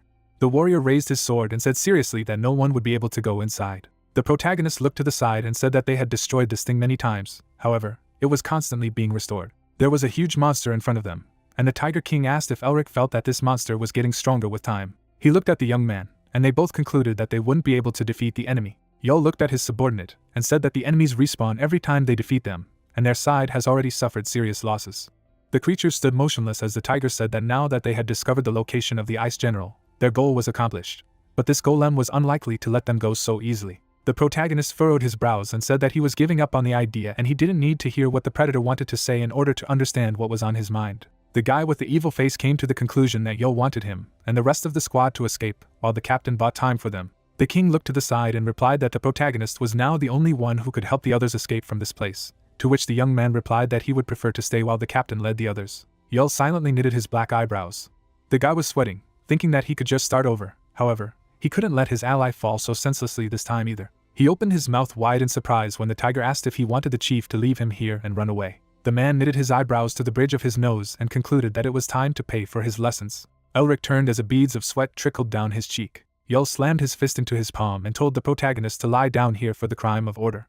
The young man immediately walked away, shouting that he agreed and that he would be back soon. The squad followed, as he thought about getting them back to safety, and then coming back at all costs. The king stared after them. There was a slight smile on his lips. Suddenly, a yellow streak of light appeared in the air and an explosion. Yul turned into a real tiger, saying that he would not let the scoundrels touch his comrades with a finger. The beast men were walking towards the gate. The guy was sweating, glad that they were able to survive. Another scout opened his mouth wide and shouted that he would return to the chieftain with the protagonists because he wanted to help them in battle. But Elric didn't turn around. There was an expression of shock on his face. Camellia blossomed. The young man touched the stove on his chest. There was an inscription that all restrictions had been lifted, and the contract was enforced. Cracks suddenly appeared in the sky, and the guy thought that the test was over. Suddenly he ran back. Gritting his teeth, he thought that he hadn't said goodbye to someone yet. Sweat was dripping down the guy's face. The goddess turned around and asked what all this was for, since it was just a mental world. The warrior was silent. Looking straight ahead, he remembered the faces of all those who had betrayed his family.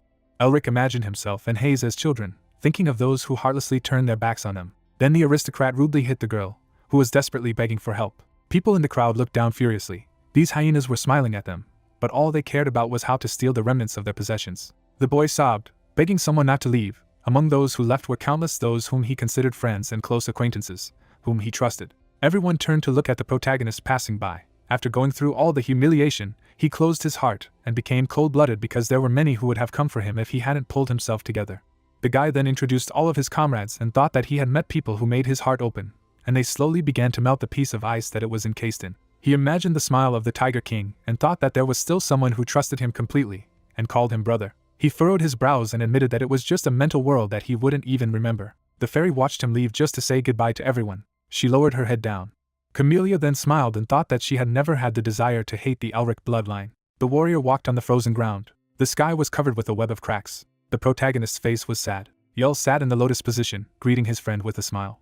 The young man looked down and asked what had happened to the ice general, but he really wanted to ask if the chief was injured. The man laughed loudly, and the protagonist thought that it would be better for him to ask about what the captain himself was eager to tell, what he was most proud of. The tiger turned around and asked if it was obvious that he had won. The guy furrowed his brows and noticed that his friend had a lot of self-confidence. With a smirk, Julie asked if Elric thought he would lose, and the protagonist decided that he wanted to become like the chieftain. He put his hands on his waist and replied with a smile that he didn't think so, to which the king replied that there was no word for defeat in his vocabulary. The remains of the enemy lay nearby, and the guy thought that he was sorry that he could not catch his friend's fight with the ice general. His eyes suddenly widened as the man asked if he had come to say goodbye. Yul asked with a smile if the young man was surprised that he had hit the nail on the head, but he did not know about it. He just came to the realization. They looked up, and the chief confessed that he was curious and wanted to know why Elric was learning the art of body enhancement. He pointed his finger at the sky and added that he thought the guy would tell him sooner or later. There were cracks above him, and he said that after passing through this shining wall, he now sees and understands so many things that he could not before. The protagonist furrowed his brows and understood the reason why his friend was so radiant despite just coming out of a fierce battle. The chieftain's body radiated a golden aura, and the young man thought that he had overcome his limit and become an excellent fifth chain. Now he realized that everything around him was not real. The man raised his paw when the guy wanted to say something. He closed his eyes and said that he was not so curious about who his comrade was. The main thing was that he realized himself. They looked at the cracked sky, and Yul said that they should focus on the current moment. He lowered his head and asked what the protagonist's real name was. He opened his mouth and said that his name was Elric. Furrowing his brows, he repeated it again.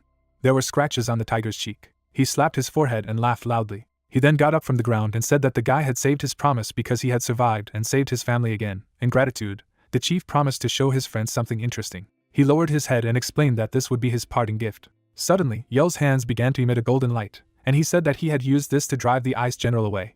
The man closed his eyes, and the guy thought that he was slowly showing him every step and every movement so that he could see them and remember them. The tiger took a different pose. He then raised one hand, frowning. Elric's eyes sparkled as he decided he wouldn't miss a single detail. There was a picturesque sky behind the captain while the main character looked at his parting gift. Yul bent his back, breathing heavily. Sadness appeared on the protagonist's face. The man said with a smile that he hoped that fate would allow them to meet again. The sky was more covered with cracks. The guy was lying on the grass.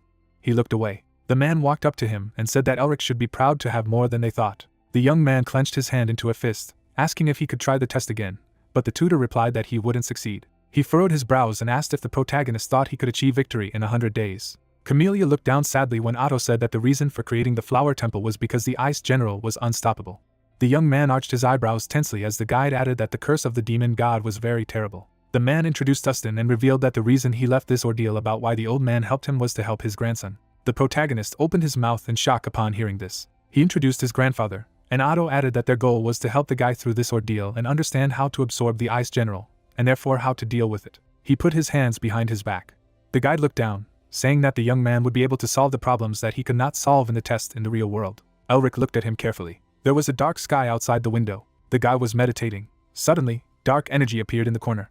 The fog spread. Someone's voice said that he had found the protagonist. A red-eyed deer stared at him. He took out a knife and said that a pathetic man dared to stand in the way of the bloody Wolf King. Then the beast rushed forward and added that death was due for such a crime. The young man's eyes were closed even when the blade was directly in front of his face. Suddenly he opened them. A powerful explosion thundered. The lion held a sword in his hand. The warrior's eyes shone brightly. The beast was laughing, and Herman did not understand why. He suddenly looked sharply towards the door and opened his mouth in shock. At this time, the deer approached the young man, wanting to punish him. The blade was near the guy's face. Suddenly Elric opened his green eyes wide. Ice streams came out of his body. The enemy was covered with ice, his eyes bulging in surprise. The main character hit him on the nose with his hand. He smiled and said that the opponent had screwed up. Hull appeared above the beast, whom the guy summoned and asked for help. The deer's eyes widened in fright, looking up. Elric raised his hand and said that after passing the test, the monster seal had become stronger. Mephistopheles crossed his arms and reported that his master could use the cold winds, as well as create some snow and clouds, to create winter. The young man touched his face and asked why he was glad to see this ugly worm. Camellia looked at the Demon King with a smile, and said that it was time for him to admit that his face looked funny. The young man looked at them with a warm smile. Suddenly he looked away in surprise. On his hand was a snowflake, which had turned into an ice crystal. The three of them turned sharply. The doors swung open loudly. Elric sweated and cursed. Herman was sitting on the floor. His face was bruised, and he said that he was glad that the main character was fine. The young man rushed to the warrior. He put his hand on his shoulder, and the man explained that he was just overstretched and tired. He smiled when the protagonist said that he looked fresher. Herman looked to the side and asked if the guy knew what good came out of meeting him after he fell ill with a plaguing disease. Elric looked at him carefully and asked what he was talking about. The general raised one finger and said that he had taken a step towards what he had long striven for. There was a large crack in the wall, and an unconscious lion lay below. They were standing in the middle of a ruined room, and the protagonist warned that he would give his comrades some of his mana. The man turned around as their bodies began to emit a golden light. He looked up and thought that the protagonist had crossed another limit. Herman said with a smile that he was feeling better now. Suddenly, a loud sound was heard behind them. The young man rushed there. There was a fire outside. Wolves held firecrackers in their hands. Elric furrowed his brows and insulted them. He raised his hand up and used magic. A cold wind began to blow over the enemies. They looked up and shouted as they recognized the mage. The protagonist's eyes lit up with anger. The opponents began to run away, and the young man said that although they had come here of their own free will, it was not for them to decide when they would leave. Ice blocks flew past the beasts, which were forced to stop. They turned, sweating with fear. Bright lightning appeared around the main character. He looked down and activated the skill. The wind swept the wolves off their feet. The warriors furrowed their brows as they looked at the mage. In the distance, a yellow light could be seen. The fairies hovered in the air, rejoicing in the snow. Anea raised her hand, looking ahead. There were snowflakes in front of her. The guy looked at the tree that had grown out of the ground. He was smiling. There were white clouds outside the window. Elric raised his hand and announced that he planned to use this ice crystal to absorb the energy of cold, awaken the winter flowers, and infuse them with the divine powers of the flower goddesses. Camellia crossed her arms and added that it was just like he had awakened her. Everyone stared at the guy as he said that if they gathered all the powers of the flowers and grew these winter flowers, they might be able to plant the ice general there and summon spring. Mephistopheles turned away with a disgruntled look, and the magus thought that just like the Demon King had said, in order to end the winter, he would need various elements besides the brutal cold and winter wind. The young man held a snowflake in his hand. Then it took off and made a circle, leaving a white light behind it. Here lies the power of Camellia and the elements. The snowflake turned to stone, and the guy thought that winter would come, and then spring would return. All the fairies opened their mouths in admiration. They happily floated in the air. Members of the guard communicated. Suddenly Isabel's eyes widened. A smile appeared on her face due to the warm spring breeze and the smell of flowers. A green field was visible. There was a blue sky above the castle. Sean ran up to his friend, who told him that they had to kill the ice general. The guy raised his hand and explained that they should not act without information. The magician replied with a smile that it was in the Fury tribe. His friend closed his eyes and said that the protagonist had taken up his own again. The members of the Blue Lions looked at Elric intently. Hayes hugged the little tiger cub. Sean touched his forehead and said with a sigh that he would help his comrades since they had gone so far. The team followed the mage. They set off to restore order. Someone slammed his fist on the table. Wolf gritted his teeth, angry that such a simple task had failed, namely the burning of the temple. He sat on the throne, saying that he didn't care about the temple. The demon stood in front of him, assuming that the beast was most likely annoyed by the fact that his subordinates were unable to kill Elric. The predator's eyes radiated malice. The man shrugged his shoulders and said that he and the king were similar in this way, because they were both tired of hearing that name. Wolf turned his head to the side and said that they could just grow their powers again and get rid of their enemies. But they needed to end their negotiations first. Suddenly his eyes widened. The Bloody King gritted his teeth and thought that his tails were disappearing. The demon smirked and suggested that the beast needed their help. A hurricane raged in the city under the rule of the Furies, Dolphin. The main character soared in the sky, saying that it was a very pleasant sight. He furrowed his brows and said that they should have been prepared for an appropriate response, and Camellia added that she felt as if the sadness that had accumulated over 100 years had simply disappeared. The guy took the blue ball in his hands. There were the faces of his comrades, who asked with perky smiles if they needed to do anything else here. Mephistopheles closed his eyes in displeasure and called them sick in the head, but his master replied that he was the same. The magician said with a smile that thanks to his friends, everything was going well. They blew up a stone statue. Sean raised his hand as Hayes operated the hammer. The beasts ran away from the hurricane in fright, shouting loudly for the Blood King to save them. The fairy looked down and reported that the Fury tribe was an alliance that included most of the cities of the Black Snow Field, and it would not be easy to destroy so many cities. The protagonist will reply with a smirk that they will eventually act in response. However, destroying the Guardian Stone is not their only plan. The wolf sat on the throne, and the young man said that the cities bowed to the Fury tribe because of the overwhelming power of the Blood Wolf King and the protection from the Ice General. Blood flowed from the eyes of the predators, and Elric said that if the cities realized that the Ice General was still threatening them, they would sink into despair and disbelief, which would eventually turn into anger. He smirked and concluded that in time, they would take what they wanted. There was a dark sky over the kingdom. Deputy Commander-in-Chief Fury slammed his hands on the table, saying that there was no reason for the tribe to do anything so dangerous. There was a map on the table. He did not understand what they were up to. Suddenly Natera frowned, as if he realized something. His fist began to tremble next to the drawing of the forest. The fox gritted his sharp teeth and thought that this was where the real body of the Ice General was hidden. He turned to the window and thought that if it turned out that they had hidden the monster's body and used fear to rule over others, the cities that had sworn allegiance to them would rebel against them. There was a crowd under his window, and the deputy said that they needed to mobilize the army. It was snowing in the mountains. Someone stood on the cliff, saying that there was a certain domain of night in the territory of the Fury tribe, but its exact location was unknown. Elric leaned his hand on his knee and added that if they started making a mess near the night domain, the surprised Fury tribe would move forward on their own to protect the Ice General. With the Ares of animals, she looked up. Mephistopheles said with a smirk that he would be interested to see their faces if they figured out that they were being manipulated. The mage looked into the ball and reported that the enemy tribe had advanced. Herman's face was in the reflection, and the main character said that this time he would rather move out alone, because the others had to wait in that place. The man furrowed his brows and hoped that the guy wouldn't risk himself too much. The protagonist then put the ball in his pocket and concluded that it was time for them to go. In the middle of the forest there were tents. The commander of the fourth group with a serious look announced that the monarch of Nater had entrusted them with an important task. The other lions stared at him, but Temple called someone from the back of the party. Everyone dispersed and looked at the warrior, whom the commander had never seen before. The predator was covered in sweat and introduced himself as Rickle, the new kid on the team. The leader gritted his teeth and said that he hadn't received any orders, and someone must have screwed up again. The newcomer stood up straight as Temple announced that he would not tolerate even the slightest mistake. Then the lion walked away and said that he would explain the essence of the task on the way. Mephistopheles and Camellia hovered over the so-called newcomer, arguing about why the warriors fell for this game. The protagonist closed his eyes and said that he had always been good at pretending, and he also used the magic of the seventh circle, so that the enemies would never recognize the deception. He then looked at the demon with a smirk and said that if he continued to find fault with his acting skills, he would watch the dance of passion. Temple raised his hand and said that from now on they would defend this place so diligently that not a single rat would slip through here. The protagonist was smiling as he stood behind. It was snowing. Suddenly he used his magic. The wolves turned sharply when something slipped past them. Elric and his familiars flew forward. The guy saw the collected magic. They moved between the trees, and the protagonist said that they would find the Ice General when they got there. The young man was still in the form of a lion. He sank to the ground. Suddenly, a surprised expression appeared on his face. There were hooks in the ground to which chains were tied. Someone was tightly bound. It was a woman whose body was covered with bandages. The protagonist frowned, mentally saying that these chains were rusted, which meant that she had been tied up quite a long time ago. Mephistopheles, smiling broadly, said that he could not have imagined that the curse left by the demon god was in such a position. When he opened his eyes, he said that it probably had something to do with why she had suddenly fallen asleep 40 years ago.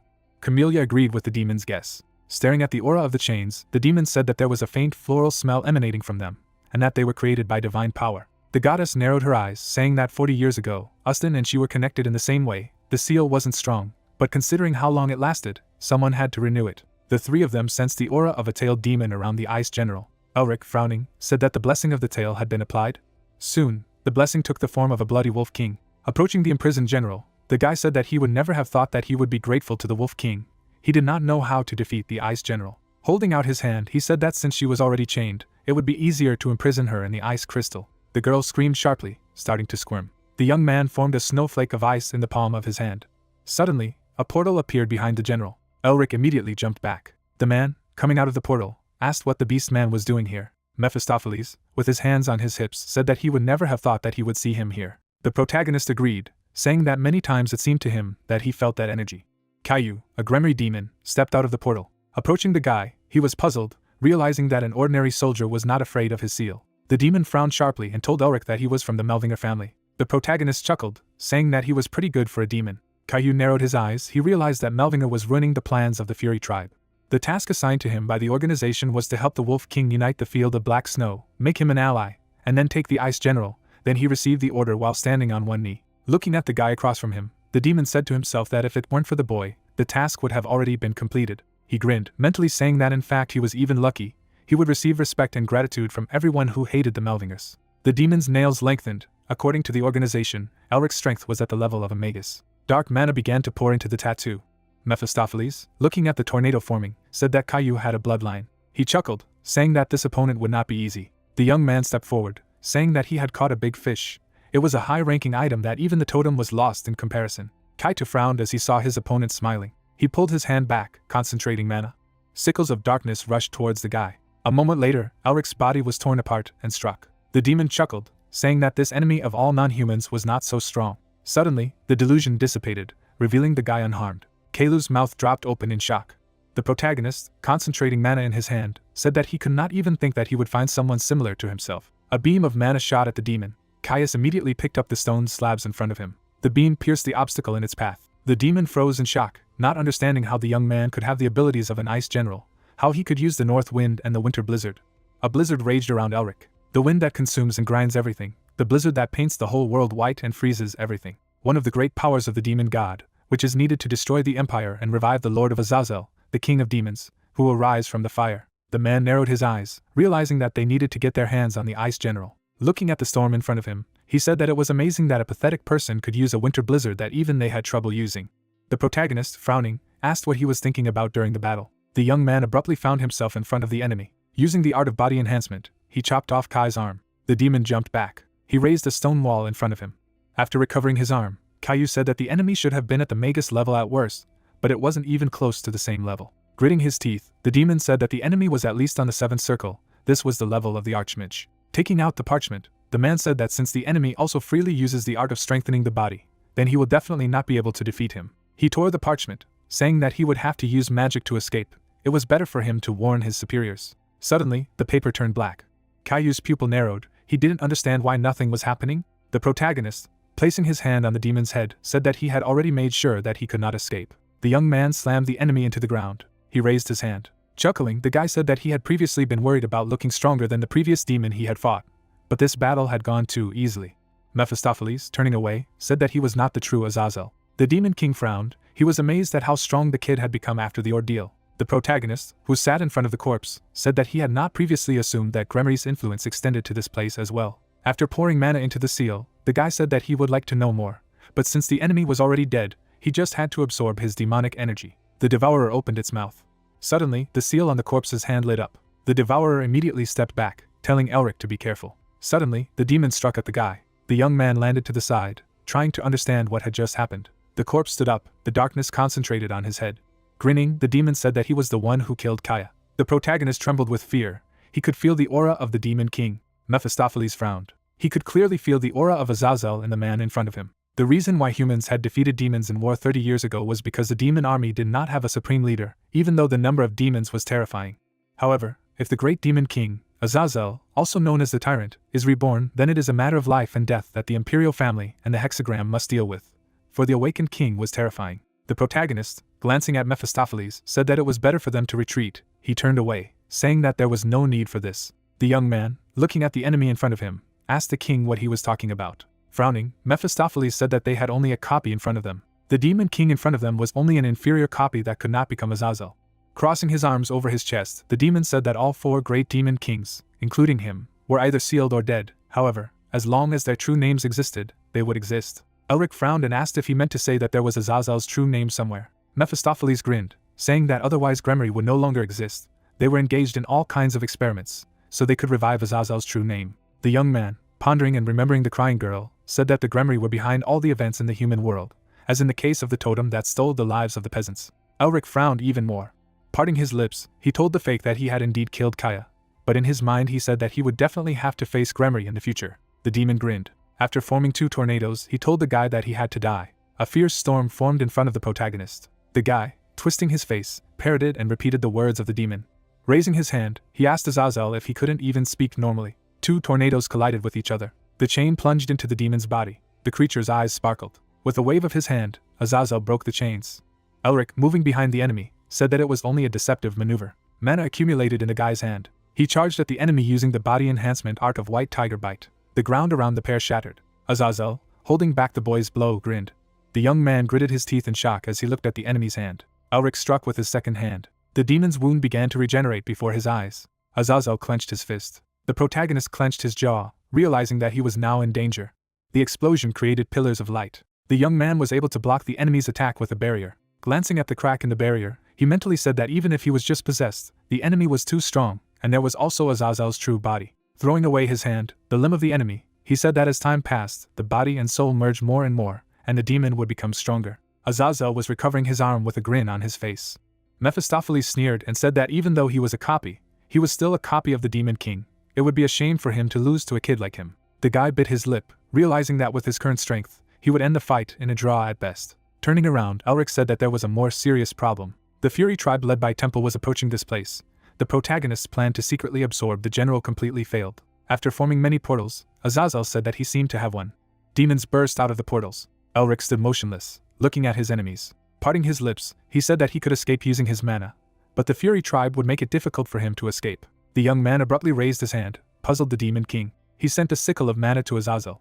He formed a barrier in front of him, saying that it was just meaningless fluttering. Sneering, the young man said that his family had a good tradition. The demon opened its mouth abruptly and roared. The protagonist, smiling, said that since the general does not get him, then no one will get it. Sickle mana abruptly changed its direction.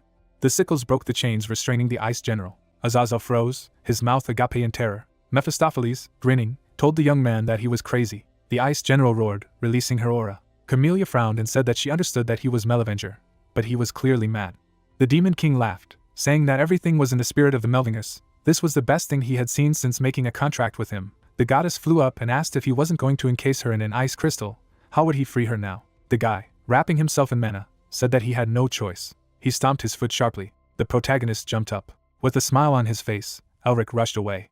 Azazel pointed ahead and told them to follow him. The ice general walked beside him, though they need to tie up the general again as they don't know where she will attack. The hero continued to break the distance. If they missed him, he would surely become an obstacle to their future plans. The demon touched the ground with his hand. They need to pluck out this Merbinger sprout before it becomes even stronger. Everything shuddered inside the villain, and he began to cough up blood. He smiled menacingly. The life force of his vessel ran out at this very moment. The general ran after the guy and shouted. Mephisto and Camellia looked at each other. The demon did not understand why the giant was chasing Elric. The fairy explained that he emitted a strong smell of the mana of the Merbingers, with which she was bound. Mephisto looked ahead. The same could be said about the beastmen who had strengthened her ceiling. Why was she chasing him so fiercely? Camellia sighed tiredly. She looked back and decided that something was wrong here. The rage of the Ice General was directed at all living things without exception. Her anger had never been directed specifically at one target before. She had known an Ice General for a long time, but she had never seen her so furious. She shuddered. I looked at the hero and asked if he had done anything to the giant. He replied not really. He showed an ice arrow and revealed that when he opened its seal. He ordered her to fly. Elric snapped her with an ice arrow. Camellia looked at the hero in bewilderment and asked again. She squeezed her shoulders in indignation and asked why he did it. The guy needed her to chase him, so he could lure her where he wanted. The two beastmen looked at the giant and screamed when they learned that she had been freed. The flying demon pointed at the hero with his hand and ordered to grab him. At that moment, the Ice General had knocked him down with his body. Elric could use it to get rid of those pesky flies. The trio flew on. The screams of the crushed giants echoed below them. Mephisto grinned and asked what the hero would do now. Since it came to this, he would try to make this turmoil even larger. The demon laughed and said that for the first time he really liked the hero. Elric smiled at him briefly, and was asked what kind of nonsense was going on here. The commanders looked at the guy through the sphere. They noticed that the waves seemed to have become stronger. Whether he was wounded, the young man asked them not to worry, because he had organized all this fuss. The captain sighed excitedly and asked Elric to be careful, because if he was wounded, his niece would swear. The warrior asked what the hero had done, since such a rampage was happening. The three commanders screamed as the guy revealed that he had simply captured the Ice General. Herman's mouth was wide open. The men laughed. The big man knew that Elric was even crazier than them. Did he have a plan? Could they help? The young man asked to accompany him. He looked confidently ahead. He was asked if he was trying to get somewhere, and he answered yes. He was on his way to the tribe of the Furies. Meanwhile, in the Fury Fortress, they shouted that the domain encirclement had been destroyed. The Ice General was seen near the wolves. Idorado was seriously injured by the general, and she appeared in Tychon. The fox slammed the table and asked how Merbinger had freed the Ice General from her seal. Netera trembled. His subordinate reported that they were being inundated with questions from all places, asking why the Ice General appeared in the territory of the Fury tribe and what happened to the blessing of the tail. The fox looked menacingly ahead and thought that the giant was only a tool with which to secure his power. He knew that this secret could not be allowed to be revealed. If it did continue, the entire system of governing the Fury tribe would be destroyed. He pointed to his subordinate and ordered them to send a mobilization order immediately, and let them warn them that they would lose their votes if they decided to do anything stupid. The Fury immediately ran to carry out the order. First, the tribe had to make sure that the other cities would not come up with any stupid things. When they suppressed the Ice General, they could prevent her from escaping again. The claws left deep furrows in the table. How did it all come to this? He clenched his fangs and decided that it was all because of Merbinger. They had to kill him at all costs. Netera pointed to the mages and ordered them to find the hero. Because he was behind what was happening now, the signalers reported that they had found someone they suspected of being Merbinger. The fox looked at their backs and asked where he was. The subordinate turned around in fright and said that the hero was right in front of the central gate of the Fury tribe. Netera squinted in anger. He asked what kind of nonsense he had just said. At that moment, everything shuddered. The commander ran to the window. His fur stood up from what he saw. Merbinger flew straight towards him, leading the Ice General behind him. There was a confident smile on the guy's face. Everything began to collapse. The Furies shouted that the general was literally bursting with rage. What was going on here? Elric stopped and wiped the sweat from his forehead. He was tired of playing catch-up. Mephisto looked contemptuously at everything around him. Once again he caught himself thinking that he felt sorry for those who had to deal with the hero. He looked at the giant and asked what she had done wrong. He asked the hero to see how he infuriated her with his slap. Elric replied that the demon knew that he had always been like this. He raised his hand and his tattoos caught fire. A bunch of ice arrows appeared from the portal. It was time to make a real fuss. He attacked the barrier of the castle and ordered arrows to pierce and destroy. The Furies ran out into the courtyard, and Netera gave the order to stop the idiot. At that moment, the army led by Hermann entered his domain. The commander-in-chief said that they would not allow him to get to him. The fox sent the wolves to attack. Suddenly the fox shuddered. The barrier above his head began to crack. The deputy said that this simply could not be. The Ice General was approaching that castle. Elric smiled and decided to lure her right into the center. The ice blocks around the castle began to crack with the force of her step. A creature in expensive clothes and furs crawled out of the ground. The Wolf King released a huge burst of energy and shouted, asking who dared to disturb his peace. The giant white wolf looked ahead. Elric used magic and looked at the new enemy. He knew that it was the same Blood Wolf King he had heard of. But what was this strange energy? A green flame burned around the monster. It repelled the cold aura of the Ice General, but it was neither mana nor demonic energy. The king looked at the man. He noted his green eyes and golden hair, as well as the foul smell. He immediately thought he was Merbinger. His tail stirred excitedly. Thanks to the demon, he regained the 8th tail. To restore the last one, he would need the art of strengthening the body. How good it was that it found it on its own. The general continued to run to the castle. She shouted at the king. He bristled contentedly, ready for battle. He spread his arms and screamed. A pathetic monster who didn't even have a mind of his own dared to attack him. The two waves collided with each other, and the king ordered them to disappear from his land at once. There was an explosion. Elric shielded himself from the shards and energy with a barrier. He squinted warily. Why did the Ice General suddenly attack the Blood Wolf King? Camellia looked carefully ahead. She decided that the general saw how the wolf strengthened the chains that restrained her, so she considered him her enemy. The trio hovered in midair, watching the beginning of the battle between the two giants. Elric thought deeply. Camellia looked at him and asked if there was any problem.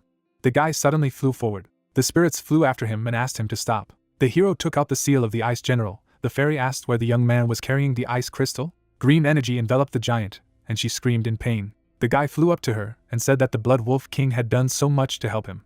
He stretched out the crystal forward and said that he couldn't miss such an opportunity. The artifact began to accumulate energy. Mephisto grinned, his master stealing what he wanted, defeating his enemies without lifting a finger. The guys laughed mischievously. The original Sin praised the youngster. He was really good at such tricks. Elric shuddered suddenly. He turned abruptly and looked at the white wolf. He smiled and activated the magic of the tattoo, hit the monster with a powerful beam of energy. The king covered himself with his hand and asked in surprise, what was the guy doing? Elric grinned and asked, didn't he think they were on the same side? Mephisto clenched his jaw tensely. It looked as if the hero wanted to deal with them at the same time. The monster unleashed even more energy to fend off the attack. The demon correctly thought that this wolf must be on a rampage. The king looked angrily ahead. Merbinger, if he had his 9th tail, he wouldn't have experienced such humiliation. He shuddered. Another of his tails fell to the ground. At great speed, he got up himself and tried to pierce the man with himself. Elric looked at him in surprise and asked what it was. There was an explosion. Many white kings appeared on the battlefield. The guy grinned and called it pathetic tricks. He sent a stream of cold at them and ordered them to freeze. His gaze became cold as he was about to kill. Ice cuts pierced the clones. Elric cut them down mercilessly. He flew higher. He didn't know what the king was up to, but he wouldn't get anywhere. The protective barrier on the side broke. The guy immediately turned around and put his hand forward. Blue mana flew out of his mouth. The wolf smiled contentedly and decided that the boy was caught. The young man began to be lifted up by magic. He himself was weakened. His eyes turned white. When the king stole the body enhancement art from his memory, he would be able to restore his ninth tail. He frowned. He looked at the gray mental world of this Merbinger spawn. The monster shuddered. I saw a little blonde boy in front of me. Just think, he was a magician, but he put his soul in such a shabby place. Drool flowed from the monster's mouth and decided that it would only be easier for him then, and now he just needed to tear his soul to pieces. A giant paw reached out to the baby. He was about to take away the art of his strengthening. Suddenly, someone's terrible aura hung over the white wolf and asked how dare the wretched beast covet what belonged to him? Sweat appeared on the king's face. He couldn't understand what this incredible presence was. Huge fangs rushed towards the white wolf. The voice said that he should not resist him and ordered him to devour him. The wolf king clutched at his heart. His eyes blurred. He could not understand what it was. Elric was breathing heavily. He woke up. The beast was trying to understand what was inside the boy's soul. The guy looked at Mephisto and asked what had happened to him. He only remembered that he had been attacked by the Blood Wolf King. The demon turned away touchily and said that he had no idea. The beast screamed. He spread his arms and unleashed a huge amount of strange energy. He promised to burn the person to a crisp. The Furies around them began to flee in fear. The Bloody Wolf King was furious. Merbinger set up a barrier from the wave. He did not understand what the enemy had done. The barrier began to crack, which greatly surprised the young man. A green wave spread throughout the castle. She disappeared. The Wolf King froze and began to breathe heavily. He no longer remembered the last time he used so much strength. The Ice General screamed in pain. Even though the king couldn't get rid of the Ice General, he screamed, thinking that he had at least burned that damned Merbinger. But suddenly a voice rang out. The king lifted his head.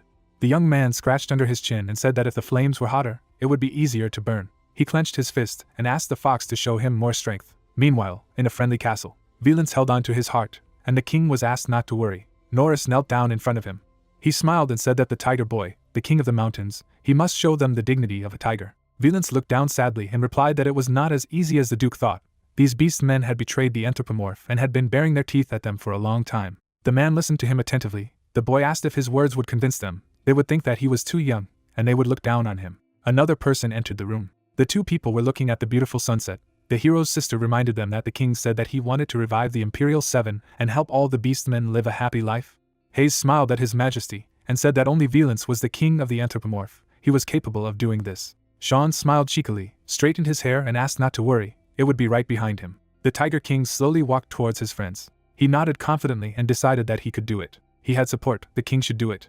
He thought of Elric and thought it was for the sake of those who had trusted him, for the sake of the hero who had given him a chance to make his dream come true. The young man walked forward, thinking about how if Elric was here, he would most likely take control of the meeting, laughing as if nothing serious was going on and he would crush anyone who dared to oppose him. At the last moment he stopped at a glimmer of light in the door, and Wellens decided to try to be like Merbinger. The doors began to open. The Tiger King entered. The intelligentsia looked at him sternly. The face of each representative was stern. Suddenly, surprise appeared on their faces, and an authoritative aura began to emanate from the king. He walked majestically along them, and each of those present bowed to his master. Valence looked back menacingly, his eyes burning. Meanwhile, on the battlefield, the guy squeezed the ice crystal. He smiled and noted how nice it was. Camellia looked at him gloomily, and warned him that even if he continued to absorb the Ice General's energy, it wouldn't weaken her. But the young man already knew everything. The general was trying to break free from the shackles of enemy energy. Elric also knew that the Ice General was studying his opponent and becoming stronger. The crystal began to float in the air. The hero's team still got some things. Its seal of winter became much stronger. But most importantly, the smile became more confident. The guy had an idea of how to absorb the Ice General. He flew up to the screaming woman. He turned to the fox and noticed that he seemed to be exhausted. So why didn't he give up? The Wolf King looked at him angrily. He couldn't understand why he had to deal with the Merbingers again, if they didn't exist. His soul turned to memories when he died in a dark and cold place, after his tribe rejected him. He met someone using a mysterious force. It was an old hermit beast. The Wolf King had been trained by him for centuries. He was able to gain strength that was incomparable to any opponent. He was able to gather an army under his banners and tried to become king. He wanted to go beyond the black snowy field and bring the empire to its knees. But a huge wall appeared in his way. And this wall was called Merbinger. The hero's grandfather was hanging in the air. He was looking at the animal army. He was forced to ask them to return. He asked them to just leave and then no one would get hurt. The fox pointed at the magician and told him to overcome this wall. He was trying to get rid of that arrogant man, however. They met a miserable end. He lost his tails and the army. Despite this, the fox did not give up and gathered a new army. But this time another idiot stood in his way. The idiot who was more in line with his ideals than himself was the Tiger King Yell, who had defeated the Bloody King. The fox, all exhausted, went into the wasteland. He did not understand why he could not do it. He beat the ground and asked why he was doomed to lose so pathetically to mere mortals. He knew that he needed more strength. His eyes were burning madly. He wanted a power that no one could get. And then he threw away everything he had learned for centuries and became fascinated by the forbidden power. He entered the territory of the demons they feared so much. No one else could stop him. But why do people get in his way again? The only thing in his head was that the name Merbinger was pronounced. The king shouted and asked why he was constantly in his way. Elric bent under the weight of the pressure. The monster screamed that he would not forgive the Merbingers. A red aura burned around the monster. His pupils narrowed to red dots in the darkness. The fox promised to kill the hero, but at that moment, he used a cutting spell. All of the monster's tails were cut off by a single attack. Blood flowed from the beast's eyes. It shouted no. Elric jumped on his head and suggested that he had always had an ill-fated relationship with his family. He offered to end it here. The young man attacked. With the help of the ELD element, a powerful explosion was created. The Blood King fell to the ground and was covered in ice. Smoke was everywhere, and shards of ice were still falling. The mage landed on the ground. The beast barely moved, growled and cursed. His eyes began to roll back slowly. He said that this was not the end. But that's exactly how the Bloody King died. Elric nodded curtly. He didn't think there was anything else. He turned around. The Ice General continued to scream and thrash. The hero said that he was just going to take care of her, so she didn't need to rush him. He smiled and said that she drives. Kalia and Mephisto watched in shame as the mage played with the Ice General. The demon folded his hands on his chest and assumed that the hero had seen something. The fairy did not understand what he meant. The demon said that the owner had already said something similar before. After absorbing the seal, he sees memories that help him understand the owner of the seal. Most likely, Elric saw something after absorbing the Ice General's power. Camellia remembered how a similar thing had happened between her and the young man. She looked at Elric and asked in her mind if he had seen the memories of the Ice General. However, this giant is a mystery that is impossible to comprehend. Even a fairy cannot understand the Ice General. She wondered if the guy would be able to do it. He asked why the giant was so afraid of him. He thought that she wanted to play with him. The general gritted her teeth. At first Elric thought that the Ice General was just the body of the goddess Camellia, filled with evil intentions. The guy looked at the crystal. The memories of the Ice General that came with this fragment were completely different from what he expected. His eye reflected the silhouette of a woman, curled up in a ball. It was a lonely child. She wasn't hostile to humans from the beginning. She, born as an Ice General because of the demon god, was full of curiosity like a newborn. But it didn't take long before curiosity turned into hostility. The beast men were afraid of her, freezing from her cold. They chased her away with sticks and stones and told her never to come again. However, the Ice General just wanted to play with them. Play with children running on a field of black snow. Laughing, socializing and eating with them, she hid behind a tree and wanted to hunt monsters with them, run through the forests, and play in the water. Her wishes were simple as she approached them, but the beast men drew their weapons to defend their homes. The monsters also ran away, frightened by the strength of the Ice General. Even the trees were devoured by darkness. The river froze and stopped flowing. The damn girl just wanted to have friends, but she froze everything around her without wanting to. She, who had no parents or friends, didn't know how to make friends with anyone. Because it wasn't long since she was born, she didn't know anything, and in the end she ruined everything. That's why she thought that the world itself was against her and wanted everyone around her to suffer like herself. That's how she became a real monster, full of hostility. However, there was one desire in her heart. Nothing serious. The first children she saw after she was born, a game that they played with such pleasure. She looked at it with admiration and wanted to play it. She shivered at the suggestion now, even if it was unintentional. The way he had brought her to the lands of the Furies reminded her of a game of catch-up. Elric smiled warmly, even if it looked like she was furious from the outside. After absorbing the fragment, he felt that inside she was enjoying the chase, which was why he planned to continue playing with her. The hero pointed to himself, smiled, and now, since she couldn't catch him, now it's his turn to be water. The Ice General looked at him in surprise. The guy said that she could start running. Elric touched the ground and released mana. He warned that if he blurted it out, he showed a fragment and said that then she would lose. The general gritted her teeth and turned around.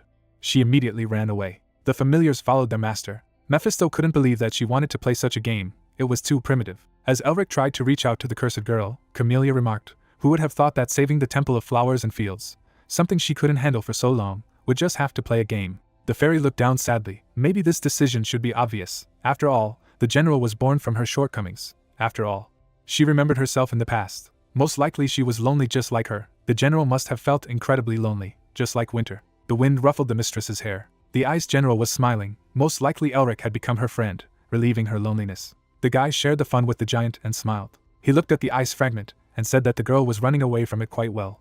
With the help of magic, he reduced its size. Now the ice general was the same height as him. It began to decrease even less. The bandages began to fly off her body, so Merbinger touched the little girl's shoulder and said that he had caught her.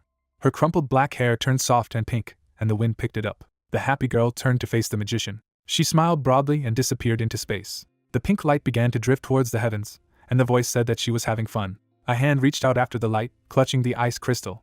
The guy froze and ordered him to dissipate. A pink light surrounded him with his head. The scent of flowers absorbed into the ice crystal rode the winter winds and dissipated everywhere. The aroma flew through the cities in a field of black snow, driving away the darkness that has filled the world, melting the frozen earth and awakening the sleeping life. And while the air is still cool, the wind feels refreshing, a feeling of rejuvenation that eases the stuffiness that everyone has felt for a long time. Camellia looked around with tears in her eyes. It was the spring frosts that told the people that winter was gone, and soon it would be replaced by spring. The fairy looked at the flowering meadows with flowers around, and said that spring had come. Meanwhile, the Tiger King and the Prime Minister went down to the ruins. They said that the Fury tribe had fallen. The young man and the man looked at the dawn. Valence heard that the Ice General had been defeated. It was so strange to see all this live. The man smiled. It all seemed incredible to him. In just one night their long-awaited dream came true. Norris looked at the young master, and said that what would happen next was more important. Even if the Fury tribe fell, rebuilding the Tiger King's family and uniting the snowy field wouldn't be an easy task. The young man looked at him happily and agreed. Now he needed to be collected more than ever. At that moment, the fairies flew over his head, rejoicing in the spring. They pointed to the side and asked the young king to take a look. Elric walked towards them through the ruins and smiled. Fakes began to circle in front of his face and asked how the hero did it. The guy shrugged his shoulders and said that all thanks to the floral aromas that they gave him. There was nothing better than them to drive away the winter. Anear thought for a moment and asked what the guy meant. Her girlfriend also did not understand what he said. Camellia folded her arms over her chest and looked at them sternly. She explained that Elric had simply said that everything had gone well thanks to all of them. If that was hard to understand, then let them just accept his gratitude. The fairies immediately began to dance in a circle, rejoicing that they had chased away the winter. Meanwhile, the magician approached his majesty and asked how everything went for them. Valence put his hand on his chest and told them that they had been able to convince them thanks to Elric. Merbinger nodded cheerfully, even though he had arranged a meeting, but it was the king who had convinced them. Norris looked at the mage carefully when he saw their leader negotiating with the leaders of the Fury tribe, as if he saw Elric in his place. He clenched his fist tightly, thought that the person admired by the Mountain King, he was born with qualities worthy of a king, and the actions of the Merbinger family would definitely affect the future of their continent. The Duke became even more serious. He knew that they had to team up with the hero no matter what. Dust was wafting among the ruins after the battle. 2 guards guarded the corpse of the Blood King. They still couldn't believe that he was dead. It seemed that the person known as Merbinger was incredibly strong. Black shadows crept up on the men from behind. They took shape and pierced the guards, the voice saying that he knew it was him. Azazel appeared on the scene of the slain. He looked angrily ahead. He was barely able to maintain his physical body, stealing the life force of his subordinates.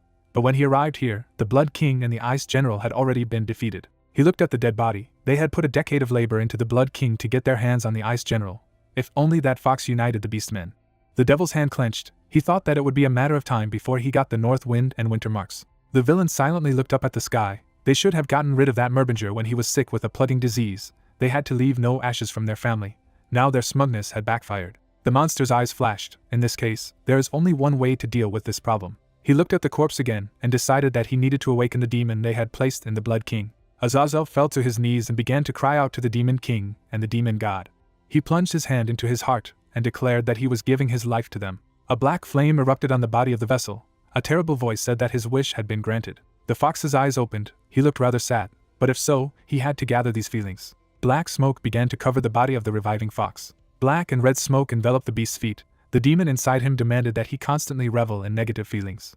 The flames continued to burn. It took time. The fox gritted his teeth in anger. The demon inside him said that this was how one could become a supreme demon. His eyes were filled with rage and mana, and a new path was opening up for the Blood King. Not far from that place, the hero was asked what he planned to do with the Ice General. The guy looked at the crystal and replied that now that he had collected all the materials that form winter. His face turned serious. He decided that he should end the winter. Camellia asked how he was going to do it. Elric turned around and said that he had never heard of such a thing.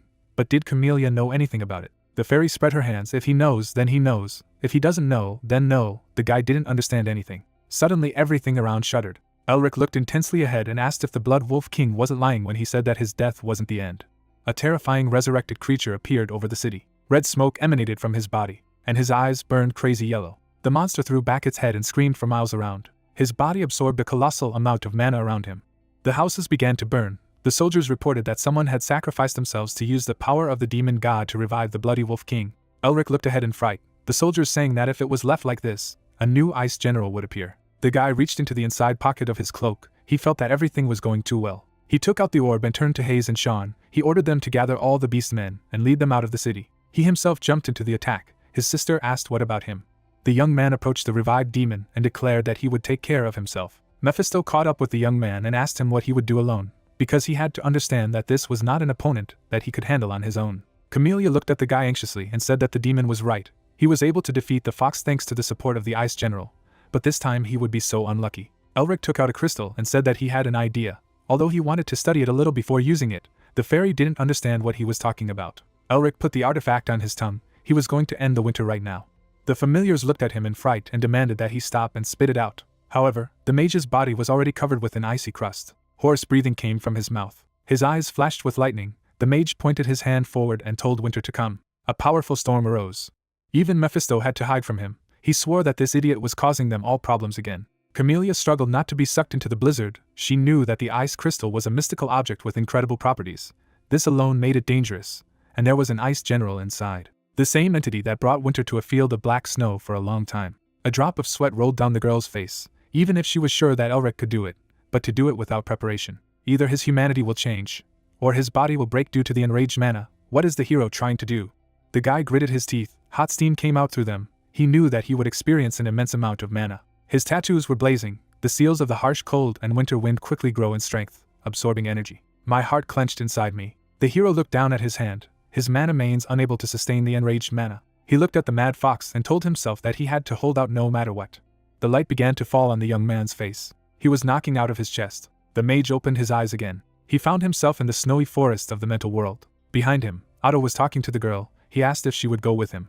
The girl smiled warmly and nodded silently. The man smiled back. He asked how she could nod like that, not knowing that he wouldn't hurt her. The girl thought for a moment and shook her head. The guide looked at her warmly and said that she was very kind. How could he perceive her as his enemy? He laughed and suggested that if they went that way, she wouldn't be bored anymore. The girl joyfully threw herself into his arms. Suddenly she noticed the hero, and she ran to him. She stopped a few steps away and bowed silently. Elric leaned over to her and asked her to focus on how he would play on the other side. Otto walked over and patted the girl's head. He said that the young man did even better than he and Ustin expected. They thought that the hero would defeat the ice general and imprison her in an ice crystal. The girl smiled and said that Elric was able to see who she really was, understood and calmed her heart. The conductor looked at her and said that if he had tried to understand her at one time, as the guy did, maybe she would not have suffered so much. Snow fell abundantly on their heads. In any case, Otto deliberately discarded the last method. The hero coped faster than he thought. The young man reminded that it was time to give him winter. The hero folded his arms in displeasure. The man said that in order to reach the season, he needed to move on. The hero had to continue learning, study the seasons gradually one by one. The guy was indignant that he had done so much, but he still refused to give up the winter. Otto scratched his beard and made a clarification. He did not say that he would not give it up. He said that the hero was not worthy of possessing winter. He would give it to him at the right time, so let him wait. Elric grinned and asked the girl to come up to him, because this man was bad. The girl immediately headed in his direction. The hero took her by the hand. He decided that the guide was trying to do something, taking her with him, but he would not do this without his permission. Otto sighed and shook his head. It seemed that Merbinger was jumping higher and higher than his head every day. How did their kind come to such a point?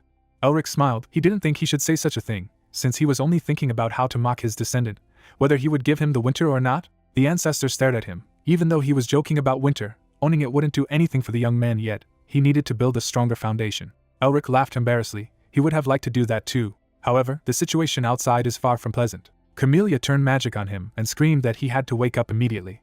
The demon fox was already running at them to kill them. The hero ran his finger along his neck and cheerfully said that, otherwise his head would be blown off. Otto sighed heavily and asked how he could say such a thing to his ancestor. He pointed his hand at him and said that as soon as the situation outside returned to normal, he would have to look into his private residence. The guy clutched the winter in his hand. Otto explained that all the materials for creating a real winter were collected there. The hero in the real world continued to hang unconscious. Camellia called to him and asked him to wake up quickly. She directed all her strength at him and told him to open his eyes. With her attack, she made a hole in the monster's palm. Meanwhile, the hero's tattoos were filled with winter. Winter would find him in a terrible and heartless form. The ancestor hoped that his descendant would not be devoured by demons. New symbols have appeared on the skin. The fist clenched, absorbing all the light. There was a flash, and the prey disappeared. Elric hung epically in the air, his eyes glowing green. Mephisto laughed nervously. Even if Otto helped him, you just need to think how quickly the guy absorbed the seal of the general's level. Merbinger's talent is simply monstrous. The fox opened its mouth and released streams of red destructive mana. The young man pointed his hand at him and ordered the seals to be broken. The giant beast approached him almost closely. Camellia looked intensely ahead, noting that Elric had indeed received winter and was now in free control of it. The bloody king struck with his claws. The hero's counterattack pierced him with ice spikes. With difficulty, the guy raised his hand and smiled. The power of his magic is now on a completely different level, which means what it is like when the elements that create winter are combined. He looked at the seal of winter. The monster began to break the ice to free his body. His wounds were already beginning to heal. Breaking free, the Blood King screamed again. The mage looked at him and called him too noisy. He looked seriously ahead and ordered the seals to shut this mouth. Ice chains bound the fox's muzzle. The hero grinned, put his hands on his belt and said, "At last silence fell." The guy waved his hand and ordered the monster to be tied up. Chains enveloped the demon. He howled and tried to break free. Elric jumped to his head and said that the time had come. He hit and shouted that it was time to stop. At this moment, the fox broke the chains with its mouth and began to form a shot of mana. Elric shielded himself from the attack with his hands and noted that the opponent had become even stronger. He set up a barrier that began to absorb mana. It was an energy that even the seal of winter could not stop. The young man's eyes flashed green. He looked at the monster and realized that it was absorbing the demonic energy spread in the air and becoming stronger. To kill it, the hero must destroy the red core, but it is difficult to even get close due to the fire around it. Through the bloody smoke, the fox's monstrous gaze appeared. The guy heard his voice in his head. He repeated the phrase that he would kill him. Elric frowned, a drop of sweat rolling down his face. If he left him like this, then a new demon king might appear. He clenched his fist tightly. If the fox opened up even a little, he could try to do something. But he didn't see anything. Then the spirit of the seal asked if he needed help. The hero smirked nervously and suggested that the spirit wanted to eat the demon completely. He laughed and asked if the owner was really so persistent in his desire not to ask for help. He really developed a sense of pride. He bared his blue fangs. He wanted to eat it. He rushed forward and said that he had no reason to refuse the meal. Above the fox's head, an even larger monster from the seal appeared. He immediately bit off the monster's head. The king regenerated, the spirit of the seal then clutching at his neck. Now that Hull had nailed him to the ground, he had a chance. Elric looked ahead frightened. He knew that half measures would not do. He jumped forward. Now even if he had to use all his mana, he had to finish him off with one blow. He uses the final revelation that the Tiger King taught him. The hero's eyes flashed yellow. A warm light surrounded everything around. The guy used the art of body enhancement, and a technique called 1,000 tiger cuts. A bunch of blows hit the enemy. His flesh was torn into pieces, and the fire in his eyes began to go out. But suddenly, the bloody king opened his eyes wide and the fire flared up with renewed vigor. The hero flew to the side and smiled. Everything worked. The mana fire on his heart began to fade. Elric clutched his chest and writhed in pain. After that, he lost strength and began to fall. Meanwhile, Hull and Lys continued to fight. The guy understood that if he missed this chance, there would be no second one. His seal lit up. The hero hugged himself. He didn't understand what kind of strange reaction of Mephisto's demonic energy. It didn't react when he absorbed the low-rank seal. The demon appeared beside him and looked ahead. He thought that the remnants of his dragon heart, which had been suppressed by the energy of this cursed Shinnike, were reacting to the demonic energy absorbed by the low-rank seal. What he has now. In flight, he pointed his hand at the enemy and told him that he hoped they would not meet again. He clenched his fist and ordered to be crushed. The Blood King's core cracked. It was torn to pieces and a bright flash broke out from the energy that was stored inside. A powerful beam shot high into the sky, and a powerful explosion rang out in the middle of the city. The survivors turned around in shock. Velant stared intently at the flash on the horizon. He shielded himself with his hand from the bright light. His eyes flashed. He thought that spring had finally returned, but if this hot wind spread, it would spread to the snow field. A drought will hit, and it will become too hot for life there. Norris took the form of a wolf and ordered the royal guards to protect his majesty. A bloody tornado appeared on the horizon. The beastmen stared in horror at the approaching hot tornado. The Duke frowned. He knew that they couldn't stop this hot wind on their own. Sweat was dripping from under his sleeves. In times like this, you regret not being able to use magic. They are in such a situation only because the beastmen gave up civilization because of their own arrogance. However, as long as their king lives, the beastmen can rise again. Norris waved his hands and demanded to protect the king even if they were burned alive. The entire sky was filled with blood mana and white lightning. The white light dispersed the red mana in a few moments. A mage landed on the ground. Augustus walked calmly on the dry ground and said that they could have left it to him from the beginning. Before that, he had discussed this matter with his disciple. He asked if he didn't want him to help. Elric put his hands on his belt and said yes, he couldn't rely on his help all the time. The old man asked what was the problem with that. The hero looked at the starry sky and replied that the fact that he was his disciple, he was also a patriarch who ruled his house. No one would follow a patriarch who was unable to do anything on his own.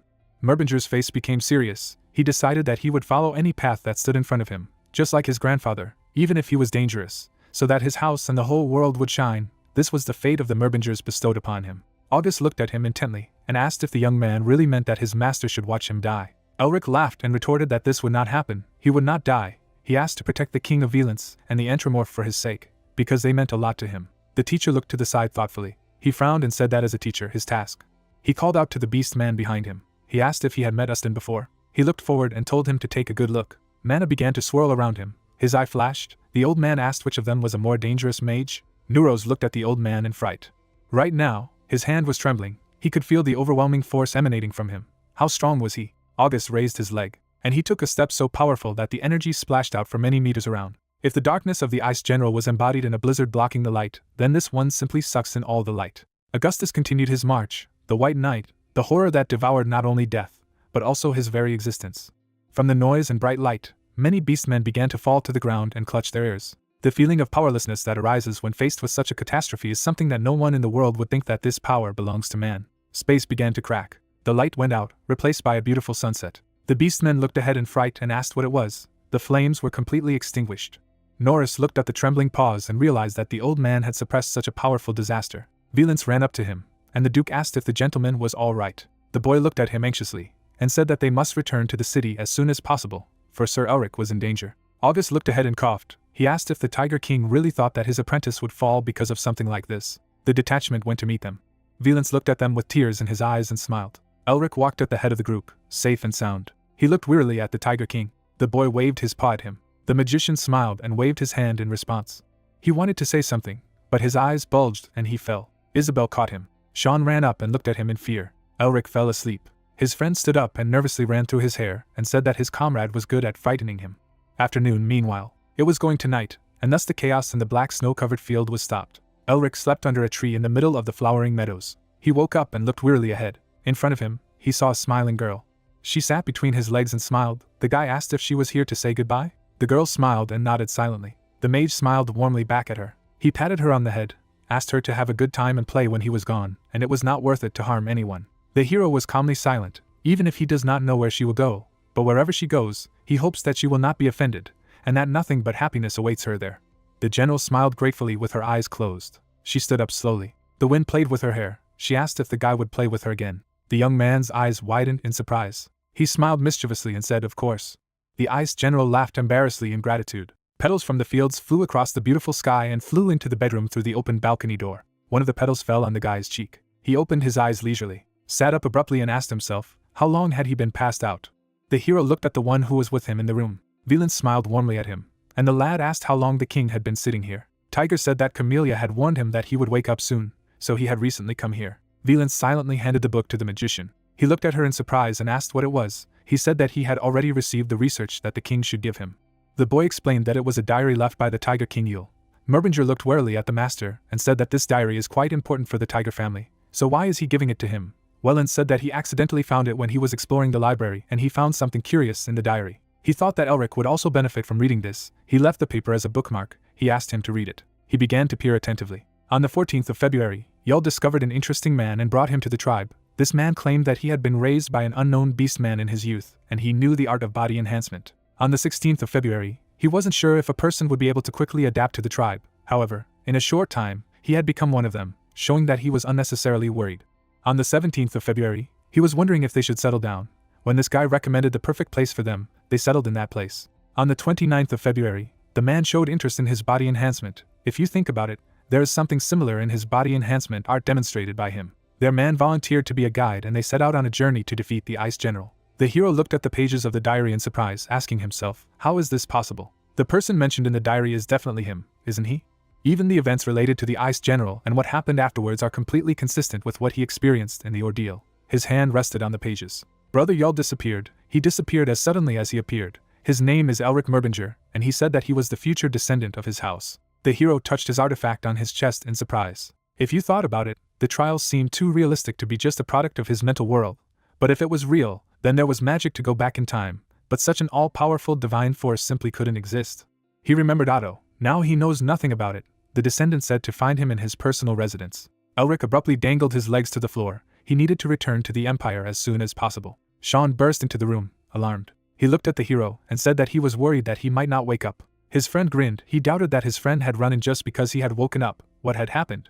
Sean looked at him intensely and said that a war had begun in the Empire. Elric froze, dumbfounded. Sean leaned closer and repeated, "The war had begun in the Empire?" Elric asked, "What kind of sudden nonsense did he start talking about?" Sweat appeared on his face. He assumed that the Red Lion had raised a rebellion. "Count of the Winds, you can't help but know who. The House of the Red Lion is one of the 8 vassals that protect the Empire. The Red Lion is the governor of military colonies established to protect borders, and the troops under his command are considered an elite unit." Elric got up and walked out of the room. If such a person rebelled, such a person should not be taken lightly. Sean looked at him anxiously and told him that by the end of the day, the Count of Winds would be declared an enemy of the Empire. Elric scratched his chin. He knew something was wrong. He sped up and asked, "Isn't it strange that a house known for its loyalty should suddenly start a rebellion?" Sean tensely revealed that there were rumors that this house had colluded with demons. Elric turned abruptly and asked. The friend frowned and said that what was even stranger was that the Crown Prince was leading this whole situation. The hero smiled. "The Crown Prince who was chasing Grigori stands at the forefront of what is happening. It doesn't just smell, but stinks all the way to heaven." The friends went on. They had to hurry. They had to return to the Empire immediately. The beastmen came out to see them off. Valence looked sadly at his feet. Compared to what the hero had done for them, they did not have time to do him any good. The mage sat down and shook the king's paw. He asked if he really thought he had to. The young man smiled and asked the young man to become a great king. He will wait patiently, so let him pay back this debt with interest. A blush popped up on the boy's cheeks. The guest said goodbye. The Tiger King nodded and promised to become a great king and would always be by his side. Would that be enough? Elric laughed and said it was a wise decision. The fairies arrived. They did not know that the guests were already leaving. The girls looked sadly at the hero and asked to stay and play with them a little longer. They clung to him and continued to beg, asking why he was leaving them so quickly. Camellia flew up to them and demanded to maintain decency. She looked at the mage seriously and fell silent. Elric smiled at her and told her that he had planned to drop by the temple before leaving. The girl grinned and noticed that the guy seemed to be in a hurry, so she wouldn't detain him. She looked at him deeply and nodded curtly. She turned around and warned that the path that the hero would soon embark on would not be easy. Elric bowed to the fairy and asked if the path was not too easy. The fairy looked at him knowingly. The hero came to the north on orders and received much more than he expected. Everyone got into the carriage. Mirbinger laughed and waved goodbye. Restore your family's name and get the ruler of Black Snow as an ally. What other combat force can compare to this? The guy smiled and adjusted his locket. All this legacy left by his grandfather and ancestors. The carriage set off, and Elric thought that he should appreciate and multiply this heritage. A smiling camellia flew by the window. Elric smiled at her. He continued to think of his duty as head of the house. The demon leader at the time was listening to apologies from his subordinates. The demon, all frightened, stared at him. The leader told him to return immediately. As soon as they saw this, it would be necessary to destroy the sealed order. After that, the leader released dark energy, and with its help began to devour the guilty servant. Bloody chaos was going on in the entire hall. The leader ordered not to leave any traces. The letter in his hand began to burn. He needed to destroy all the evidence and return to the main base. Was the great mission finally beginning? The leader gritted his teeth. If it weren't for the intervention of that cursed Mirbinger, they might have brought the northern winds and the winter blizzard to Lord Azazel, though he had to retreat. A powerful aura began to emanate from the demon. The demon promised to meet them again. His eyes turned wild. He decided to personally bring his head to the Lord of Azazel. Meanwhile, on the Great Wall, Sean stretched out in the carriage, asked if they were leaving the place, and the coachman shouted to stop. The passengers in the carriage jumped out of their seats. Carl looked ahead uncomprehendingly. He was asked what was happening. He replied that the master had better see for himself. Sean and Elric went outside. The archers of the wall pointed crossbows at them, their captain shouting that if they did not obey, they would consider them intruders and would shoot. The hero frowned. The guards put ballistae on the walls, which usually happens only in wartime. Could it be because of the Red Lion? The guards demanded to identify themselves and the size of the escort. Sean pointed his finger at the carriage and told him that they had passed from the Neristar family in it 2 months ago. A magic circle appeared on the roof of the carriage. Neristar waved his hand and asked to open the gate. The commander of the guards looked over the edge and asked if the young master meant that they had finally returned after 2 months, since they thought they were dead. Sean could not stand it anymore and almost hysterically asked to open the gate. The commander gave the order. The large doors slowly swung open. Vanilla bowed to the gentleman. He asked for forgiveness for rudeness and the mistake made, to which Sean replied nothing terrible. He smiled and explained that seeing how responsibly they were protecting the imperial border, he, as a resident of the empire, felt only pride. The commander-in-chief laughed and said that the third son of the Neristar family had acknowledged their efforts. For the first time in his 30 years that he had spent here, he felt moved. Suddenly, the man thought for a moment, and noted that things were strange today. Such noble guests were arriving at such a distant place one after another. Sean looked at the old man in surprise and asked who had come here besides them. The lord sneered and said that the fourth prince was here now. Would they like to meet him? Sean and Elric looked at each other, dumbfounded. The two nodded silently to each other. There was no doubt that he had been waiting for them. The hero looked seriously ahead, asked himself, why else would such an important figure as the fourth prince come all the way here in such troubled times? The lord sat on the throne, and he looked thoughtfully ahead. waiting for the guests. What was he up to? The man tapped his finger on the gold jewelry while being told that he and Elric had had a special bond since childhood. Putting his hand to his chest, Rodeo remarked that if he tried to convince him, he was sure that he would lean to their side. Sitting on the throne, His Majesty looked thoughtfully at his interlocutor. Shifting his gaze to the floor, the guy thought about what he should do. The fourth Prince Cromwell put his chin to his hand. The blade of the sword shone brightly, and it turned out that he was a prodigy from the imperial family. This talent for swordsmanship was recognized by the Golden Lion and granted the title of Black Lion.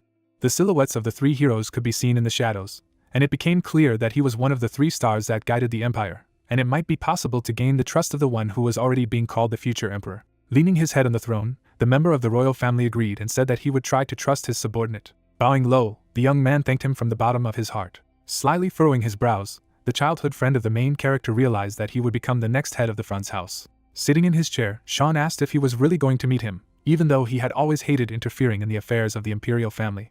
Folding his fingers, Elric replied that he had decided to stop worrying. Raising an eyebrow indignantly, the third son of the Neristar family asked if this bastard was up to something again. Lowering his eyelids, the main character explained that this was not the case at all, and that he simply realized that he could no longer sit and do nothing, after which he added that he decided to restore his house. The young man lowered his jaw and asked if he would use the fourth prince to climb back to the top. Leaning his elbows on a chair, the sorcerer said that this would be decided after meeting him.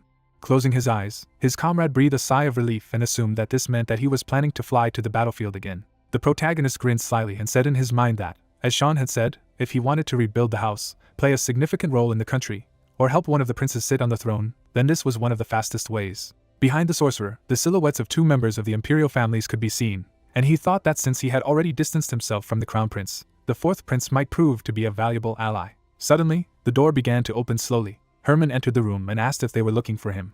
Sitting in his chair, Elric said that he had been waiting for him. Squinting his eyes, the head of the Vile clan admitted that he had hoped that he would return to continue his swordsmanship lessons, and then added that judging by the atmosphere, that was not the case. Closing his eyes, the main character noticed that he would ask for it again, but not this time, and then asked the man to sit down. Resting his palm on the table, the warrior asked why he wanted to see him, to which he replied that he wanted to ask him something. Stretching out his hand, the Duke of the Shining Star asked what the Black Lion was like, and his interlocutor pondered. Holding his chin, the fencer said that he was very ambitious in public, after which he added that this is what they say about him, but from his own observations he can say that he is not like that. Stroking his beard with his finger, Herman declared that he was just a lion who was obsessed with swordsmanship and martial arts. Suddenly, the young man's pupils noticeably decreased in size from fright. Raising his hand, the head of the Vile clan noted that the sorcerer might or might not get along with him, but when he met him face to face, he would realize that he was not so bad after all, to which he thanked him, for with his help he had better understood how to treat him. Lowering his jaw, the man continued to speak. The protagonist closed his lips in bewilderment. Looking directly at his interlocutor, the swordsman noticed that his apprentice had changed since their last meeting. Floating in the air next to Elric, Mephistopheles said he felt eager to spar with him again, to which Elric replied that he still wanted to test his martial arts skills. Slyly smiling, the main character clarified whether his interlocutor would mind holding a friendly duel. Lowering his chin, Herman admitted that he hoped he would say this. After a while, the heroes moved to the space under the open sky. A large crowd of fighters in the same uniform stood on the ground. Lowering his jaw in displeasure, the sorcerer asked if his master had gathered these people here. Shifting his gaze to the side, the head of the Vile clan said that he did not understand what he was talking about. Squeezing his eyes shut, the Demon King noticed that he was as good a pretender as he was. A drop of sweat ran down the Duke of the Shining Star's cheek, and he said that they had only recently decided to have this sparring among themselves, so he didn't understand how the news of it had spread so quickly. Isabel looked out from behind her father, and someone was heard saying that it was probably because of her. Folding his hands, the dark spirit revealed that she was definitely not an ordinary girl, as her political instincts and strategic mind were sharp, to which the protagonist replied that she was definitely something. The girl was standing opposite Elric, and at the same time, he revealed that she was able to demonstrate her border protection skills and raise the value before meeting the fourth prince. With his fingers wide apart in a fighting stance, the protagonist assumed that the swordsman and his daughter were going to give him wings so that he could fly higher.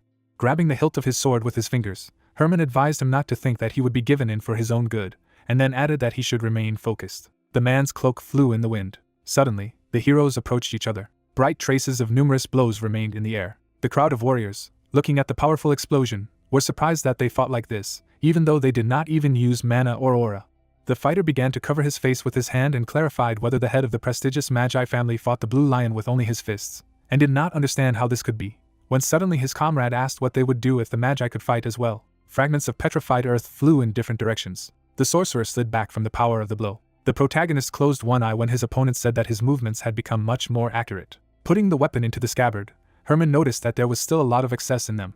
Tilting his head down in exhaustion, the Duke of the Shining Star suggested that he would need many more of his lessons. Suddenly, the characters stared at the same point. Between the rows of fighters, the silhouette of the fourth prince appeared. Cromwell appeared, clapping his hands. Dropping his hands, the young man said in his thoughts that here was a member of the imperial family.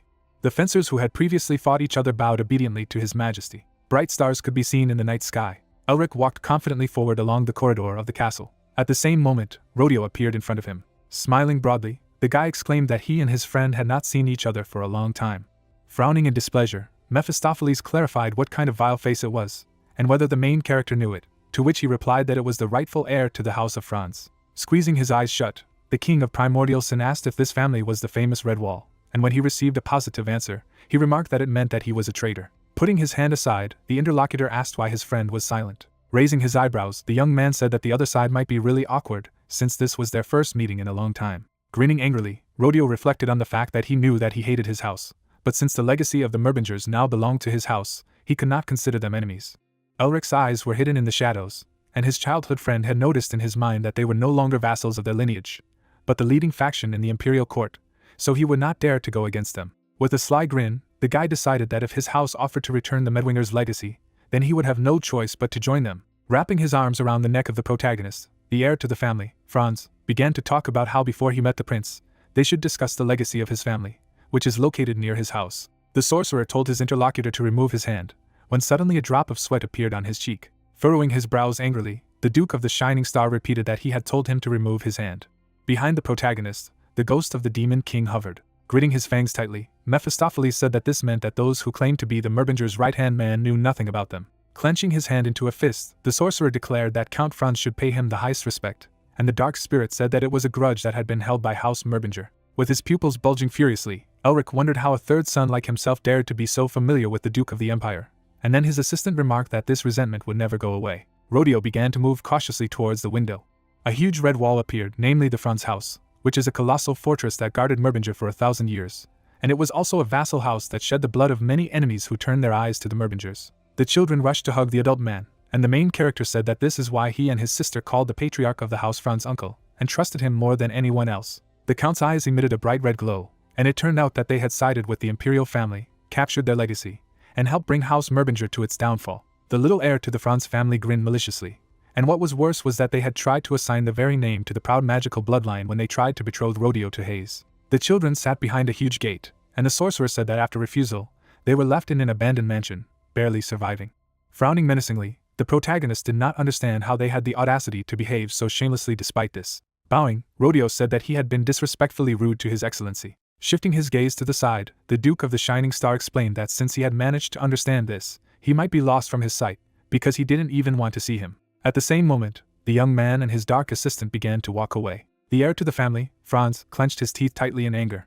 Putting his hand to his chest, Elric introduced himself and announced that the patriarch of the Merbinger family was greeting Prince Cromwell. The prodigy from the imperial family smiled and said that he was glad to meet him, and the protagonist thought about the fact that it was obvious that he heard the conversation near the door, but did not show any reaction. Hovering in the air above the sorcerer, Mephistopheles explained that he did not care about the insults of his subordinate, because instead he looked at him with interest, to which he replied that most likely he knew what kind of person this Rodeo was, so he did not expect much from him, and probably wanted to know how he would respond. The protagonist parted his lips in alarm when asked if he had used the art of body development during his duel with the Blue Lion. The sorcerer's eyes widened in fright, and wondered if he had been able to discern the art of body development.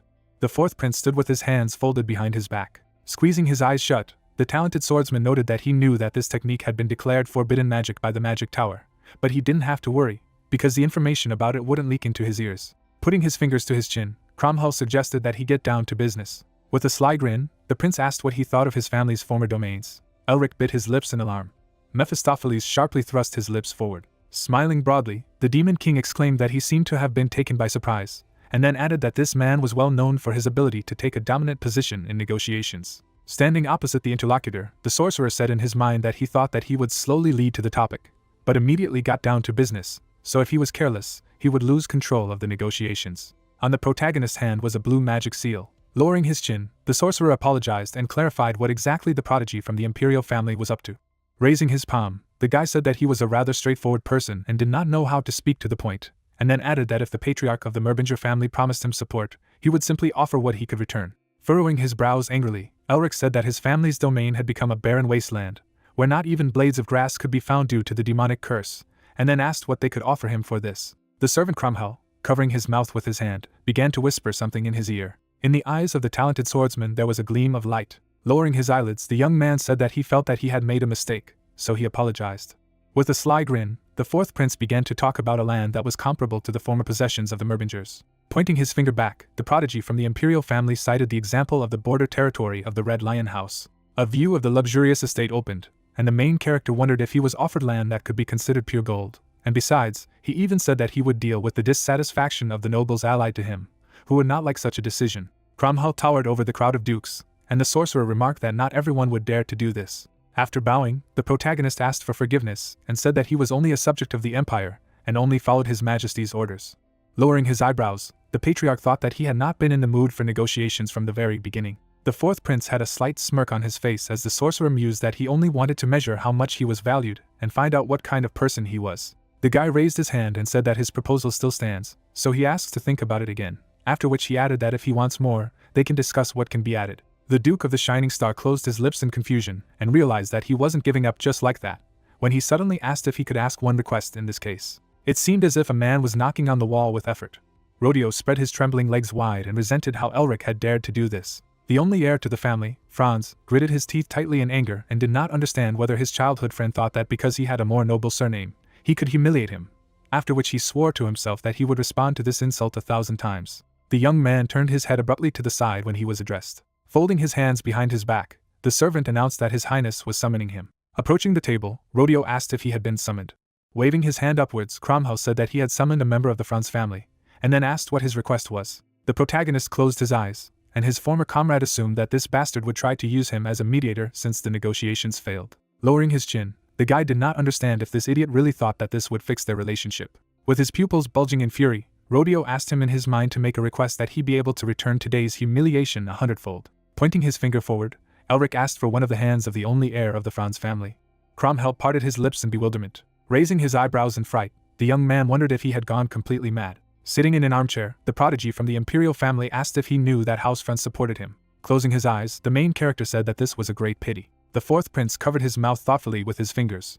Smiling maliciously, Rodeo wondered in his mind if his enemy really thought he would reject his families for such a man, and then thought that for many years House Franz had been loyal to the fourth prince. Folding his hands in his lap, the talented swordsman asked if it was true that the guy was his vassal, to which he replied that he himself and his house had sworn allegiance to His Highness. Lowering his eyelids, Cromwell remarked that in that case he would forgive him for what was about to be done, to which Cromwell clarified what he was talking about. Suddenly, the fourth prince began to draw his sword from its scabbard. At the same second, a prodigy from the imperial family chopped off a subordinate's limb.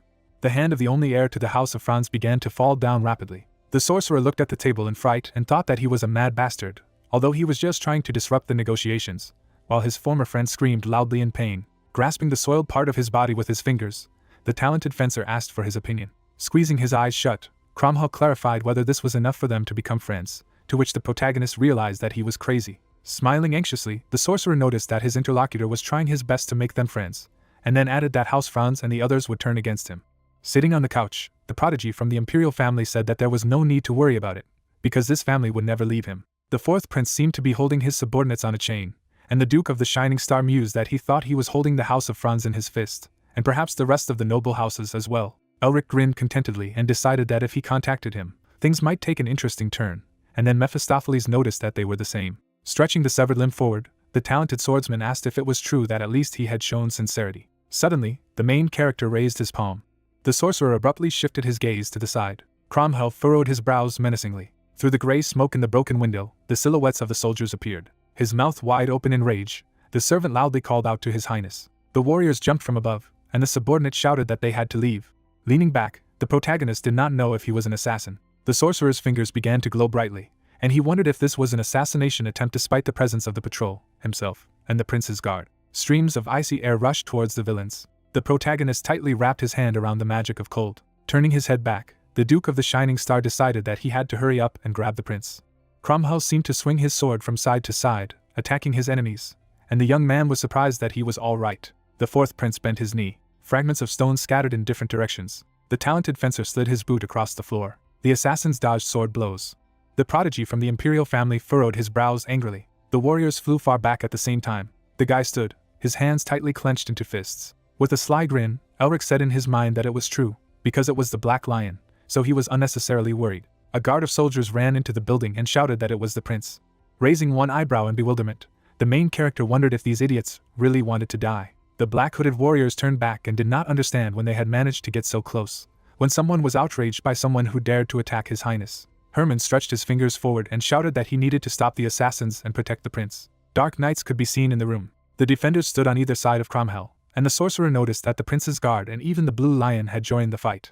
It seemed as if a group of enemies ran through the doors, and the protagonist thought that they had broken in, not knowing their fate. The head of the vile clan resolutely lowered his chin. The fourth prince nodded in response. Suddenly, the heroes took off. The prodigy from the imperial family swung his sword. The fencer hit the enemy on the head. Biting his lips, the Duke of the Shining Star realized that he even sympathized with the assassins who had to face the two lions. At the same moment, his eyes began to emit a green glow. Yellow silhouettes of opponents could be seen in the room, and the young man decided that he would go and take care of those who continued to hide in the shadows. The warriors were hiding behind the columns in the hall. Wrapping his fingers around the knife, the fighter muttered that his partners might not even try to fight the Blue Lion, because their target was the prince. The commander abruptly raised his hand up. A moment later, he pointed out the direction of the attack to his subordinates. The assassins abruptly jumped out of cover. It seemed as if ice shards were flying at one of the prince's enemies. The magic beam struck down several opponents, and the others did not understand what was happening. The eyes of the hiding warrior emitted a red glow. Elric held out 2 fingers forward. Suddenly, a wide smile appeared on his face. Releasing an energy flow into the opponent's face, the main character used the skill of piercing. The main character pretended that his hand was a gun and exhaled on it. Mephistopheles asked what kind of position it was, to which he spread his hands to the sides and replied that he did not know, because he just suddenly felt that he had to stand up like this. While the sorcerer continued to attack his rivals with his finger beams, the dark spirit noticed that they were poor bastards, and then added that they had excellent stealth techniques, but they had to face a natural enemy. Furrowing his brows angrily, the Duke of the Shining Star wondered who they were, and why they would go so far as to kill the fourth prince. Leaning his knee against the floor, the protagonist said that they needed to capture a few and interrogate who they were, and then someone noticed that they would not be able to take them alive. Tilting his torso back, the sorcerer was frightened by his sister's silhouette. Turning back, the young man clarified what her words meant. Lowering her eyelids, Hayes replied that they had been trained for such an eventuality. Behind the heroes was a battle with the assassins, and the girl said that even if they were prevented from committing suicide, their hypnotic bookmark would go off and they would die. Clenching his hand into a fist, Elric asked if she knew who these people were, to which Elric replied that they were the Red Ghost. Looking straight ahead, the main character admitted that he had never heard of such a thing. Squeezing her eyes shut, a member of the Black Skull Association told her that they had only recently been formed, so everything about them was kept strictly secret, and then her brother asked how she knew about them in this case. The lady opened her bright eyes and revealed that their leader was the sworn enemy of her mercenary captain, after which she added that it was a long story. Putting his finger to his chin, the sorcerer began to talk about a secret organization, the existence of which is unknown to the public. The commander raised his sword in the air and shouted that all groups had to retreat. With a sly grin, Elric noticed that they were running. Magical insects flew towards the enemies, and the main character realized that if he attached a familiar, they would know where they were going. Closing his lips, the sorcerer asked in his mind if they had expected this. Suddenly, the Duke of the Shining Star looked away when someone said that if they allowed them to carry out tasks like this, then their entire organization would be uprooted. Lifting his chin, the protagonist did not believe that such a thing could be. The black cloak fluttered in the wind, and the patriarch of the Merbinger family did not understand how a living being could not have a flow. On the balcony stood a warrior with a wooden mask on his face. Grabbing his sword with his hand, the assassin noticed that he thought they were having fun here. Suddenly, the villain swung his weapon from top to bottom. Bright flashes of light could be seen on the backs of the warriors. Gritting his teeth tightly in anger, the young man was unhappy that he had discovered familiars. Looking up, Cromwell asked if he was their leader, who they were, and who had sent them to kill him. The enemy's eyes radiated a red glow, and then he asked if His Majesty expected him to reveal the whole truth so simply. The saber of the talented swordsman was covered with streams of magic, and he said that it was fair, and yet if he blurted it out, it would be too boring. The fourth prince abruptly charged. Following him, Herman jumped up in the direction of the Blacken. The silhouette of the assassin began to blur as he talked about how being surrounded by lions would not end well for him. At the same moment, the soldiers turned their heads to the side. Putting their swords in front of them, the swordsman held back the enemy's blow. Jumping to another lodgia, the villain admitted that he would be happy to play with them, but he is afraid that now is not the right situation for this. Putting his hand to his chest, the assassin announced that he was taking his leave. A moment later, the ice shards rushed towards the enemy, and Elric said that perhaps he had managed to break in. Waving his fist, the main character shouted that it would not be so easy to leave. Raising one leg, the sorcerer used the art of strengthening the body. Spreading his fingers wide, the Duke of the Shining Star inflicted thousands of tiger cuts. Suddenly, The protagonist gritted his teeth tightly, and the opponent exclaimed that he thought it was a mage. Through the holes in the wall, a dark blue sky could be seen. Turning his head towards the holes, the assassin remarked that even breaking through it would be dangerous. Magic chains swept towards his opponent as the sorcerer decided to tie him up. The metal links emitted a bright glow. Slamming his fist on the iron shackles, the warrior said that he had not a second of peace. Suddenly, the villain decided to jump over the fence. Sharp ice arrows rushed towards the fighter as Elric used his piercing skill. With a circular blow, the enemy shot down the shells. Snowflakes flew near the stranger's head, and he began to laugh. Hayes jumped from above, and at the same time her opponent said that she was the only woman in the Black Skull. The assassin jumped back to avoid being struck by the huge hammer, and wondered if he and the Patriarch of Mirbinger were working together. The brother and sister resolutely closed their lips, and the opponent said that this was a very unexpected turn. The villain's eyes emitted a bright red glow. Cromwell and Herman ran to the side, and the fighter said that everything was confusing in many ways. The heroes instantly surrounded the opponent from different sides. The wooden mask on the assassin's face was half hidden in the shadows, and then he said that he had no choice. Suddenly, a powerful explosion threw the swordsman back. Sliding his feet on the floor, the protagonist was surprised that he blocked a coordinated attack by 4 people. A stranger in a dark cloak lowered his sabers down. At the same second, his silhouette began to diverge into many copies. Biting his lips, Elric did not understand what was happening, because the air currents had changed. The swordsman stood around the opponent, while the protagonist thought that just a moment ago there was a light wind. But now the air is still and there is not a single breath of wind, as if it were a disembodied ghost. Bulging his pupils with anger, Herman told him to return. There was a trail of gray smoke on the floor. Cromwell gritted his teeth tightly. Hayes narrowed her eyes in alarm. A drop of sweat ran down the sorcerer's cheek. Shifting his gaze to the side, the Duke of the Shining Star wondered where he was. Looking at the yellow silhouettes of the people in the room, the protagonist exclaimed that not even his mind eye could detect him. Spart appeared to the side of the sorcerer, who did not understand why he was so stupid. At the same moment, a thin energy beam hit the young man's shoulder. The spirit of the villain appeared behind Elric and confessed that he was impressed that he had managed to dodge. After a moment, the silhouette of the assassin began to blur. Frowning angrily, the protagonist reflected on the fact that he had deviated on intuition alone. Gritting his teeth tightly in anger, the sorcerer thought that this was a curse, because without knowing its location, he would not be able to attack. The Patriarch of the Mirbinger family leaned his knee to the ground, and the opponent assumed that he was reading his footsteps. The knights from the guard stood behind the protagonist, and then the stranger clarified whether it was true that because of him the assassination attempt failed. Suddenly, a black liquid spilled out of the soldier's mouth. The sorcerer turned his head sharply to the side. Looking at their falling partner, the warriors did not understand what had happened. Invisible attacks pierced the bodies of the guardsmen, who began to scream loudly. On the guard's armor there was a drawing with the symbols of the kingdom. The knights surrounded Cromwell, and someone was heard telling them to protect his highness. The guys confidently walked one after another, and their commander ordered the border guards to line up and tighten the encirclement. The fighters began to fall on their backs from the elusive attacks. Turning back, the protagonist called out to his sister and asked if she knew anything else about him. Folding his hands, Mephistopheles noticed that he was indeed a difficult opponent, because even he himself did not see him. Looking up, the guy thought about the ghost. Lowering his eyebrows, the Demon King asked if he had come up with something, to which he had said in his mind that it was. Suddenly, the Duke of the Shining Star crossed his arms over his chest. The space around him was enveloped in streams of icy wind, and then he realized that even if the enemy looked like a ghost, unlike the king of primordial sin, he was not. The knights covered their faces with their hands from the growing snowstorm. Looking at the shoe print in the snow, the wizard thought that if he had a physical body, he would definitely leave footprints. Cromwell was standing behind the defenders when one of his subordinates cried out that he saw his footprints. Spreading his arms to the sides, the assassin said that this was how they had been able to detect his movements. Abruptly rushing towards the fourth prince, the villain said that the result did not change because of this. Hovering in the air, the fighter grabbed the weapon with his hand. The young man waved his hand, causing the ice blocks to fly up. Streams of magic rushed through the air in the face of the assassin. At the same second, ice fragments flew in different directions. Turning his head back, the soldier noticed the Patriarch again. The villain's eyes glowed a bright red glow, and then he said that he would have to deal with this Mirbinger bastard first. Suddenly, Herman appeared behind him, indignant at how he dared to look away when he was next to him. Withdrawing his hand behind his back, the head of the vile clan shouted that he had now become evil. In the air between the opponents, there were traces of blows, and the assassin noticed that it would not be easy to fight the Blue Lion directly. Elric began to run up to the enemy, who thought that because of this man, he could not even use his stealth skills. The wind streams went straight to the exit from the room. The warrior's eyes glowed red. At the same second, the fencer struck a circular blow. Raising his head up, the villain realized that this is an overwhelming and cruel force that leaves no room for resistance. High in the sky, Augustus hovered, and the assassin was surprised at his appearance. The old man gritted his teeth tightly in anger and noticed that they had made so much trouble just because of one rabid rat. The soldiers began to smile broadly and said that they were relieved that they were now saved. Throwing his hands behind his shoulders, the assassin said that now he could not do anything.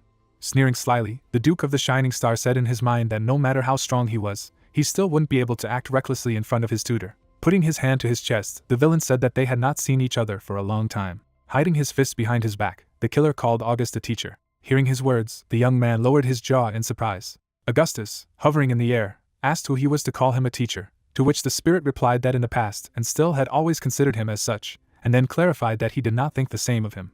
The old man, frowning seriously, said that he did not care about his ravings, and then asked him to disappear. Elric clenched his fists in displeasure, and at the same time the ghost said that he had been so desperately looking for an apprentice to whom he could pass on the skills, and finally found him, and also congratulated him. White Knight, spreading his fingers, said that he had already said that he was nobody, and at the same time asked that since he could not hear him normally, then he could cut out a couple more ears to improve his hearing. Raising his head, the sworn enemy of the mercenary captain announced that there was no need for this, and added that he was leaving. There were no eyes behind the elder's hair, and he remarked that he didn't even think about reappearing. Placing his hand on his chest, the spirit explained that if he had the opportunity, he would pay him an official visit. Suddenly the fourth Prince Cromwell appeared. The main character, biting his lips, thought that if his teacher had already decided something, then even the prince would find it difficult to change his mind. August's serious expression was visible, and at the same time the protagonist wondered how the man in the wooden mask and his teacher were related. A prodigy from the imperial family, approaching the sorcerer, said that he was sorry, because he hoped that they could talk more, to which he replied that he was sure that the next time they met, they would be able to talk enough. The talented swordsman raised his eyebrows in surprise when he heard that then they would deepen their friendship. Touching the Magus's shoulder, the young man said that the body enhancement art he had shown was impressive, and would like to fight him the next time they met. The Duke, smiling slightly, said that he would wait for this day. The expressions on the guys' faces were satisfied. Closing his eyes, the fourth Prince Cromwell announced that he was then leaving. A moment later, the prodigy from the imperial family turned around. Elric lifted the corners of his lips happily. The main character noticed how his friend sighed heavily, after which he asked if something was wrong. Sean, looking ahead, explained that his father was saying he needed to see him urgently. After a while, it seemed as if the protagonist was sitting opposite the teacher. Crossing his arms, the sorcerer hoped that they had all returned by now. Herman, standing next to the magician, said that it seemed to him that their paths diverged here, and then he said that unfortunately the appearance of a blue lion in the hexagram could lead to trouble, and therefore it was best to disperse here. Isabel, blushing, asked the mage to be careful. Smiling slightly, the Duke reciprocated. Mephistopheles looked at the children happily. After a moment, Elric waved his hand in displeasure. It seemed as if the main character sighed heavily. Directing his gaze at the teacher, the protagonist asked if he could ask what connected him to that killer in the wooden mask. August raised his head. Then the old man crossed his palms. White Knight, parting his lips, replied that he could consider it a connection with the past. The Duke looked thoughtfully ahead. Opening his mouth, the mentor said that they shouldn't know about it. The carriage could be seen driving along the path. A view of a huge castle opened. A spirit walked along the dark corridor. The red ghost took hold of the doorknob. The man, sitting on the chair, noticed that he was confident when he left. Turning to the entrance, Andre added that he now looked terrible. A moment later, the mercenary captain's nemesis fell onto the sofa. Standing up abruptly, the Red Lion asked where the fourth prince's head was, and then asked not to say that he had come empty-handed. The spirit began to take off his mask, and the gentleman asked if he was serious, and at the same time said that he had come out of the place pompous. The young man, frowning seriously, listened to the fact that a ghost who claimed to be able to kill anyone in the world could not return empty-handed. Sitting down next to him, Andre asked where he was hiding his head, and whether he wanted to surprise him. Beating off the man's hand, the red ghost asked him to be silent. The gentleman, smiling, said that he had indeed failed the task. Closing his eyes, the Red Lion said that someone had said that killing the fourth prince outside the palace would be a cakewalk, after which the mercenary captain's sworn enemy was annoyed by him and his mouth that did not close. Andre asked what was the reason for his defeat, to which the spirit, turning his gaze to the side, replied that it was because of Elric. Raising his eyebrows in surprise, the man asked if the patriarch of House Merbinger really knew how to do this, and also noted that although he was called a disciple of the White Knight, he was just a magus, and then the guy said that all the information was out of date. Frowning menacingly, the red ghost explained that the Elric he had seen was at least a lap 7, and his melee skills were impressive. Leaning back, the gentleman clarified when everything had gone wrong. Introducing a prodigy from the imperial family, the Red Lion wondered what had gone wrong when he refused the crown prince's offer to support him, or when he said that he wanted to give up his title and retire, angering the Golden Lion and losing his patronage. Slapping the documents with his palm, Andre thought that in any case he had already been condemned as the leader of the rebel army, and he had no way to explain himself. The man bared his teeth angrily and muttered that it was because he had tried to kidnap the fourth prince in order to use him for a new deal with the crown prince, or to take him hostage and force the imperial army to retreat. Holding his head, the master realized that everything had failed. The spirit touched his face sharply. Suddenly 2 girls appeared, and at the same time the red ghost noticed that there was only one way out. The lady, putting her hand on her side, said that it meant that he had failed his task, after which the second asked if he had finally answered her. The guy leaned forward, And the Red Lion thought that because of his decision, tens of thousands of loyal people could die in vain. Standing beside the ladies, Andre decided that now was not the time to weigh the risks. Lowering his eyebrows, the man muttered that they had been declared traitors, accusing them of forming an alliance with demons. Stretching out his hand, the gentleman added that he had no choice but to give them exactly what they wanted. A view of the castle opened up. Guy, sitting opposite the boys, said that he understood that they were tired after a long journey, but there was a reason why he told them to hurry here. Then, the 9th level magus held out a scroll.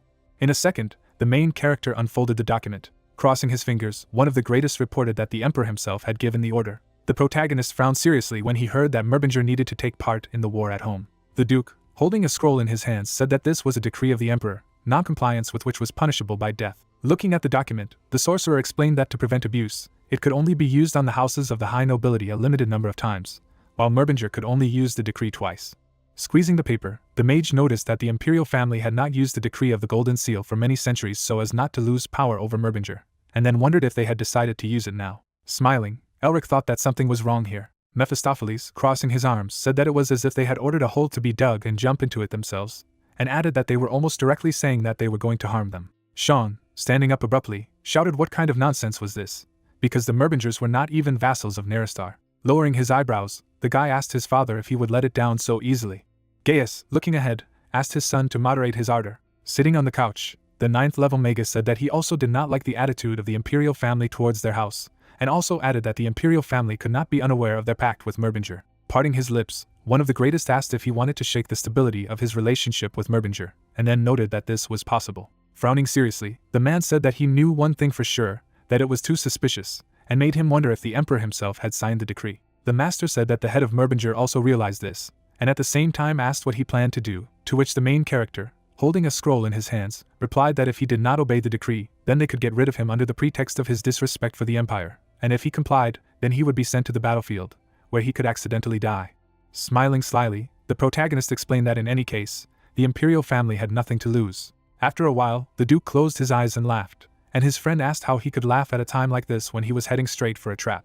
Holding his head, the sorcerer said that they would have gone to war in any case, after which he asked why he could not laugh. Looking ahead, the magician said that he was thinking about how to bury this bastard crown prince. Turning his gaze sideways, Elric informed the demon king that since the crown prince was also chasing Gregory, they could deal with two at once.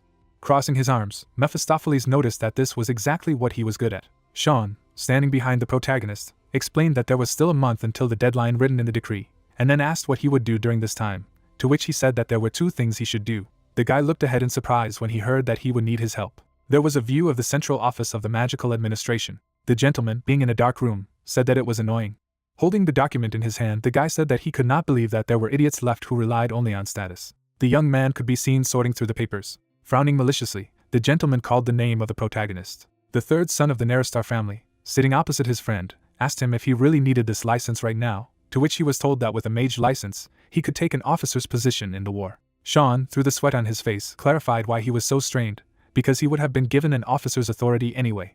Glad ahead, the duke explained that if he did so, there would be restrictions, and there was another reason for that. Crossing his arms, the guy asked if he would voice her to him, and then the sorcerer apologized and said that she was connected with the family. Parting his lips, the young man asked if he was sure that he did not need to prepare, because this exam was not a joke. Smiling slightly, the mage countered with the question that he had forgotten that even though he was constantly failing his exams due to a blocking disease, he was always the best when it came to theory. Opening his mouth wide, Sean asked if he really thought that the mage license exams were the same as the student exam.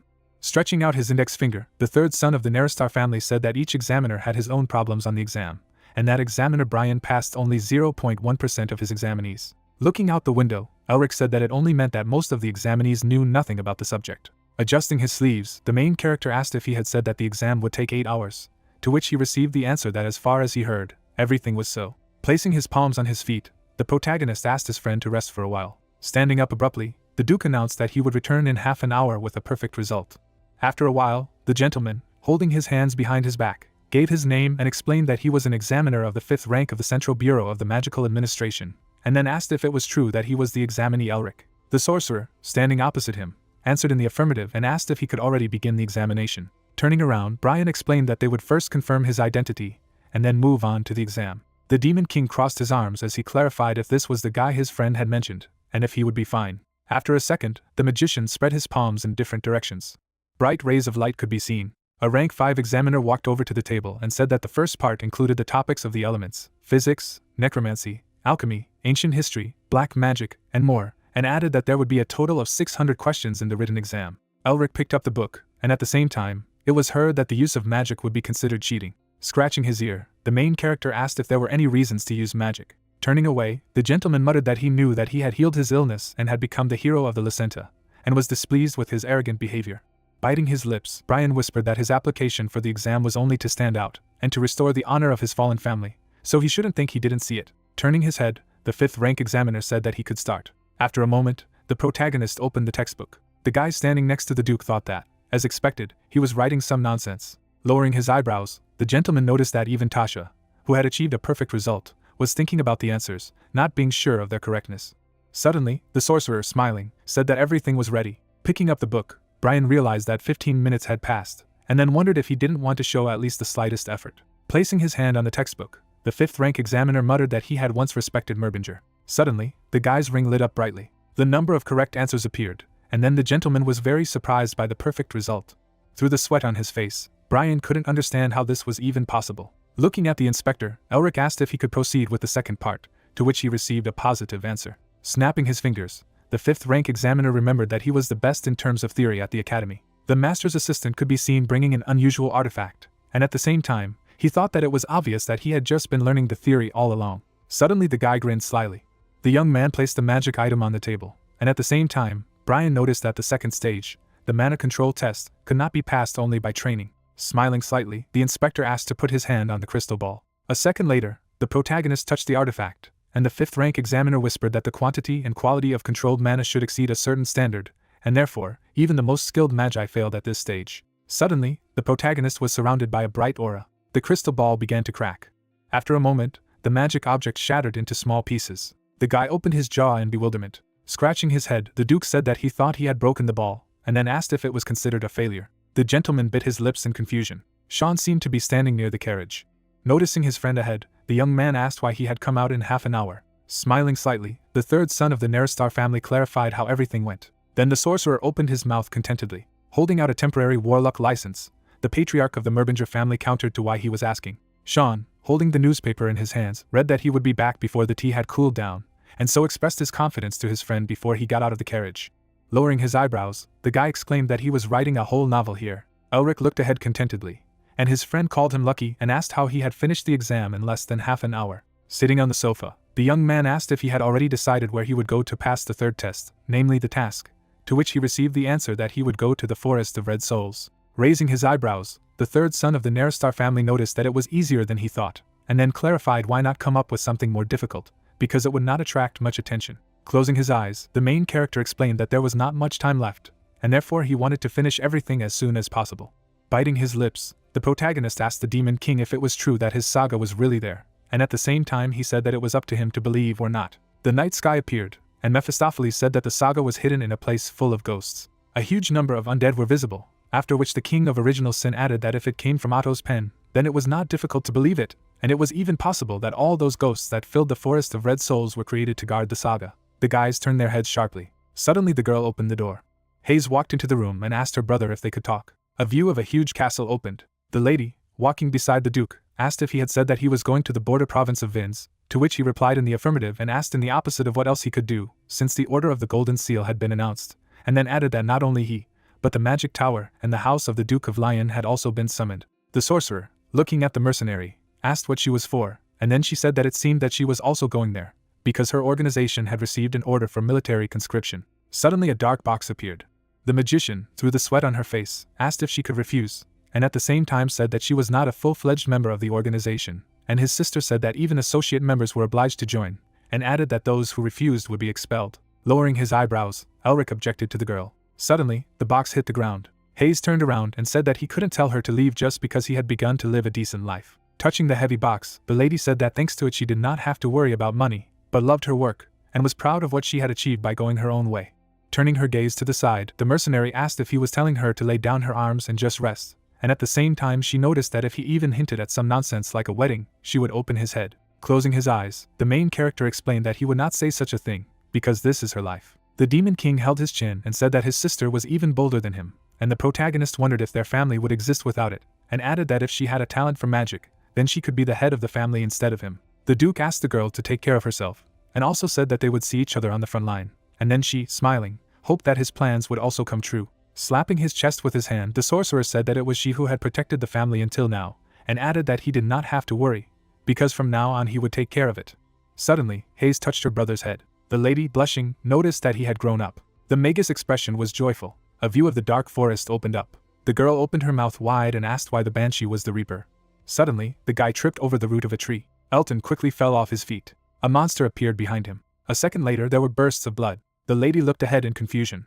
The young men held their swords tightly. The warrior opened his jaw and asked what they should do. Biting her lips, Sophia wondered if this was the end of them. Suddenly, shards of ice flew over the guys. Elric was standing near the trees. Stretching out his palm, the main character used a piercing skill. The girl, with her mouth wide open, exclaimed that ice arrows would not work, and added that physical attacks had no effect. The lady noticed how the magic projectiles attacked the bodies of the undead, and then she was very surprised. Banshee held out his scythe in front of him. Ice shards pierced his weapons. Suddenly, one of the shells pierced the monster's head through. A moment later, the monster hit the ground. The warriors looked ahead in bewilderment. The protagonist clenched his fist sharply. Closing his eyes, the Duke said that he had finally caught one.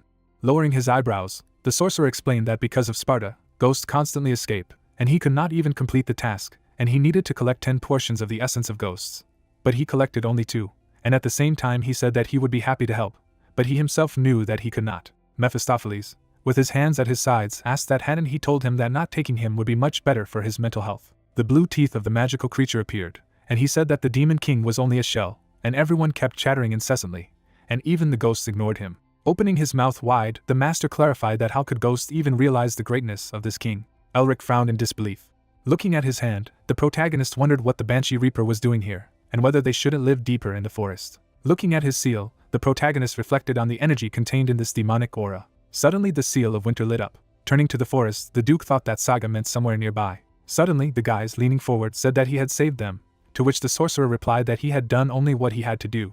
Smiling, the mage wondered how it was that they were being chased by a Banshee Reaper. There were blood stains on the things. The patriarch of the Merbinger family lowered his eyebrows sharply. Elric noticed the soiled textbook. The boys blushed, exclaimed that it was simply unbelievable, and added that only someone of at least a magus class could break through the barrier of the Reaper's Banshee, and the girl asked if he was from a magic tower.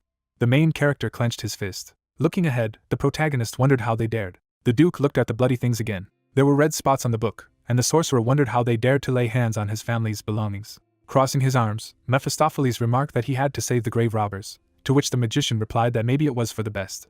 Parting his lips, the Demon King asked what he was talking about. Elric, frowning seriously, said that these bastards would dig their own graves. Opening her mouth wide, the girl apologized for being very embarrassed to say this, after which she asked if he could help them again. Lowering her head, the lady said that their friends were still in the dungeon, and they would reward him, give him as much as she wanted, and then asked for help. The guys, leaning forward, begged the main character. Looking ahead, the protagonist replied that he would help them, and then asked where they were. Sophia, blushing sharply, asked if it was true, and at the same time the guys thanked the Duke. Stretching out her index finger, the girl exclaimed that they had better hurry before the Reaper Banshee arrived. Suddenly, the travelers grinned menacingly. The sorcerer frowned seriously. Raising his eyebrows, Mephistopheles called the group of people non-entities and noticed that when they stumbled upon him, they signed their own death warrant. The lady, pointing towards the cave, said that this was the dungeon. A moment later, the mage lifted his leg off the ground. Elric walked to the dark entrance. Sophia looked at him thoughtfully. Putting her hand on her chest, the girl asked if she could find out the name of their savior. Turning his gaze to the side, the main character called out a fake nickname, after which the Demon King wondered if it was another name, and added that he had no imagination at all. Embracing the protagonist, the lady said that his name was as extraordinary as his magical talent, and then he said that he still lacked skill. Sophia said that if it did not seem rude of her, what school of magic did he belong to, and added that she really wanted to repay his debt, and then the Duke, frowning seriously, replied that she did not need to trouble. Clenching his fist, the sorcerer said that he had to go, and noticed that she seemed to be saying that her comrades were in danger. The mage's expression was menacing. Baring her teeth, the girl did not believe that he could keep such an indifferent face when she literally threw herself at him. Smiling, the lady thought that he had a good magical talent, but behaved like some kind of hermit. Standing behind Elric, Sophia muttered that she was better, and as this hermit dealt with the dungeon guards, she would stick a knife in his back and take all the treasure. Then the traveler looked at her companion.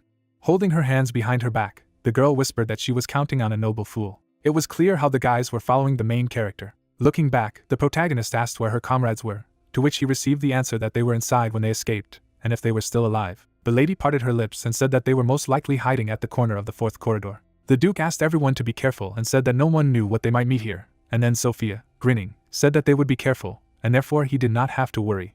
Unexpectedly, terrible monsters appeared. The traveler fell sharply off her feet. A moment later, the reapers took off. Closing her eyes, the girl asked for help. The sorcerer stretched out his hand.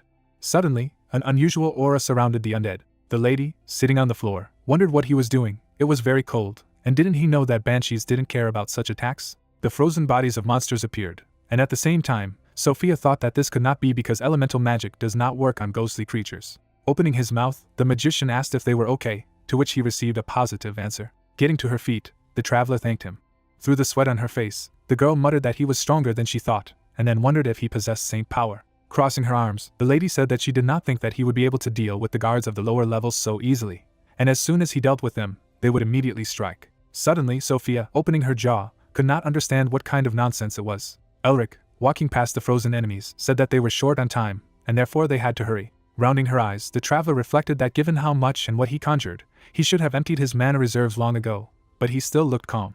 Keeping his hands in his pockets, the protagonist noticed that at least thanks to them, he did not have to wander through the forest in search of Otto's tomb, and the stolen artifacts were also returned to their rightful places. Smiling broadly, Mephistopheles explained that he had received some demonic energy. Spar, who was behind the protagonist, said that this was an interesting turn of events, and added that he had heard that Merbinger were the enemies of all inhumans, and he wielded their powers. The Duke touched his chin and muttered that this part was still a mystery to him. Looking at his hand, the sorcerer thought that in order to restore winter, Otto had created a seal by using demonic relics and giving it a new shape.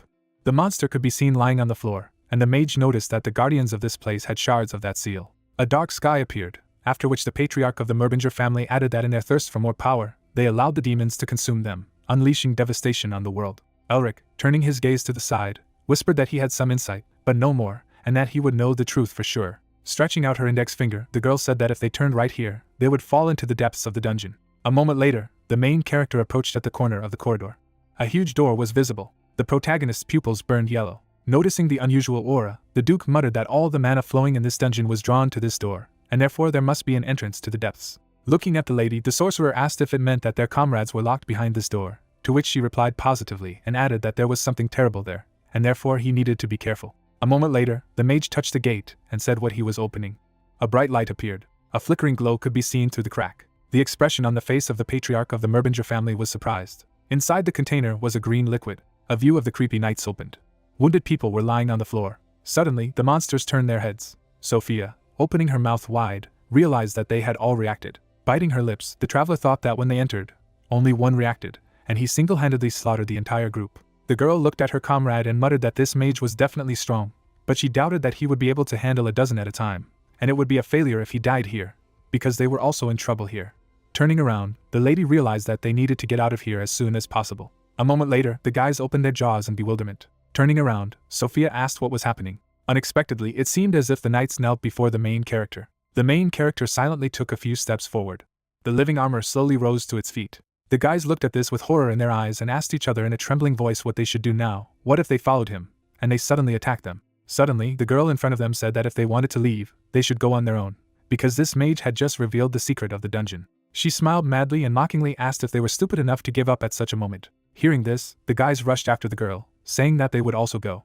After that, the doors inside slammed shut. A bright green glow emanated from the artifact. The main character continued to walk slowly forward. Out of the corner of his eye, he looked at the living armor and asked himself if it was Otto's servants. A powerful magical aura emanated from the armor, and the young man said to himself that they were servants, who preserved the deeds of their master even after death, after which he asked himself if he would be able to get equally loyal and reliable allies when he rebuilt his home.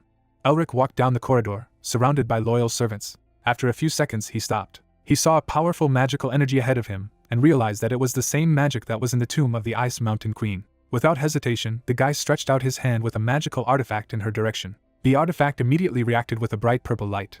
Suddenly, in the eyes of the main character and Mephistopheles, there was a shock from what they saw. Inside, on a rocking chair, sat a man, the great ancestor who had laid the foundation of the House of Merbinger, who had been waiting for Elric, his distant descendant, for several centuries. Approaching him, the guy quietly said that he had come. The old man was lying in an armchair with his eyes closed. The main character tied the artifact around his neck and said with a smile on his face that he looked like a middle-aged man in the trials, but here he was very old. After a few seconds, he tilted his head slightly and asked in confusion how many years he had been waiting here like this. Suddenly, the demon put his hand on his face and began to laugh. Suddenly, his aura changed, and he burst out laughing madly. Mephistopheles' eyes lit up brightly, and he shouted the old man's name loudly. The demon grinned madly and said that he wasn't sure, but he was still a human, adding that he thought that he would torment them forever. He, who looked like a real monster, still turned out to be a human. Otto was lying in the same place and showing no signs of life. Mephistopheles flew right in front of him and went on to say that he had sworn countless times that if he managed to rebel, he would take revenge on him and everyone who followed him with his own hands. But in the end, these oaths turned out to be meaningless and empty. The protagonist looked at the demon out of the corner of his eye and said to himself that his reaction was quite natural, because the demon god and the 4 demon kings tried to consume the continent, but could not overcome the Merbinger wall created by the founder and Otto. Bending right down to the old man's face, Mephistopheles shouted loudly that this could not be, that it could not end like this. His eyes were full of rage and hatred, with which he continued to shout that he closed his eyes alone with a smile, after which he asked what about the resentment burned in his chest, the screams and sadness, what should he do with them? He put his hand on the back of the chair and ordered him to answer and say at least something. The boy stared at this silently and asked himself what secret Otto was keeping. On his hand was the seal of winter, and the guy asked himself what it was and what the real secret of their family was. The snowflakes on his hand glowed brightly. Suddenly the image of the old man began to dissolve. From what he saw, the main character opened his mouth in surprise. Suddenly, a strong magical energy appeared in the air, and then Elric asked himself if it was Otto's mana. With every second, it became stronger and stronger, enveloping the guy. A few seconds later, the main character's eyes suddenly lit up. In an instant, everything around him changed. With surprise in his eyes, Elric looked ahead and wondered where he was. Suddenly, surprise turned to shock when he heard a familiar voice that told him that he must have a lot of questions. Otto sat not far in front of him, and added that with his current knowledge he clearly did not understand much. Without hesitation, the guy knitted his eyebrows and asked who the Merbingers were. The old man, without opening his eyes, replied that he could not answer every question he asked, but as a reward he could answer a few questions, since he had gone so far. After these words, he clapped his hands. At the same moment, everything around him changed, and a man in a long robe appeared. As soon as the main character saw him, he immediately realized that he was the founder. The man's face was hidden under a hood. With eyes full of surprise, the guy looked at him and said to himself that he didn't understand it then. But now he clearly felt the overwhelming power of the one who created the Merbinger house.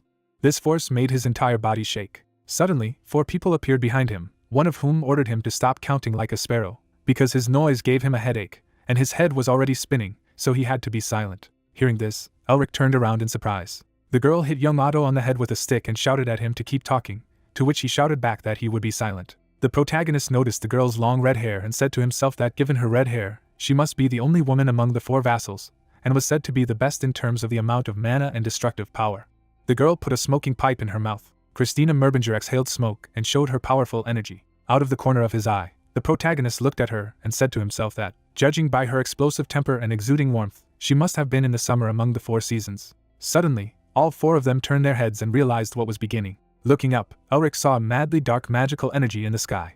Suddenly, a foot appeared out of the darkness. A second later, Mephistopheles appeared in front of everyone. The rest of the demons followed him, and the main character realized that they were the demon kings. But suddenly, an entity made entirely of darkness appeared. Her eyes burned brightly, and then the protagonist realized that he had seen him when they dealt with the Snow General. This is the god of demons.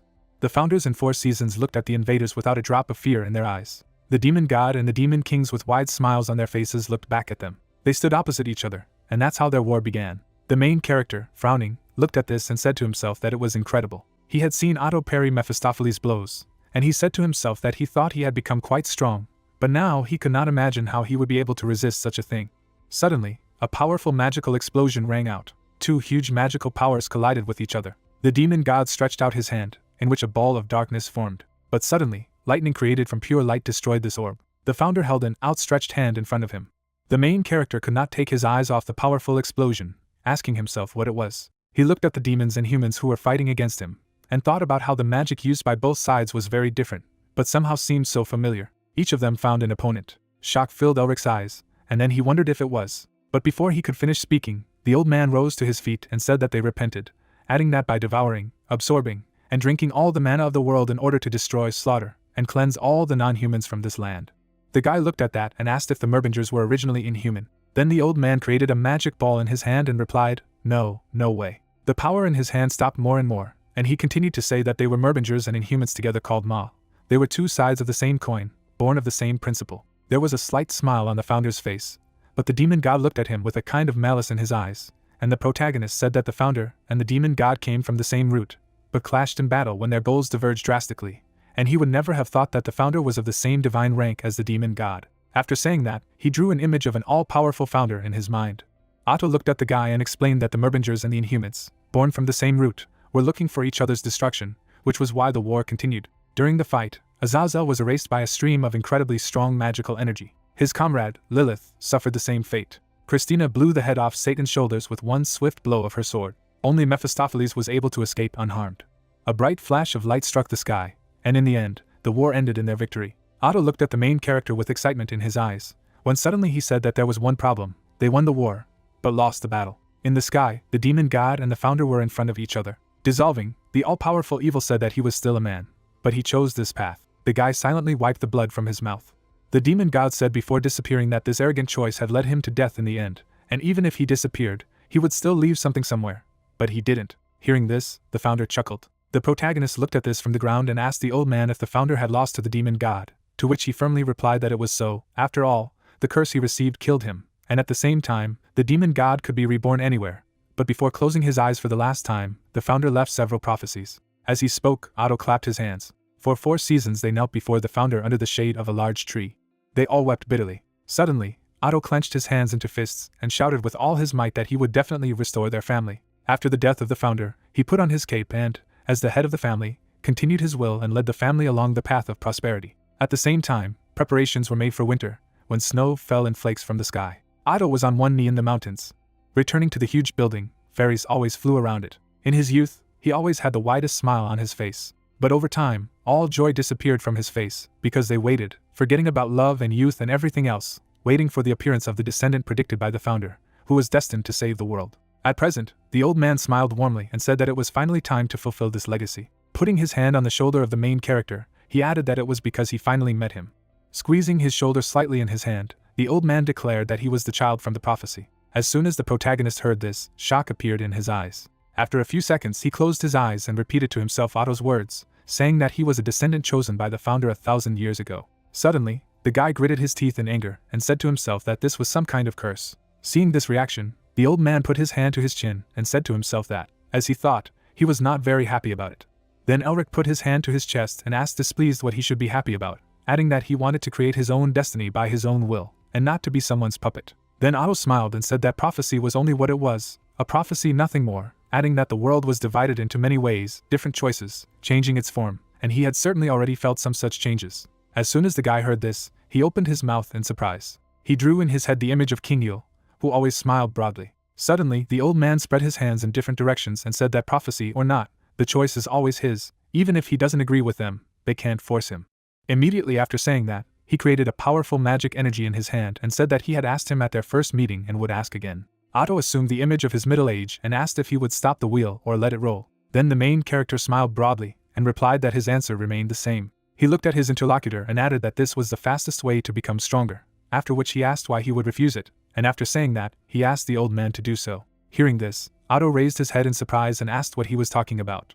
The young man smiled warmly and asked if he hadn't told him to come here to end the winter, and then asked, after all, that he did not renege on his words. Upon receiving such a question, the old man closed his eyes and, grinning, said that he could not believe it. It was very dark in the tomb. The girl and her comrades stood aside, one of whom asked what they should do now, if they could just stand there, to which the other replied that it was not such a bad idea, because if they broke in, the guards would simply kill them. Suddenly, they turned around abruptly, seeing a bright glow inside. Both guys immediately smiled madly and realized that the treasure had awakened. At the same moment, one of them cut off the head of his comrade and shouted loudly that the treasure would be his. After that, he immediately rushed at the main character. Putting his sword behind his head, he shouted loudly that the guy would die here like a dog, but he would use his belongings wisely. But as soon as he shouted that, blood spurted out of his mouth. The guy collapsed dead to the floor, and a dagger was sticking out of the back of his head. The girl with glowing eyes looked at him and said that he was blinded by greed and his judgment was clouded, because he did not even see the absurd flow of mana flowing from this mage. From the main character, powerful magical energy spurted in all directions. The girl took the blade out of the head of her dead comrade, saying to herself that, not to mention the fact that without this mage, they would not even be able to get out of the dungeon, so now she should just take the belongings of these two dead idiots and stay next to the main character until the very exit. Thinking of this, she shifted her gaze to the dead guy's backpack. Suddenly, her eyes went into shock when she heard Elric's voice, who said that she had pretty good instincts. The girl immediately turned around. Above her, she saw the main character, who smiled ominously and added that she was not so bad for a Tomb Raider. Hearing this, the girl fell to the floor and asked in a shaking voice how he knew, to which he asked in response if she really did not understand. Putting his hands in his pockets, the guy took a few steps towards her and explained that they had made this fact obvious from the very beginning, so he couldn't help but understand what they were doing. In shock, the girl opened her mouth and said to herself that it was not they who led him into the trap, but him, adding that he deliberately lured them here. After realizing this, she bowed her head to him and begged for forgiveness and mercy. The protagonist then leaned over to her and mockingly asked why it would be, adding that they tried to kill him themselves, so why can't he kill them? His eyes burned brightly as he asked the girl. Tears poured from the eyes of his interlocutor, and she shouted loudly that they would do anything to keep them alive. Hearing this, Elric waved his hand and said that he didn't want to get the extra corpses out of here anyway, so she had to go before he changed his mind. Having received permission, the girl rushed to run, loudly thanking the guy. She quickly ran away into the dark corridor. Folding his arms over his chest, Mephistopheles grinned and said that she was running like a beaten dog, after which he asked the guy if he would let them leave like this, since it would only increase the chances of revealing the location of the dungeon. The main character looked in the same direction and replied that they would not be able to step outside the dungeon anyway, to which the demon asked in surprise what he meant. Then Elric raised his hand and replied something like that. A sinister grin appeared on his face, and he added that something else was more important. Sensing this, Mephistopheles frowned tensely and said that he had ended the winter. The main character was enveloped in incredibly powerful magical energy. Some time ago, he had stood in front of an old man who had said that the Seal of Winter, in demon terms, was the level of a warlord. Moreover, it was his true name, created to destroy even the demon kings. After saying that, he clapped his hands and added that the Seal of Winter was born of the awakening of two forces. The space around them changed rapidly. Elric's eyes were surprised by what he saw. He saw huge magical seals, and the old man explained that if magic is the act of manifesting the world's laws and truths, then power is the distortion of these laws and truths by the will alone, which is why sometimes these forces are also called divine. In his hand, Otto created a bundle of magical energy, and added that the forces that gave rise to winter were called the North Wind and the Blizzard. Immediately after these words, his power was unleashed in all directions. A huge tornado called the North Wind circled not far from them, and the old man explained that the North Wind was completely dry and left only devastation in its path, a disaster that brought only drought and ruined crops, a terror that heralded famine and destruction. The North Wind destroyed absolutely everything in its path. At the same time, the blizzard began nearby, and Otto explained that it was endlessly falling snow that stole all life that had once bloomed on the earth, bringing only death. With every second the snow on the ground grew larger, and Otto continued to say that a quiet death was peace and rest for the living, and yet it created fear, for no one knew when it would come, and if he could fully master the cold and the piercing wind, he would be able to end the winter fully. The main character looked at what was happening with his mouth open in shock. The seal on his hand shone brightly, and he said to himself that if he learned these powers, he would gain the incredible power that Otto had once possessed. He smiled contentedly as he looked at his fist, and the old man, seeing this, said that it was a pretty good expression. Raising his fist, he added that this case was special, because he would personally train him. As soon as the boy heard this, Otto's reflection appeared in his pupils, his eyes burning brightly. Leaving his memories, Elric folded his arms over his chest and said that it was scary to even think about it, after which he wondered what ancestor would torment his descendant like this. Mephistopheles looked at the guy from the side and said to himself that he had almost reached the level of the voivode. Demonic power suddenly began to accumulate in his hand. Tightly clenching his hand into a fist, the demon said to himself that his own spiritual force had increased by the same amount. At this time, Otto was left alone and said that the guy had left. Turning around, he added that he had even given him all the mana he had left, and now he wondered when this arrogant kid would realize it. As he walked into the snow-capped mountains, the old man said to himself that he could finally finish his business and rest, and then wondered if she would accept him again. His appearance changed rapidly. A man was standing not far ahead. Coming closer, Otto asked how long she had waited for him, and then apologized for keeping her waiting. The girl turned around with surprise in her eyes. The man put his hand to his chest and said in confusion that if she didn't mind, she could give him another chance. A drop of cold sweat ran down his face. The girl looked at him with her mouth open in surprise. As suddenly, closing her eyes, she laughed. Tears welled up in Otto's eyes, and he thanked her. Suddenly a girl hugged him from behind. Closing his eyes, the man laughed. Turning to her, he said that he would never leave her. Lifting the girl in his arms, the man offered to go together to another world and have fun there. After that, the three of them walked towards the portal. Entering it, Otto looked behind himself out of the corner of his eye and said that it would be really hard for the next one. At the same moment, the protagonist turned to the old man's chair and asked himself if he had heard something or imagined something. Receiving no answer, he grinned, saying to himself that although he had tormented him a lot, he was grateful to him for everything he had done for him. Bowing, the young man said to himself that he would find peace wherever he went.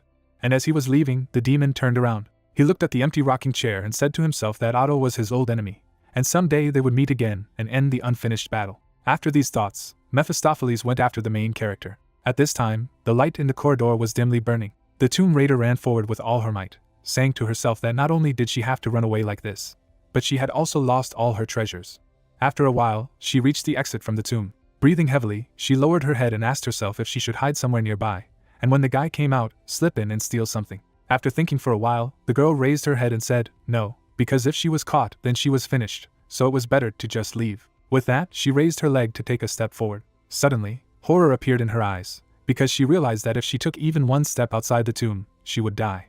At the same moment, the girl raised her head, hearing a voice saying that she was quite observant. The cleaners of the Blue Lion family were walking in her direction. The boy stepped forward, rested his hand on his side and asked if Elric was inside. Cold sweat poured down the girl's face, and after hearing this, she asked herself if the mage was the hero Lacenta, after which she replied in a shaking voice that she had nothing to do with him. But before she could finish, blood spurted from her throat in all directions.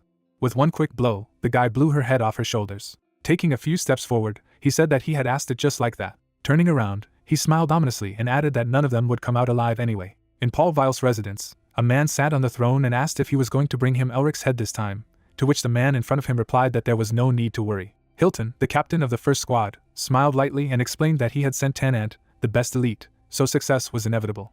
Vile rested his head on his hand and said that since his relationship with Elric was said to be quite unusual, it should push his resolve, and a week later there would be a duel for the title of head of the house against his brother Herman. After saying that, he opened his eyes wide. Hearing this, Hilton bowed his head and said that he understood, adding that Elric would die in an accident if he entered uncharted places. After these words, the man smiled contentedly. Under the moonlight stood the girl and Herman, who asked if they had left the imperial capital in combat uniform, to which he was told that it was not so, since it was Paul who sent Tanant, and judging by the direction, their target was Elric.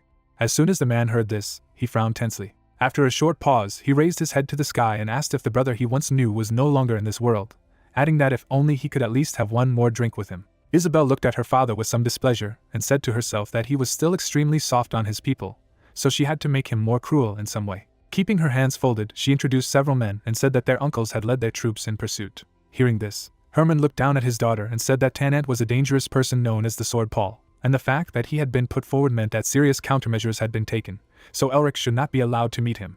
At this time, Tanant and his men entered the tomb. Suddenly, the Reapers appeared before them. All the guys immediately got into a fighting stance, when suddenly one of them ordered everyone to get out of the way. Tanant's only eye suddenly lit up brightly. The guy rushed forward at the same second.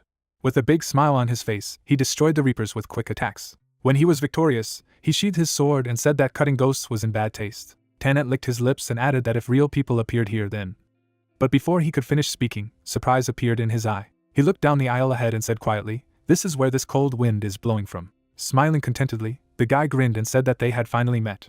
The main character slowly walked towards his opponents. Folding his arms over his chest, the demon said that he had let that woman go because of those bastards, to which he replied that someone had been sneaking after him since he entered the forest, so he decided that he shouldn't get his hands dirty. Hearing this, Mephistopheles chuckled and said that he sounded like one of them, after which he asked what he planned to do now. Then Elric held out his hand and replied that since he had learned something new, it was worth trying. With that, he unleashed powerful ice magic towards his opponents. Seeing this, Tanant took out a scroll from his inner pocket and ordered everyone to prepare for ice magic. Tearing up the scroll, he said to himself that they knew that the second and third squads had fallen to ice magic. At the same moment, they were all enveloped in flames. Ice chains rushed in their direction. Fire appeared on the blade of Tanant's sword, and he said to himself that with their seventh circle fire magic, his spell would simply not work on them. After these thoughts, he cut the ice chain above him with a quick blow. Swinging his sword, he deflected the attacks and asked if this was all he could. Tanant was smiling broadly and adding that his tricks wouldn't work, so trying to block their eyes. But before he could finish, shock appeared in his eyes. The fire was gone, and the cold appeared around them. With glowing eyes, the main character walked in their direction, making you wonder what this ominous aura was. There was no emotion on the guy's face as he used the snowfall ability. Streams of cold were released in the direction of the invaders. Each of them fell under the influence of ice magic. The cold in the air was getting stronger with every second. Ice appeared on Tanant's face and his clothes. He stood with his hands raised and said to himself that his lungs were instantly frozen, after which he wondered if a person was capable of using such power. After asking himself, he decided to turn around. Most of his men, the top elites protected by the magic of the seventh circle, were wiped out in a single attack, turning into ice. Turning to the protagonist, Tantant said to himself that he had been told that he had only recently become a mage, since he had become even stronger here. And while he was asking himself this, Elric continued to stand with his arm outstretched in their direction. Suddenly, Tananti turned around sharply and shouted loudly, ordering a retreat. At this time, The main character, closing his eyes, said to himself that since ancient times, the cursed wind blowing from the north has brought death with it. It brings resentment and indignation of countless dead people and steals the souls of the dead. As he thought about it, reapers and ghosts began to appear from the walls. They blocked the way for those who tried to escape. With every second, there were more and more of them. This is the second force of winter. Without lowering his hand, Elric used the north wind. The reapers began to brutally kill those who tried to escape. With quick and strong blows, they cut through their bodies. Blood spurted in all directions. Looking at this, Tenanti gritted his teeth in anger and said to himself that he must report what had happened to his master, even if he was the last one standing. But during another attack, his leg was entangled in ice chains. Seeing this, the young man frowned in displeasure and shouted loudly, ordering not to disturb him. With a single blow, he destroyed the ice chains. Gritting his teeth in anger, he turned around and hissed that the guy should just wait, because next time he was. The main character with his eyes closed continued to stand in the same place. Suddenly, his image in Tannant's eyes turned upside down. The severed head of the guy fell to the floor. In his eye was the reflection of a reaper. Evil spirits began to disappear after killing all opponents. The main character collapsed to the floor. Breathing heavily, he said that this power was not one that was worth using under normal circumstances, because even a single use had completely drained his mana. The demon looked at him and said that he had used snowfall and the north wind, which meant that he was now a full-fledged heir to winter, and then asked if spring would be next. Hearing this, Elric looked at Mephistopheles with some surprise. Looking away, he said to himself, "Spring." During a meeting with Otto, the old man showed him powerful magic and explained that winter was just the beginning, adding that he needed to collect all 4 seasons, and the seasons were the remnants of the vast ancestors' powers, divided into 4 parts, and if he collected all the seasons, he would discover the founder's magic. The magic of all 4 seasons, when combined, created a power that was second to none. The protagonist stared at this with his mouth open and said to himself that winter itself is incredibly powerful, but if he gains the power of the other 3 seasons, he will gain incredible power. Thinking of this, he drew an image of the founder in his mind and added that if he surpassed him, he would be able to break the shackles left by the founder. Leaving his memories, the guy stood up. With these thoughts and a smile on his face, he moved forward. The main character reached out and said to himself that he was done with winter, so it was time to start spring. Holding his hands above his head, he wondered where she was. Suddenly, surprise appeared in the guy's eyes, and he asked himself again where she was. He remembered standing in front of Otto, and said to himself that he had definitely told him the location of spring when he asked him to finish all 4 seasons, and then wondered why he couldn't remember it. Then the old man, who was standing in front of him without any emotion on his face, told him about spring. Leaving his memories, Elric turned to the demon and asked himself if someone had played with his memory. After these thoughts, he frowned and looked at Mephistopheles. Seeing this, the demon made a disgruntled face and asked why he was looking at him like that, after which the guy turned away and said to himself that it could not be him, because he would not have the strength to impose restrictions on him, and he also sincerely wished for the growth of his strength. A drop of cold sweat ran down the protagonist's face as he asked himself who it could be, adding that someone who could put a restriction without him noticing could easily take his life before he could react. The realization of this made the guy frown tensely. At this time, the Blue Lion army was quickly running forward, and their leader was shouting loudly that they had to catch up with the Blue Wolf at all costs. They quickly reached the entrance of the tomb. Suddenly the man stopped. He looked at the girl's severed head, and said that some of them were already dead. Then his brother came up to him and asked what they were going to do, to which he replied that for the time being they had to continue going deeper. With that, he drew his sword from his scabbard. A powerful magical energy enveloped the man, and he said to himself that if even a hair fell from his nephew's head, it would be his sword. But before he could finish speaking, shock appeared in his eyes from what he saw. The Blue Lion's cleaners were turned to ice and killed. Stopping in front of Tannant's severed head, the man said to himself that even he couldn't handle it without difficulty. With these thoughts in mind, he carefully got down on one knee. As suddenly, hearing a strange sound behind him, he turned around abruptly. His comrades were surrounded by reapers. The man immediately grabbed his weapon and shouted loudly, ordering him to come out if he dared. The reaper immediately rushed at him to attack. The man did the same. But suddenly, everyone froze when they heard a voice telling them to stop. The evil spirits began to fly away after the order. They bowed their heads to the protagonist, who came out to them and asked what they would do if losses began. The man's mouth opened in surprise at what he saw. After a while, they were all standing outside. The main character clenched his hand tightly into a fist. Stretching out his hand, he ordered to break. At the same moment, the stones collapsed and closed the passage to the tomb. Seeing this, the man knitted his eyebrows tensely and said that he could tell by his eyes that it was an incredible dungeon, after which he asked if he was sure of his action, to which he replied that he did not destroy it, but simply hid it so that no one could find it. Out of the corner of his eye, the young man looked at the blocked entrance, and said to himself that from now on this place would remain a family sanctuary and stronghold, adding that this was possible only thanks to this magical amulet. Thinking of this, he placed his hand on the artifact around his neck. After imagining an image of it in his head, he explained that this necklace was actually a lockpick, capable of revealing or hiding any secrets that their family had. Suddenly, the man raised his hand and asked if he regretted leaving the guards there, but they could be quite useful, to which he replied that of course he would take them. After these words, the main character stretched out his hand and used the absorption ability. The Reapers immediately freed themselves from the dungeon. Elric quickly absorbed them. The men stared at this with their mouths open in shock and said to themselves that he had become even stronger since the Black Snow Field, adding that this was exactly what was expected of their nephew. After finishing the absorption, the guy clenched his hand into a fist. Then he pulled his hand towards him. Suddenly he looked up at the demon, who said that Otto had indeed given him something outrageous, to which he was told that the guards were strong, but not particularly powerful. Hearing this, Mephistopheles looked at the guy with displeasure and asked what kind of stupidity it was. Did he really not understand? He introduced Otto, who had a huge army behind him, and said that the protagonist simply had no idea how powerful this old man was when he summoned winter and commanded ghosts. Leaving these memories, the demon looked at Elric from under his brow and added that Otto had incredible skills and could control souls by an effort of will, adding that even these ghosts that he now commanded.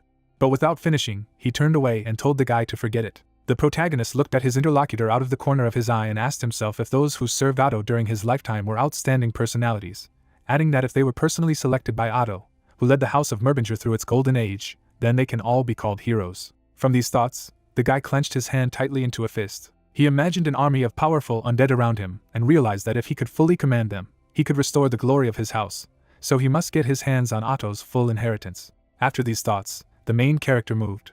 He walked forward, saying to himself that after 2,000 years, winter had descended on this land again, so it was time to announce to the world that House Merbinger had risen again. The blue lions' wars lined up in front of him in two ranks. After a while, the sun shone brightly in the blue sky. A great many people gathered outside the central office of the magical administration, including reporters, who were waiting for the official announcement that Elric had been granted Magus status. The guys looked at each other and said that he seemed to have completed the task in just 3 days, but this simply could not be, because even Tasha took more time, so most likely there was some other reason.